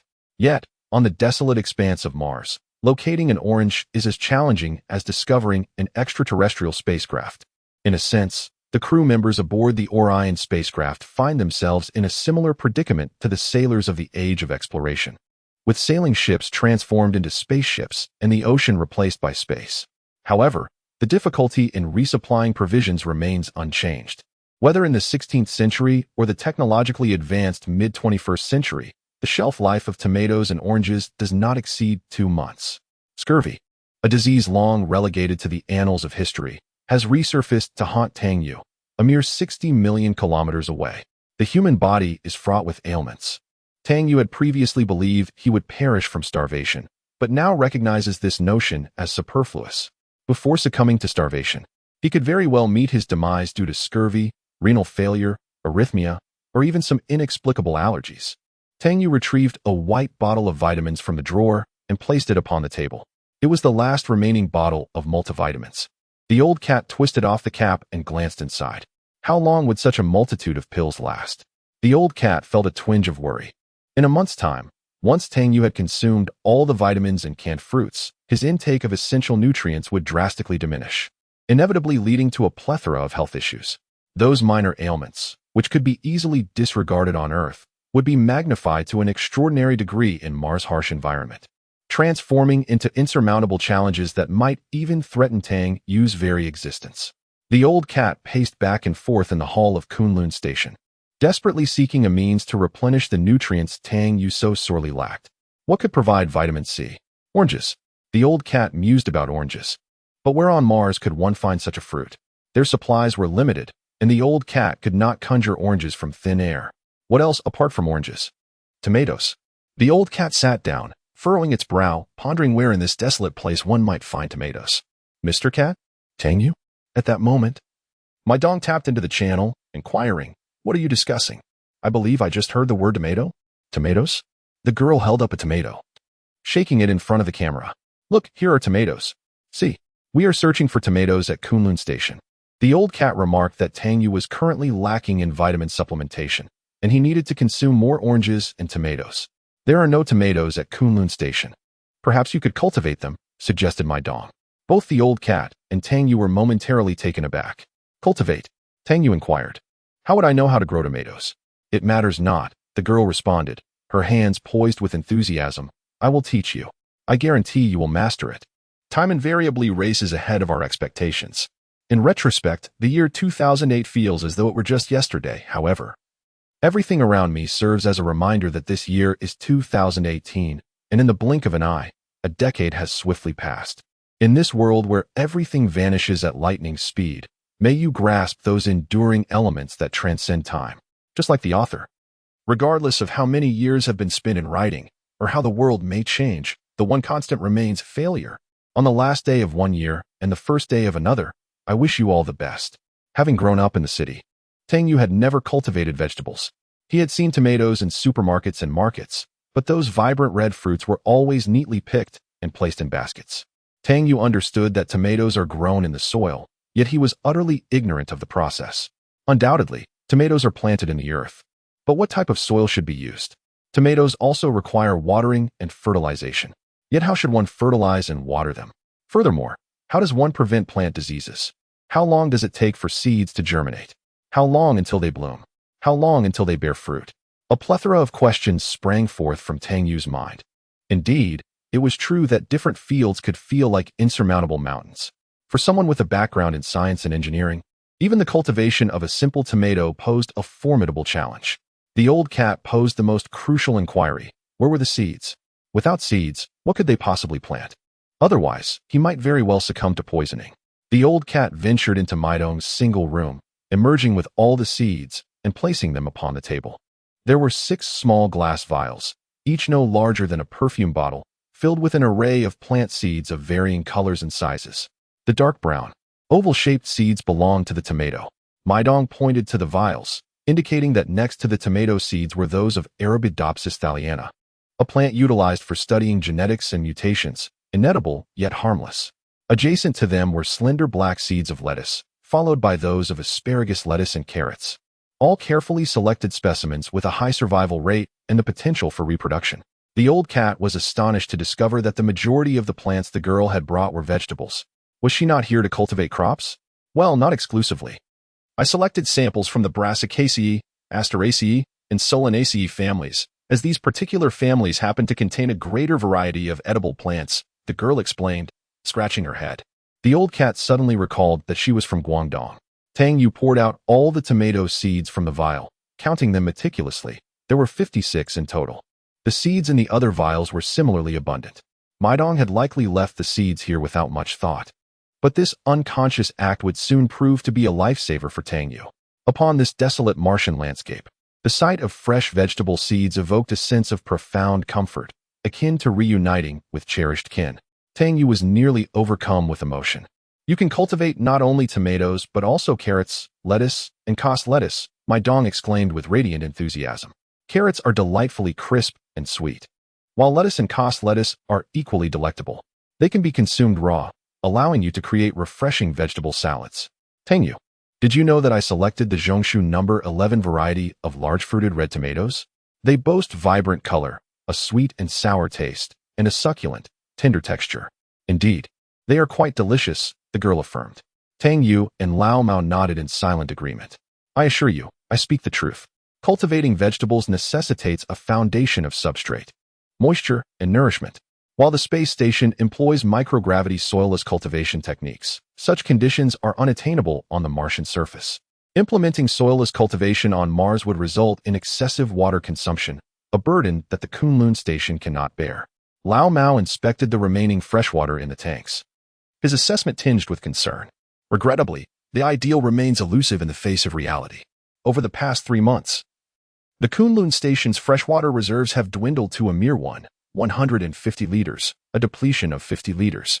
Utilizing this meager supply for vegetable cultivation would only accelerate its depletion.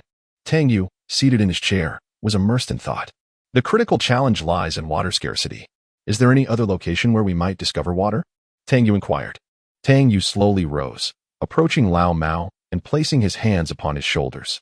Lao Mao, Tang Yue declared with a solemn expression. Lao Mao, taken aback, responded. What is it?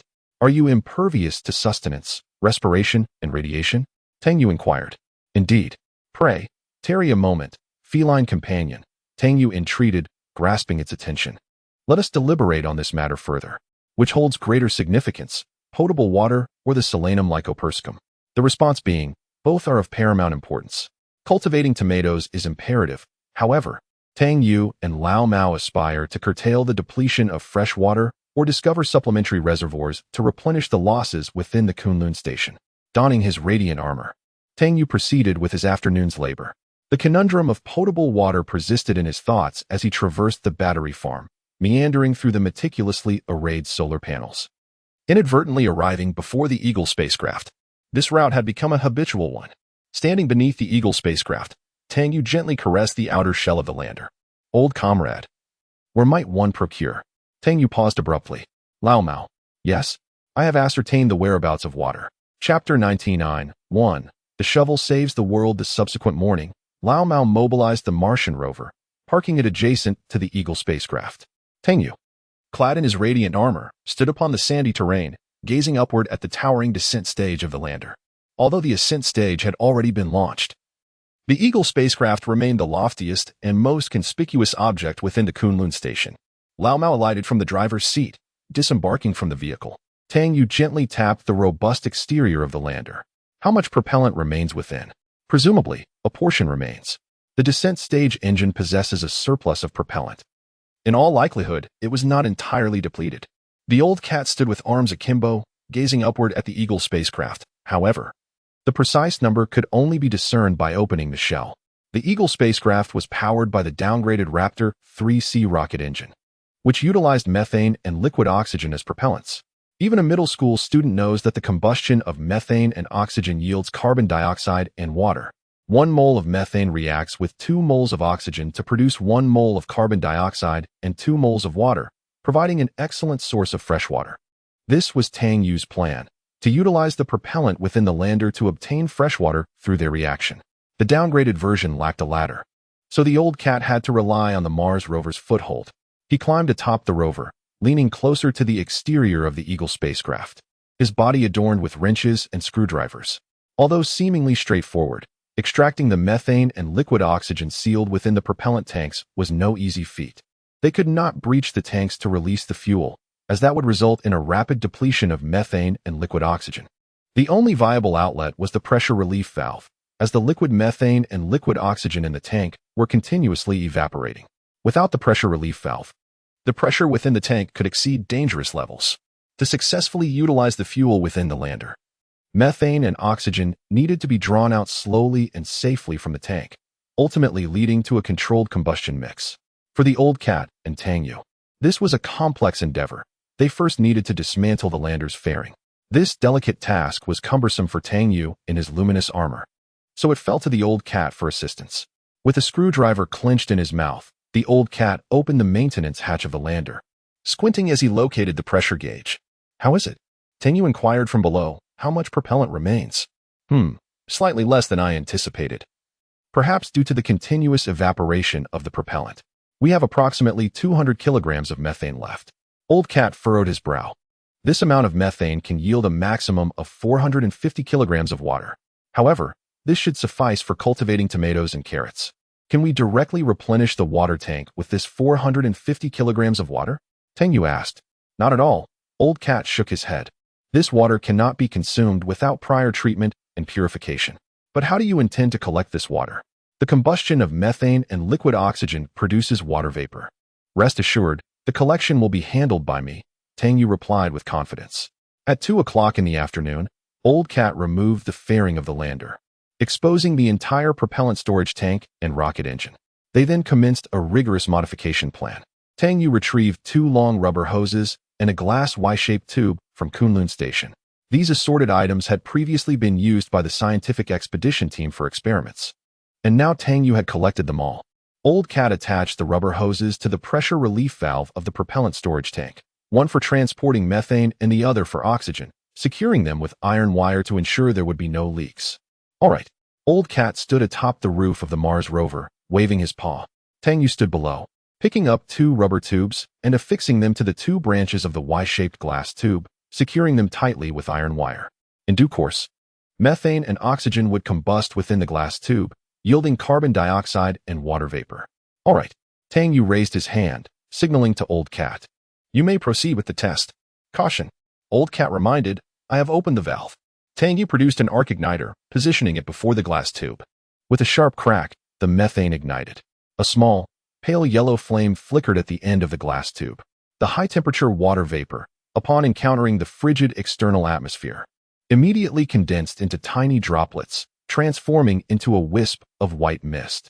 Behind the thick glass mask, Tang Yue observed the flames of the burning methane and exhaled a sigh of relief. The source of fresh water had been secured. Old Cat, we did it. Standing on the sandy ground, both men gazed down at the glass tube. The next challenge was to efficiently collect the water vapor generated by the combustion. You mentioned you have a method for collecting this vapor, Old Cat inquired. What method? I must inform you in advance that we lack a condenser. The large experimental apparatus has either been damaged or completely removed, and we cannot even find a sufficiently long glass tube to fashion a condenser. We don't need a condenser. They are far too slow, Tang Yue replied, shaking his head. Using such a narrow glass tube to collect 400 kilograms of water would take us until next year. Tang Yue indeed did not intend to utilize conventional condensers to collect fresh water, a method commonly employed in laboratories. However, it proves impractical on the windswept surface of Mars. The glass is too fragile, and longer glass tubes are even more delicate, while the collection speed of condensers is excessively slow. Accelerating the process could lead to wastage. So, what method do you plan to use? Old Cat inquired. Tang Yue tossed a shovel to Old Cat, grasping the shovel. Old Cat stared at it in confusion for a long while. A shovel? To collect fresh water? Precisely, Tang Yue affirmed, waving the shovel in his hand. We shall use the shovel to gather fresh water. Old Cat was perplexed about how a shovel could be employed for such a purpose. A myriad of its functions raced through his mind. Combat, chopping, digging holes, moving earth, and even frying eggs. When considered collectively, the shovel's uses seemed to culminate in a scenario where he could engage Tang Yue in a duel, striking him down with the shovel, then digging a hole to bury him, ultimately sitting atop the grave to fry an egg. Yet, how did this relate to collecting fresh water? As Old Cat pondered, Tang Yue had already begun to twirl with the shovel in hand, casting his gaze downward as he circled around the vicinity of the Eagle spacecraft, probing the sandy soil beneath his feet, seemingly intent on finding a spot to dig. Old Cat, over here. Come here. Tang Yue called out as he walked 5 or 6 meters away, planting the long-handled shovel into the ground before turning around to beckon Old Cat. The basalt was too hard to be excavated with mere shovels. Tang Yue sought a location devoid of large rock formations beneath his feet. This particular area had a surface layer of gravel, under which lay a mixture of soil and fine sand. After probing the ground vigorously with his shovel, he confirmed that it was feasible to dig. He then beckoned the Old Cat to join him in the endeavor. How large should the pit be? The Old Cat inquired. Leaning on the shovel, its height scarcely surpassing that of the tool, Tang Yue lowered his gaze, gestured with his hands, and subsequently drew a circle in the sand with the shovel. Let us first excavate a pit with a diameter of 1 meter and a depth of half a meter. No, Tang Yue firmly rejected the Old Cat's suggestion, swinging the shovel. Let us work together. It will expedite the process. 10 minutes later, Tang Yue sealed the airlock door, detached the life support system, and removed his luminous armor. Digging a pit. The girl seemed curious. What purpose does it serve? To prepare a grave for ourselves, Tang Yue replied, so that when the time comes that we can no longer endure, we can simply lie down within it. Mai Dong's expression instantly altered, and Tang Yue realized he had misspoken. I meant to say, we are collecting fresh water. He quickly clarified, explaining that the objective of digging the pit was to gather fresh water, as cultivating tomatoes and carrots necessitates a water supply, and our current reserves were insufficient. Aren't we planning to utilize the propellant from the Eagle spacecraft's descent stage to produce water? He continued. However, the byproduct of that reaction is water vapor, which we need to capture. Mai Dong breathed a sigh of relief. Her greatest fear was that something might happen to the duo of man and cat stationed in Kunlun. Have all the tasks for today been completed? Tang Yue inquired about the space station's condition. 3 months prior, a resupply mission resulted in a violent collision between the Eagle spacecraft and the United Space Station, causing significant damage to the Dawn module, with fissures appearing on its outer walls. At the time, Lao Mao promptly sealed the hatch, severing air circulation and power supply, thereby averting the depressurization of the entire space station. However, with Mai Dong alone on the station, she was unable to repair the damaged Dawn module. Over the past 3 months, guided by Lao Mao, Mai Dong had attempted to enter the Dawn module, donning an intravehicular activity suit and life support system. She first sealed the hatch at the opposite end of the crystal module, isolating it from the other modules, before opening the hatch to the Dawn module. The instant the crystal module connected with the Dawn module, air began to escape. The Dawn module, which had been silent for 2 months, was pitch black and in a state of frigid vacuum. After entering, Mai Dong closed the hatch behind her and began searching for the fissure. Mai Dong had suggested conducting external repairs, but Lao Mao, after comprehensively considering the difficulty and risks, abandoned the idea. Keep a record? Mai Dong nodded. Yes, keep a record. We can at least leave something behind. Otherwise, in the end, even we will be gone. What will prove that Earth and humanity once existed? Finally, let's give it a sophisticated and grand name, like Remembrance of Earth or something. This would be evidence of the existence of human civilization, ensuring that the universe does not forget humanity. We once existed. Regardless of the destination, we are striving to survive. However, my grasp of history is rather poor. Tang Yue scratched his head. As a genuine science and engineering student, he has a basic understanding of the Qin Emperor and Han Wu. Yet he remains utterly ignorant of the dynastic changes in ancient Egypt. Undoubtedly, the endeavor of preserving human civilization is a monumental task, one that cannot be accomplished solely by Mai Dong and Tang Yue. They can only do what they can. If there are aspects they do not comprehend, they can always consult Mr. Cat. Mai Dong reminded him that Mr. Cat would surely have the answers. Indeed, for the unknowns, they could seek the wisdom of the old cat. Tang Yue turned his gaze towards the window, where a small white cat beneath the Eagle spaceship was energetically wielding a shovel, diligently digging a hole. The old cat tossed the shovel onto the ground and climbed out of the pit. Tang Yue, the hole is ready. Tang Yue rummaged through the boxes, extracting several large sheets of polyethylene plastic film, initially intended for wrapping food, which now served no purpose. He then took the acrylic water tank from the workbench, donned his luminous armor, and waved goodbye to Mai Dong as he departed from Kunlun Station. The old cat stood at the edge of the pit, leaning on his long-handled shovel, covered in dust and dirt, gazing into the distance with a face etched by time. The hole was completed, approximately 1 meter in diameter and half a meter deep, with the excavated sand and gravel piled beside it. The old cat was indeed a master at digging. So, how do you intend to use this pit to collect fresh water? He inquired. Condensation, Tang Yue replied. Tang Yue placed the plastic film and trough on the ground, gradually bending down to seize a handful of soil from the pit. The soil remained exceedingly arid, interspersed with rigid siliceous material and stratified rocks. Tang Yue picked up the shovel and began to refine the pit, expanding its base, eliminating sharp gravel, and smoothing the pit walls and floor. What is the current temperature? Tang Yue inquired. Old cat glanced at the sun in the sky. 13 degrees below zero. It will soon be noon, so the temperature is relatively high. Tang Yue nodded. Come, lend a hand. Unfold this plastic sheet. Tang Yue and Old Cat unfurled the sleek plastic film and then affixed it smoothly to the pit's bottom and walls.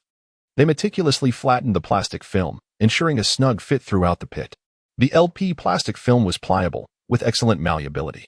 Next, Tang Yue positioned the trough in the center of the pit's base. Is this trough for collecting water? Old Cat asked.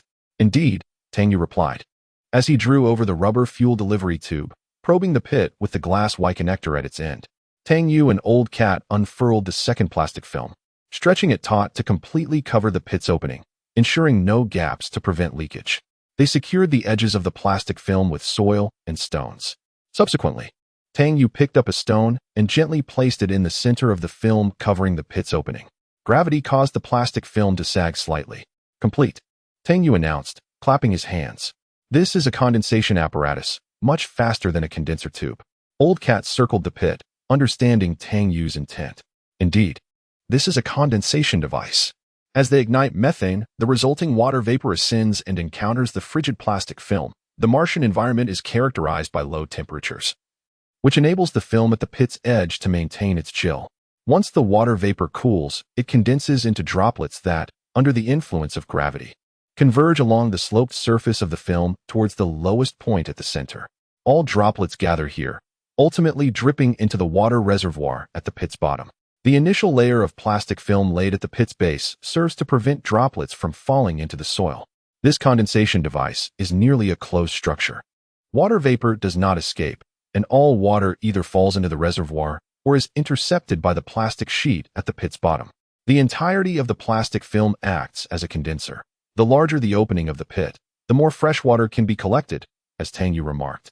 The old cat pondered for a moment, noting that it should not be excessively large, lest the water freeze upon the film. For the heat generated by the combustion of methane is, after all, limited. Tang Yue paused, reflecting on the validity of this reasoning.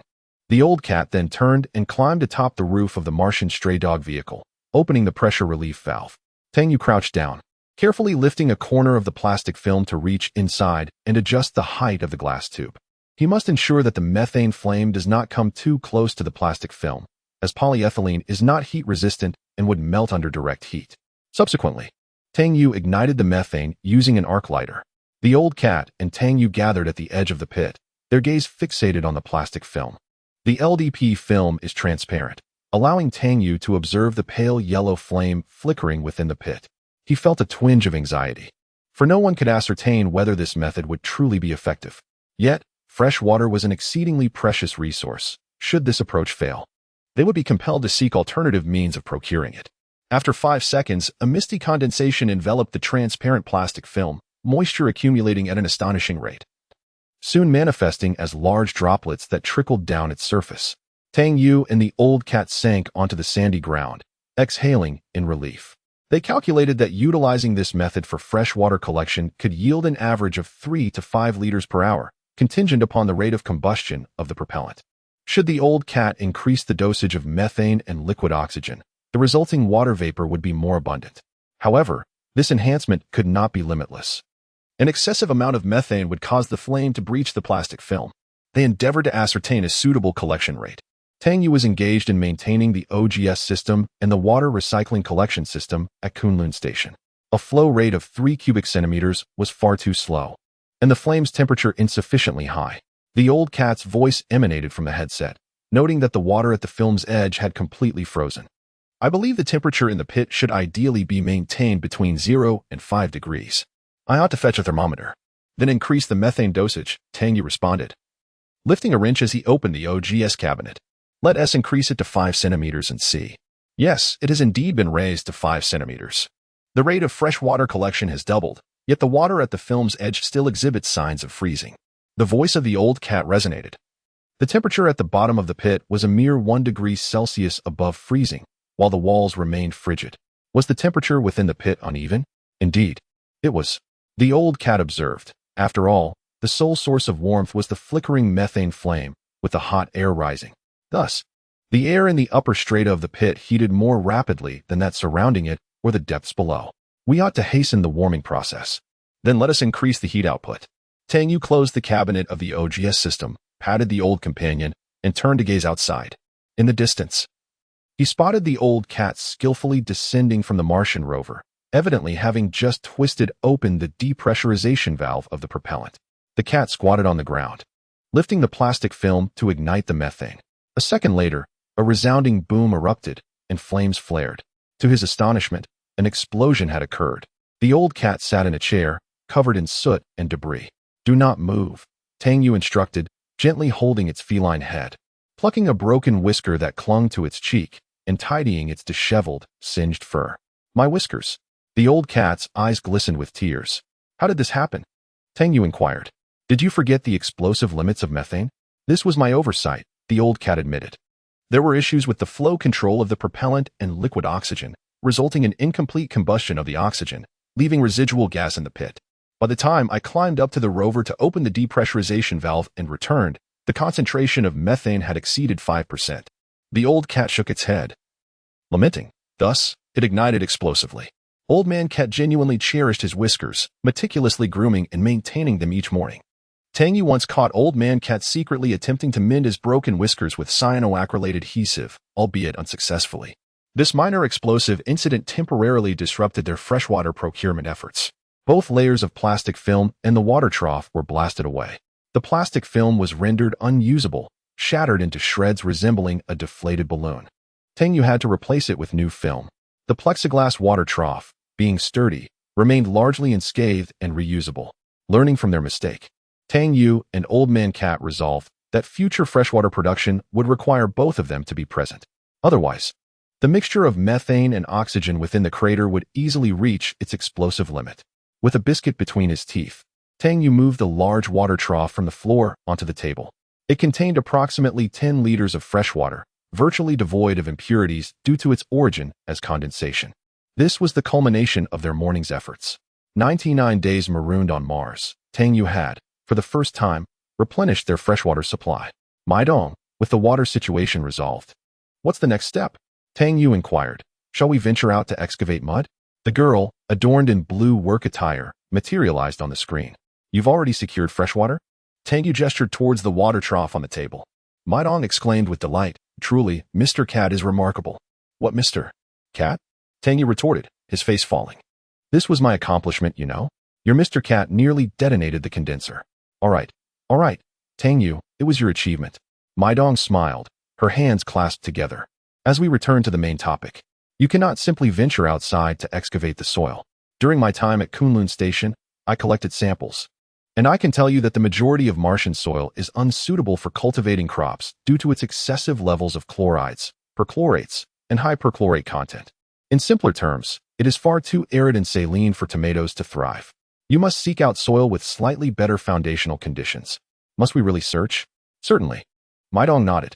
Have you ever seen anyone attempt to grow tomatoes in saline alkali land? Is there a method to reduce the soil's salt content? Perhaps through filtration or extraction. Mai Dong shrugged. Most extraction solvents are toxic, and I believe such an endeavor would be excessively cumbersome, particularly given the vast quantity of soil you would require. Furthermore, the most pressing question remains, do you possess the necessary conditions? Do we possess the necessary conditions? Tang Yue turned to Old Cat. Old Cat, clutching a charred, broken whisker, appeared somewhat dazed. Very well, let us proceed with the search.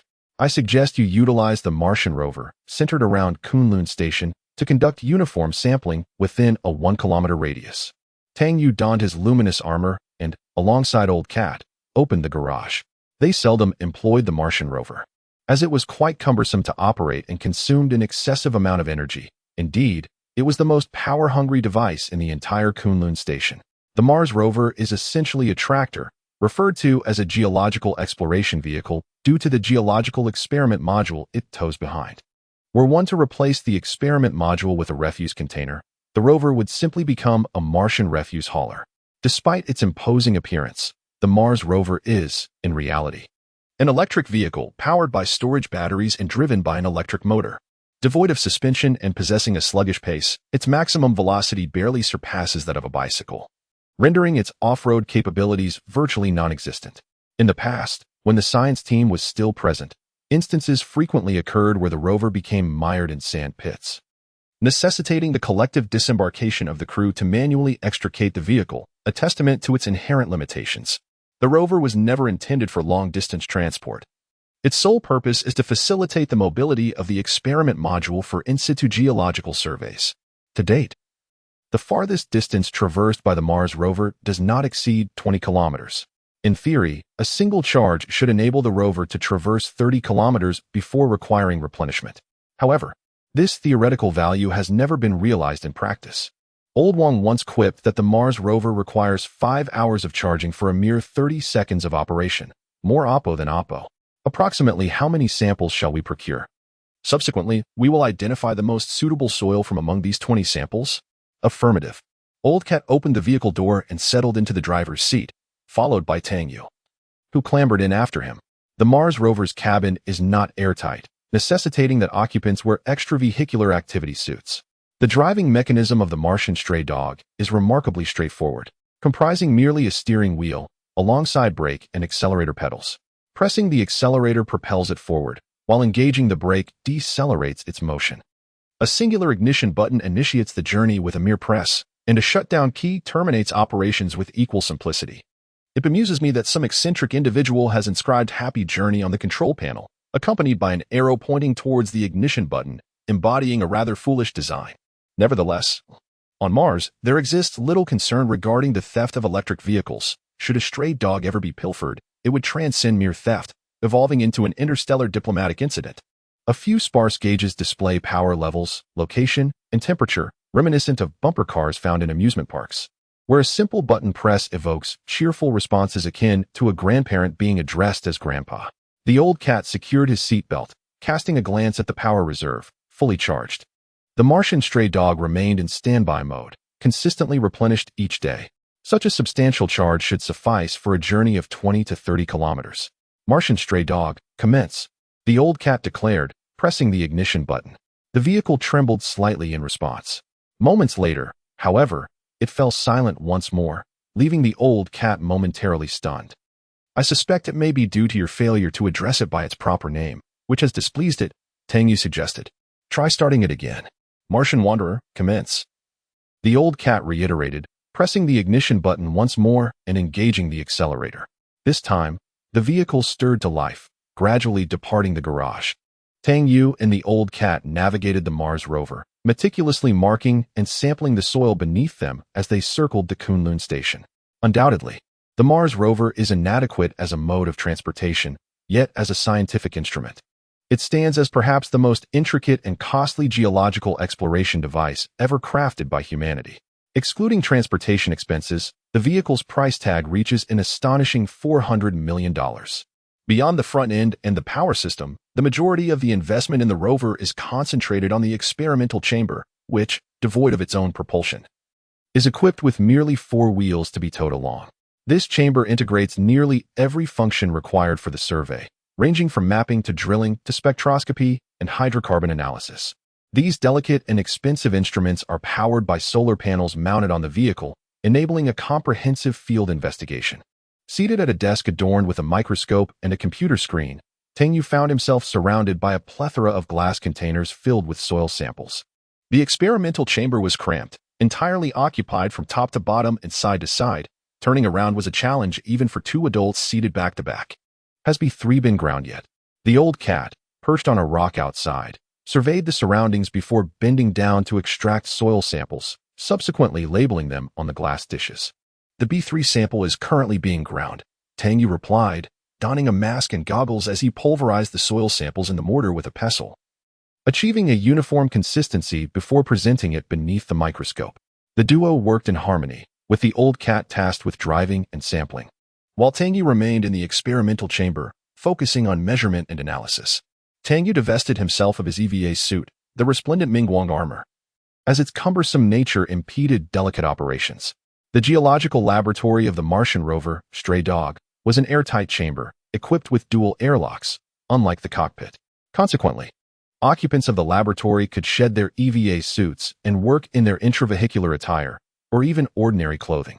However, the laboratory lacked an OGS system, and oxygen was solely supplied by the Mingguang armor. "How many layers of masks are you wearing?" Old Cat inquired. 2, Tang Yue replied.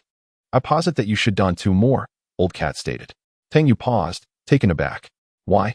"For instance," Old Cat elaborated with a touch of mordant humor, "should rapid edema occur in the respiratory tract, obstructing the airway and causing asphyxiation, you would expire within 3 minutes. Or, should it trigger an immune system anomaly, leading to erroneous lymphocyte recognition and subsequent pulmonary hemorrhage, you would also meet your demise within 3 minutes. Tang Yue, after a moment of contemplation, removed his intravehicular helmet and secured it upon his head. The microscope magnified the sample powder several hundredfold. Under such intense magnification, the once deep brown powder transformed into a kaleidoscope of colors. Crystalline, multifaceted particles resembled quartz or diamonds, shimmering under the background light as Tang Yue manipulated the mouse. "Tang Yue, What is the quality of this batch of soil like? Mai Dong asked. I cannot discern, Tang Yue demurred. Bear with me momentarily. I shall dispatch a screenshot to you for your perusal. Tang Yue captured a screenshot of the microscope's magnified view and sent it to Mai Dong. Is this the third batch of samples from line B? Affirmative, Tang Yue confirmed. Observe, Tang Yue, these minerals under the microscope. The layered and flaky structures are silicate compounds, primarily vermiculite, montmorillonite, and muscovite.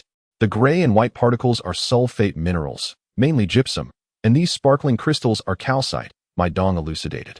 Evidently, these are gravels formed from weathered rock, lacking the capacity to retain moisture and thus unsuitable for cultivating tomatoes. Tang Yue's initial bewilderment transitioned into a dawning realization. His confusion stemmed from his unfamiliarity with the mineralogical nomenclature. His epiphany was the understanding that the soil was unsuitable for tomato cultivation. However, Mai Dong's familiarity with Martian soil surpassed his expectations. Could it be that this botany enthusiast had also delved into the study of Martian soil composition while cultivating tomatoes?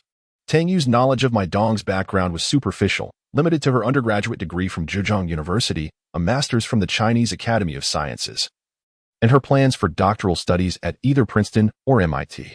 Although he recognized her as an academic prodigy, he was uncertain of the extent of her scholarly prowess, whether she was a novice, excelling in exams through rote memorization, or an erudite polymath. Based on the present circumstances, Mai Dong was likely a scholar of profound and concealed depths, possibly even an academic paragon. See one sample, Lao Mao announced, opening the first hatch of the experimental module and placing the petri dish inside. Tang Yue glanced at the soil in the dish, surmising that, in all likelihood, it would be yet another sample unsuitable for tomato cultivation. Having completed the grinding process, he dissolved the substance in water, proceeded with filtration, and then introduced the filtrate into the spectrophotometer's sample cell. The outcome was precisely as he had anticipated. Tang Yue, observe this absorption spectrum. The most prominent peak signifies perchlorate ions, followed by chloride ions. Both indicators are exceedingly pronounced, suggesting excessively high levels of soluble perchlorates and chlorates within this sample. Such elevated concentrations of salt ions can disrupt the osmotic balance within plant root cells, rendering this soil unsuitable for tomato cultivation, Mai Dong lamented, shaking his head. Sample C2. Tang Yue is inadequate. C3 is substandard. C4 is unsuitable. Tang Yue set aside all the samples that failed to meet the criteria and meticulously documented the results in his notebook. Inwardly, Tang Yue mused that Mars, this remote and desolate corner of the cosmos, was indeed an inhospitable place, devoid even of a patch of soil capable of nurturing tomatoes. He was overcome with a profound longing for the fertile black soil of Earth, where one could sow a seed and reap a bountiful harvest. Sow a seed in the spring and reap 10,000 seeds in the autumn, a testament to nature's boundless generosity and the very wellspring of human civilization. He recalled Scarlett O'Hara's father in Gone with the Wind, who had once told his daughter that nothing in this world was worth sacrificing one's life for, except for the land beneath one's feet. In retrospect, his words rang with profound truth. O'Hara's father was a true philosopher, possessing an astute understanding of the pivotal role of land in the annals of human civilization. A plot of land capable of yielding tomatoes was an invaluable treasure. Should someone possess such an arable field, Tang Yue would willingly risk his life to acquire it. Tang Yue, how many samples have we collected thus far? The old cat tapped on the wall of the experimental module. Any discoveries? Author's note. Recently, with the launch of the Chang'e 4 mission, my friends at the Goose Factory and those from the Chinese Space Agency engaged in promotional activities, and I joined in to lend a hand. Once, a fertile land lay before me, yet I failed to cherish it. Tang Yue lamented that it is only after losing something that one feels regret. Indeed, there is no greater sorrow in the world than this. If heaven could grant me a chance to begin anew, the old cat lazily interrupted. Do you wish for the Earth to vanish and start over? The old cat activated the Mars rover, the vehicle shuddering slightly as it began to turn slowly. Inside the vehicle, Tang Yue swayed with the motion, meticulously returning all the bottles and jars on the workbench to their rightful places and shutting off the spectrophotometer. Miss Mai Dong, what shall we do if we cannot find suitable soil? He inquired. We are merely sampling within a few kilometers. Could there be significant differences in soil within such a limited area? The old cat, gripping the steering wheel and gazing ahead, drove the Mars rover over the sandy terrain, leaving 2 neat tracks behind. Miss Mai Dong, during your time at the Kunlun Station, did you ever find any adequate soil? The old cat asked. Regrettably, no. Mai Dong shook her head. I conducted research on this with old Zhang, who is an expert in environmental and geological matters. He informed me that Mars is essentially a vast expanse of arid saline alkaline land, covering an area of 14.2 million square kilometers. The old cat paused for a moment, then sighed deeply. We need a Norman Borlaug. The Mars rover traversed a depression. This might be an ancient riverbed, the old cat remarked. Hundreds of thousands, even millions of years ago, liquid water may have flowed here. Mars was once a planet abundant in water resources. Tang Yue gazed out the window as the rover ascended a low dune. Beyond the dune, a vertical column of brown sand slowly shifted. Upon closer inspection, it became apparent that it was a small dust devil. Where has all the water gone? Is there water underground? Tang Yue inquired. If I dig down, is it possible to unearth water? The Mars rover rumbled across a gravel-strewn wasteland. The absence of shock absorbers and suspension caused Tang Yue's buttocks to ache. If water exists, is it possible that life once existed on Mars? Tang Yue's gaze remained fixed outside the window as he engaged in casual conversation. Certainly, the old cat nodded. If you were to excavate 20 meters beneath your feet right now, you might unearth a Martian fossil of some sort. If life existed, is it possible that civilization once existed on Mars as well? Mai Dong asked. Ms. Mai Dong, that's difficult to say, the old cat shrugged. Intelligence and civilization are never the goals of evolution. The purpose of biological evolution is to better adapt to the environment, not to develop a more advanced brain. Why must you regard intelligence as the standard of higher life? From the perspectives of evolution and biology, the most successful organisms are invariably those most adept at adapting to their environment, rather than those with the largest brain capacity. During the Mesozoic era on Earth, large reptiles possessed limited intelligence, yet this did not hinder their dominion over the planet. I cannot help but muse that if a civilization once thrived on Mars, the narrative becomes remarkably romantic. The girl remarked that we would no longer be confronting a lifeless, desolate planet, but rather the remnants of an ancient civilization. Tang Yue paused momentarily, lowering his gaze to the ground. He envisioned beneath the surface traversed by the Mars rover monumental and magnificent structures akin to the pantheon of ancient Rome as they journeyed along a broad, straight avenue where, thousands of years ago, the inhabitants of Martian civilization worshipped their deities. Even if such a civilization existed, the remnants would be exceedingly difficult to discern. The old cat languidly interjected, Tang Yue, look to your left. He complied, rising to gaze towards the left side of the vehicle. At the horizon's edge lay tier upon tier of deep crimson hills, jagged and riddled with ravines. What do you see? Sand, wilderness, and the linear arrangement of hills. That is the Yodin landform, the old cat inquired. Do you know what a Yodin landform is? A wind-eroded landscape? Mai Dong suggested. It is the erosional landscape shaped by the winds, the undulating rocky mountains you behold. Reminiscent of dragons' backs are the result of such erosion. On this planet, there exists no force more potent than the relentless interplay of wind, sand, and flowing water. Regardless of how grand and robust the edifices erected by any civilization may be, they shall inevitably succumb to the relentless caress of time, eroded and fragmented as if by the sharpest blade, ultimately transforming into swirling clouds of yellow dust. The old cat remarked. The slowest and most silent forces are invariably the mightiest. There is little in this world that can rival the passage of time. A civilization that has flourished for millennia can be obliterated in merely 1,000,000 years, leaving no trace. He continued, in the vast temporal scale of geological epochs. We often measure time in hundreds of millions. Thus, the legacies of dynasties and civilizations ultimately revert to dust. Tang Yue and Mai Dong fell into a contemplative silence. They found themselves at a loss for words, as the insignificance of humanity against the vastness of time instills a profound sense of reverence. The old cat paused, then began to recite aloud. The traveler returns from afar, having witnessed the ancient lands of the desert. There stands a half-destroyed statue, with only its colossal legs remaining, crouching amidst the gravel. Its head lies fallen, partially buried, yet its visage remains formidable. Tang Yue was taken aback, unsure of the old cat's reference, while Mai Dong quietly reminded him that these were verses from Shelley, originating from the renowned Ozymandias. The old cat raised his voice further. That cold sneer, that haughty command, reveals the craftsman's insight into the heart of his master, rendering the statue's expression strikingly lifelike. Even as the hand and heart of the statue have long since turned to ashes, upon the base, the inscription looms large, I am the King of Kings, behold my works. Ye mighty, and despair. The Martian stray dog traverses the desolate expanse of the barren desert, where gravel is strewn about. And the voice of the old cat resonates with a profound desolation. As Tang Yue gazes into the swirling sands, a sense of bleakness rises within him. Yet, the old cat's voice gradually descends, imbued with a sorrowful lament, akin to a funeral dirge. Nothing else is in sight, only the desolate wasteland stretches endlessly around the ruins. A vast expanse of lonely, level sands reaching toward the inhospitable horizon. Chapter 101. The Old Cat's Excrement. The old cat and Tang Yue spent the morning collecting 20 samples within a 1 square kilometer area. The Kunlun Station is situated in the Isidis Planitia of Mars's northern hemisphere, a circular basin with a diameter of 1,500 kilometers, formed by an asteroid impact approximately 3.9 billion years ago.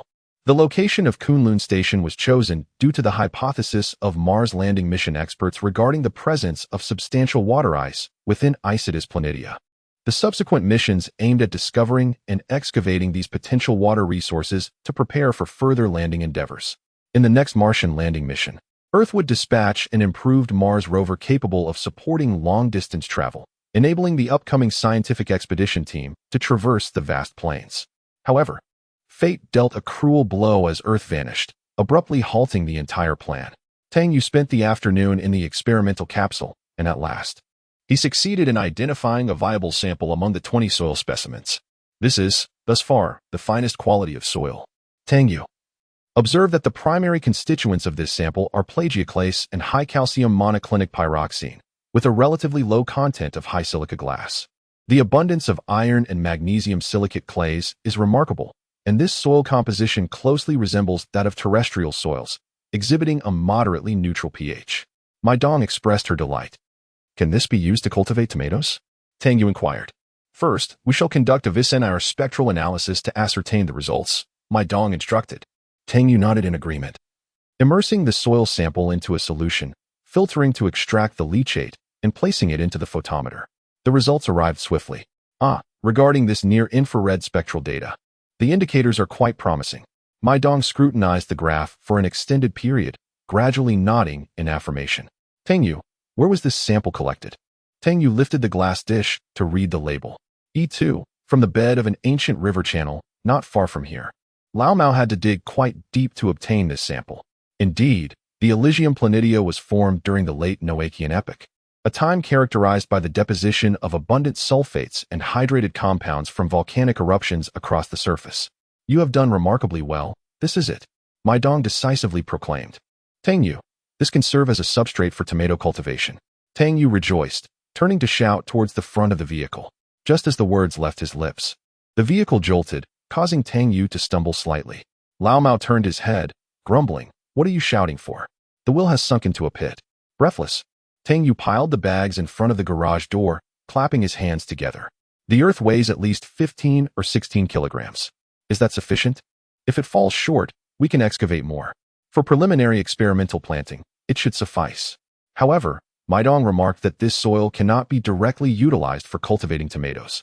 It merely serves as a substrate, lacking the essential nutrients required for plant growth. Therefore, we must incorporate Jinkala. Tang Yue's eyes sparkled with interest. Fertilizers remain an enduringly crucial subject in agricultural science. The advancements in society and technology, particularly in the realm of chemical industry, have enabled a quantitative analysis of the nutrients required by crops, allowing for the artificial provision of these fundamental elements. Such innovations have ultimately given rise to one of the most vital components of modern agriculture, chemical fertilizers. The rapid expansion of the population in contemporary society can be fundamentally attributed to the use of chemical fertilizers, which, through the scientific supply of necessary mineral elements to crops, has facilitated the swift industrialization of agriculture and the year-on-year increase in food production. The enhancement of food yield forms the foundation of population growth. Naturally, Jinkala is a rather remarkable substance. As the saying goes, when fertilizer is mixed with Jinkala, 1 bag can be equivalent to 2.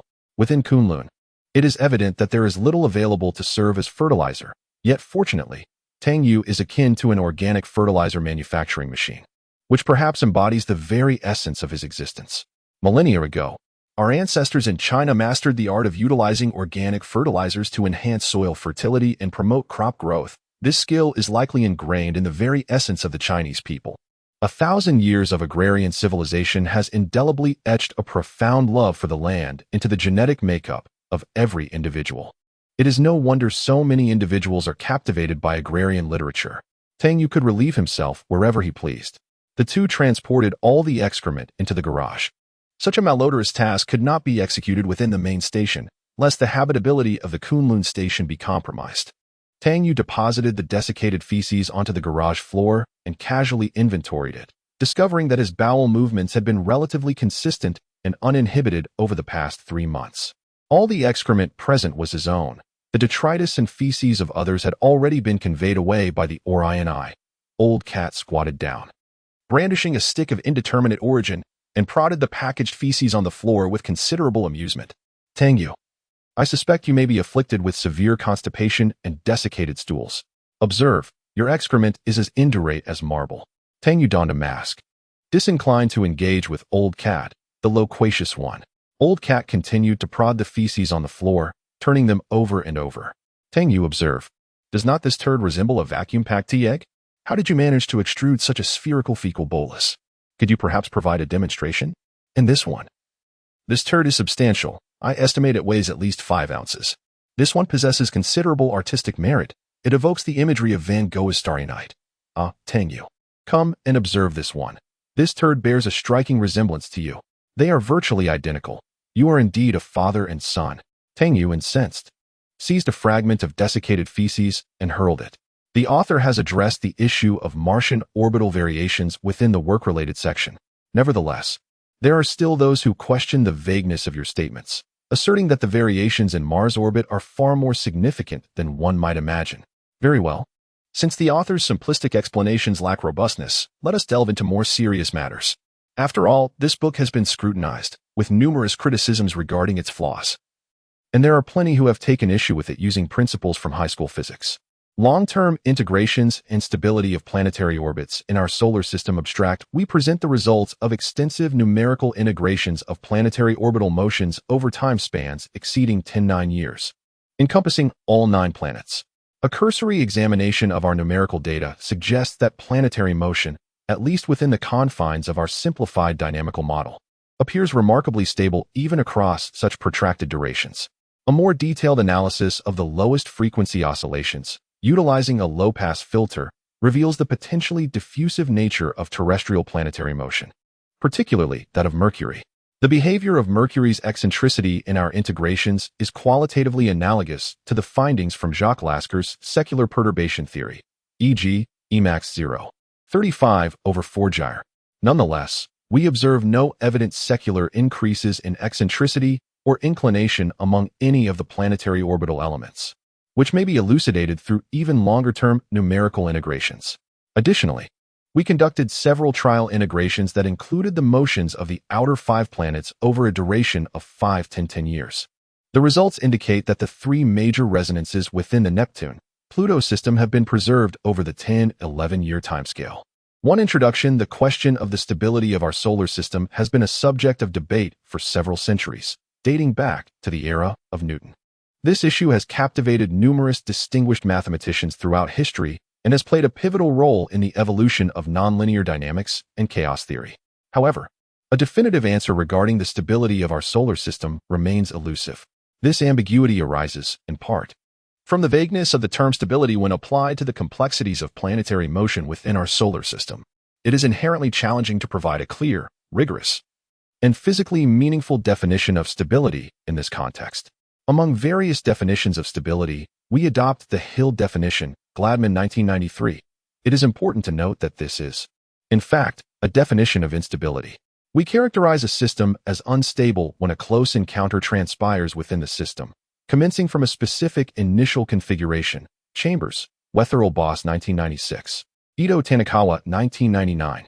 A system is deemed to experience a close encounter when 2 bodies approach one another within a region defined by the larger Hill radius. Otherwise, the system is classified as stable.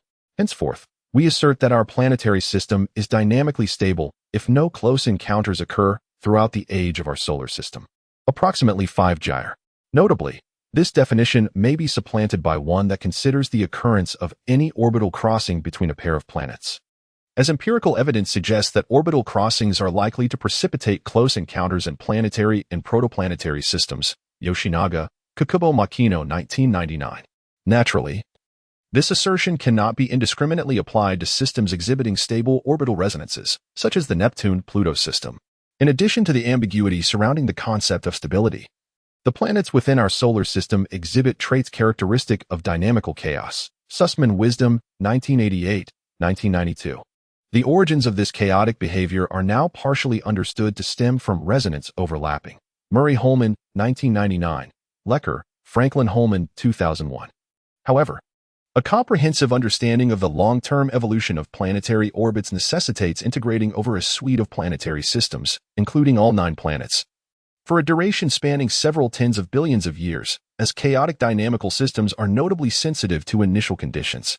From this perspective, many prior long-term numerical integrations have focused solely on the outer 5 planets. Sussman Wisdom, 1988. Kinoshita Nakai, 1996.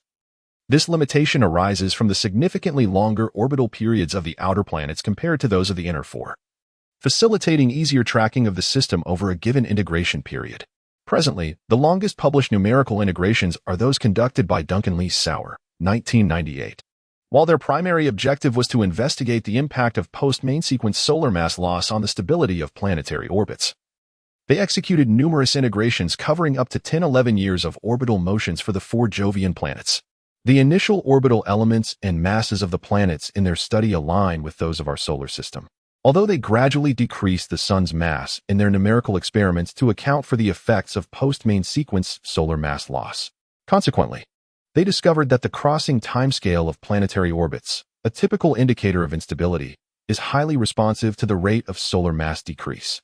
When the Sun's mass approaches its current value, the Jovian planets remain stable over 10 years, if not longer. Duncan Lee Sauer also conducted 4 similar experiments on the orbital motions of 7 planets, from Venus to Neptune, spanning a duration of 10 years. Their investigations into the 7 planets, while not exhaustive, suggest that the terrestrial planets similarly maintain stability throughout the integration period, exhibiting nearly regular oscillations.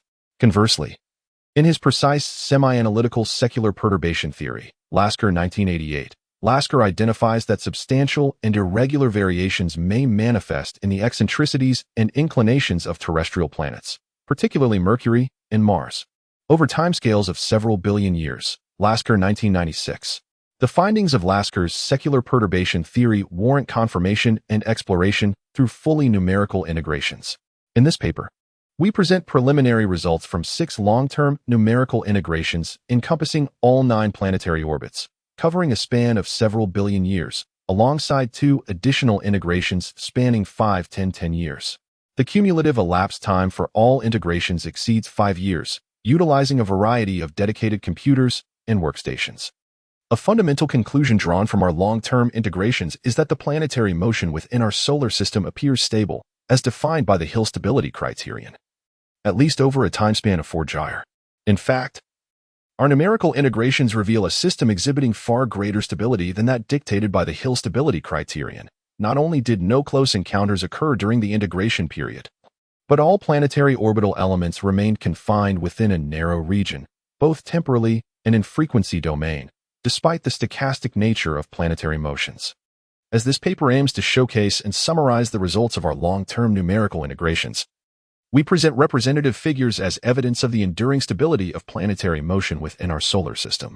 For readers seeking more specific and in-depth insights into our numerical findings, we have developed a dedicated webpage where we display raw orbital elements, their low-pass filtered results, variations of Delaunay elements, and angular momentum deficit, as well as outcomes from our simple time-frequency analysis across all integrations. In Section 2, we briefly elucidate our dynamical model, numerical methodology, and initial conditions employed in our integrations. Section 3 is dedicated to a summary of the preliminary results of the numerical integrations. The long-term stability of planetary motion is evident in both planetary positions and orbital elements, and we provide a rough estimation of numerical errors. Section 4 delves into a discussion of the longest-term variations in planetary orbits utilizing a low-pass filter, along with an examination of angular momentum deficit. In Section 5, we present a set of numerical integrations for the outer 5 planets spanning 5, 10, 10 years. Finally, Section 6 discusses the long-term stability of planetary motion and its potential underlying causes. We employ a second-order wisdom, Holman symplectic map as our primary integration technique, complemented by a specialized initialization procedure designed to mitigate the truncation error associated with angular variables, known as a warm start. The step size for the numerical integrations is consistently set at 8 days throughout the integration of the 9 planets, N1, 2, 3, which represents approximately 1/11 of the orbital period of the innermost planet, Mercury.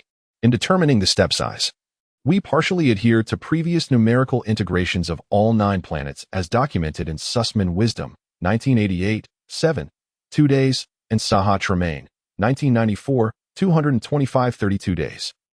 We rounded the decimal component of their step sizes to 8, ensuring that the step size is a multiple of 2, thereby minimizing the accumulation of round-off errors during computational processes. In this context, Wisdom Holman, 1991, executed numerical integrations of the outer 5 planetary orbits utilizing the symplectic map with a step size of 400 days, which corresponds to 1/1083 of Jupiter's orbital period. Their results appear sufficiently accurate, lending partial credence to our chosen method for determining step size. However, given that Jupiter's eccentricity, 0.05, is significantly less than that of Mercury, 0.2, caution is warranted when comparing these integrations solely based on step size. For the integration of the outer 5 planets F, we fix the step size at 400 days. We incorporate Gauss F and G functions within the symplectic map alongside the third-order Halley method, Danby 1992, as the solver for Kepler's equations. We established a maximum of 15 iterations for Halley's method, though this limit was never reached in any of our integrations.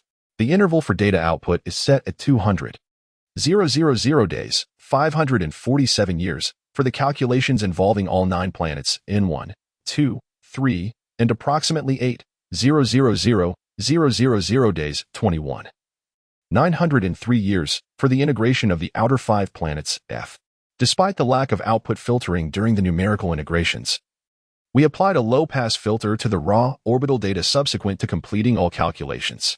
According to one of the fundamental attributes of symplectic integrators, which adeptly conserve physically significant quantities such as total orbital energy and angular momentum, our long-term numerical integrations appear to have been executed with remarkably minimal errors.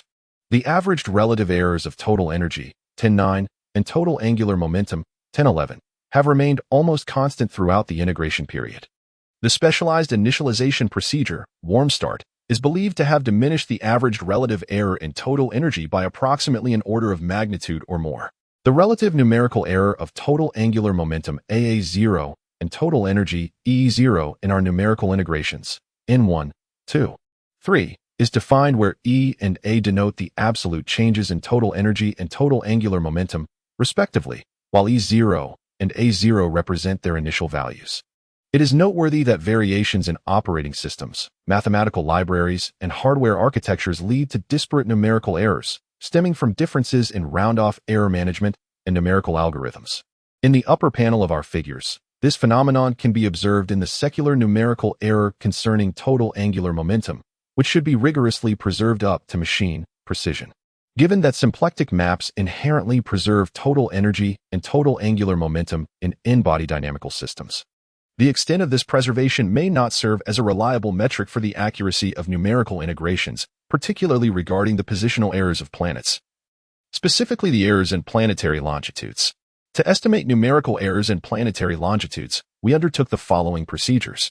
We compared the outcomes of our principal long-term integrations with several test integrations, which, while spanning significantly shorter durations, exhibited far greater accuracy than the principal integrations. For this purpose, we executed a more precise integration with a step size of 125 days, 164 of the main integrations, covering a span of 300,000 years. Commencing with the same initial conditions as in the N1 integration, we posit that this test integration offers us a pseudo-true solution for planetary orbital evolution. Subsequently, we compared the test integration with the main integration, N1, over the span of 300,000 years. We noted a discrepancy in mean anomalies of the Earth between the two integrations of 0.52 in the context of the N1 integration. This difference can be extrapolated to a value of 8,700, approximately 25 rotations of the Earth after 5 billion years, as the error in longitudes escalates linearly with time in the symplectic map. Similarly, the longitude error for Pluto can be estimated as 12, which is considerably more favorable than the estimation of 60 in Kinoshita Nakai, 1996. 3 numerical results. A brief overview of raw data in this section. We succinctly examine the long-term stability of planetary orbital motion through selective snapshots of raw numerical data. The orbital motion of planets reflects enduring stability across all our numerical integrations. No orbital crossings or close encounters between any pairs of planets were observed. 3. One general description of the stability of planetary orbits. Initially, we briefly consider the general characteristics of long-term stability in planetary orbits. Our focus here is particularly directed towards the 4 inner terrestrial planets, whose orbital timescales are considerably shorter than those of the outer 5 planets, as is evident from the planar orbital configurations illustrated in figures 2 and 3. The orbital positions of the terrestrial planets exhibit minimal variation between the initial and final segments of each numerical integration, which spans several billion years. The solid lines representing the current orbits of the planets remain nearly enveloped within the cloud of points, even towards the conclusion of integrations B and D. This observation indicates that throughout the entirety of the integration period, the nearly regular fluctuations in planetary orbital motion have remained consistent with their present states. The vertical perspective of the 4 interplanetary orbits, viewed from the z-axis direction, at both the initial and final segments of the integrations N1 is depicted. The axes are measured in astronomical units, O. The xy plane is aligned with the invariant plane of the solar system's total angular momentum. A. The initial segment of N1, T0 to 0, 05, 4710 years. B. The final segment of N1, T4, 9,339 10.8 to 4, 9,886 10.9 years. C. The initial segment of N1, T0 to 0, 05, 4710 years. D. The final segment of N1, T3, 9180 10.9 to 3, 9,727 10.9 years. In each panel, a total of 23,684 points are plotted at intervals of approximately 190 years over 5, 4710 years. The solid lines in each panel delineate the present orbits of the 4 terrestrial planets, sourced from DE 245. The variations in eccentricities and orbital inclinations for the inner 4 planets during both the initial and final segments of the integration N1 are illustrated in Figure 4.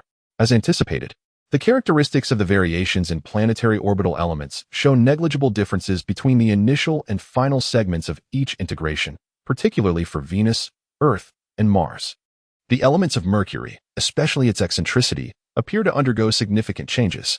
This is partly attributable to the fact that the orbital timescale of Mercury is the shortest among all planets, leading to a more rapid orbital evolution compared to others. Thus, the innermost planet may be more susceptible to instability.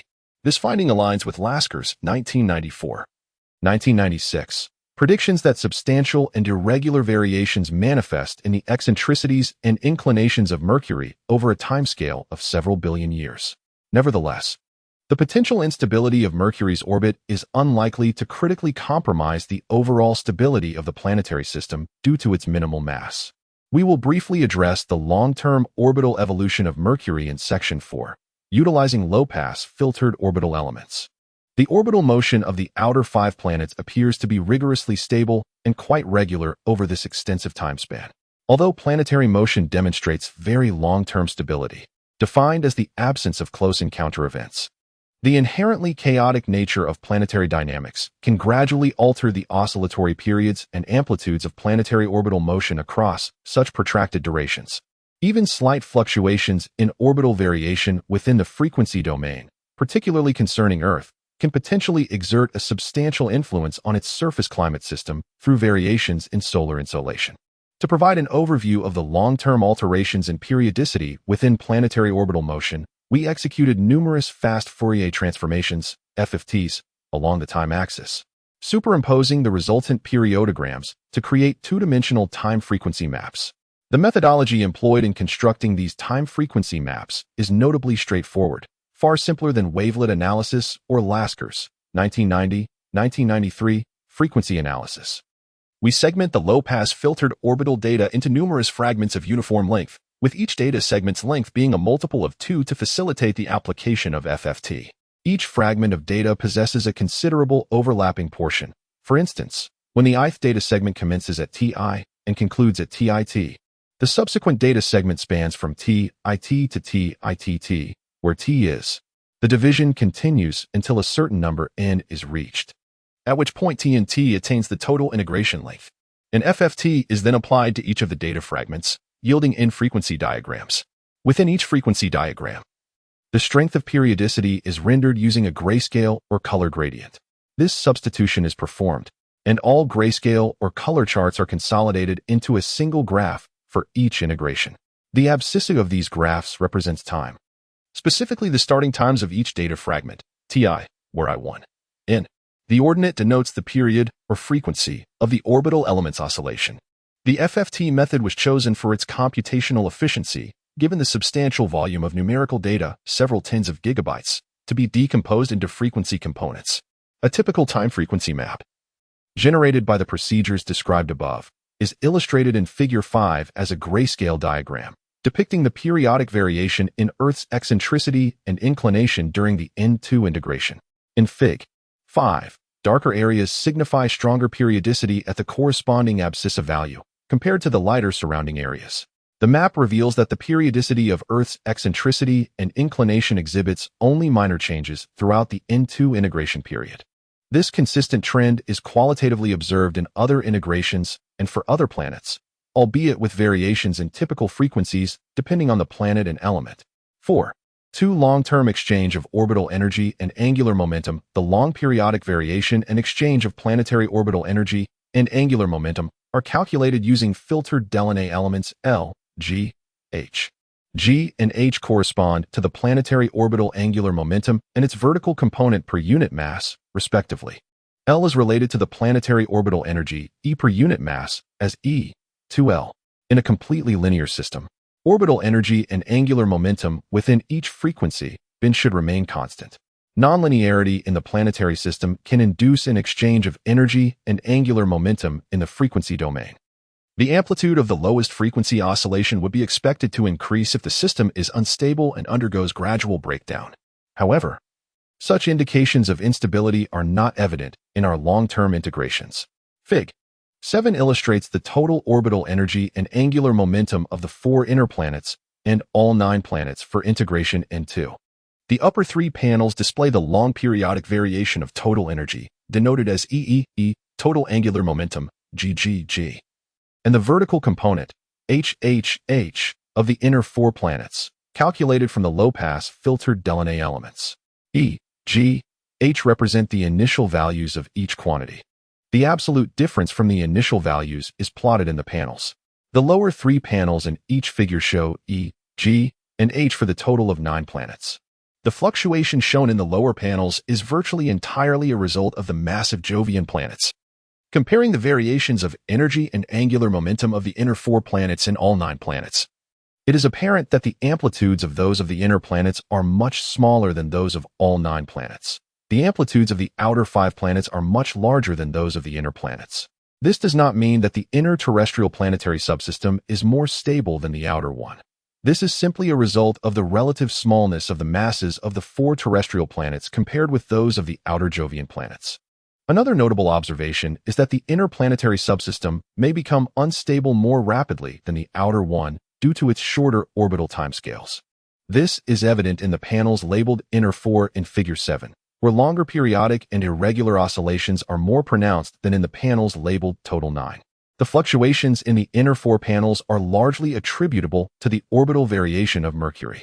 However, the contribution from other terrestrial planets cannot be disregarded, as will be demonstrated in subsequent sections. Figures 10 and 11 illustrate the long-term evolution of each planet's orbital energy and angular momentum in N1 and N2 integrations, respectively, as expressed by the low-pass filtered Delaunay elements. It is observed that some planets exhibit apparent pairings in terms of orbital energy and angular momentum exchange. Venus and Earth, in particular, form a characteristic pair, displaying negative correlations in energy exchange and positive correlations in angular momentum exchange.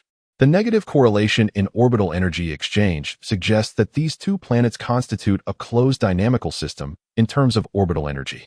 The positive correlation in angular momentum exchange indicates that the two planets are simultaneously subjected to certain long-term perturbations, with Jupiter and Saturn being potential perturbers.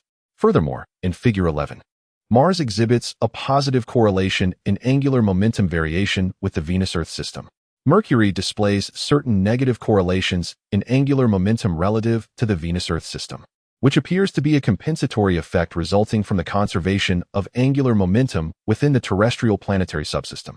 The underlying reason for the negative correlation in energy exchange and positive correlation in angular momentum exchange between Venus and Earth remains unclear. A possible explanation may stem from the established principle that planetary semi-major axes lack secular terms up to second-order perturbation theories. Cf. Brouwer-Clements 1961, Bacaletti-Pucaco 1998. This implies that planetary orbital energy, directly related to the semi-major axis A, may be less susceptible to perturbations from other planets compared to angular momentum exchange, related to E. Consequently, the eccentricities of Venus and Earth could be more readily disturbed by Jupiter and Saturn, leading to a positive correlation in angular momentum exchange. Conversely, the semi-major axes of Venus and Earth are less likely to be affected by the Jovian planets. Thus, energy exchange may be confined primarily to the Venus-Earth pair, resulting in a negative correlation in orbital energy exchange within the pair. Regarding the outer Jovian planetary subsystem, Jupiter, Saturn, and Uranus-Neptune appear to form dynamical pairs. However, the strength of their coupling is less pronounced compared to that of the Venus-Earth pair. 5 by 10 year integrations of outer planetary orbits given the significantly larger masses of the Jovian planets compared to the terrestrial planets. The Jovian planetary system is treated as an independent system for the purpose of studying its dynamical stability. Consequently, a series of trial integrations spanning 5 by 10 years were conducted, including only the outer 5 planets, the 4 Jovian planets plus Pluto. The results demonstrate the robust stability of the outer planetary system over this extended period. Orbital configurations, Figure 12, and variations in eccentricities and inclinations, Fig. 13, illustrate this long-term stability of the outer 5 planets in both the time and frequency domains. While not presented here, time-frequency maps available on our webpage demonstrate that the typical frequency of orbital oscillation for Pluto and the other outer planets remains nearly constant throughout these very long-term integration periods. In these two integrations, the relative numerical error in total energy was 10, and that of total angular momentum was 10. 5. 1 resonances in the Neptune-Pluto system. Kinoshita Nakai, 1996, integrated the outer 5 planetary orbits over 5 by 10 years. Their findings indicated that 4 major resonances between Neptune and Pluto are maintained throughout the integration period, potentially serving as the primary contributors to Pluto's orbital stability. The 4 major resonances identified in previous research are outlined below. In the following descriptions represents the mean longitude is the longitude of the ascending node and is the longitude of perihelion. Subscripts P and N denote Pluto and Neptune, respectively. Mean motion resonance between Neptune and Pluto. 3. To the critical argument 3-2 span style text decoration, overline and span. Librates around 180 with an amplitude of approximately 80 and a libration period of approximately 2 by 10 years. The argument of perihelion of Pluto librates around 90 with a period of approximately 8 by 10 years. The dominant periodic variations in Pluto's eccentricity and inclination are synchronized with the libration of its argument of perihelion, as predicted by the secular perturbation theory developed by Kozai, 1962. The longitude of the node of Pluto referred to the longitude of the node of Neptune. Span-style text decoration, overline and span. Circulates with a period equal to the libration period of, when becomes 0, i.e., the longitudes of the ascending nodes of Neptune and Pluto overlap. Pluto's inclination reaches its maximum, eccentricity reaches its minimum, and the argument of perihelion becomes 90. Conversely, when becomes 180, Pluto's inclination reaches its minimum, eccentricity reaches its maximum, and the argument of perihelion again becomes 90. Williams-Benson, 1971, anticipated this type of resonance, later confirmed by Milani, Nobili Carpino, 1989. An argument, span-style text decoration, overline in span. 3. Span-style text decoration, overline in span. liberates around 180 with a long period of 7 by 10 years. In our numerical integrations, resonances I-3 are well maintained, and variations in the critical arguments remain similar throughout the integration period, figures 14, 16. However, the fourth resonance, 4, exhibits a different behavior. The critical argument alternates between libration and circulation over a 10-year timescale, figure 17. This intriguing observation was not discernible in the shorter integrations conducted by Kinoshita Nakai, 1995-1996. 6. Discussion: what dynamical mechanism sustains this long-term stability of the planetary system? Two principal attributes immediately spring to mind as potentially responsible for enduring stability. Firstly, there appears to be an absence of notable lower-order resonances, both mean motion and secular, among the 9 planets. While Jupiter and Saturn approach a 5-2 mean motion resonance, the celebrated great inequality, they do not reside precisely within the resonance zone. Although higher-order resonances may induce chaotic behavior in planetary dynamics, their influence is insufficient to disrupt the stable planetary motion within the solar system's lifespan. Secondly, and perhaps more crucially, the disparity in dynamical distance between the terrestrial and Jovian planetary subsystems is significant. Ito Tanikawa, 1999-2001. When assessing planetary separations using mutual Hill radii, RH, terrestrial planets exhibit separations exceeding 26 RH, while Jovian planets display separations less than 14 RH. This distinction directly correlates with the contrasting dynamical characteristics of terrestrial and Jovian planets. Terrestrial planets possess smaller masses, shorter orbital periods, and wider dynamical separation, rendering them susceptible to perturbations from the more massive Jovian planets, which exhibit longer orbital periods and narrower dynamical separation. Conversely, Jovian planets remain relatively undisturbed by other substantial bodies. The current terrestrial planetary system continues to be influenced by the massive Jovian planets. However, the substantial separation and mutual interaction among the terrestrial planets mitigate the effectiveness of this disturbance. The degree of disturbance caused by Jovian planets is on the order of magnitude of Jupiter's eccentricity, OEJ, as it manifests as a forced oscillation with an amplitude of OEJ. An increase in eccentricity, for instance, OEJ 0.05, is insufficient to induce instability in terrestrial planets with such a wide separation as 26 RH. Consequently, we posit that the present wide dynamical separation among terrestrial planets, 26 RH, constitutes a paramount condition for maintaining the stability of the planetary system over a 109-year timescale.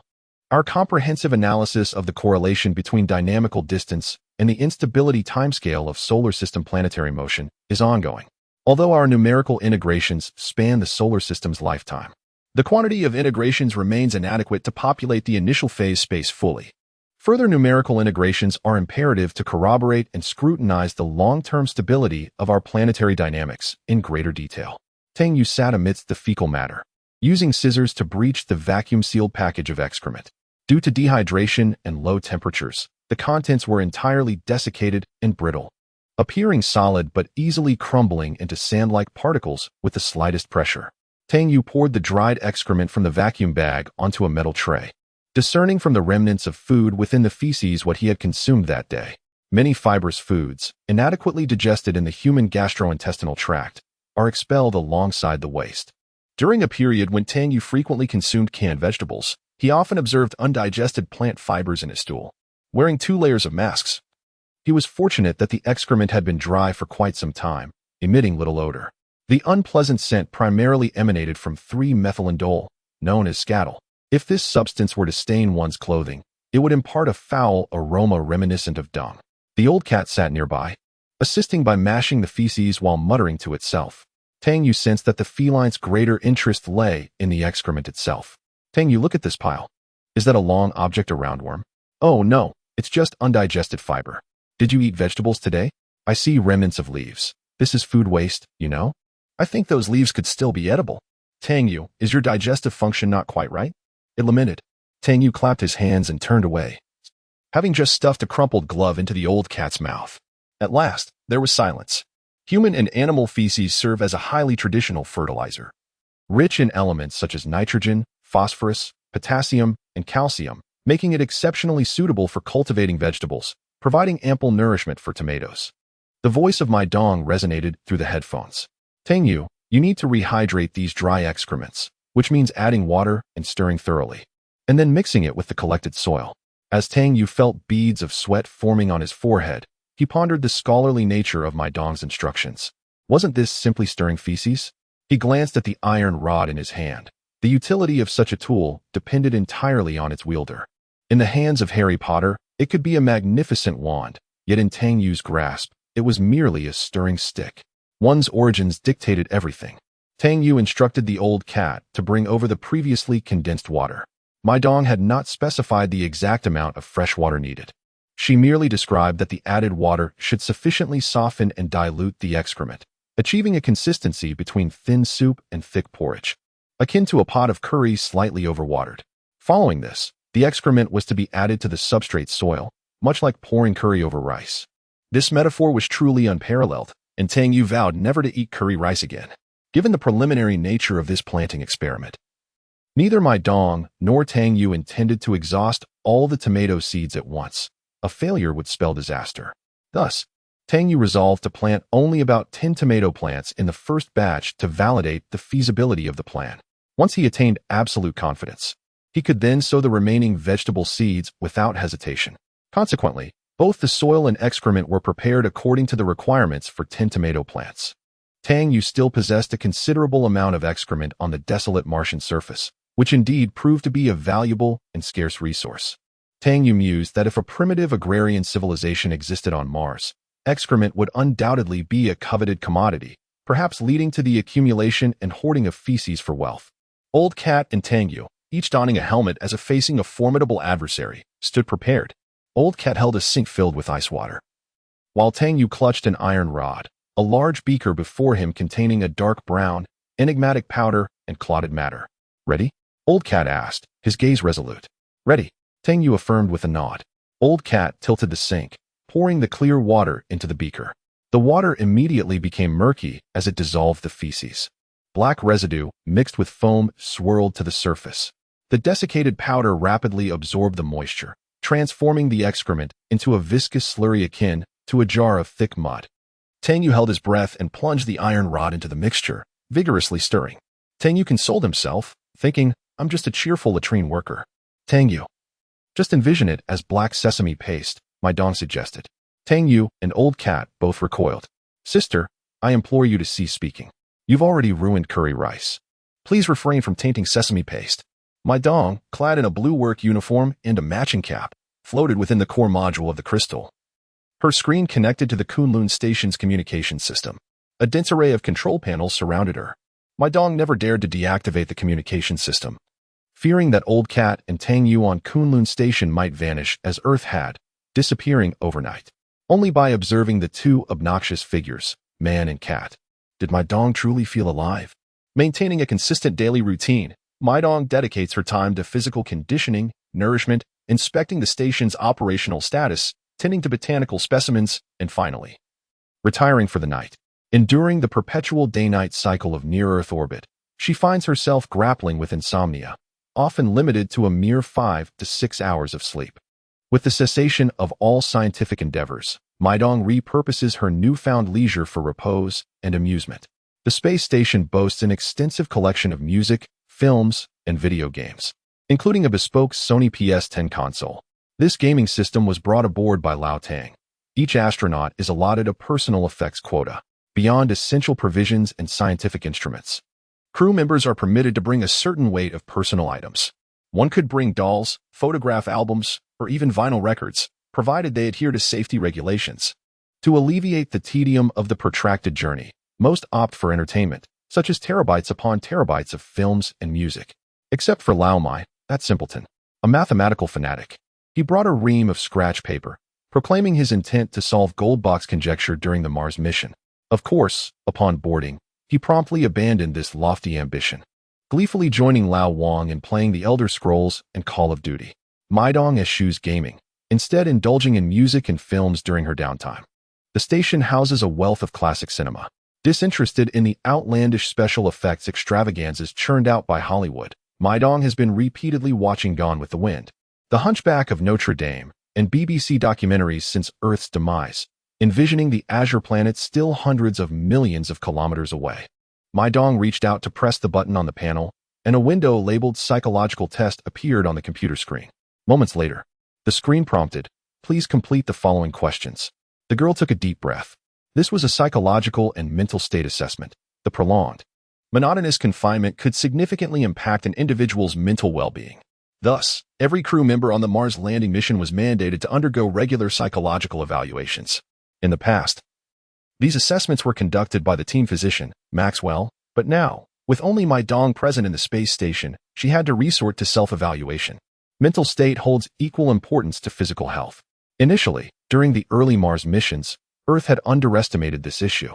Romanenko had once worked continuously for 450 days aboard the Peace Station, orbiting the Earth 5,000 times, and maintained a stable psychological and mental state.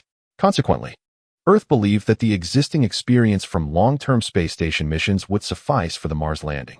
However, subsequent events demonstrated that the dynamics of space stations and Mars missions were distinctly different. The psychological upheaval induced by deep space travel exceeded their expectations. In the words of John Young, when one completely detaches from Earth's orbit, it feels as though one is gliding into an unfathomable abyss.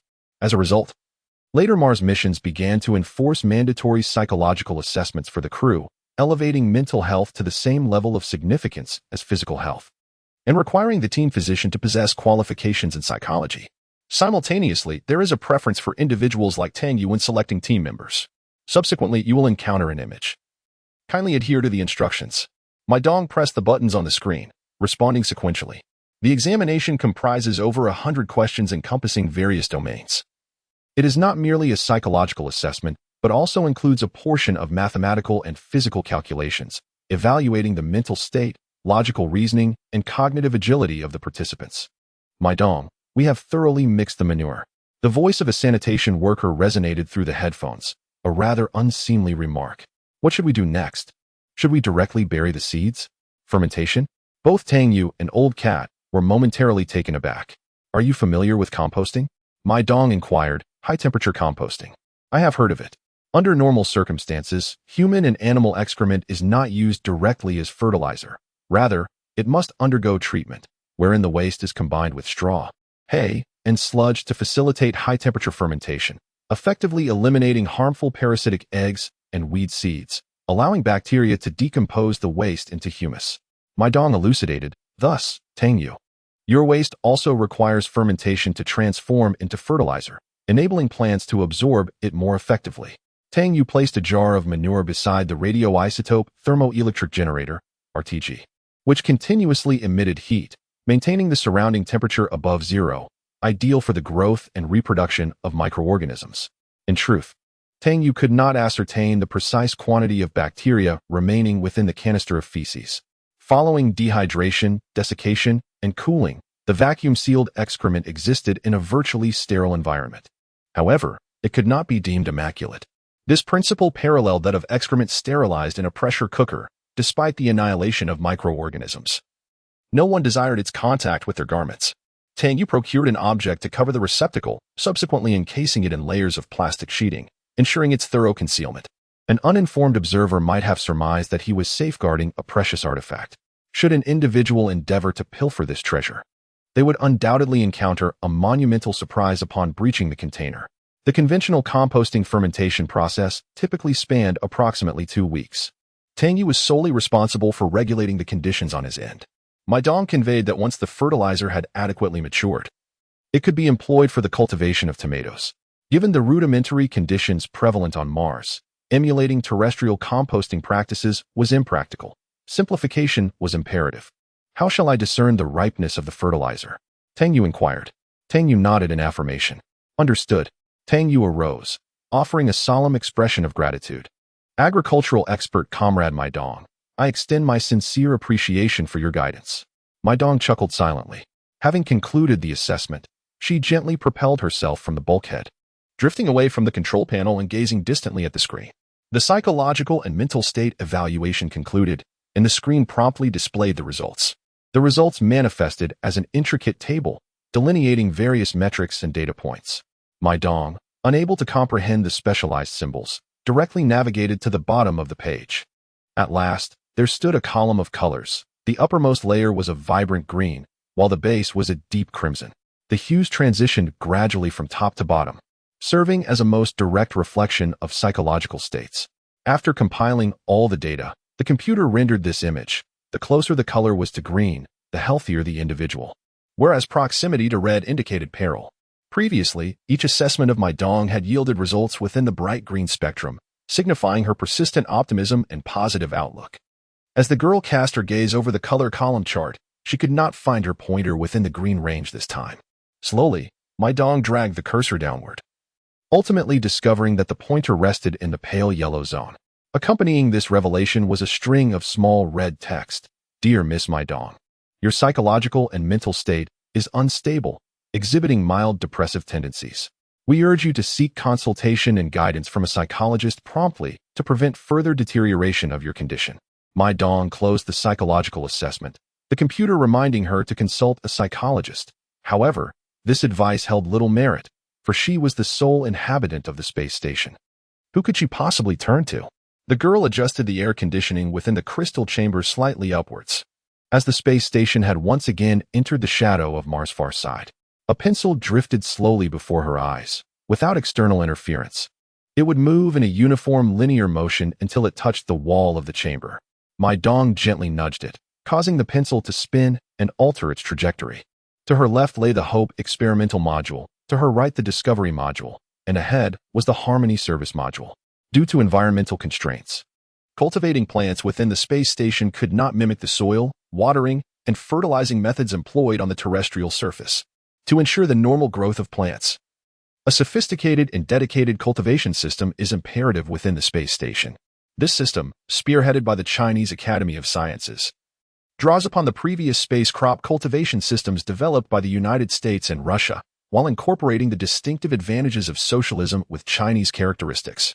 In a microgravity environment, the delivery of water and nutrients is crucial. In a state of weightlessness, liquids do not flow freely but coalesce into spheres, floating under the influence of surface tension. Consequently, engineers employ a specialized negative pressure porous tube to transport the nutrient solution, allowing the liquid to permeate the plant substrate through capillary action. Ultimately, this culminates in a rather intricate apparatus, with the compact space greenhouse divided into several major modules, all automatically regulated by computers, managing light, moisture, and temperature. Within the International Space Station, Mai Dong cultivated 8 tomato plants, 23 lettuce plants, and 17 potato plants, all meticulously selected for their rapid growth and high survival rates. The tomatoes have all set fruit, with the more developed ones already ripening. Mai Dong has harvested the ripe tomatoes and stored them in the refrigerator. There remain 4 or 5 immature tomatoes, a delightful blend of green and red, heavily nestled within the acrylic box. Mai Dong finds great joy in residing within the Hope module, which she perceives as the most vibrant area of the space station, teeming with life. While the plants may not speak, she is convinced they communicate in subtle ways beyond human perception. As she closes her eyes, she imagines she can hear their voices, filled with the vivacious essence of life.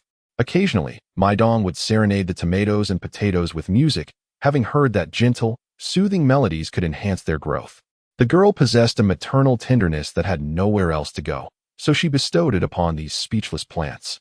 Mai Dong opened the cultivation chamber, meticulously inspecting the vegetable's progress. "Ah Chong, you must grow faster," she urged. "The Shanghai Jing next door has already borne fruit." Ah Chong was the name of a tomato plant. Shanghai Jing was also the name of a tomato plant. Mai Dong had christened each plant. The first tomato to sprout was named Runtu, the eldest brother. Ah Chong was the 5th seedling to emerge, thus the 5th brother. Shanghai Jing was the 6th brother. The tomatoes in the space station were a large family, 8 siblings in all. Since tomatoes are hermaphroditic, Mai Dong declared them brothers, and so they were. The smallest tomato was named Cha. Kunlun Station. Night had fallen, and the sky was ablaze with stars. Free from artificial light pollution, the majestic Milky Way could be seen arching across the Martian sky. Had it not been for so many troubles, Mars would indeed be a place to cleanse the soul. Some say Kunlun Station is the closest place to the universe in human society, and others say that going to Kunlun Station is a pilgrimage. Indeed, some people come to participate in the Mars mission with this idea. In the past 10 or so landing missions, many experts were devout Christians. They traveled thousands of miles to Kunlun Station, partly for scientific truth and partly to get closer to God. The profound experience of stepping onto another planet overwhelmed them, marking humanity's inaugural attempt to measure the vastness of this world with their own feet.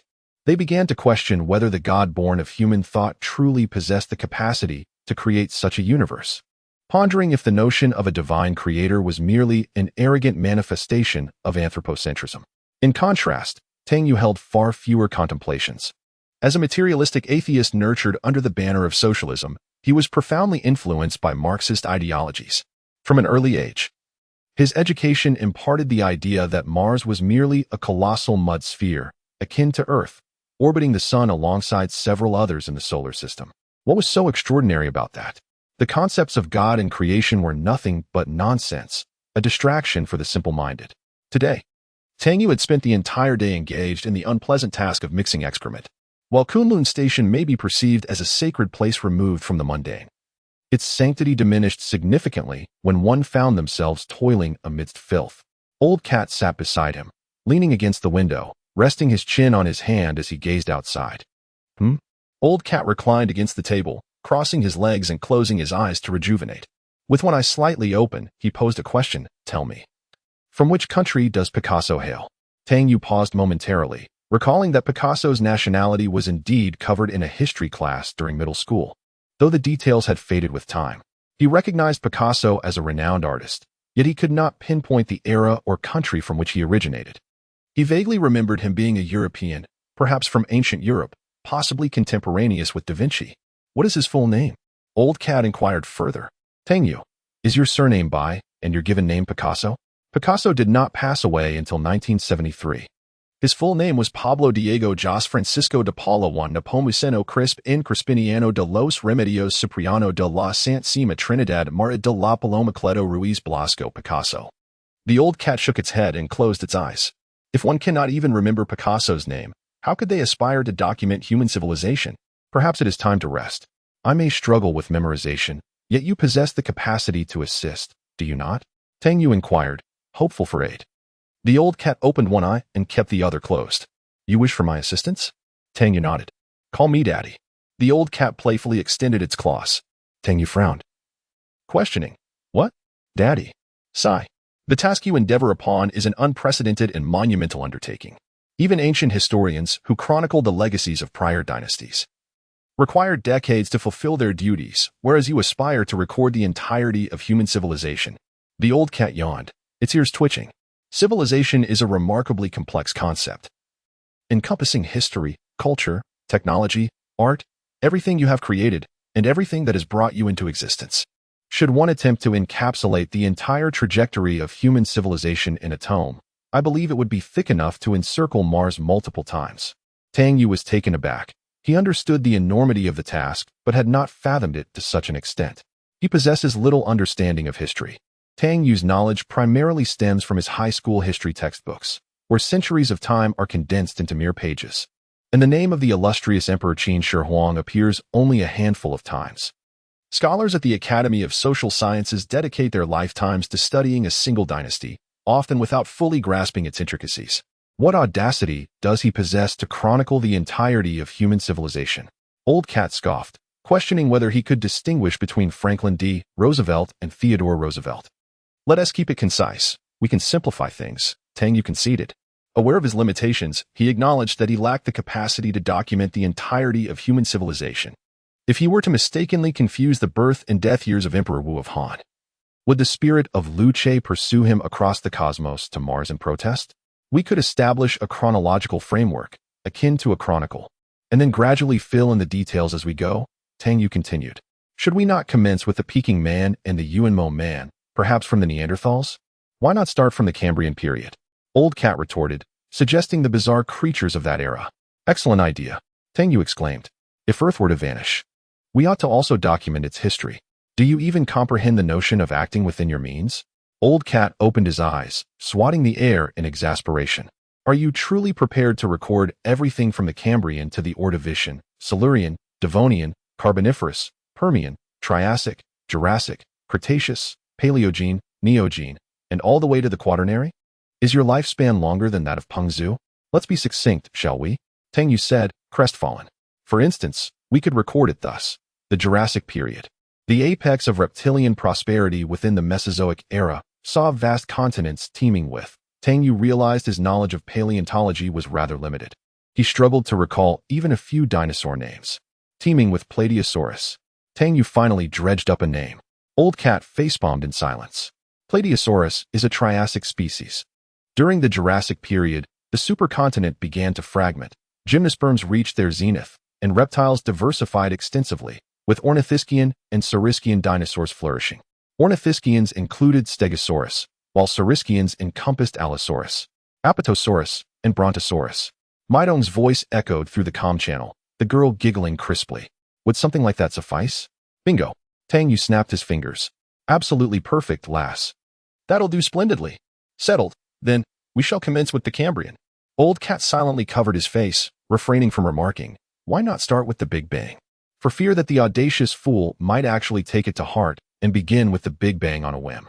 Evidently, Tang Yue and Mai Dong alone could not accomplish this ambitious undertaking, so ultimately, Old Cat would bear the brunt of it. Old Cat preferred to avoid unnecessary hassle. Very well. Then, commence wherever you wish, Old Cat sighed. But what medium shall you employ for this record?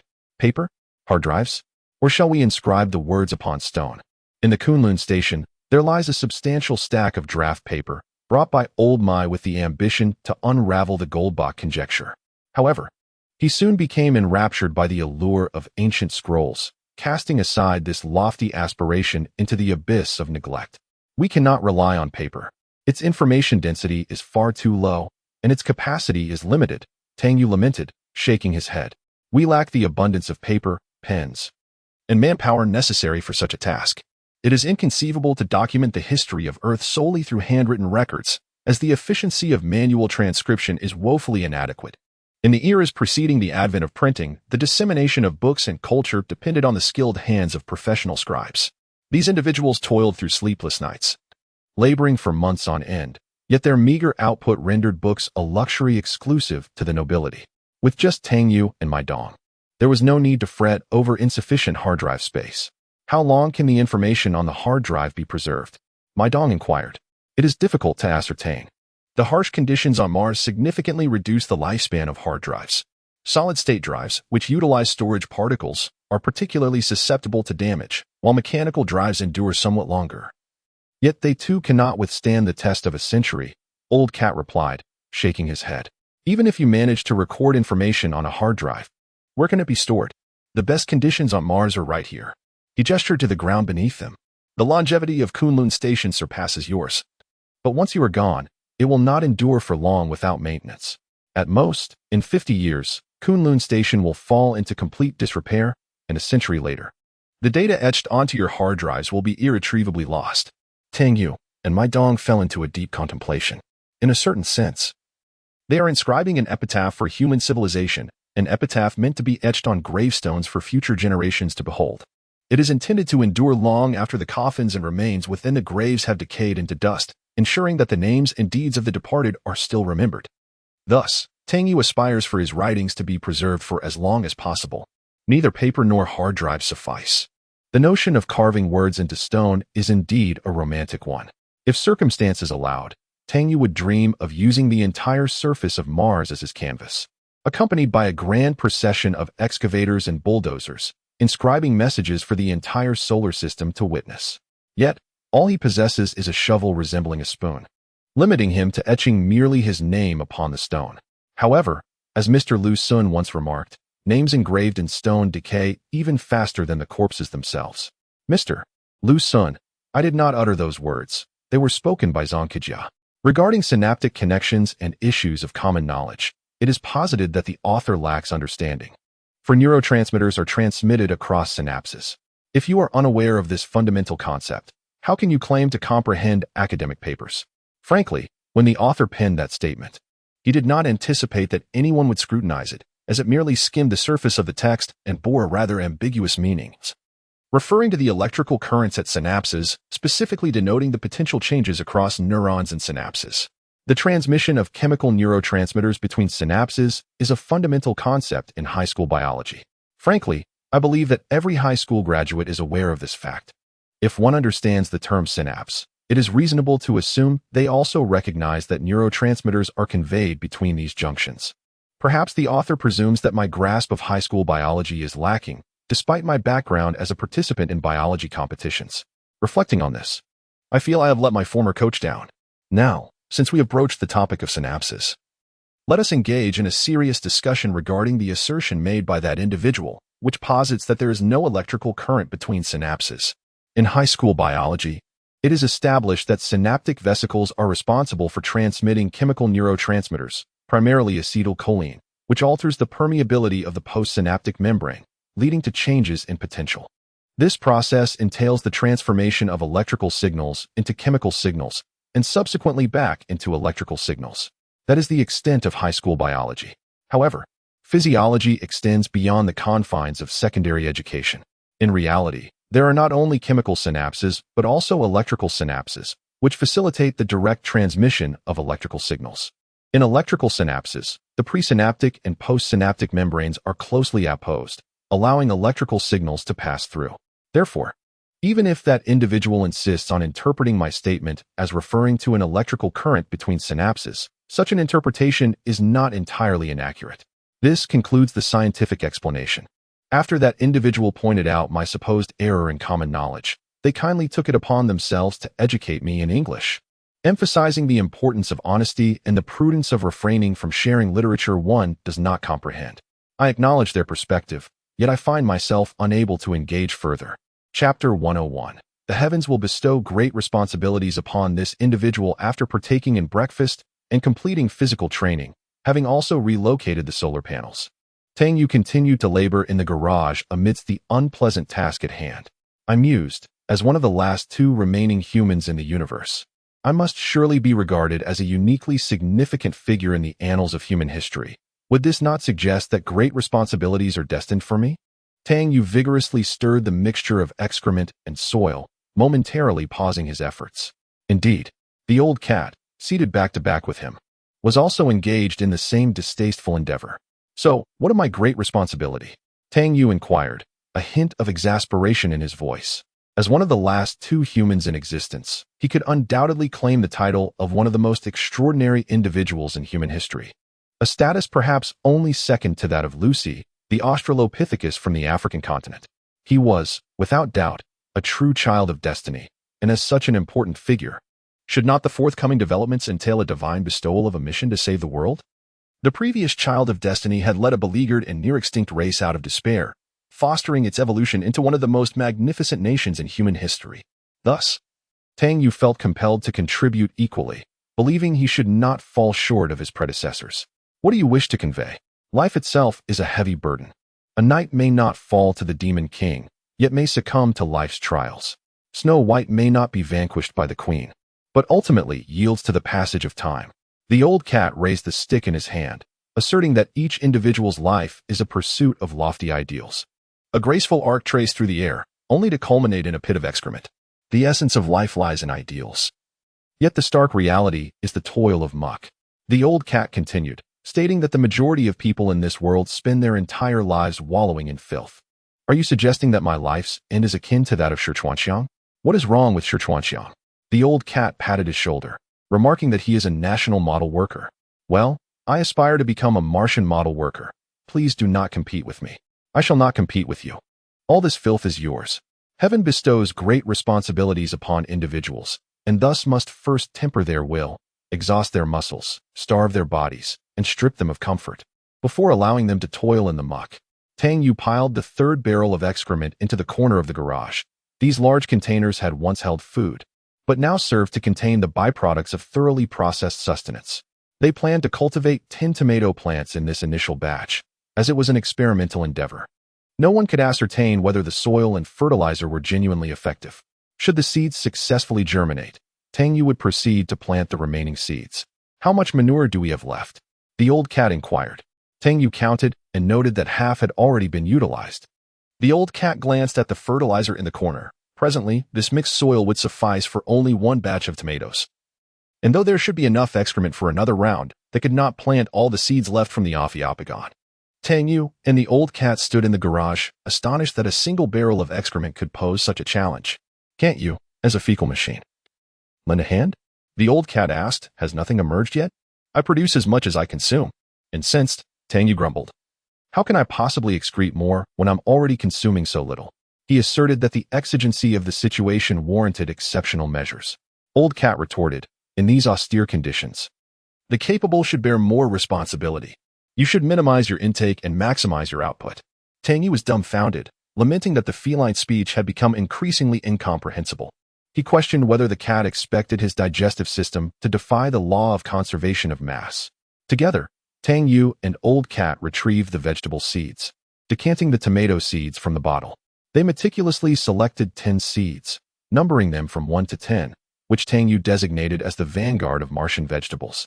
In reality, Tang Yue was not the first to cultivate crops on Mars. Numerous similar experiments had been conducted during previous Martian missions.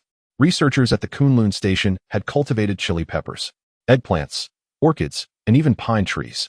However, they had never considered relying on these experimental plants for sustenance, and all samples were invariably taken back upon the mission's conclusion. Both man and cat proceeded with utmost care. They regarded these 10 dormant seeds as fellow earthlings, their benefactors, carbon-based organisms like themselves. Old cat, professing to be composed of macromolecular materials, also identified as a carbon-based entity, thus fostering a sense of kinship. As some of the few terrestrial beings on Mars, regardless of whether they were flora or fauna, they were all compatriots. It was a veritable reunion of fellow countrymen, evoking tears of camaraderie. Tang Yue suddenly recalled, Mai Dong, how did you handle the tomatoes after they fruited on your end? Tomatoes don't keep for very long, do they? Preserving the tomatoes presents a challenge, as they are prone to spoilage and have a limited shelf life under normal conditions.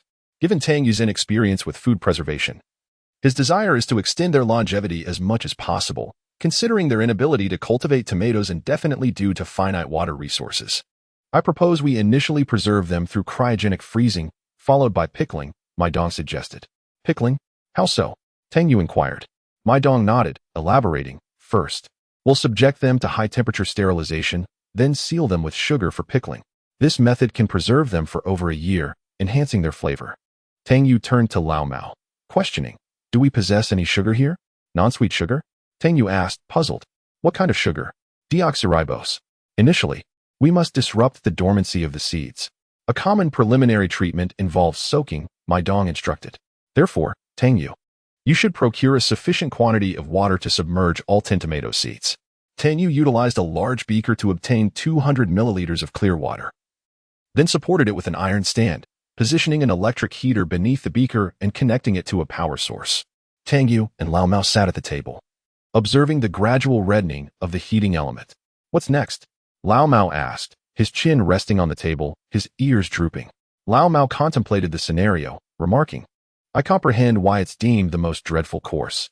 And then, Lao Mao inquired, what remedial measures did you undertake? Shouldn't you have apologized to the girl at that juncture?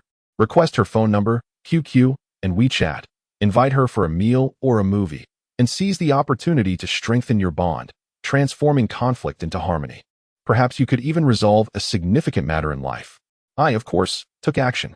Tang Yue rested his chin on his hand, gently stirring the water in the beaker with a glass rod.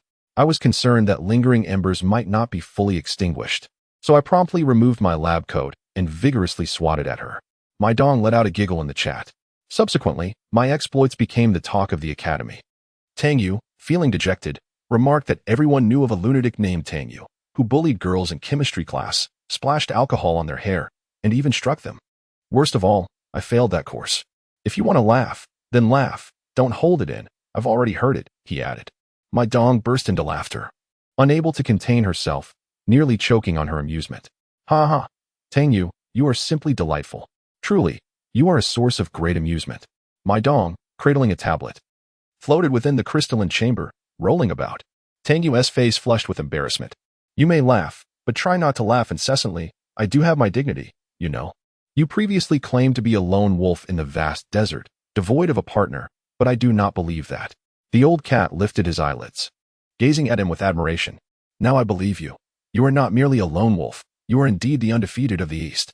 Tang Yue dipped a thermometer into the beaker, watching the crimson liquid rise slowly. Tang Yue, do you not have a girlfriend? Mai Dong inquired. Does a girlfriend obtained with a lollipop in kindergarten count? Tang Yue responded. That does not count. Tang Yue fell silent for a few moments. Must it be of the opposite sex? A girlfriend, of course, must be female.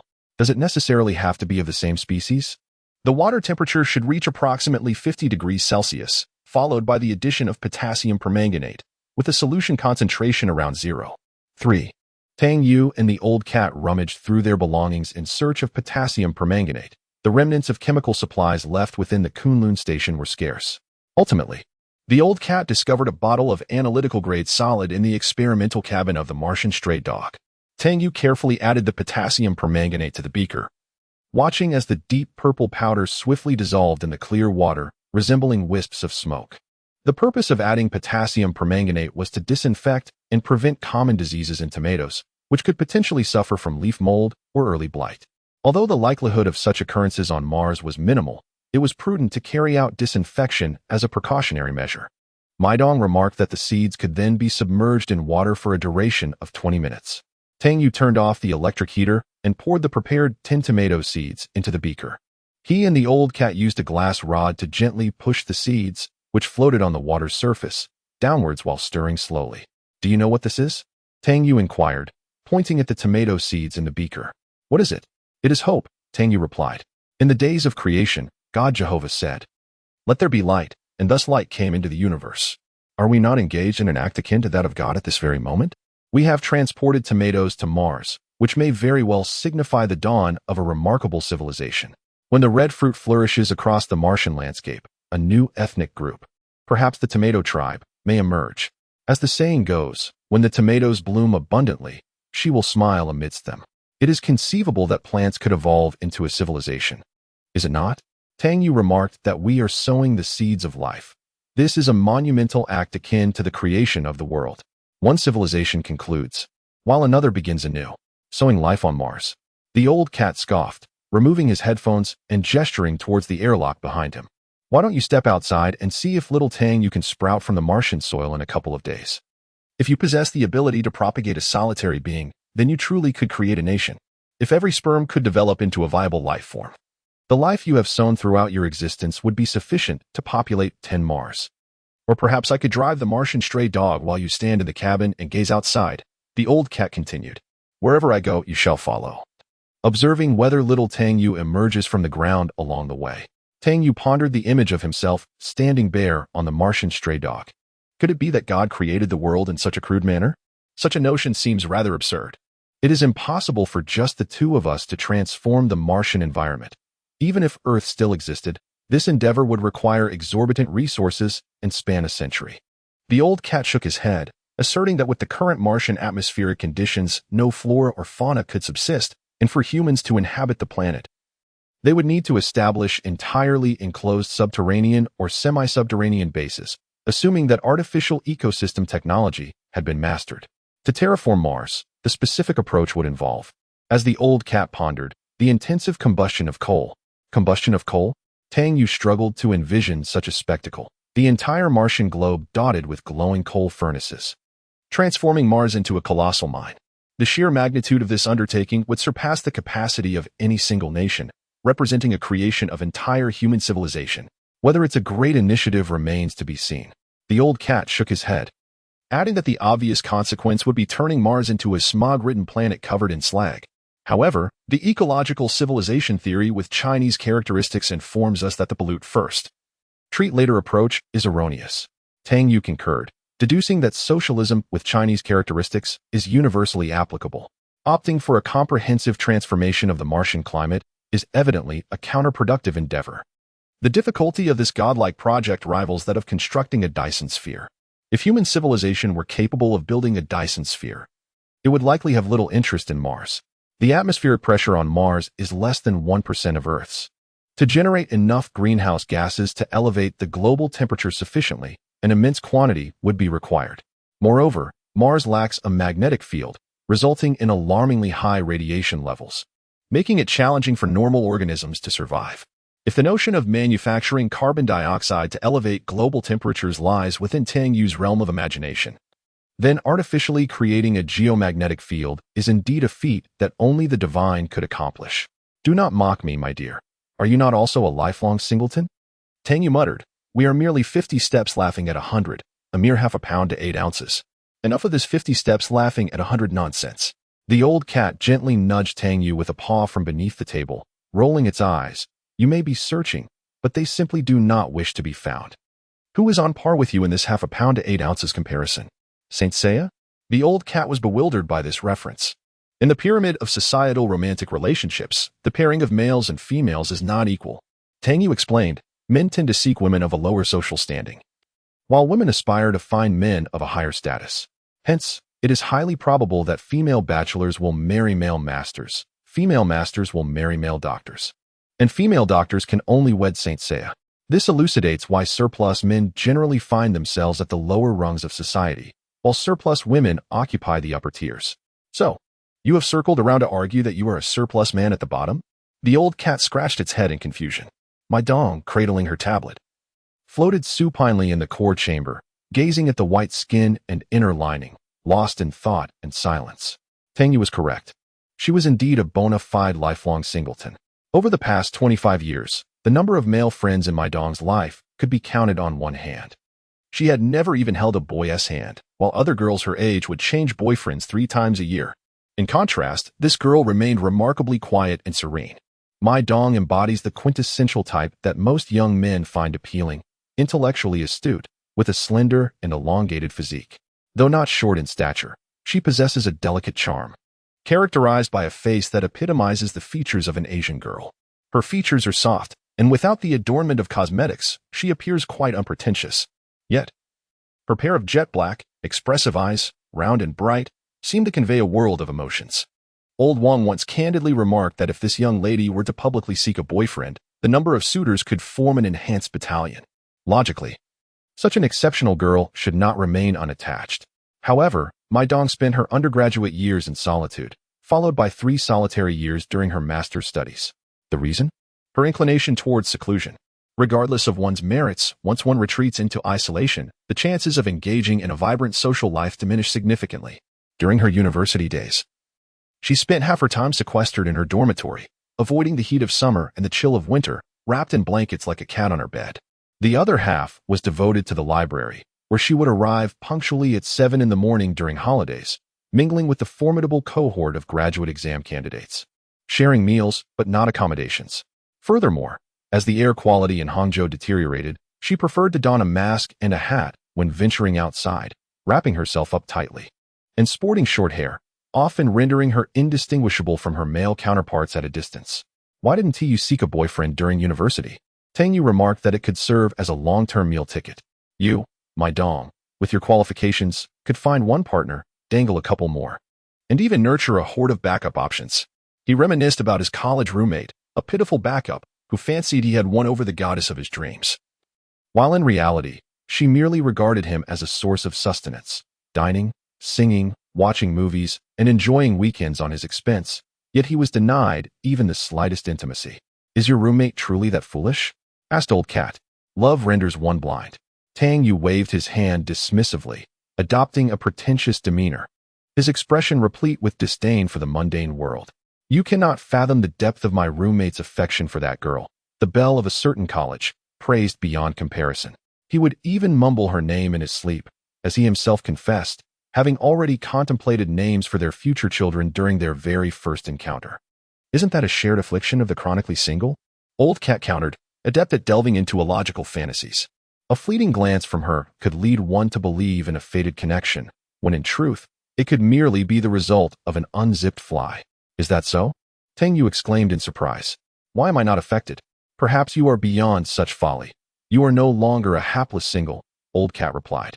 You are a lone wolf of the vast desert. Tang Yue nodded, a light of understanding dawning upon him. And what became of it? Did your roommate ever uncover her true feelings? What was the ultimate outcome? Old Cat inquired. Did the goddess ever realize that her heart belonged to him? Old Cat fell silent for a few moments. Truly, it is a sorrowful tale. The so-called goddess of the courtyard, whom I later encountered, was merely a woman with a decent figure. Her looks did not surpass those of Mai Dong. Indeed, beauty is subjective, akin to the adage of carrots and cabbages appealing to different tastes. Hey, Tang Yue, Mai Dong called out through the headphones. What did you mean by your previous remark? Are you implying she is less attractive than me? Mr. Cat inquired. If we were to assign a score of 10 to Mai Dong's beauty, How would you rate your roommate's goddess? Mr. Cat. Old Cat nodded in affirmation. See, in the end, it is still Mai Dong who shines. Tang Yue, mindful of the time, retrieved the soaked tomato seeds from the beaker precisely at the 20-minute mark. After completing the disinfection process, the next step was to induce germination, which similarly required soaking. Mai Dong explained, however, this time the soaking period is longer. The seeds must be submerged in water for 8 hours. Therefore, you can place the tomato seeds in water tonight and retrieve them in the morning. Tang Yue unplugged the electric heater and removed the beaker from its stand, determined not to waste a single milliliter of the precious fresh water. They submerged the seeds once again, this time allowing them to soak overnight to ensure the tomato seeds absorbed sufficient moisture. How do you plan to arrange the planting space? Old Cat pondered while pacing around Kunlun Station. This area is limited. You cannot simply spread soil on the floor, can you? Planting on the ground is impractical. It would hinder our movement, complicate the management of moisture and nutrients, and contaminate the indoor environment. Tang Yue shook his head, surveying the surroundings before pointing to the shelves against the wall. We can plant the tomatoes on the shelves, just like growing flowers.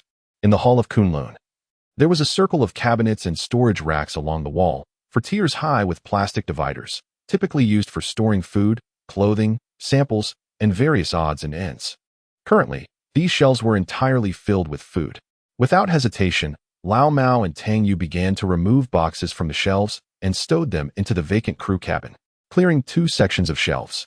Lao Mao, do we have any suitable containers? Ones that won't leak water or soil and can be sealed conveniently. Lao Mao rummaged through the boxes, eventually pulling out a plethora of jars and bottles, along with 2 acrylic water troughs that were likely left behind by old Zheng. Tang Yue took one of the square troughs, squinting against the light to inspect it. It was lightweight yet sturdy, without any cracks, making it perfect for planting tomatoes. He placed the trough on the shelf against the wall, stepping back to appraise it. What do you think about planting here, Lao Mao and Mai Dong? The soil, fertilizer, and moisture will be contained within the trough, preventing any spillage. 5 tomato plants in 1 trough? Isn't that a bit cramped? Lao Mao measured the dimensions of the trough. It might be a tad too crowded. There's no alternative. For now, we must ask our tomato companions to make do. After all, we're sleeping in makeshift beds ourselves, and we truly can't find a grand villa for them, Tang Yue remarked with a clap of his hands.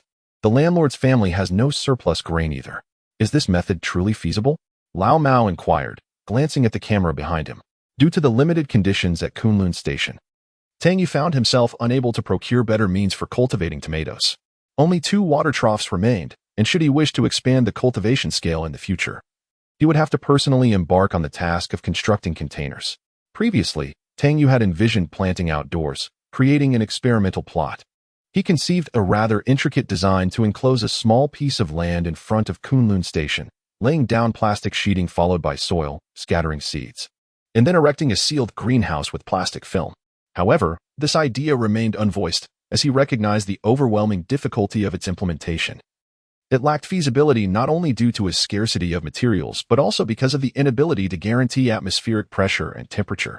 Subsequently, another notion took root in Tang Yue's mind: to enclose a small area beside Kunlun Station, excavate a large square pit, lay plastic and soil at the bottom, scatter seeds, and cover the top with plastic film to create an underground experimental plot. Yet, this idea too was stillborn, as he could not ensure stable atmospheric pressure and temperature. Tang Yue's third concept involved utilizing the Mars rover to free up space in the garage for tomato cultivation. Nevertheless, this still lacked feasibility. Although the temperature in the garage remained stable, it barely reached 0 degrees Celsius, an unsuitable condition for a warmth-loving plant like the tomato, which would likely not survive such low temperatures. His fourth idea was to dismantle the floor of Kunlun Station, dig a hole, and fill it with soil to plant tomatoes. However, considering the potential dangers involved, which could lead to catastrophic consequences, he had no choice but to abandon this perilous design. Tang Yue racked his brain, exploring every conceivable idea, yet ultimately realized that, regardless of the approach taken, 2 formidable obstacles loomed ahead. The first was atmospheric pressure. The external environment's pressure was far too low for the tomato seedlings to survive in the open air. The second was temperature. The frigid conditions of -50 degrees could render the tomatoes as brittle as glass. To address these challenges, Kunlun Station employed intricate thermal insulation materials and an OGS system. Yet Tang Yue was incapable of crafting an OGS system from scratch. After all, he was not Tony Stark. Had Iron Man been present? He would likely have dismantled Kunlun Station, reassembling it into a spacecraft and utilizing some enigmatic element as a power source to depart Mars in pursuit of Thanos. It was evident that Earth had been obliterated by Thanos' mere snap of his fingers. Do not inquire why Kunlun Station could be transformed into a spacecraft.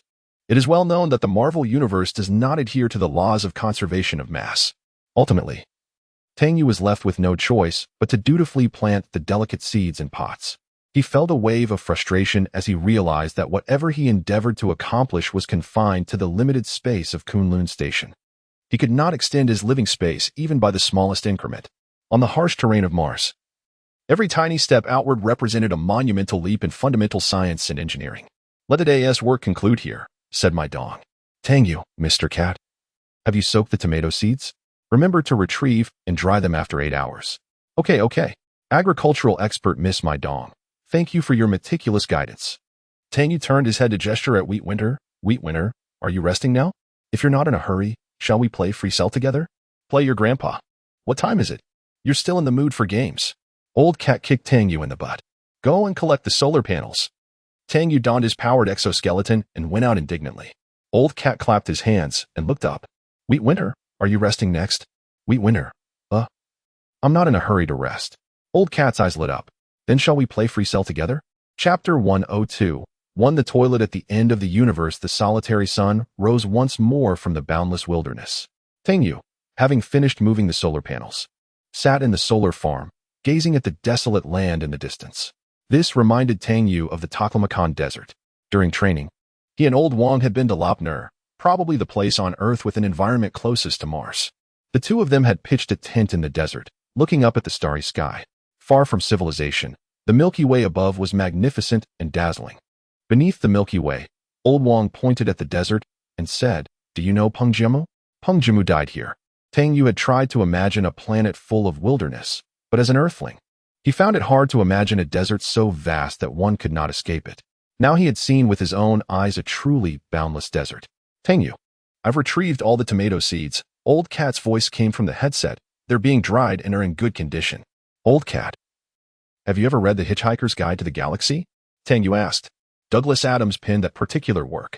The Old Cat remarked. I can recite it verbatim in 30 languages without repetition. Within the series known as The Hitchhiker's Guide to the Galaxy, there exists a volume titled The Restaurant at the End of the Universe. Tang Yue inquired. Do you think we could be considered the restaurant at the end of the universe?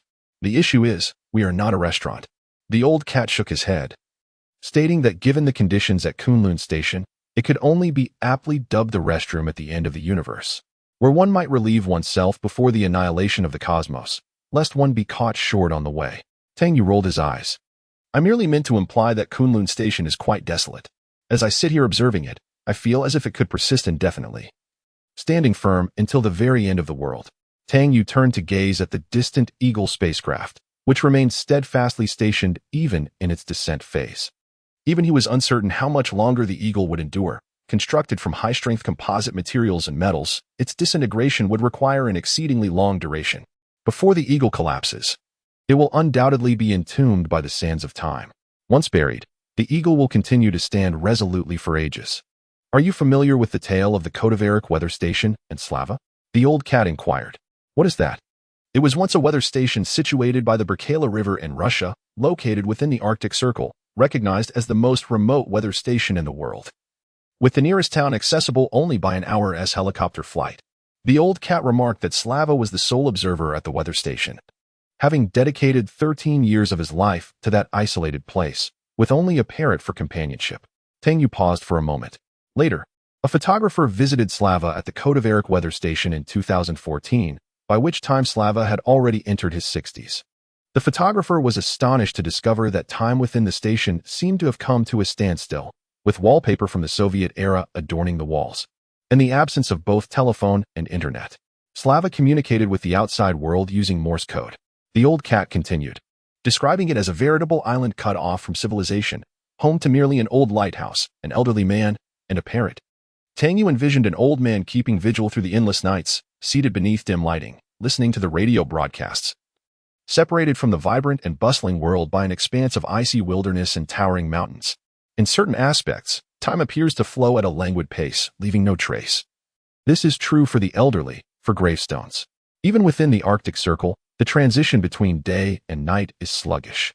Amidst the prolonged polar day and night, the man named Slava tended to a wall, a bird, and an old lighthouse, leading a life beyond the comprehension of ordinary people, quietly and serenely remaining in his place. That old man is truly remarkable, Tang Yue murmured. In fact, I believe solitude is akin to being alone. The old cat jabbed Tang Yue once more, stating that over time, one grows accustomed to it. Did he never contemplate leaving? Tang Yue inquired about Slava. Is he a meteorological observer? A meteorological observer embodies a profession that often ventures into harsh environments inaccessible to the average person, such as isolated polar observation stations or piloting aircraft into the eye of hurricanes, or even embarking on spacecraft to Mars. In a certain sense, you too are an observer. Akin to Slava, both of you are sentinels, the old cat remarked. Tang Yue was taken aback, failing to grasp the meaning behind these words. What does it mean to be a sentinel? From atop Mars, as we sit and observe, what shall we behold? The old cat proclaimed loudly. We shall perceive a minuscule speck of dust, yet upon it, every individual you cherish, every acquaintance you have known, every person you have heard of, and every figure in history has lived their life. All the joys and sorrows of our history, myriad self-righteous religions, diverse ideologies, ever-shifting economic thoughts, all the hunters and bandits, all the heroes and cowards, all the creators and destroyers of civilizations, all the emperors and commoners, every lover, every parent and child, all the great inventors and explorers, all the politicians, stars, and leaders, every saint and sinner, have once existed upon this tiny speck suspended in sunlight. The old cat seemed oblivious to the script he was reciting, his voice fervent and impassioned. What you behold is Earth, is all of humanity, embodies all morality and vice. Every race and color. You are the solitary sentinel who watches over all of humankind throughout history. Tang Yue grasped a handful of soil at his feet, momentarily lost in thought, unsure of what to say. He felt that the old cat was somewhat overestimating him. After all, he was merely an anonymous survivor, unworthy of being deemed a guardian of human civilization. The old cat had never regarded him with such high esteem before. The title of guardian of human civilization, grand and enigmatic as it sounded, seemed utterly misplaced on him, especially considering that he had always been perceived as nothing more than a mere excrement machine in the old cat's eyes. And then you lost the Earth, the old cat remarked, clapping its paws.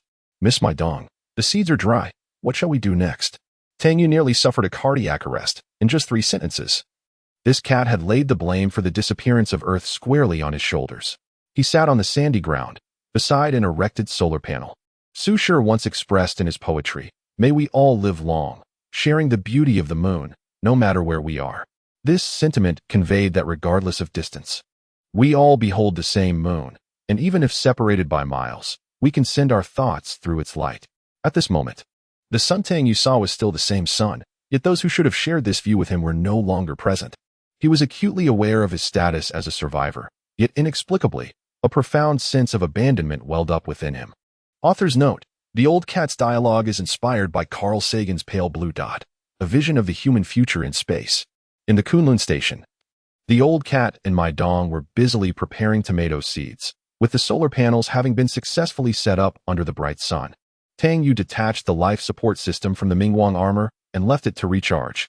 In this desolate place, there was one advantage: drying pickled vegetables without the worry of rain. If I were a radish-dried alien, I would surely relish Mars.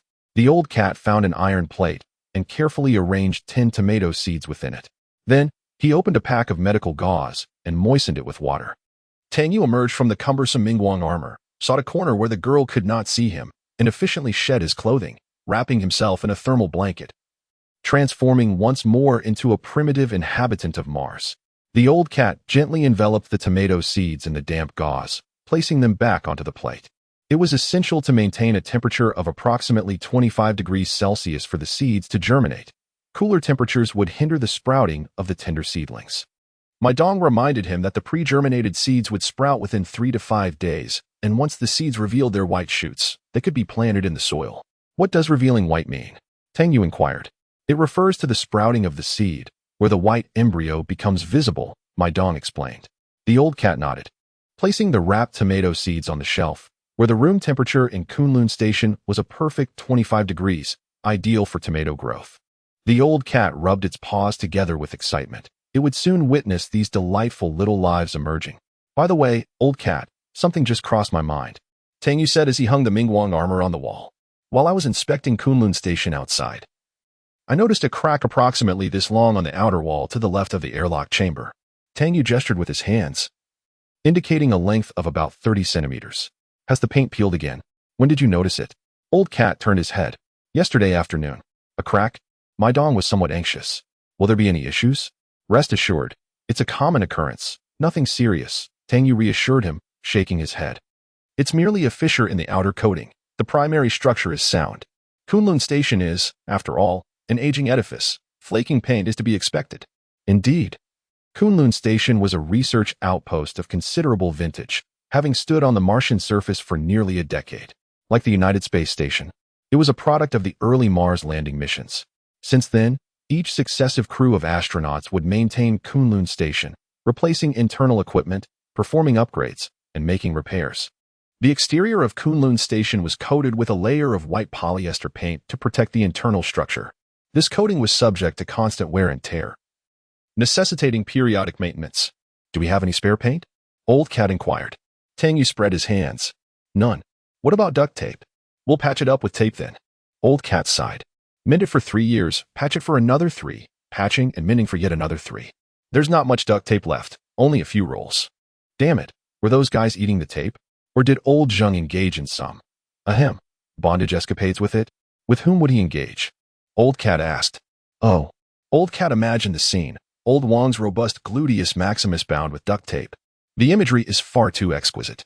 Tang Yue unsealed the cabinet, retrieved a roll of adhesive tape, and glanced up to perceive the girl's crestfallen visage on the screen. He smiled reassuringly. Mai Dong. There's no need for concern regarding Kunlun Station. This humble abode is remarkably robust, possessing an extended lifespan. It will outlive old cat. It won't fall into disrepair within our lifetimes. Tang Yue spoke the truth. Among the myriad components within Kunlun Station, the station itself boasted the most enduring longevity. The oxygen circulation, freshwater recycling, and temperature regulation systems were all sophisticated and delicate apparatuses, with a limited operational lifespan of merely a decade or so. However, the Kunlun Station's shell was constructed with a lifespan spanning centuries. Tang Yue would not witness the day Kunlun Station succumbed to damage or collapse in his lifetime. Mai Dong nodded in assent. Tang Yue re-equipped his spacesuit, brandishing the large roll of tape, and unsealed the airlock door. He intended to mend the fissures on Kunlun Station's external facade. Good luck. Old cat waved a paw. Abruptly, Tang Yue froze in his tracks. What's amiss? Old cat inquired. Turning its head. Damn it. Tang Yue cursed, a cramp seizing his leg once more. The Mars United Space Station, to date, stands as the most exorbitant and intricate research facility ever conceived by mankind. It possesses numerous unparalleled advantages, unmatched by terrestrial laboratories and the ISS. The Mars United Space Station's initial successful establishment capitalized on the guise of a deep space laboratory, pledging to furnish a salubrious and enduring experimental venue, thereby garnering substantial support from a plethora of fundamental disciplines and research institutions. Initially, the congressmen were disinclined to expend such a considerable sum on constructing a space station in Martian orbit, as the Orion spacecraft itself could serve as a transit point for landings. Being remote from all anthropogenic interference and clamor, the United Space Station serves as an exceptional locale for electromagnetic and radiation observation.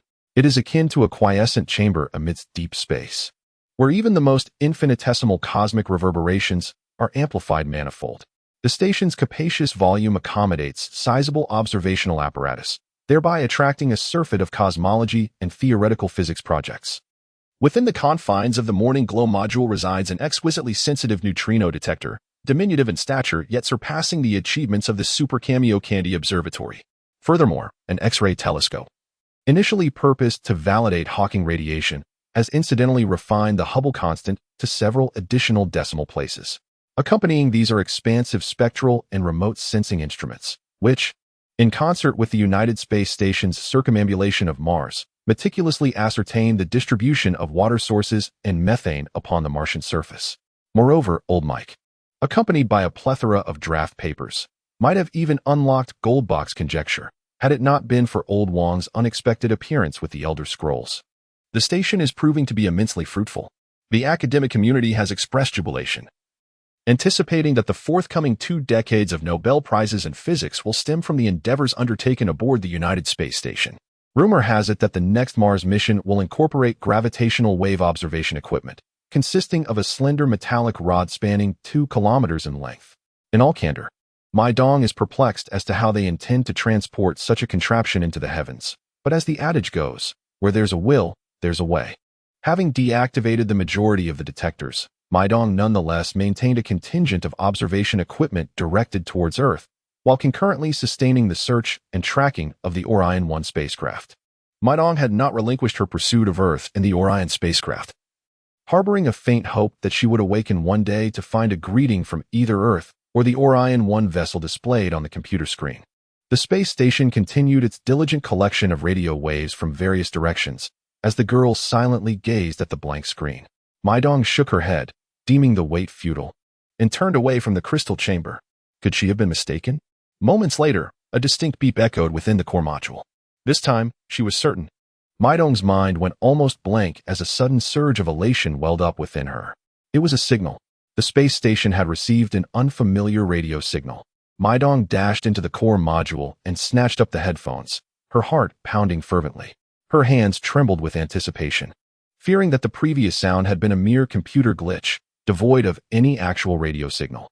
Donning the headphones, the girl held her breath and listened intently. After a few seconds, another beep resounded, causing the waveform on the screen to jump. Mai Dong's heart constricted sharply. The computer had not malfunctioned. It was indeed a radio wave, and a rhythmic one at that. The space station had intercepted an alien signal, akin to Morse code, flashing intermittently, resembling a person's electrocardiogram on the oscilloscope. Mai Dong was overwhelmed with joy. This was evidently not mere noise, but a significant electromagnetic signal. Tears streamed down her face as she finally glimpsed a ray of hope amidst the boundless darkness of the night. Mr. Cat, Tang Yue. Mai Dong wiped her tears and immediately contacted the old cat and Tang Yue at Kunlun Station. Mr. Cat, I have received a radio signal. The old cat and Tang Yue at Kunlun Station were taken aback, leaping from their chairs. Radio waves? Who sent them? The old cat inquired. What do they say? Tang Yue asked. I do not yet know, but the signal is remarkably clear and persistent. Mai Dong exclaimed excitedly. I will send you the results. You can analyze what it is. The old cat and Tang Yue nodded, their minds filled with both doubt and astonishment. They held on to a glimmer of hope, yet dared not wish for too much. If there indeed was a radio signal, from whence did it originate? Had the long-lost Orion spacecraft reappeared? Or was it another man-made spacecraft resurrected? Perhaps this radio wave could become the turning point, enabling Mai Dong to successfully land. Mai Dong transmitted the signal, and the old cat and Tang Yue eagerly donned their headphones, fixated on the computer screen as they listened intently for a considerable duration. What is it? What does it say, Mr. Cat? Mai Dong inquired anxiously.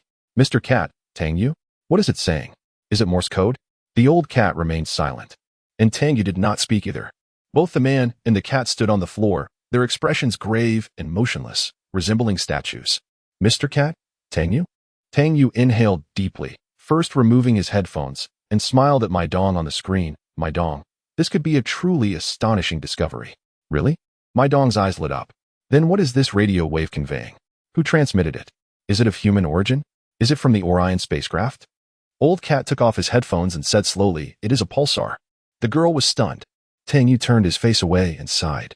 He and Old Cat had already discerned that it was an electromagnetic pulse emitted by a pulsar. The pulsar's rotation period is extremely short, causing it to emit electromagnetic radiation like a rotating lighthouse. Hence, the signal was so stable and regular. This radio wave did not originate from humans, nor from the Orion spacecraft. It contained no information. It was merely a natural phenomenon in the universe. Discovering a pulsar is indeed a significant academic achievement, which is why Tang Yue said so. At best, this signal is merely an academic accomplishment, completely unrelated to human spacecraft or anything of the sort. It is a pulsar with a rotation period of approximately 3 seconds, and the space station is receiving its signal. Old Cat sat in his chair, his eyes fixed on the screen, where the signal on the oscilloscope pulsed rhythmically. If it is a pulsar, why are we only receiving its signal now? Mai Dong's voice trembled. She was unwilling to relinquish hope. It must have been there all along. It has indeed been there all along. The old cat nodded. This pulsar must have long been recorded. The communication system aboard the space station would filter it out as background noise. The reason you have heard its signal anew may be due to your previous adjustments to the computer, which explains why only you perceive this signal while we did not. As Kunlun Station continues to shield it, the girl's complexion gradually paled. She had indeed altered the space station's computer and communication systems. And this signal was only audible after those adjustments. The old cat, based on the characteristics of the electromagnetic waves, swiftly retrieved the pulsar's identification number, PSR J1078-2416, from the database of Kunlun Station, located over 5 million light-years from the solar system. This was conclusive. It turned out to be merely a star. Mai Dong lowered her eyelids, her previous exuberance swiftly transforming into an immense burden that nearly overwhelmed her. Tang Yue racked his brain to find something to say. But he realized that any words at this moment would be futile. It was merely a false hope. They had shattered this illusion, but in doing so, they also crushed the girl's hopes. Tang Yue wished to embrace her tightly, perhaps to alleviate her sorrow, but separated by 400 kilometers. He could offer no shoulder to lean on. I understand. Thank you, Mr. Cat, Tang Yue. I feel a bit weary and wish to rest. Goodbye. Mai Dong took a deep breath, lowered her head, and drifted out of the camera's view, slowly passing through the core module's interface. A profound emptiness enveloped her heart. She felt utterly drained, lacking the strength to articulate any thoughts, even finding it exhausting to turn her mind. She discovered the origin of the radio waves. They emanated from a star located over 5 million light-years away. 5 million light-years, a distance so unfathomable it defies imagination. She could receive sounds from millions of light-years away. Yet she could not find the Earth, which lay so close at hand. What significance did her prolonged search hold? Mai Dong drew back the curtains of her bedroom and slowly unzipped her sleeping bag, her movements mechanical and stiff. A small Shiba Inu plush toy floated over and bumped against her hand. Mai Dong froze. She offered a faint smile, lifted her hand to grasp it, squeezing it gently. You've come to welcome me again. Tears streamed down her cheeks in large droplets as she could no longer contain herself, embracing the foolish Shiba Inu toy and weeping uncontrollably. She had not wept so profoundly even when the earth vanished. Yet sorrow never strays far. It never truly dissipates. It merely lingers behind, waiting for the moment you tire, only to surge forth and engulf you. At that moment, Mai Dong resigned herself to her fate. The last flicker of hope within her shattered, replaced by profound grief and despair. She accepted the reality. The Earth had vanished, the Orion spacecraft had disappeared, and everyone was gone. No one would come to save her. All her relatives and friends, her entire life, had turned to ash. Chapter 103. The International Superstar, Tang Yue. Tang Yue. Tang Yue. Colorful gold paper and confetti rained down in a jubilant cascade, as enthusiastic spectators lined Michigan Avenue, welcoming him with thunderous applause. Tang Yue sat in a Porsche convertible, flanked by admirers, basking in the euphoria of his success. He fervently propagates the notion that human culture is inherently Martian culture, specifically embodying the spirit of Tang Yue. Furthermore, he asserts that a Sino-American co-produced film titled Dare to Ask Where Home Is will debut early next year. With a beaming smile, Tang Yue waved at the audience, eliciting a chorus of excited shrieks from a throng of young girls. Wherever he goes, crowds flock to see him, creating a spectacle of mass adoration. Ladies and gentlemen, he called out casually, grasping the microphone. I have yet to hear anyone speak of my accomplishments. Please raise your hand if you have. Yet, among the thousands in attendance, not a single hand was raised. Tang Yue, basking in his triumph, tossed the microphone aside and leaned back with a smug expression, pondering the essence of international stardom. My hero, a platinum-haired beauty with striking blue eyes, pressed herself closely against him, her gaze sultry and beguiling. Come on. Oh, sweetheart, are you certain? Tang Yue chuckled. Right here? The girl, entranced, drew nearer, her eyes shimmering with desire. I can no longer contain myself. Let them watch if they wish. Let them take photos. Let them comment. What could possibly be more important than indulging in chicken wings? With a smile, he leaned in closer. I am prepared. Bring it on.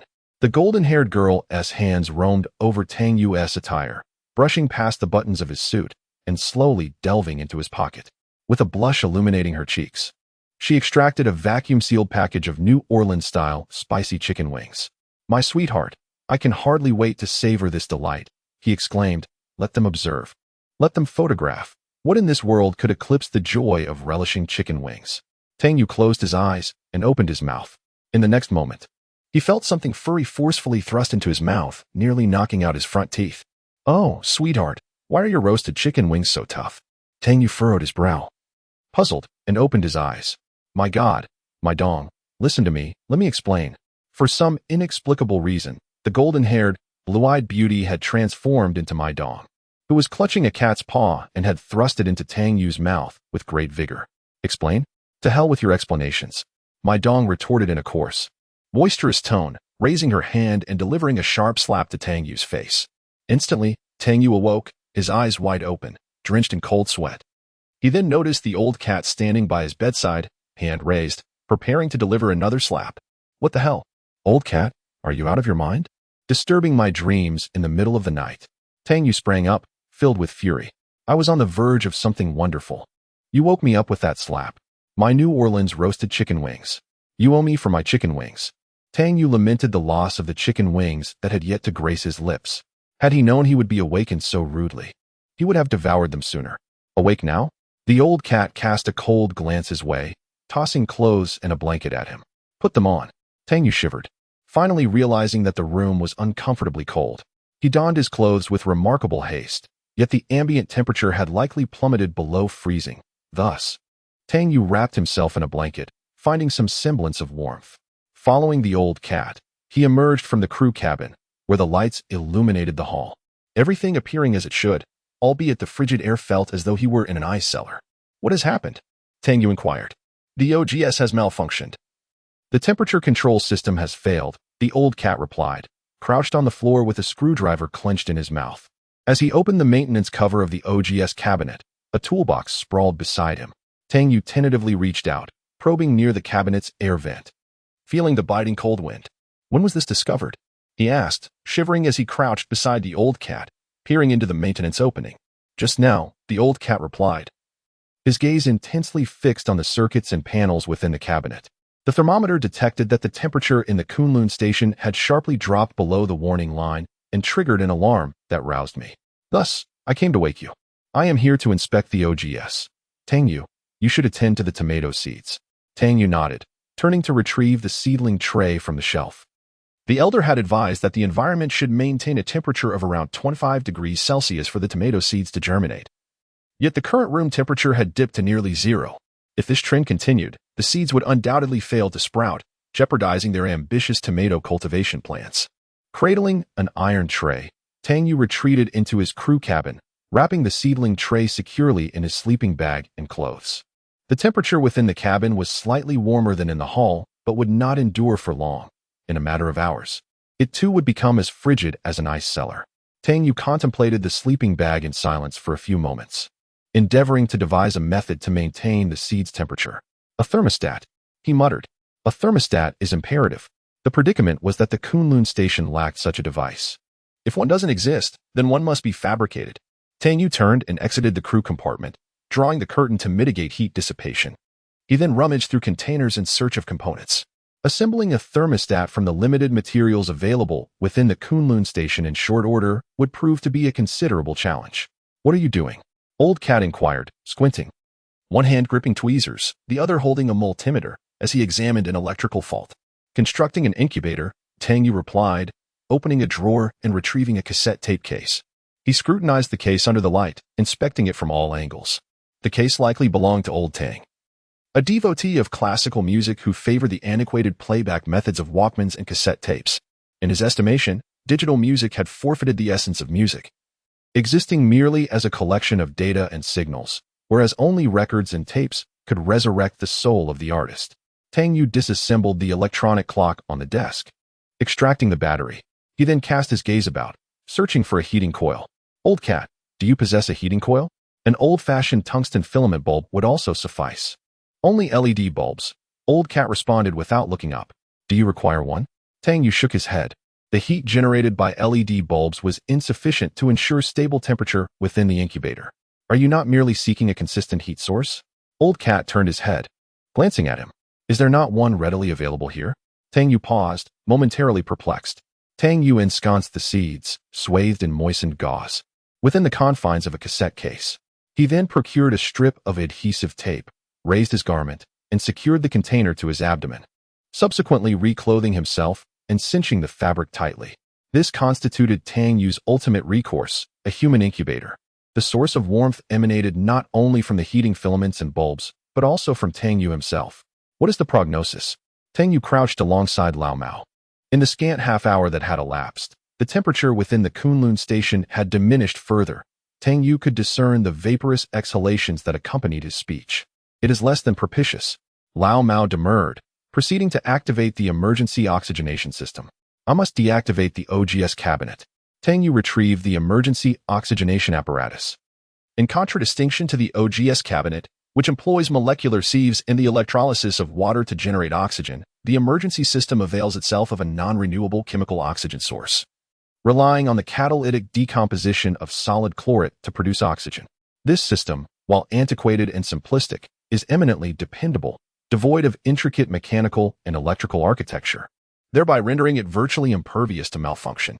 Conserved within the first aid kit as a contingency measure, this system stands ready to furnish oxygen to the station's occupants in the event of OGS failure. The emergency oxygenation system yields sufficient oxygen to sustain 6 individuals for a duration of 12 hours and to replenish the life support systems of the powered exoskeletons. Under normal circumstances, this would adequately facilitate the timely evacuation of the Kunlun Station by the research team. However, given the consistent reliability of the Kunlun Station's OGS over numerous years, the reserve supply had remained sealed and unused. The integration of the emergency oxygen system is remarkably high. Ordinarily housed within a container, when extracted, it presents as a rectangular prism merely 60 centimeters in length, roughly the girth of an adult's arm, and weighing approximately 15 kilograms. Encased in white plastic, it integrates a mixed cartridge of alkali metal chlorate, alongside electronic ignition and a gas filtration compression apparatus. Upon activation, the internal cartridge initiates a reaction via a catalyst, liberating oxygen. This device even features straps, enabling the user to carry it on their back, should they desire. A solitary rectangular oxygen system unit is capable of generating 2,500 liters of oxygen, and within the Kunlun Station, there exist no fewer than 6 such units. Old Cat deactivated the OGS system, the green indicator lights on the cabinet slowly extinguishing. The computer, detecting the OGS cabinet's shutdown, commenced its alarm. Silence, Old Cat uttered icily. The computer ceased its vocalization. Tang Yue donned his breathing mask. A modicum of oxygen still lingered within the Kunlun Station's main hall. Hence, he felt no urgency to activate the backup oxygen system, given its non-renewable nature as a single-use item. Economy was paramount. Old Cat and Tang Yue disassembled the cabinet, gingerly extracting the temperature control system's main control board. Tang Yue detected a faint, almost imperceptible scent of burning. Something has been scorched, Tang Yue murmured. Old Cat nodded slowly, extending his tweezers to meticulously disentangle the jumble of ribbon cables, one by one. Has a short circuit occurred somewhere? Tang Yue, armed with an electric test pen, narrowed his eyes, his gaze darting from side to side. Appliance repair was his forte. It may be due to the chip, affected by the high-energy radiation single-event effects, which have disrupted its control logic, remarked the Old Cat. The so-called single-event effect refers to the influence of cosmic high-energy radiation on semiconductor devices and integrated circuits. To the layman's eye, the information within a computer is represented as binary zeros and ones, yet at the foundational level of physical hardware. This logic is fundamentally a variation of charge. Integrated circuit components generate computational logic through the recognition of electrons, while high-energy fundamental particles from the cosmos can interfere with circuit operations, leading to logical errors. Some erroneous outcomes may be innocuous, while others may cause logical reversals or even damage the hardware. The more sophisticated and high-frequency the computer, the more susceptible it is to such issues. This explains why the computers in the Mars program are relatively outdated, while VR systems have proliferated on Earth. The space station and Kunlun Station still utilize primitive displays and buttons for safety considerations. However, would the temperature control system of OGS, designed rather robustly akin to a Gree air conditioner, also be vulnerable to single-event effects? Tang Yue furrowed his brow. It is difficult to ascertain. The issues stemming from high-energy radiation are purely incidental and catastrophic in nature, with a low probability of occurrence, yet unpredictable and challenging to mitigate. The old cat shook his head, noting that they typically do not result in severe consequences. At worst, a blue screen may occur, and a simple reboot would suffice. Tang Yue methodically unscrewed the screws from the motherboard's protective cover, placing them into a tray, while the old cat connected the computer's data cable to the motherboard's test interface. From an external perspective, identifying the source of the malfunction proved elusive, as the motherboard exhibited no apparent damage, save for a few burnt solder points. Should the chip be at fault, software testing would be required. The old cat sat before the computer, commencing an assessment of the motherboard's functionality. Drawing upon my years of experience and keen intuition, Tang Yue scrutinized the components, concluding that the second or third control unit was likely compromised. Upon completing his examination, the old cat raised his head. "Indeed, it is the third unit," Tang Yue exclaimed. "I was just about to say it was the third unit." He gently removed the processor from the third control unit, examining it closely under the light. The chip itself was no larger than a fingernail, its internal structure fully encapsulated, revealing only the meticulously arranged metal pins on either side and the prominent Intel trademark. Externally, he discerned no issues. The semiconductor structure remained entirely concealed within that diminutive black square. However, it was indisputable that some significant error had occurred within this processor. Given the constraints of their situation, the old cat could not delve further into the source of the malfunction. The semiconductor industry is exceptionally intricate, and to explore the internal workings of a chip necessitates the removal of its surface encapsulation, a task requiring specialized equipment and expertise, resources available only to Intel and Huiqiangbai. But beyond the old cat's reach, after repeatedly reseating the chip and conducting multiple tests, they ultimately had to concede that the component was irreparably damaged. "Damn it. This thing is beyond use." The old cat struck the keyboard, undoubtedly causing irreversible physical damage that no software could rectify. Without a temperature control system, the internal temperature of Kunlun Station would inevitably plummet to -50 degrees, rendering even the hardiest of Eskimos frozen. The old cat remarked that if it could not be repaired, they should simply replace it with a spare. Tang Yue pointed to the chip on the plate, indicating that this was indeed the backup. The old cat frowned in disbelief. What? When old Wang and the others were still around, they had already serviced the OGS cabinet, replacing all the interchangeable parts with new ones. Tang Yue picked up the chip from the plate, shaking it slightly. This is the last OGS temperature control system processor within Kunlun Station. The next batch of replacement chips was originally scheduled to depart in a year, but now it will never leave. The old cat's eyes widened in shock. "Are you implying there are no replacements?" Tang Yue nodded in affirmation. The old cat gripped the screwdriver in its paw, remaining silent for several seconds. "Goodness. Countdown, Part 1. Discovered among dusty manuscripts, this short piece, penned many years ago, is shared today to elicit a smile from you all." The inspector lowered his gaze to the form. "How many is this?" The tester remained focused on his task, too occupied to waste time on trivialities. "The 2689th. I meant how many within this particular rotating arm. The 2689th. The tester set down his telescope, meeting the inspector's gaze. "Sir, your mental state appears unstable. I recommend you undergo a psychological evaluation." "To perdition with your psychological evaluations," the inspector exclaimed, flinging the form onto the ground. He was bewildered as to why he had been assigned to this place, a veritable asylum of lunatics and scientific deviants. "Sir, your conduct is imprudent," the examiner remarked, retrieving the discarded papers. "Pulpwood is an exceedingly scarce and precious commodity. You are not authorized to dispose of it arbitrarily. Such actions may incur disciplinary measures." "I am an administrator," the inspector retorted, gesticulating wildly. "I am more conversant with resource conservation regulations than you are. Why, in the name of all that is holy, are we still employing such antiquated and inefficient methods of recording information?" "Because connectivity begets peril," the examiner responded, stooping to gather the scattered forms. "Only the most archaic practices can pose a threat to the most ancient entities, as you have just demonstrated." The examiner gestured around the room, adding, "Yet, no archaic method can penetrate this sanctuary." The inspector seated himself, fully cognizant of the nature of this location. It was the most secure place on Earth, excavated thousands of kilometers into the Earth's mantle with dauntless spirit and astonishing tenacity, expending immeasurable resources to construct this mere 50 square meter space within the central brain of the geocore driver.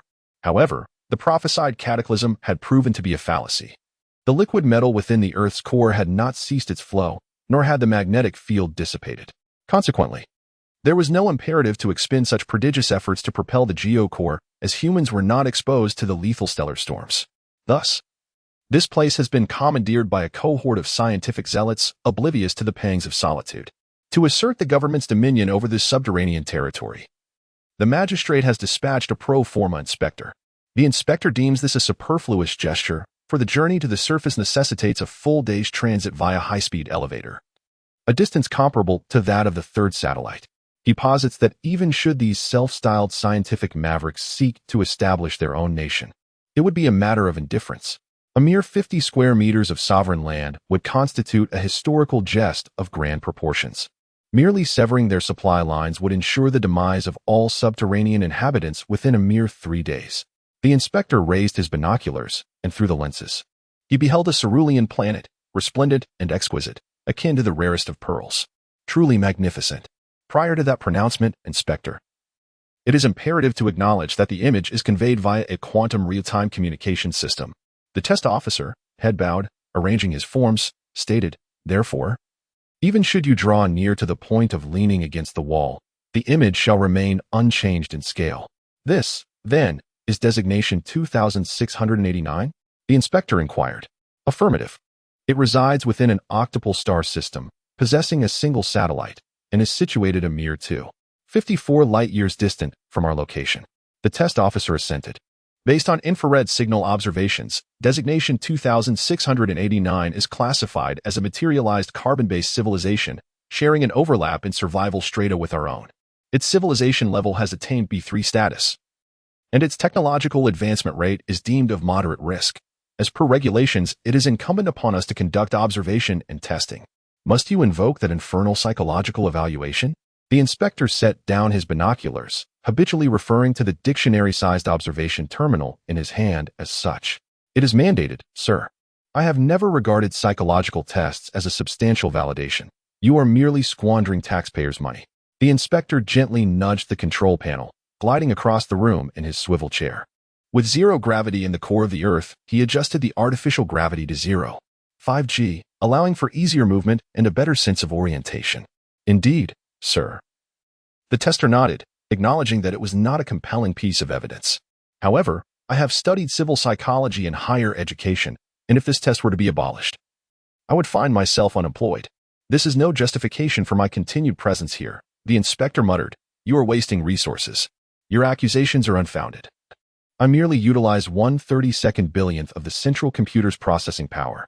Yet the significance of my contributions may far exceed that of the other 31 billion entities engaged in their tasks. The tester began calibrating the telescope. You must believe that a civilization possesses a psyche. Well then, what will your method of testing be this time? Suddenly, the phone in Yang Yuan's pocket buzzed. Startled, he glanced down to find a text message on the LCD screen, signed by his parents. They dared not call, fearing they might disrupt their son's work. The elderly struggle to embrace new phenomena, often becoming the subjects of ridicule by the younger generation. Yang Yuan pressed the send button, extinguishing the screen's backlight. The dark glass surface reflected two figures. Teacher Ouyang, he exclaimed, quickly rising, his heart racing. Using a phone during work hours was against the regulations. The elderly man smiled and gently shook his head, softly patting the young man's shoulder. Please, have a seat, he urged, gesturing towards a chair. The young man, Yang Yuan, felt a twinge of curiosity and discreetly lifted his gaze to scrutinize the figure before him. This was someone he had only glimpsed from afar during official inspections, the esteemed chief scientist of China's lunar exploration program. A figure so distant for someone as modest as a graduate student. Yet, at this moment, the elder was less than half a meter away. Clad in a pristine white lab coat, his hair meticulously arranged, and his hands clasped, exuding a vibrant energy. Just chatting with your girlfriend, were you? The elder chuckled with a hint of mischief. Jiangxi, huh? He nodded. That makes us fellow countrymen. Really? Yang Yuan's eyes sparkled with intrigue. The elder rose slowly, gazing out the window. The towering glass facade reflected the last rays of the setting sun, while across the pebble path stood a magnificent white antenna. People had erected a steel framework soaring dozens of meters high, all to support this colossal parabolic dish with a diameter of 50 meters, a breathtaking creation that embodied the pinnacle of human intellect. A miracle forged from the essence of physics and engineering. The radio telescope stood quietly, bathed in golden sunlight. This was the Beijing Kunlun Station of the National Astronomical Observatory. A window to the universe. Yang Yuan was a graduate student pursuing a master's degree in radio astronomy at the Chinese Academy of Sciences. His daily routine involved poring over data on his computer screen, with the only outcome being a noticeable decline in his eyesight. To alleviate the fatigue in his eyes, he habitually glanced out the window. In that moment, Yang Yuan was taken aback. Although he was nearsighted, he was far from blind. Such a monumental structure could not go unnoticed by any discerning individual. This is perhaps the most shocking event for the American government since the dissolution of the Soviet Union. It must be the Russians' cunning trick. Herbert Khalil tossed the documents onto the conference table. This U.S. Pacific Air Force's commander had been handling the deployment of F-22s in Okinawa, but a summons from the president compelled him to traverse the Pacific overnight. General Khalil had a penchant for attributing everything to Russia. The woman seated across from him was the Secretary of State, her head bent over the documents, allowing him to grandly request funds from Congress. Madam, I mean no offense, but the only nations capable of such a feat, aside from us, could only be Russia. Khalil scoffed. Why not China or Iran? The Secretary of State queried, cautioning against the peril of underestimating adversaries. Have you considered North Korea? Interjected the Vice President. A quintessential veteran politician, embodying all the characteristics of a seasoned career politician. Their threats are the most formidable. Enough. Ladies and gentlemen, please maintain silence. The president interlocked his fingers and inhaled deeply. I have summoned you not to engage in squabbling. Everyone fell silent. Then they heard the sound of the door locking, signifying that from this moment on, no one else would have the right to eavesdrop on their meeting. The president nodded, and an elderly man at the end of the table rose. The curtain hanging on the wall lit up, and the man stepped forward to address the assembly. Let us hear what the director has to say. The president gestured towards the screen behind him. Ladies and gentlemen, I regret to inform you. The elder is Charles Bolden, the administrator of NASA, who was the first among those present to recognize the gravity of the situation. He urgently sought an audience with the president to convey that this could potentially be the greatest crisis humanity and Earth's biosphere have faced in billions of years, persuading him to convene high-ranking government officials for an emergency meeting. We have reason to believe that no nation on Earth, including our own, possesses the capability to address this matter, the administrator stated. We have just established contact with Moscow and Beijing. The president nodded. They vehemently denied it. A colossal image emerged on the blank backdrop, revealing the moon's gray-black surface riddled with pockmarked craters. This photograph was familiar to all, visible even through a 30-centimeter telescope. This is the moon. Yet, all were astonished by another absurd reality. Enormous black numbers loomed prominently on the previously barren lunar surface, 30. It appeared as though someone had etched these figures onto the moon, the inscription remarkably clear, spanning the entirety of its face, with shadows discernible within the crevices upon magnification. This is utterly preposterous, Carlyle shook his head. 40 years ago, your astronauts informed us that there was nothing on the moon. Indeed, Charles nodded. The conditions on the lunar surface are so inhospitable that they would obliterate any form of life. Then how do you explain this? The vice president exclaimed emphatically, slamming his hand on the table. Don't tell me that a spaceship from the Transformers is concealed on the far side of the moon. The moon itself has undergone no changes. The number has shifted to 29. Could this be a prank? The Secretary of State gestured with both hands, as if illustrating a grand projection. Regrettably, the inscription spanned an astonishing depth of 3,000 meters. The director shook his head, stating, as you can see, these figures extend across the entirety of the moon's visible surface, measuring 2,000 kilometers in both length and width. Taking a deep breath, the director reached a disheartening conclusion. This is a miracle. This is from tonight. If this were man-made, then the width of the tool used to engrave it would be an unfathomable 200 kilometers. He once again reminded everyone present that this matter lies beyond the realm of human capability. A profound silence enveloped the room. The first to break the silence was the vice president, who buried his hands deeply in his hair and slowly closed his eyes. Oh God. To be continued, Short Story Countdown, Part 2. May I ask, Professor Scher, what is your stance on this matter? The female host inquired. The rotund middle-aged man, somewhat balding and wearing gold-framed glasses, sat in an armchair. The introduction displayed below the screen identified him as a renowned expert in celestial studies. The first point to establish is that this is certainly not the work of humanity. No nation on Earth possesses such technological prowess, Professor Schur asserted. Thus, it can only be the handiwork of extraterrestrial civilization. Many people outside are extremely excited, believing this to be a milestone in human history. But I personally think they are overly optimistic. What grounds do you have for this perspective? Two inferences can be drawn from this. The first is the message they convey to humanity, which is strikingly evident and visible to people around the globe, the numbers on the moon, representing humanity itself. If they intend to communicate with the human world, to avert panic and unnecessary hostility, it is likely that they would first contact the upper echelons of government. Yet, they have chosen to disseminate this information in the most accessible manner to the entire world. What could this signify? I perceive it as a warning.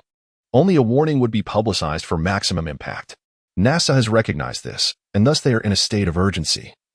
Having just announced their plan to return to the moon within a week to launch a lander, this is perhaps the most hurried space endeavor in human history, as they are acutely aware that time is of the essence. The female host nodded in agreement. A few days prior it was 30, and tonight it is 25. Anyone can discern this as a countdown. Professor Schur continued, questioning what might necessitate a countdown. I believe the most alarming possibility is a time bomb, a device set by an extraterrestrial civilization with the intent to annihilate humanity. If aliens possess technology far superior to ours, why do they not simply invade Earth? Regarding this, I have two hypotheses. Professor Schur straightened up with some difficulty.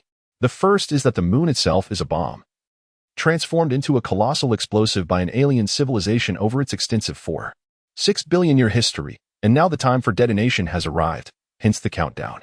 I recall a conspiracy theory suggesting that the moon is hollow. This cannot be entirely dismissed now. And what of the second hypothesis? The second narrative unfolds as extraterrestrial beings journey towards Earth, with a countdown indicating their imminent arrival. Any civilization that evolves to such a degree must possess a corresponding moral framework. Otherwise, it risks the annihilation of its own existence. Driven by the necessity of survival, they are compelled to claim Earth as their habitat. Yet, the instinct for survival conflicts with ethical considerations, as they are reluctant to eradicate humanity, another sentient species. Thus, they allocate a month for humanity to flee. Yang Yuan turns off the television and gazes out the window. Over the past few days, nearly all news outlets have fervently broadcast sensational headlines regarding the invasion of Earth by aliens. As a graduate student in radio astronomy, Yang Yuan is not an outsider in this field. He does not blindly follow the crowd. Nevertheless, the undeniable truth of extraterrestrial civilizations has been substantiated. For humanity is incapable of inscribing such colossal figures on the lunar surface. Yang Yuan lacks the inclination to refute the utterly baseless claims propagated by the media.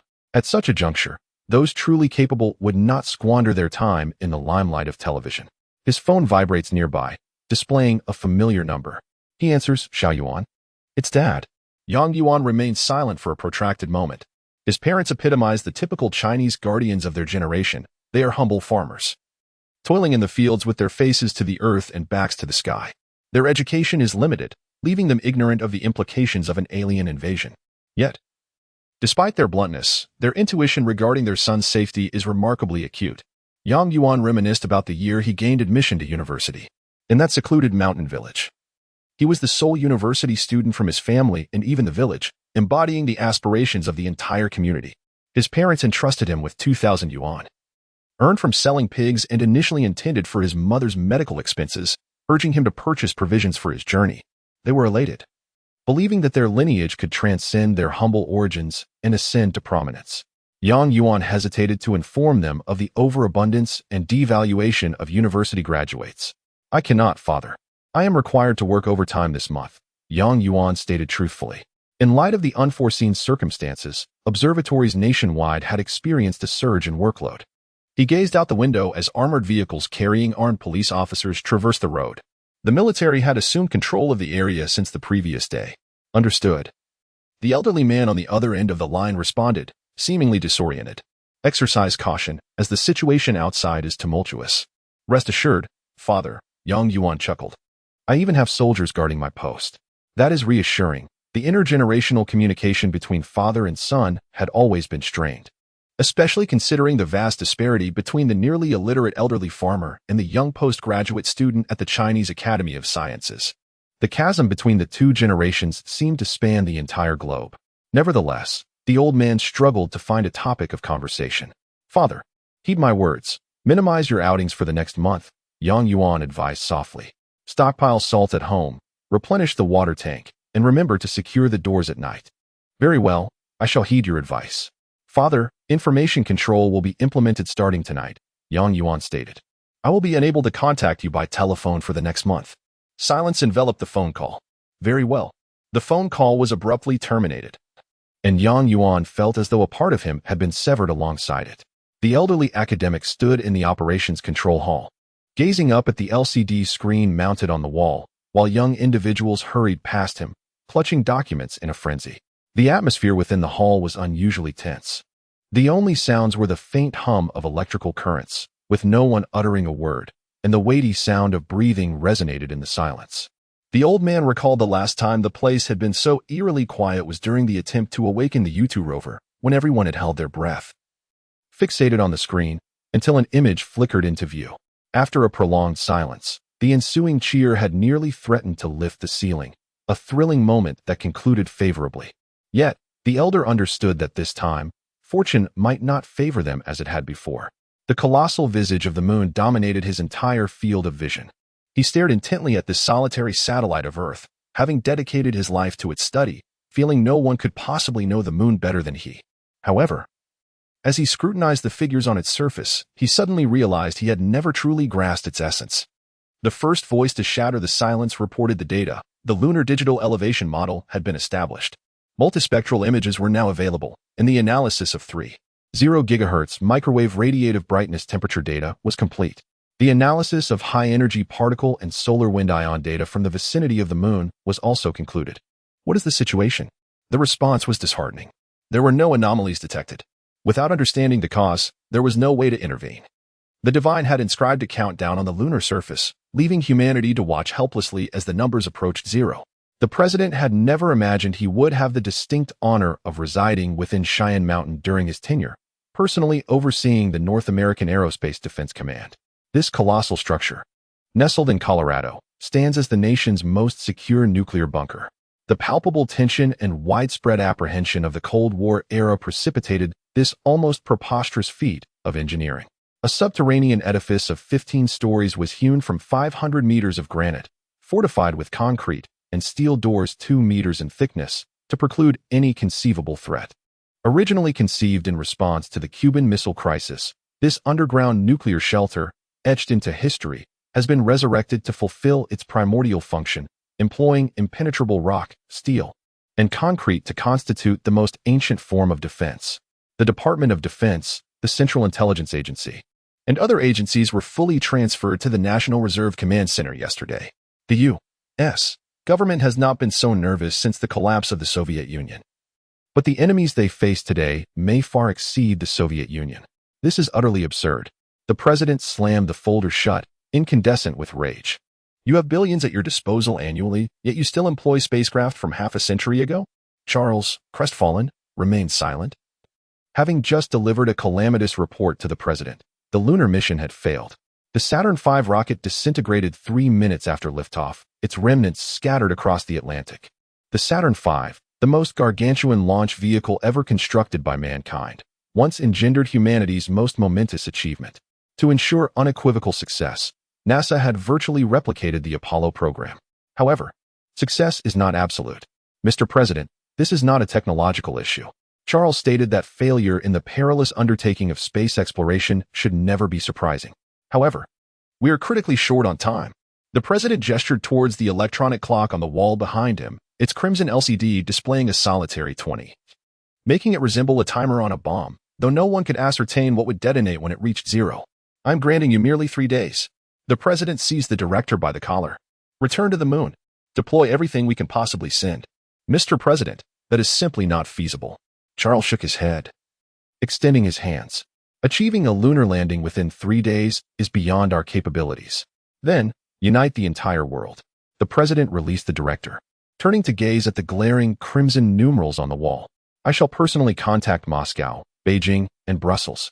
With a third of the countdown elapsed, humanity had accomplished nothing beyond recognizing its limitations and succumbing to despair. Italy, consequently, suffered from severe overpopulation, with public order deteriorating to the point of police impotence. On the day of the mass, attendance was universal, with fanatics even strapping explosives to their bodies in an attempt to detonate them at the gathering. Fortunately, this preposterous scheme was detected in advance by national security, and special forces were dispatched to eliminate the extremist organization before the mass commenced, thereby averting a potential terrorist attack. However, the mass gathering ultimately did not culminate in a perfect conclusion. Due to the overwhelming number of attendees, a catastrophic stampede occurred on the day of the event, resulting in chaos and an unbearable scene of devastation with heavy casualties. This monumental religious assembly in human history, which claimed the innocent lives of over 2,000 devoted believers, did not even cause the numerical figures on the lunar surface to pause for a mere second. Humanity felt forsaken by the divine, and the religious community suffered an unprecedented blow, leading to an irreversible decline. Nevertheless, the elite of humanity continued their relentless pursuit of solutions. As the ultimate space program spearheaded by NASA unfolded with fervor, for the first time, the world found itself in a race against time. In this competition that could determine the fate of human civilization, mankind endeavored to unleash its full potential in an attempt to distance itself from the numbers on the lunar surface. The advancement of technology was propelled not by human initiative, but by necessity. A gargantuan machine composed of 6.5 billion individuals operated at full throttle, yearning for a glimmer of hope. At this juncture, clinging to any trivial advantage seemed exceedingly foolish. The United States and Russia unveiled astonishing technological reserves. Their long-standing rivalry in space exploration spanning half a century had left behind a formidable legacy. With an influx of global funding, the once languishing and impoverished Russian space industry experienced a remarkable resurgence. Experts from various nations reached an unprecedented consensus with extraordinary efficiency, deciding to construct a total of 12 lunar landers, 8 crewed and 4 cargo vessels, each boasting an astonishing payload capacity of 30 tons. The resolution was made to relocate all transportable analytical instruments, effectively transferring an entire expansive laboratory to the lunar surface, an unprecedentedly colossal undertaking. This endeavor is akin to constructing 4 international space stations, a feat that has historically consumed decades of human effort. Yet, they now confront a workload quadrupled, constrained within a mere 3 days. In the face of an unparalleled crisis, individuals are driven to a frenzied, no-holds-barred approach. Europe is tasked with the assembly of these immense chemically propelled rockets, following which these intricate mechanisms will be airlifted to launch sites across the globe. China assumes responsibility for the entire scheme's signal detection. Professor Ouyang, do you believe the world is destined for annihilation? Yang Yuan inquired, seated on the grass. The radio telescope's immense parabolic antenna casting irregular shadows fragmented by the surrounding structures. The elder stood within the shadows, his gaze drifting skyward towards the antenna. Sha Yuan, observe this telescope. Yang Yuan lifted his head, the circular antenna looming above him. Only at such proximity can one truly appreciate the awe-inspiring power and aesthetic inherent in this colossal steel framework, akin to a titan supporting the heavens. The ancients posited, great virtue carries great responsibility, the venerable academician remarked with a smile. Observe this telescope. Does it not embody the same principle? Bearing the weight of the Chinese nation's millennia-old aspiration to reach the skies, it shoulders such immense burdens yet remains steadfast. That is virtue. The elder knelt beside the youth. The wisdom of our ancestors transcends the ages. With virtue comes the capacity to bear burdens. Consider the earth beneath our feet. What immeasurable weight does it sustain? Yang Yuan lowered his head in silence. Professor Ouyang, the rockets are scheduled for launch today, are they not? Indeed. Juquan, Shichong, Wenchong, all are poised for launch. The venerable academician nodded, extending a hand toward the telescope, remarking that their team and the apparatus would be responsible for receiving the signals. A question hung in the air. Would they succeed? Yang Yuan, visibly gaunt, lifted his gaze. As the countdown dwindled, his anxiety amplified. This apprehension was not unique to Yang Yuan. It permeated the observatory, afflicting the younger members with widespread insomnia and psychological imbalance. Attempts to alleviate the distress with psychological counseling proved futile, as even the therapists succumbed to the oppressive atmosphere, becoming anxious themselves in this place closest to the moon. Whether or not they succeeded was inconsequential, the old man mused, shaking his head. He tapped his foot gently, and Yang Yuan squinted, noticing a tuft of foxtail grass nearby. Tiny ants scurried in and out of a diminutive burrow at the base of the grass. It was an ant colony. Observe this anthill, the elder said softly. What distinguishes us from these ants? It is because we stand at the pinnacle of Earth's ecosystem. The old man demurred. If the Milky Way also possesses an ecosystem, then to those civilizations at its apex, we are no more than rudimentary creatures, akin to ants. Do you believe these ants are cognizant of the grave peril confronting Earth? In certain respects, humanity and ants bear a striking resemblance, the old man continued. A high degree of sociality and discipline enhances a species' probability of surviving catastrophes, albeit at the expense of the individual. Ants are creatures of profound self-sacrifice. When one integrates into the vast collective, the fate of the collective becomes the fate of the individual. In those years, it was with such indomitable spirit that we established the new China. This is the essence of resilience, a quality that flows through the veins of every Chinese individual. Yang Yuan murmured the significance of this spirit. Each person must possess the courage to advance through calamity.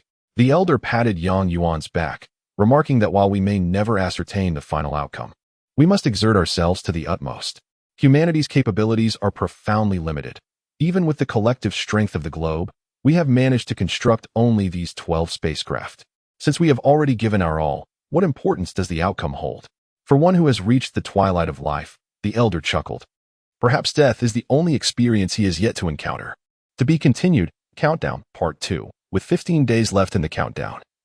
The 20 astronauts on the lunar surface have successfully assembled the space laboratory. This monumental endeavor has nearly depleted all of humanity's technological reserves. It has been jested that upon the completion of this project, the aerospace capabilities of all major nations would align to the same level. The 12 lunar modules landed within the same crater to facilitate collaborative efforts, with the landing precision requirement not exceeding 0.5 meters. This posed a significant challenge for both the ground personnel and the astronauts. Fortunately, due to the astronauts' exceptional skills, the landing proceeded remarkably well. The crater is situated near the apex of the colossal numeral 1 on the moon's surface, allowing for close examination of this seemingly bottomless chasm. The command and service modules remaining in lunar orbit are tasked with monitoring the changes in the lunar digits, with observational data transmitted directly to Earth, where several massive radio telescopes in China are responsible for receiving the signals. Chen Xian is one of the astronauts responsible for the lunar mission, serving as the commander of the Prometheus 7 spacecraft. He recalls bidding farewell to his wife and family before departure. Their silence and sorrowful gazes felt akin to a funeral.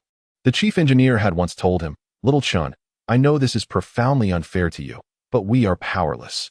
Indeed, humanity finds itself bereft of options. Moonquake. My God, Chen. There's a moonquake. A voice roared through the headset, unmistakably that of John Young, commander of the Prometheus 6 spacecraft.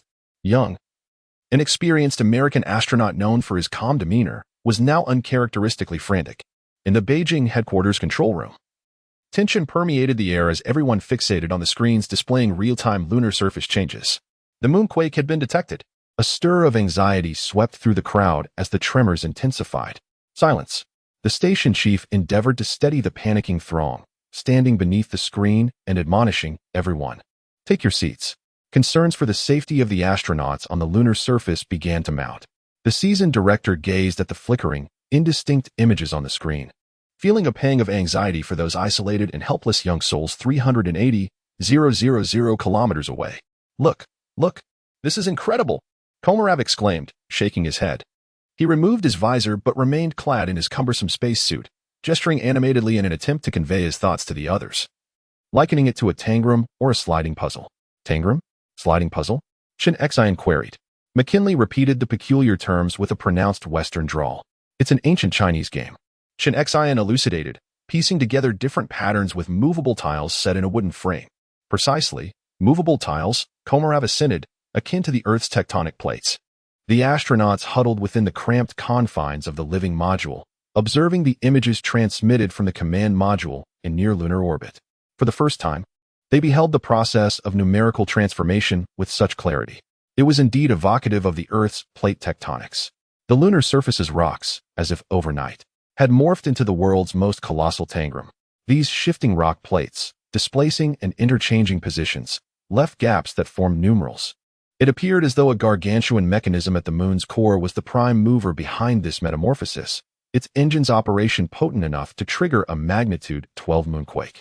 The moon's overnight conversion into a machine was a more preposterous and unbridled fantasy than the notion of it being a prehistoric bomb.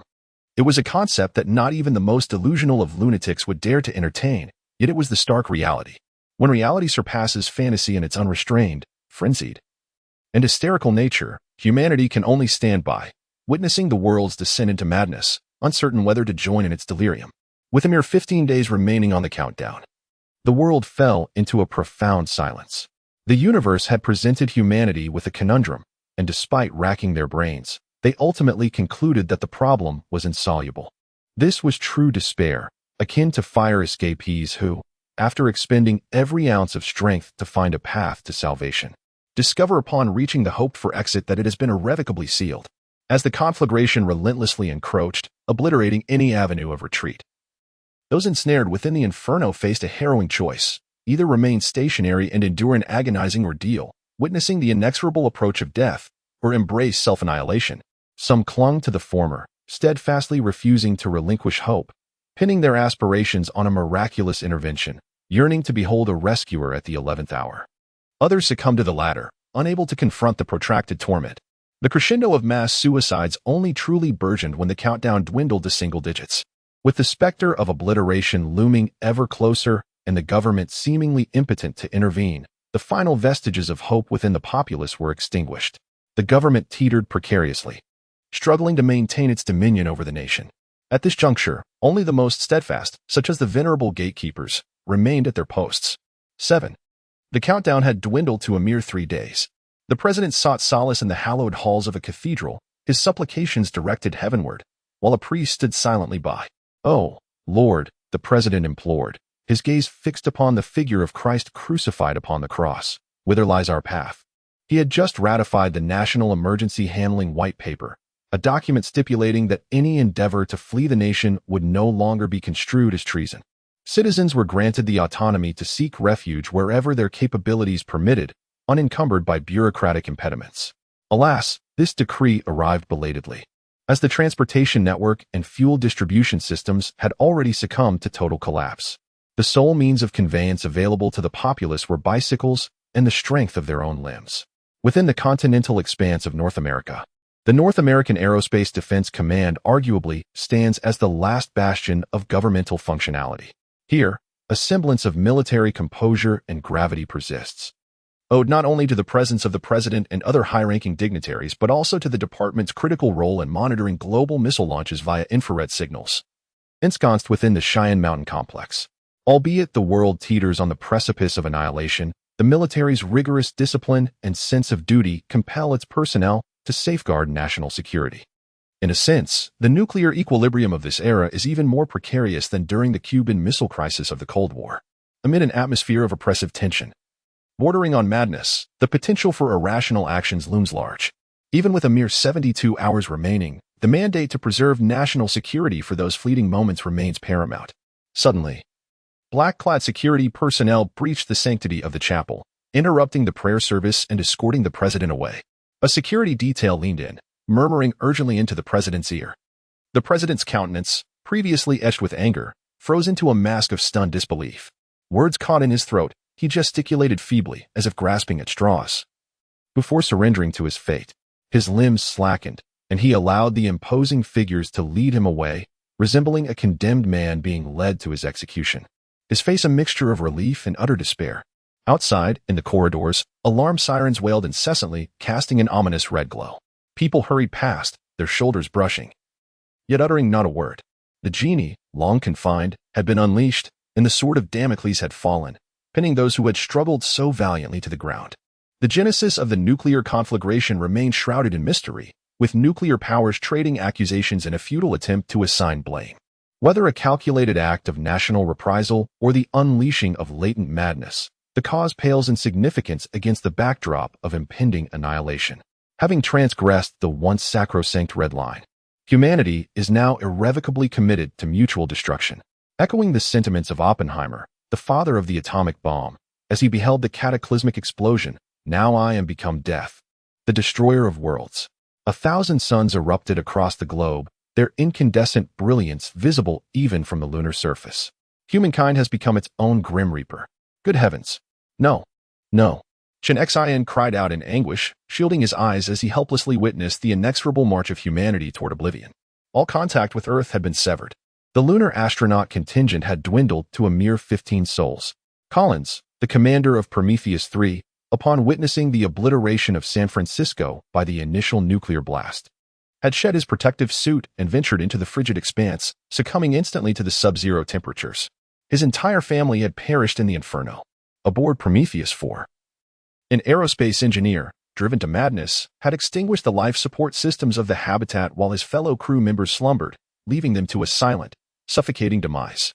"They've all gone mad, utterly mad," Komarov exclaimed, hurling his engineering manual to the ground. "We have been completely abandoned. Huh. We are all awaiting death, they on Earth. We on the moon." Zhang Yang's mind wandered, and he chuckled as he patted Chen Xian's shoulder. "Chen," he said, "which way of dying do you think is better? Being annihilated by a nuclear weapon probably wouldn't be painful, right?" Chen Xian was despondent, burying his hands deeply into his hair, the roots aching as they were pulled. The others sat by indifferently, unmoved. The man stared blankly, his pale pupils so dull and cloudy that they couldn't even reflect Komarov's stubble-covered face, which was just inches away. "I'd rather perish on Earth than linger in this infernal place, awaiting death," Komarov grumbled. "You just wait and see. I'll have my ashes scattered across the vast lands of Russia." Chen Xian, huddled in a corner with his head buried, mumbled, "Then farewell, and good luck on your journey." Chen Xian felt drowsy. He had heard that mountaineers or polar explorers who succumbed to hypothermia often passed away in their sleep, which wasn't so bad. Actually, unconscious and without any suffering. His vision grew increasingly hazy, and in the dimness, Chen Xian saw his wife and children beckoning him from within the light. Yang Yuan was astonished that he had managed to survive the global upheaval. So many prominent figures had failed to make it through that final day. Yet this humble astronomy graduate student had preserved his life. He still stood on that familiar lawn, though the once towering and pristine antennas were now a heap of charred ruins. The steel frames twisted into bizarre shapes, resembling a sculpture by some postmodern artist. The elderly gentleman, supported by his cane, stood beside him. His white hair was a testament to the toll the past month had taken, having aged the octogenarian academic by what seemed like a decade. Yang Yuan was deeply concerned about his well-being. "I'm quite all right, my boy. This old frame can still endure," the old man insisted, declining Yang Yuan's offer of assistance. "Tell me, Xiao Yuan, is everything at your home all right? Was your house damaged?" "It collapsed," Yang Yuan replied somberly, "but everyone is safe. They already had enough to worry about." "That's all that matters," the old man smiled, his eyes retaining their sharp glint. "It's all behind us now." "Yes, it is," Yang Yuan concurred, never having imagined the depths of human depravity. The government had finally succumbed, the populace venting their rage and resentment upon it. People emerged from their homes, forming a vast, surging multitude that breached the gates of every government institution. Their collective fury consumed nearly everything in its path. The National Astronomical Observatory was among the first to fall. The director evacuated all researchers, remaining alone in the control center to face the irrational mob. The usually refined and well-mannered upper echelons of society now found themselves alongside beggars, vagrants, and hooligans, united in their dishevelment and vitriol. It remains unknown who cast the first stone, but the mob mentality and fervent emotions spurred the crowd to hurl debris at the innocent figure seated in the center of the hall. As the director lay bleeding, a thunderous explosion reverberated from outside. They had destroyed the telescope. That night, at the stroke of midnight, the lunar countdown reached 0. The world came to a standstill as gazes turned skyward to the moon. Enormous figures gradually faded away, and the vast plates of existence silently converged, revealing once more the familiar visage of the lunar surface. As the clock struck midnight, anticipation hung thick in the air, all awaited the impending doom. Oblivious to the fate that lay ahead, some speculated that the moon might erupt violently, scattering debris that would annihilate all life on Earth. Others mused that it could unveil a colossal concave mirror, concentrating sunlight to evaporate every drop of water, or perhaps merely slow its orbit, leading to a catastrophic collision with Earth, each scenario a mere whim away from destruction. The moon's capacity to obliterate Earth seemed almost effortless, in any case. Humanity appeared destined to face obliteration. Yet, nothing transpired. The moon did not explode, nor did it reveal any reflective surface. It continued its orbital journey at a steady pace of 1.02 kilometers per second. Truly, nothing happened. People watched as the moon traversed the celestial dome, eventually sinking below the horizon, only to be replaced by the dawn light, heralding the sun's ascent. Disheveled and battle-worn, the populace suddenly grasped the significance of this moment. A new day had begun. In the aftermath, some claimed that history had played a cruel jest, instilling fear in half of human civilization. An ancient proverb echoed, "One reaps what one sows." An elder approached the collapsed support of a telescope, sighing deeply, "Indeed, a self-inflicted plight, dear Professor Ouyang." Yang Yuan called out to the elder, "What shall we do now? Regardless of our course of action, Earth continues its orbit around the sun, and the moon persists in its path around Earth." The elder replied slowly, "We must endure, for tomorrow morning, the sun will rise as it always does." As the moon ascended, its pristine radiance illuminated the night, devoid of any numerical markings. Yang Yu lowered his head in silence, noting with fascination the persistent activity of the ant colony beneath the foxtail grass. The ants, seemingly oblivious to the cataclysmic event that had befallen the world, continued their tireless labor of transporting soil and provisions. For these minute creatures, the so-called apocalypse merely signified the disappearance of the shade once cast by a colossal entity. They persisted in their age-old patterns of survival. The ninth inspector exhaled deeply, setting down his observation terminal. "Inconceivable," he murmured, shaking his head. "I harbor a deep aversion to this." "I should have captured your engrossed expression of fascination," the examiner remarked with a smile. "You are treating another civilization as a mere experiment," the inspector stated gravely. "This contravenes my ethical and personal principles. However, it does not infringe upon mine," the examiner countered, meticulously arranging the paper documents in his hands, an exceedingly scarce resource in the present circumstances. "Prior to the promulgation of the Electronic Civilization Protection Act by the governor, I might have hesitated. But you must understand," the examiner continued with a shrug, "comprehensively observing a civilization of 65 billion individuals in real time across a distance of 254 light-years is an arduous task for me personally. I could have simply designed a virtual civilization within the central computer and manipulated its every aspect from a mere few lines of code."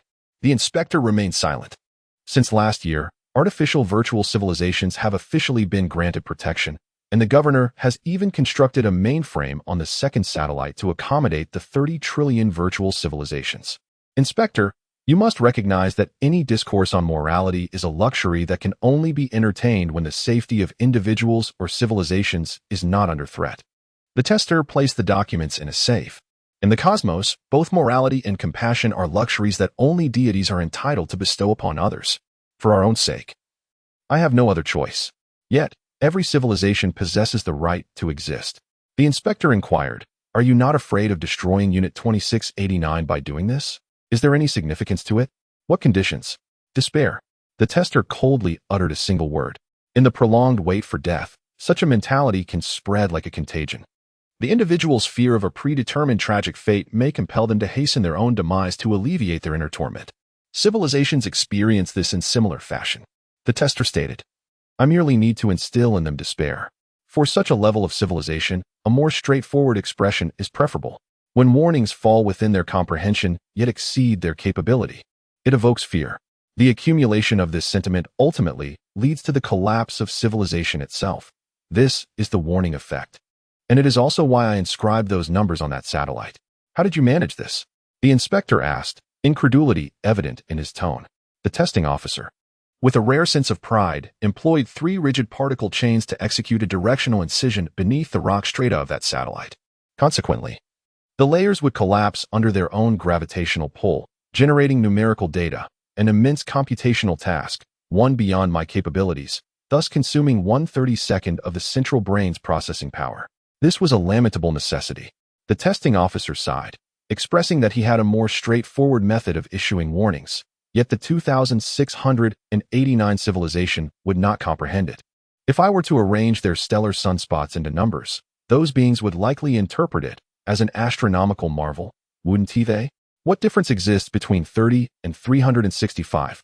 The inspector remained silent, gazing at the myriad of instruments before him. "I must concede that your work holds significance, yet I steadfastly maintain my stance. I disapprove of your methods." "Sir Inspector, you are a stubborn individual," remarked the testing officer with a light tone. "That is precisely why you have been assigned here." The inspector, silent and noncommittal, lowered his gaze, fixated on the screen before him, where the numbers suddenly began to fluctuate. The prosecutor was taken aback. Those figures had remained unchanged for many years. What is the purpose of detector number 45? Oh, that is the cosmic microwave background radiation detector. The testing officer remained entirely focused on identifying the next target. If I recall correctly, the cosmic microwave background radiation is approximately 725 units in intensity. The inspector's voice quivered as he witnessed the numbers on the screen oscillating wildly. Indeed, you must come and see this. The testing officer was reluctant to squander time. He was uncertain whether raising his head was worthwhile, yet he lifted it nonetheless. The inspector sat in a swivel chair, while glaring numbers flickered on the ever-static screen before him. 562. An old cat perched upon the floor in front of the OGS cabinet, clutching a screwdriver in its paws. Its feline eyes fixated on the motherboard. All refuse generated within the Kunlun Station would be removed after processing, a process that entailed crushing and compacting.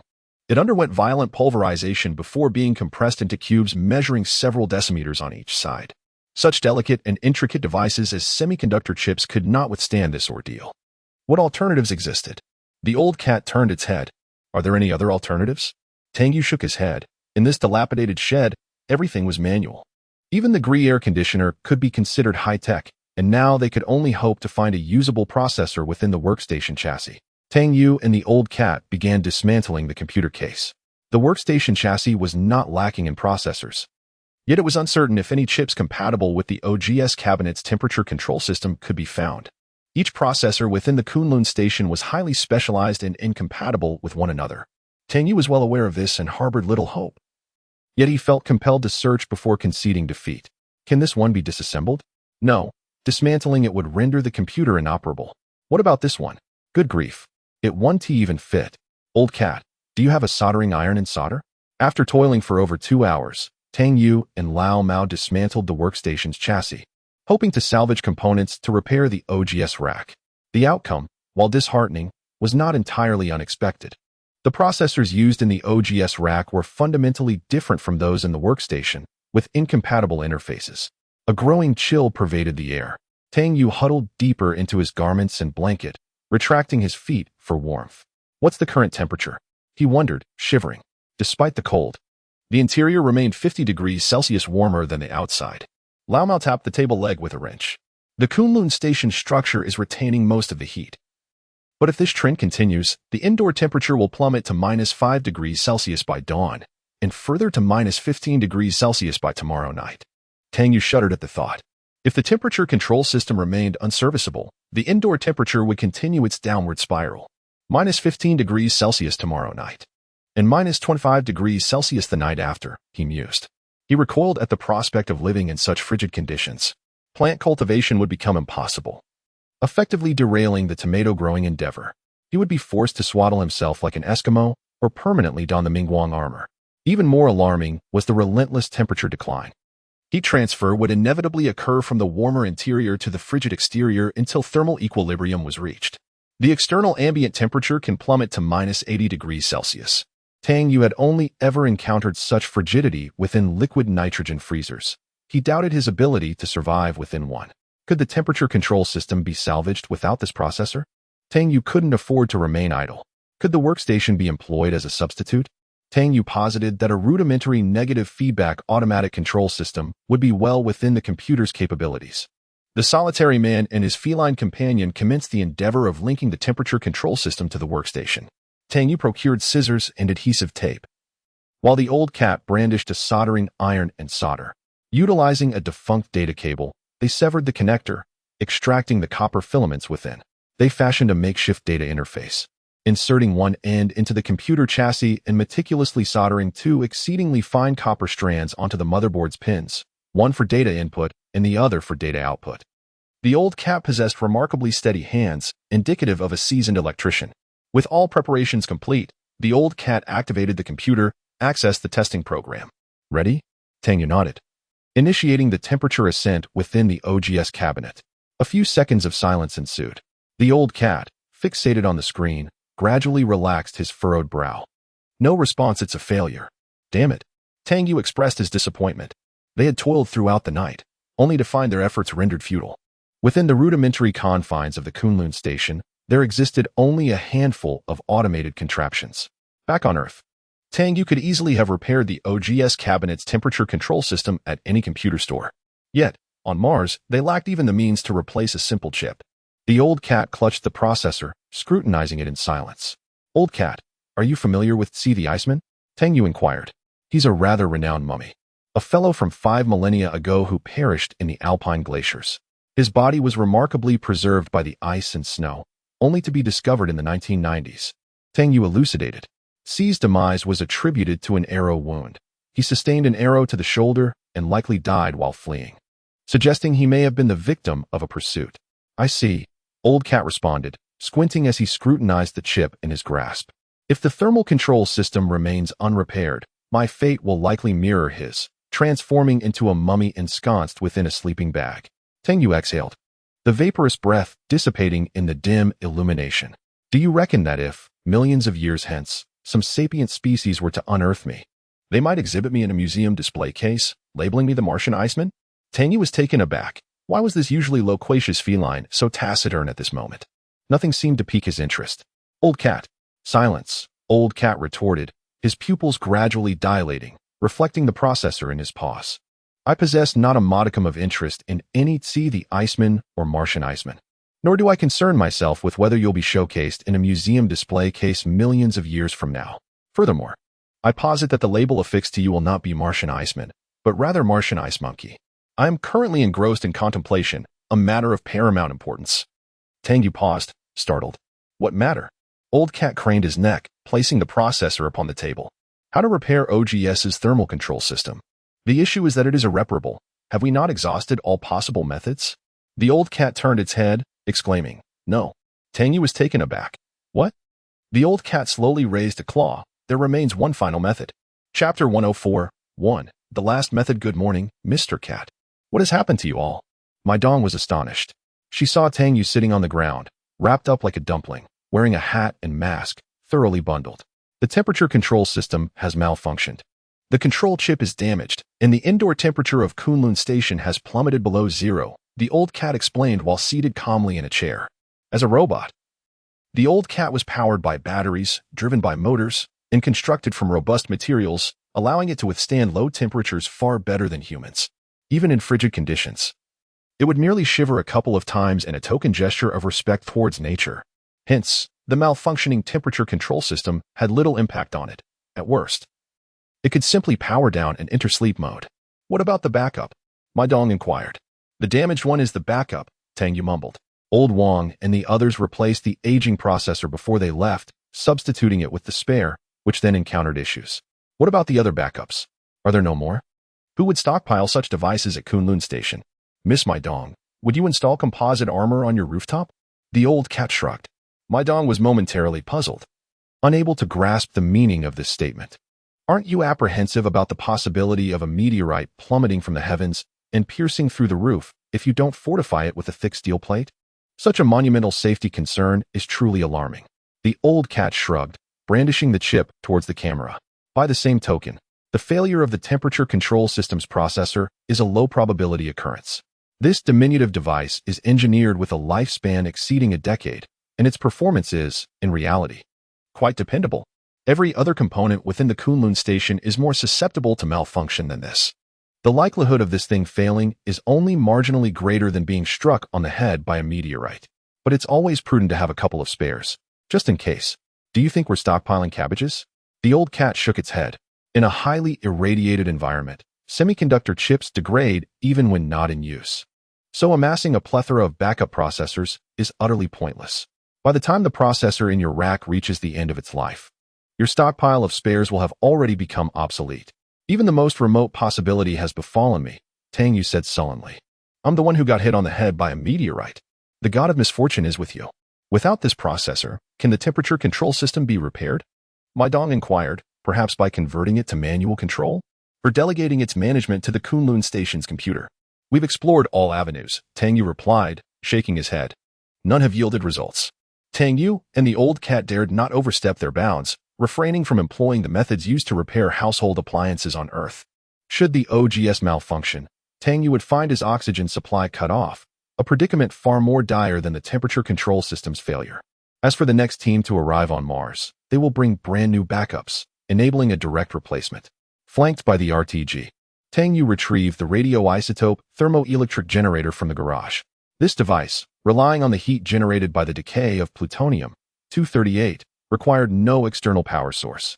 In his current predicament, Tang Yue was forced to depend on it for warmth, unable to even kindle a fire amidst the flame-retardant materials that constituted the interior of the Kunlun Station.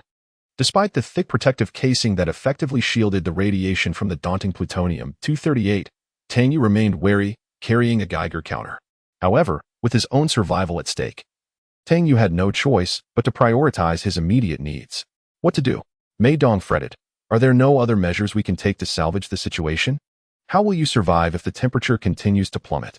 Clutching the RTG tightly, Tang Yue disregarded any concerns about radiation, embracing it as if it were an atomic bomb. He then emitted a contented sigh, punctuated by a porcine grunt. This generator is so warm. I've made up my mind.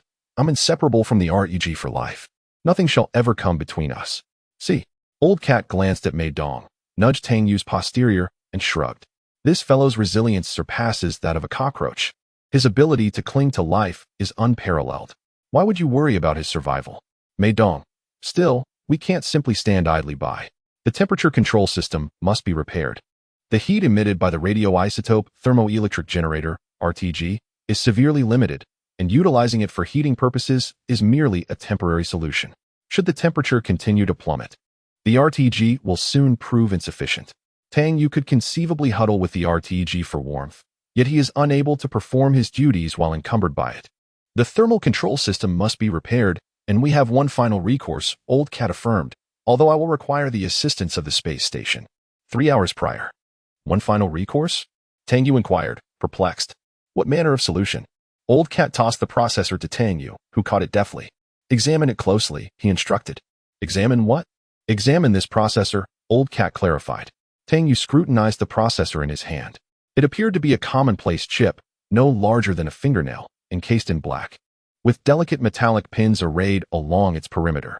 The casing bore the Intel logo, along with 2 lines of product identification codes, TCU 1524M20511200914. It presented no apparent anomalies.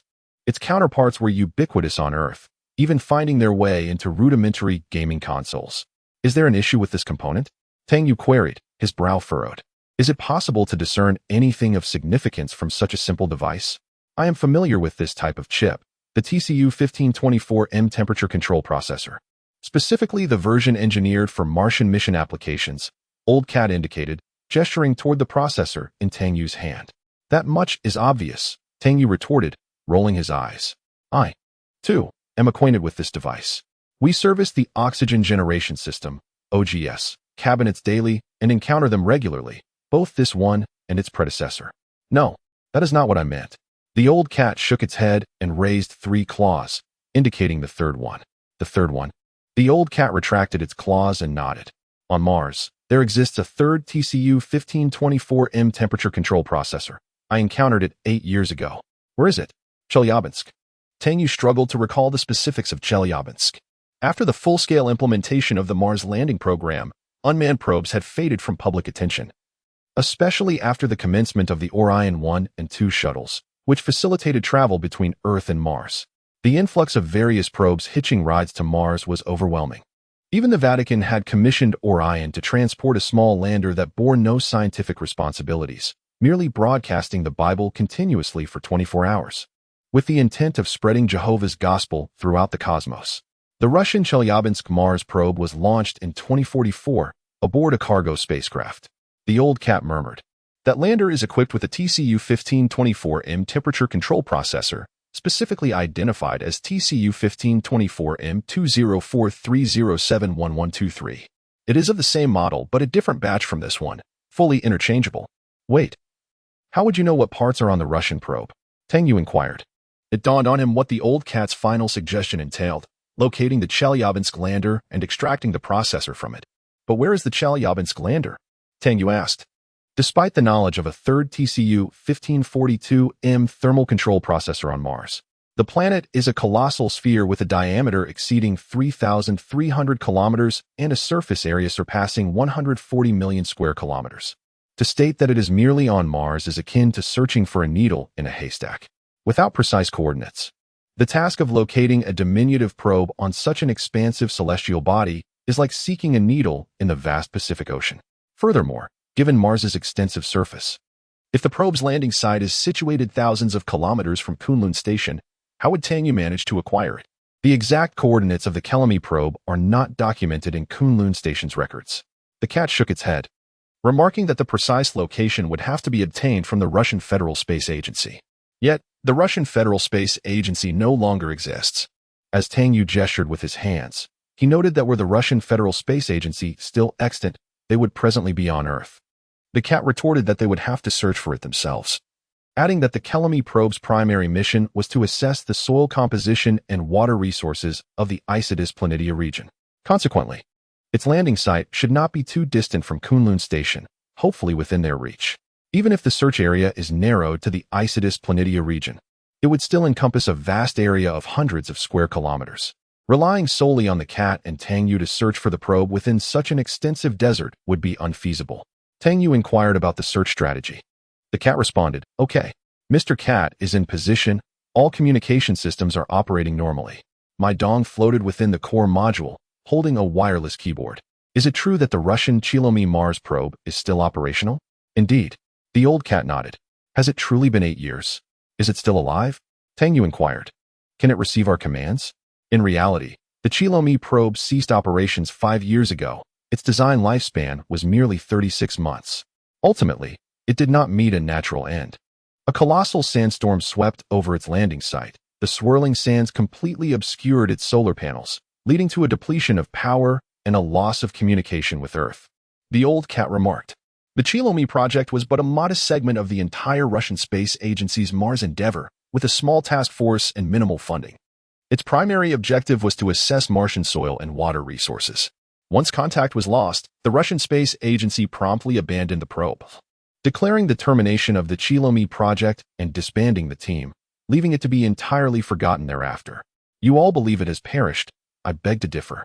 The old cat said, raising a claw. "Mai Dong, are you prepared?" "The command is." "What?"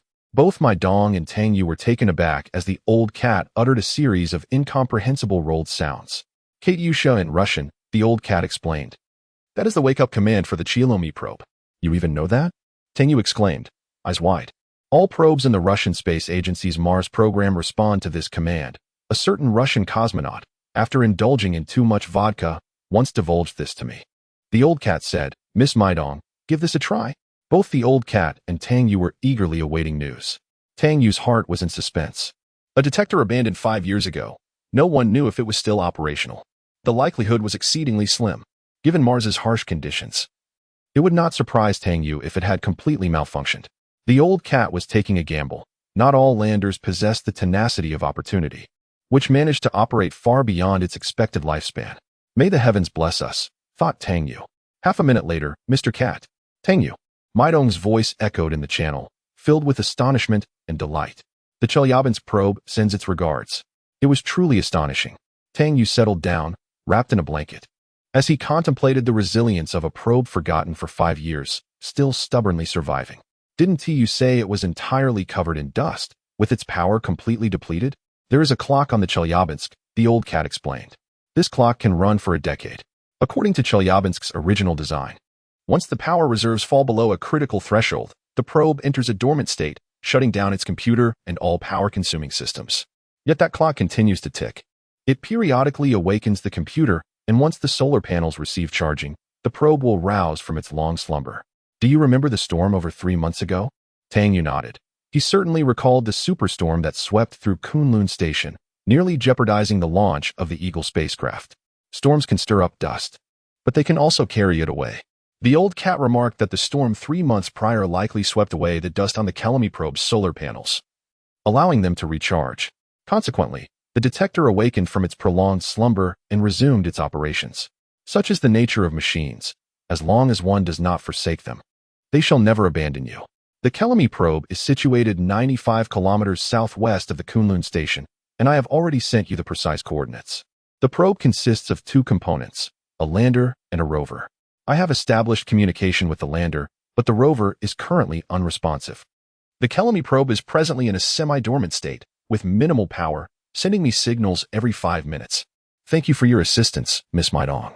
The old cat opened the garage door and urged continued tracking and attention towards the Kelami probe. Tang Yue and the old cat stood in the garage. Facing the imposing front of the Mars rover, the polygonal cockpit protruding forward, adorned with dark glass. The distance between the Kelami probe and Kunlun Station is nearly 100 kilometers, making it unequivocally impossible to reach on foot. They must drive the rover to locate the probe. Tang Yue mentally calculated the complexities of loading the OGS cabinet onto the vehicle, as it was not as simple as relocating an air conditioner. The rover's experimental cabin is inherently airtight, which alleviates some concerns. Otherwise, sealing the chamber would pose a significant challenge, and he certainly could not wrap the entire vehicle with tape. In a span of 6 to 8 days, we must carry at least 10 days' worth of food and fresh water. The weight of these provisions must be taken into account, as the limited space within the experimental module will surely prove inadequate. Thus, we shall stow them atop the vehicle. Furthermore, there is the matter of power supply. We must bring solar panels along, ensuring we have an ample quantity to meet the needs of the Mars rover. Tang Yue leaned against the car door, casting a glance at the distant solar farm, where the neatly arranged panels glimmered under the sunlight. Typically, the Mars rover rests in the garage, with the solar farm providing it with energy, and the batteries usually remain fully charged. However, to travel beyond 100 kilometers, we must also transport the solar panels. On Mars, solar panels are not particularly efficient power sources. They suffice for the operation of scientific instruments, but are hardly adequate for propelling a vehicle, resulting in an agonizingly slow charging process. The Mars rover is equipped with 2 solar panels on its roof. However, these panels are not designated for powering the engine, but rather for supplying energy to the experimental module. The rover's maximum power output is 30 kilowatts. Should we remove all power-consuming devices from the module and install the OGS cabinet, a heat source such as an REG could be employed, which does not consume electricity. In this case, a single solar panel yields a power output of 200 watts, prompting Tang Yue to begin calculating the necessary number of panels to bring along. No need, the old cat interjected, shaking its head and interrupting Tang Yue. Taken aback, Tang Yue paused. We do not require the OGS system nor the REG. And there is no necessity to modify the Mars rover. Old cat rapped his knuckles against the rover's wheels. Those colossal wheels with their interiors not inflated with air, but composed of a dense metallic mesh. Without an oxygen generation system? Tang Yue swiveled his head. What about oxygen? Old cat fixed him with an intense gaze, enunciating each word with deliberate clarity. No oxygen is required. A jolt of realization coursed through Tang Yue in that instant. He comprehended old cat's intent. Indeed, there was no need to refit the Mars rover, nor to install an OGS unit, nor to carry an RTG and supplies. There was no need for any life support systems, for Tang Yue was not meant to participate in this mission. From the outset, Old Cat had never intended for Tang Yue to accompany him. He, a solitary feline, would suffice. He required no oxygen, no warmth, no life support systems, merely a vehicle and a cache of batteries. This was the most pragmatic approach. Refitting the Mars rover was too laborious, moving the OGS unit too cumbersome. Food and water too heavy and space-consuming. Moreover, the journey spanned hundreds of kilometers, far from any settlement. Should an unforeseen event occur en route, the consequences would be dire. You're going alone?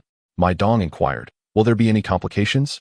If even I were to encounter difficulties, then Tang Yue's presence would only hasten our demise, Old Cat demurred.